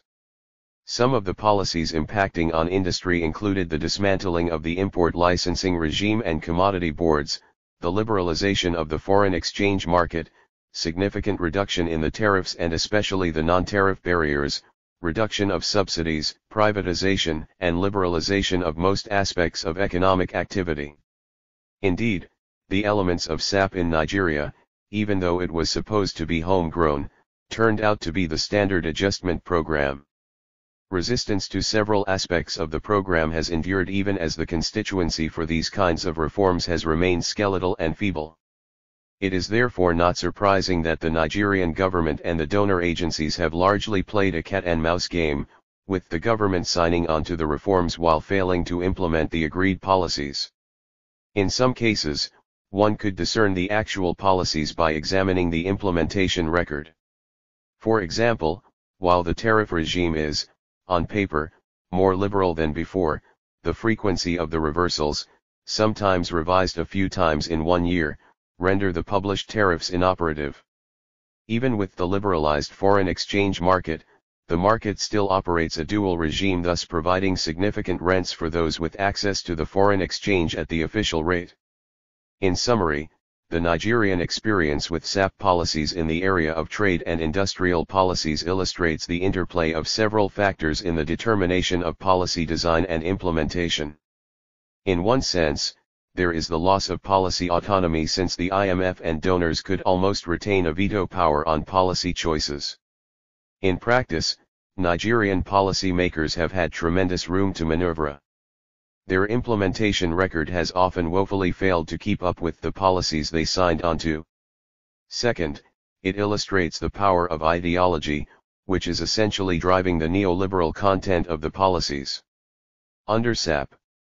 Third, it also shows that entrenched domestic interests hardly die. Nigerian bureaucrats have always had their way around the policies to still create enough room for rents or to sufficiently weaken the implementation. If the dismal performance of the manufacturing sector under the LSI strategy necessitated a fundamental change of policy, the outcomes under the new policy regime have not been better. Since the 1990s, manufacturing value added as a share of GDP has stagnated, and as at 2000 was 4.9% of GDP, less than the 5.3% at independence in 1960.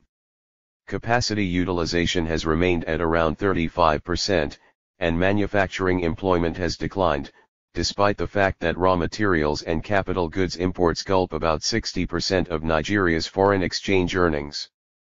Perhaps, it was the frustration with the failures of the old industrial policy as a patchwork of ad hoc measures that informed the need to systematically articulate a comprehensive industrial policy.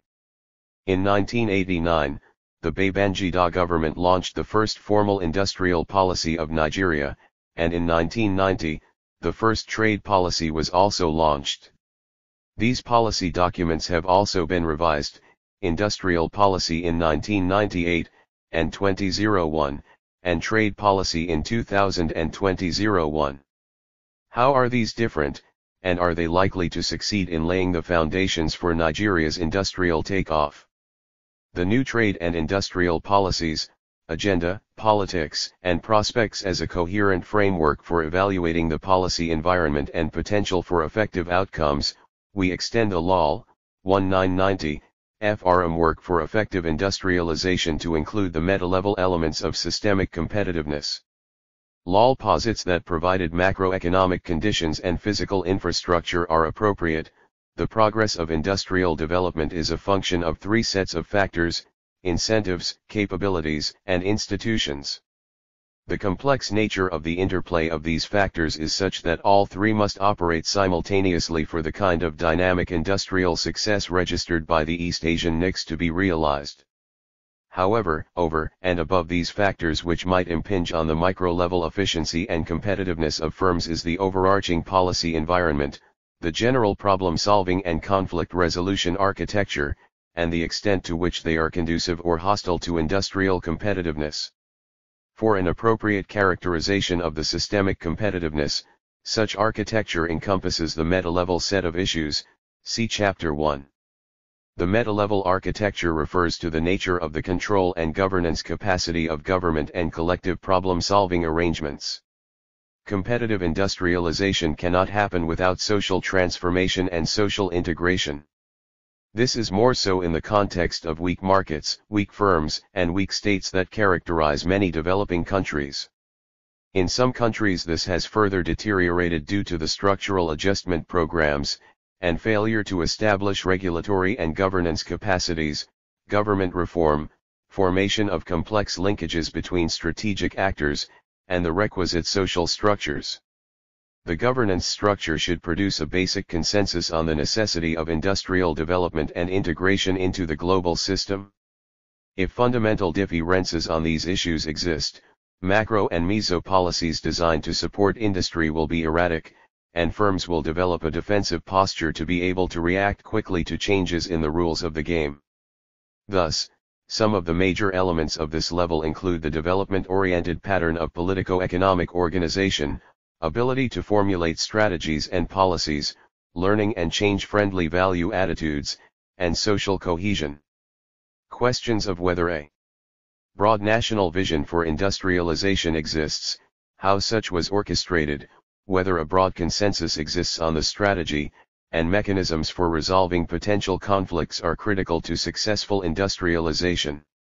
Content analysis of the trade and industrial policies. 7 In spite of the meta-level issues, the new civilian government has proceeded to redraft new trade and industrial policies, 2000 and 2001, perhaps as a framework to address the meta, meso, and micro-level issues.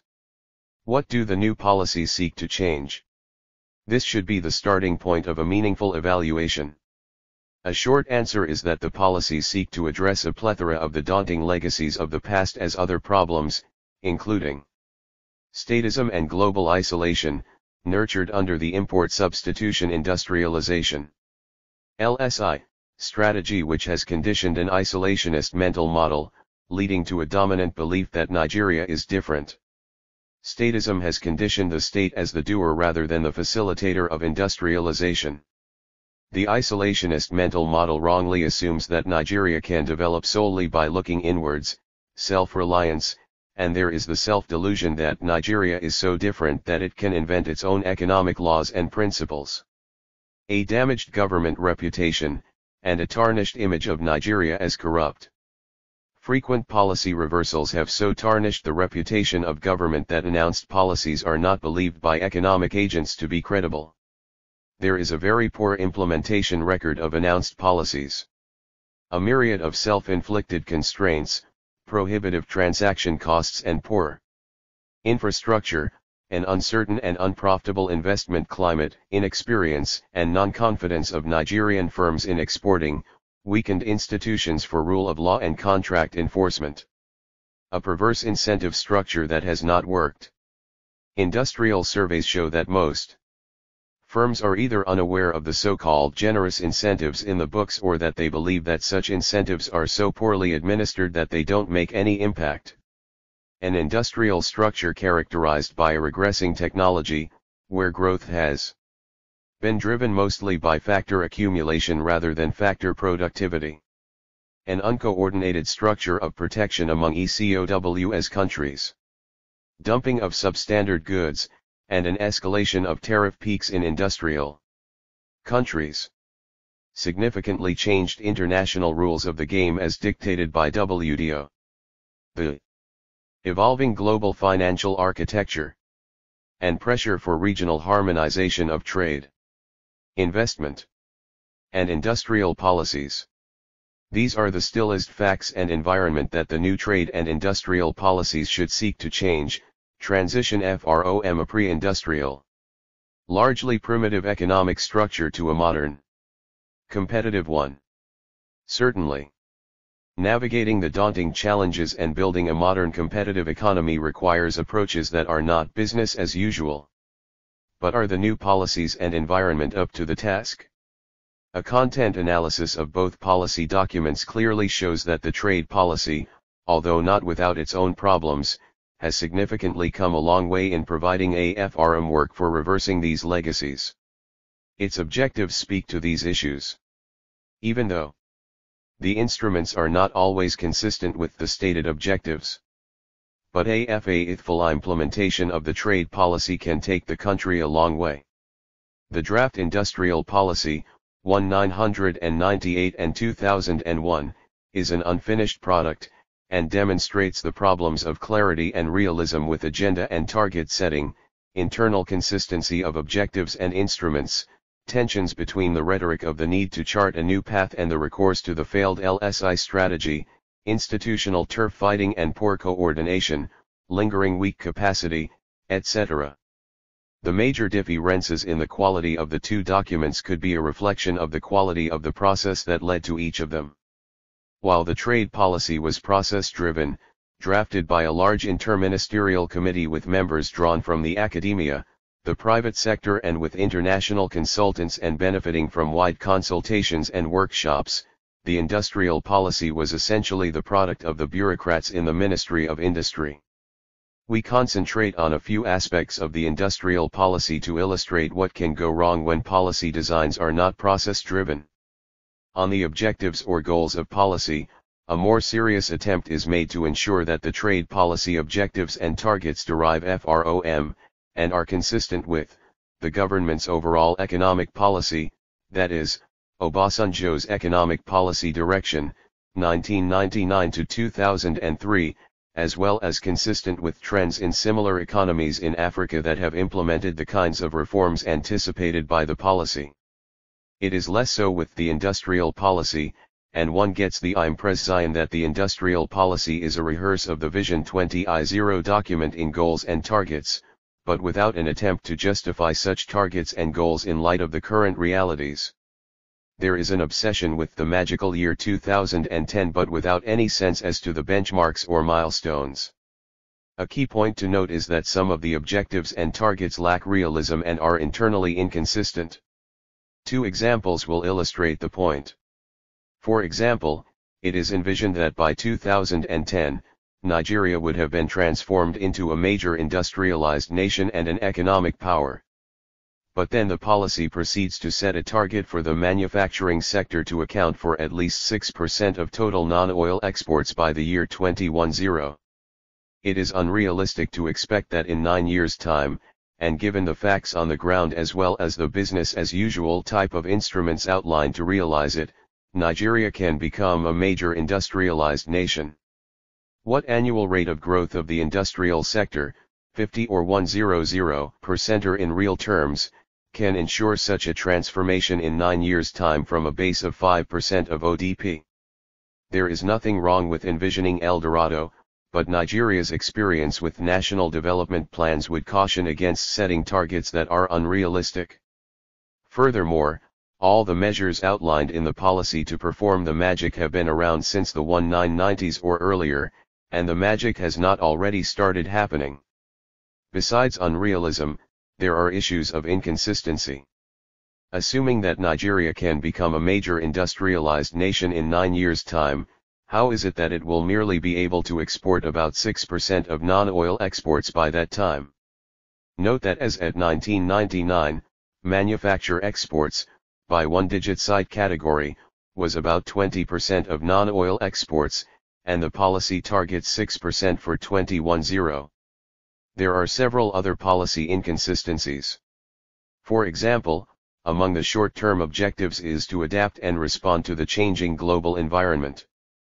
The policy recognizes that membership of WTO requires compliance with ISO 9000 and 14000 series, but it targets only 25% compliance rate by 2005, and only 40% by 2010.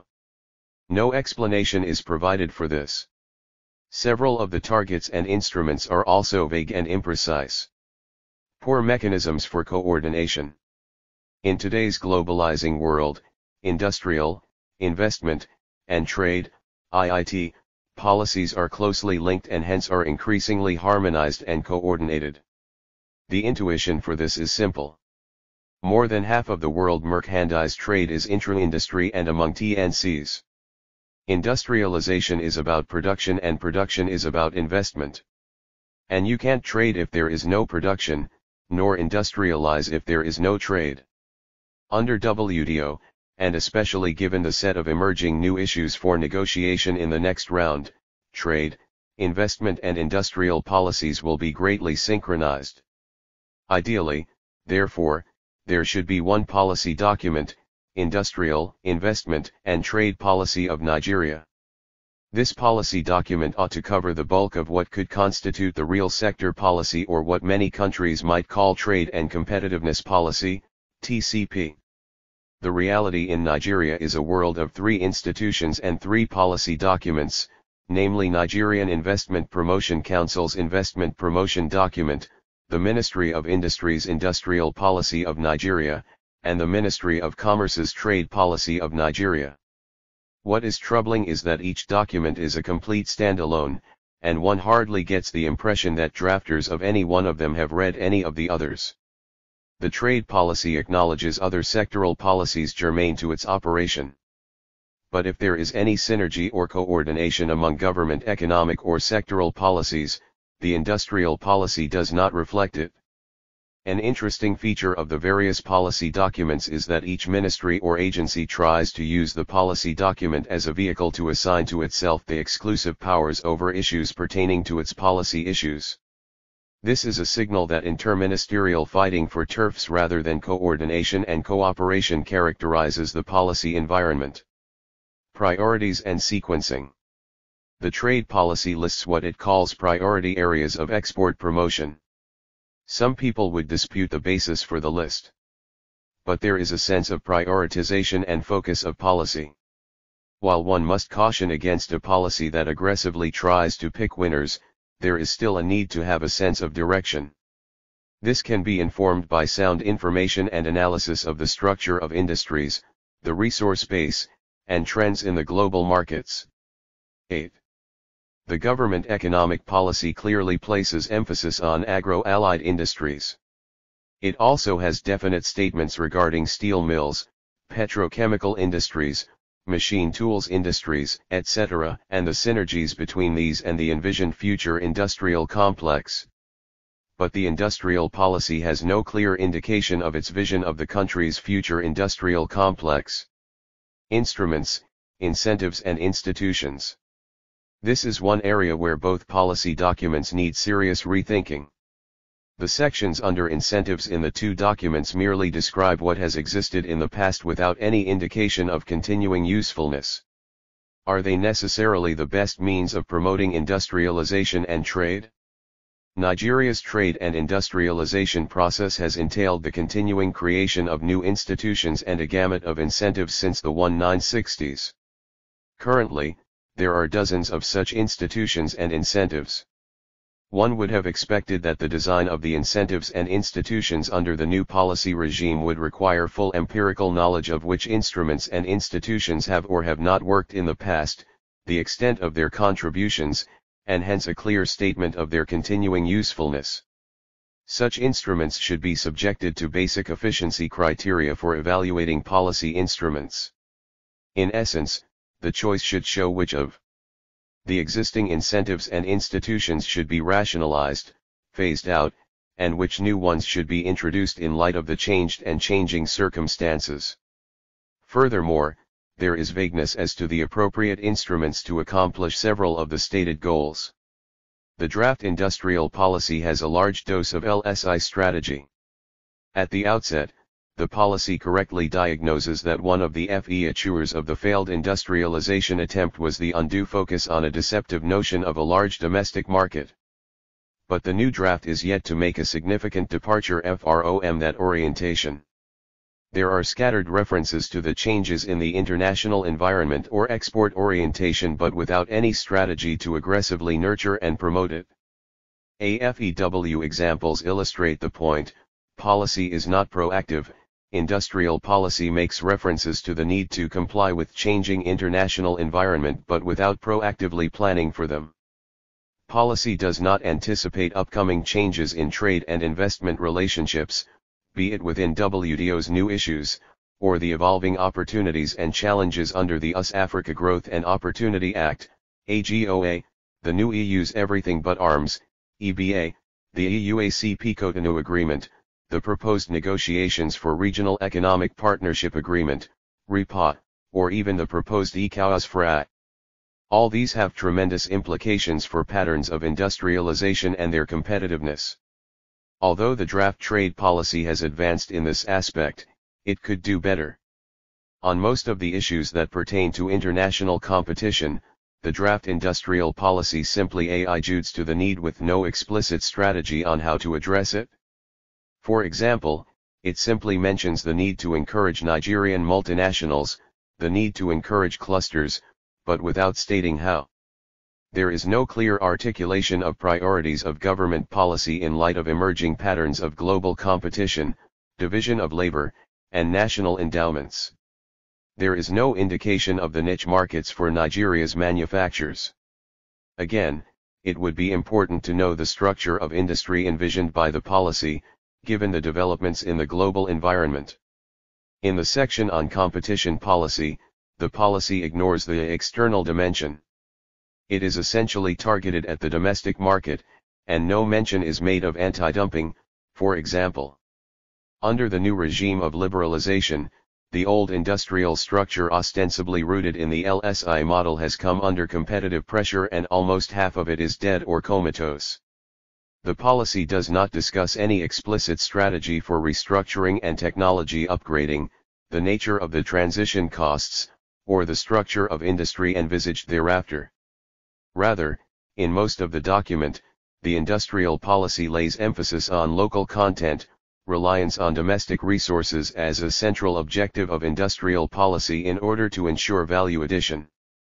There is nothing wrong with encouraging the use of local resources for industrialization. The problem is that there is no instrument or strategy to accomplish this except the reference to the existing Raw Materials Research Institute. The government is currently moving towards granting producers duty-free access to imported inputs. The policy draft has not reconciled the emphasis on local resources with the direction of policy. Capabilities: the emphases here are on the provision of the skills needed to identify and evaluate projects, to specify correct scales, product and input mixes, to select, buy and transfer the right technology, to carry out, monitor or participate in project basic or detailed engineering, to select, buy, check and install J equipment to carry out the necessary civil works, and to commission plants and execute startup and training. Functions, LOL, 1990. The leading problem is that Nigeria's new industrial policy fails to address the relationship between the educational system and the provision of the human capital base needed for industrialization. The Industrial Training Fund, established as far back as 1971, continues under NIP to be responsible for promoting and encouraging acquisition of skills in industry and commerce in spite of its lackluster performance since inception. As pointed out by LOL, 1990, training by firms and such agencies as ITF cannot be productive unless the educational system first provides the base of literacy or formal training needed for industrial capabilities. It is also the educational system that should produce the scientists, engineers, and technicians needed for the industrialization effort. Another crucial aspect of the building of capabilities is the technological effort, as typically reflected in R&D statistics. A larger supply of trained, technical, manpower is a most effective facilitator of the assimilation and diffusion of technology. Also, capacity problems can manifest at the level of the government's technical ability to design and implement policies. More often, this presumed weak capacity of the African bureaucracy is tendered as a conclusive case against government activist intervention in policy design. Even though such capacity is not necessarily synonymous with mere academic qualifications of the policy makers and their advisors, such qualifications can provide useful insights. The capacity levels in the ministries of commerce and industry are mixed. The two ministries have staff strengths of 2,429 and 2,088, respectively. In the Ministry of Commerce and Tourism, only 1/5 staff have university degrees, with only 5 holding advanced degrees. This compares to 341 with degrees and 15 with advanced degrees in the Ministry of Industry. 10 of the 1/5 university degree holders in the Ministry of Commerce are economists, while industry has only 1 economist. There is hardly any economist with specialist training in trade and industrial matters in the ministries. 9. As percentages of the total employment, these numbers are indeed very small. However, inferences about the capacity of the ministries are hard to make. Technical ability in policy analysis and formulation may not necessarily be a number game. It depends essentially on the competence of the staff. A 3-man team of highly trained and competent analysts and advisors might be more effective than a ministry filled with 1,000 relatively incompetent economists. However, the policy makers themselves identify the lack of capacity to design policies as one of the major impediments they face. The firms and interest groups suggest that an independent think tank devoted to critical analysis of trade and industrial policies should be established as part of the answer to the capacity problem. The paradox therefore is why the Ministry of Industry, with its limited capacity, insists on in-house design of the industrial policy, without much outside input.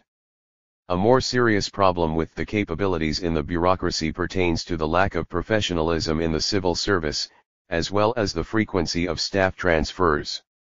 In 3 years' time, the Ministry of Industry has had 3 ministers and 3 permanent secretaries, and several of the top civil servants in the ministry have been transferred. In the Ministry of Commerce, there is no commercial officer cadre. The fact that just about anybody can be posted to any ministry at any time means that resources spent on training staff to acquire specific skills can often go to waste.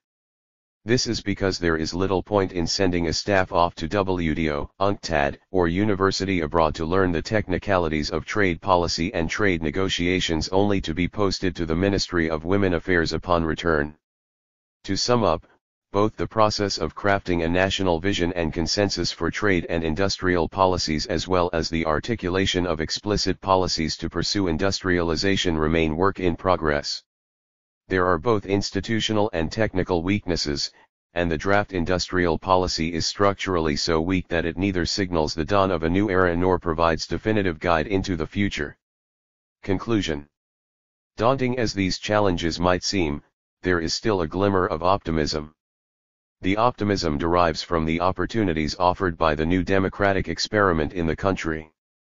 At a fundamental level, it opens the political space for dialogue and debate.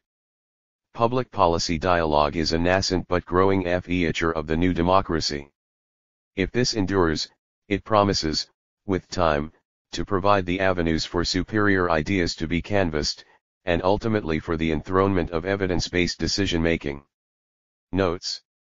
Data from the Bureau of Public Enterprises show that about $100 billion of public resources was invested in public enterprises, and almost all of these enterprises are comatose or unproductive, with total market value of less than $5 billion. 2C Soludo, 2000 for detailed analysis of the political economy of policy choice in Nigeria. 3. The ethnic identity of the dominant group in power could largely give a rough idea of the direction of policy implementation. What is implemented is the deficitio policy rather than what is written in the policy document, which is often ignored or reversed several times. The House of Fulani group largely controlled upper echelons of the political office, while the Yoruba dominated the bureaucracy, especially since the Igbo left the federal civil service during the Civil War. The Yorubas also dominated the industrial sector.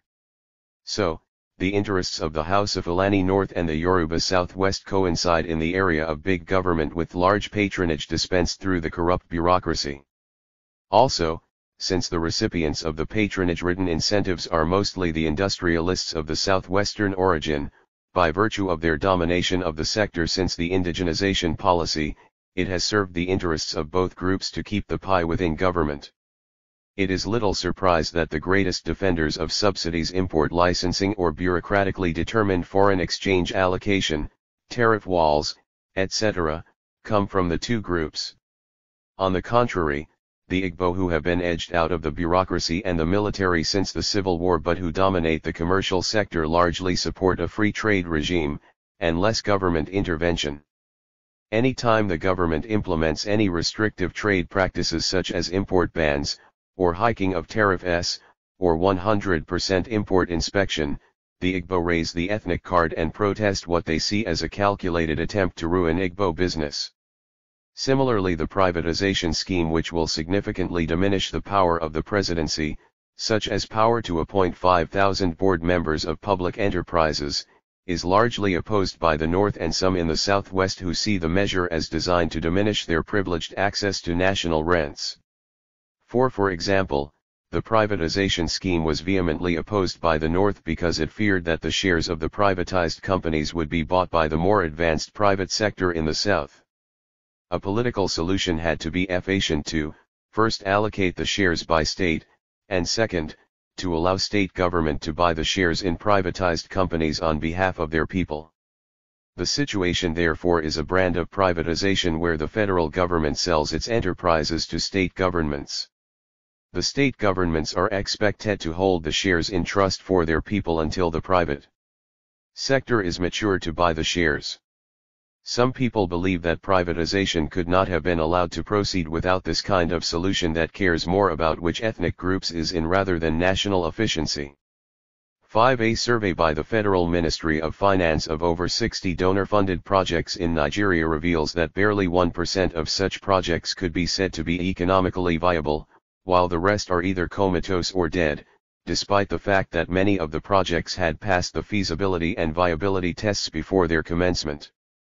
6. Some observers, especially of Igbo origin, argue, however, that the timing of the indigenization policy, 2 years after the Civil War and after a deliberate policy to pauperize the Igbo, was a deliberate policy to completely marginalize the community from the commanding heights of the economy. Observers argue that the Yoruba benefited more than any other group because they exploited their dominance of the civil service, after the Igbo vacated most positions during the Civil War, to ensure that the implementation process favored them. This fear of domination by one or more ethnic groups is blamed as one of the reasons why Nigeria has foot-dragged on the privatization program. 7. See Solido 2001 for detailed comparative evaluation of the two policy documents. 8. An analysis taking cognizance of the three dimensions is critical. For example, Nigeria is the world's largest producer of cassava, and intuitively many people in Nigeria believe that cassava should be one of the topmost export items. However, a recent survey of international market conditions by Chemonics International Incorporated reveals that the market is very gloomy and prospects for significant exports from Nigeria very dim, at least in the near future. 9. It must be stressed that these statistics were valid only at the time of the survey. Given the frequency of staff postings, it is conceivable that these statistics could change within months or weeks.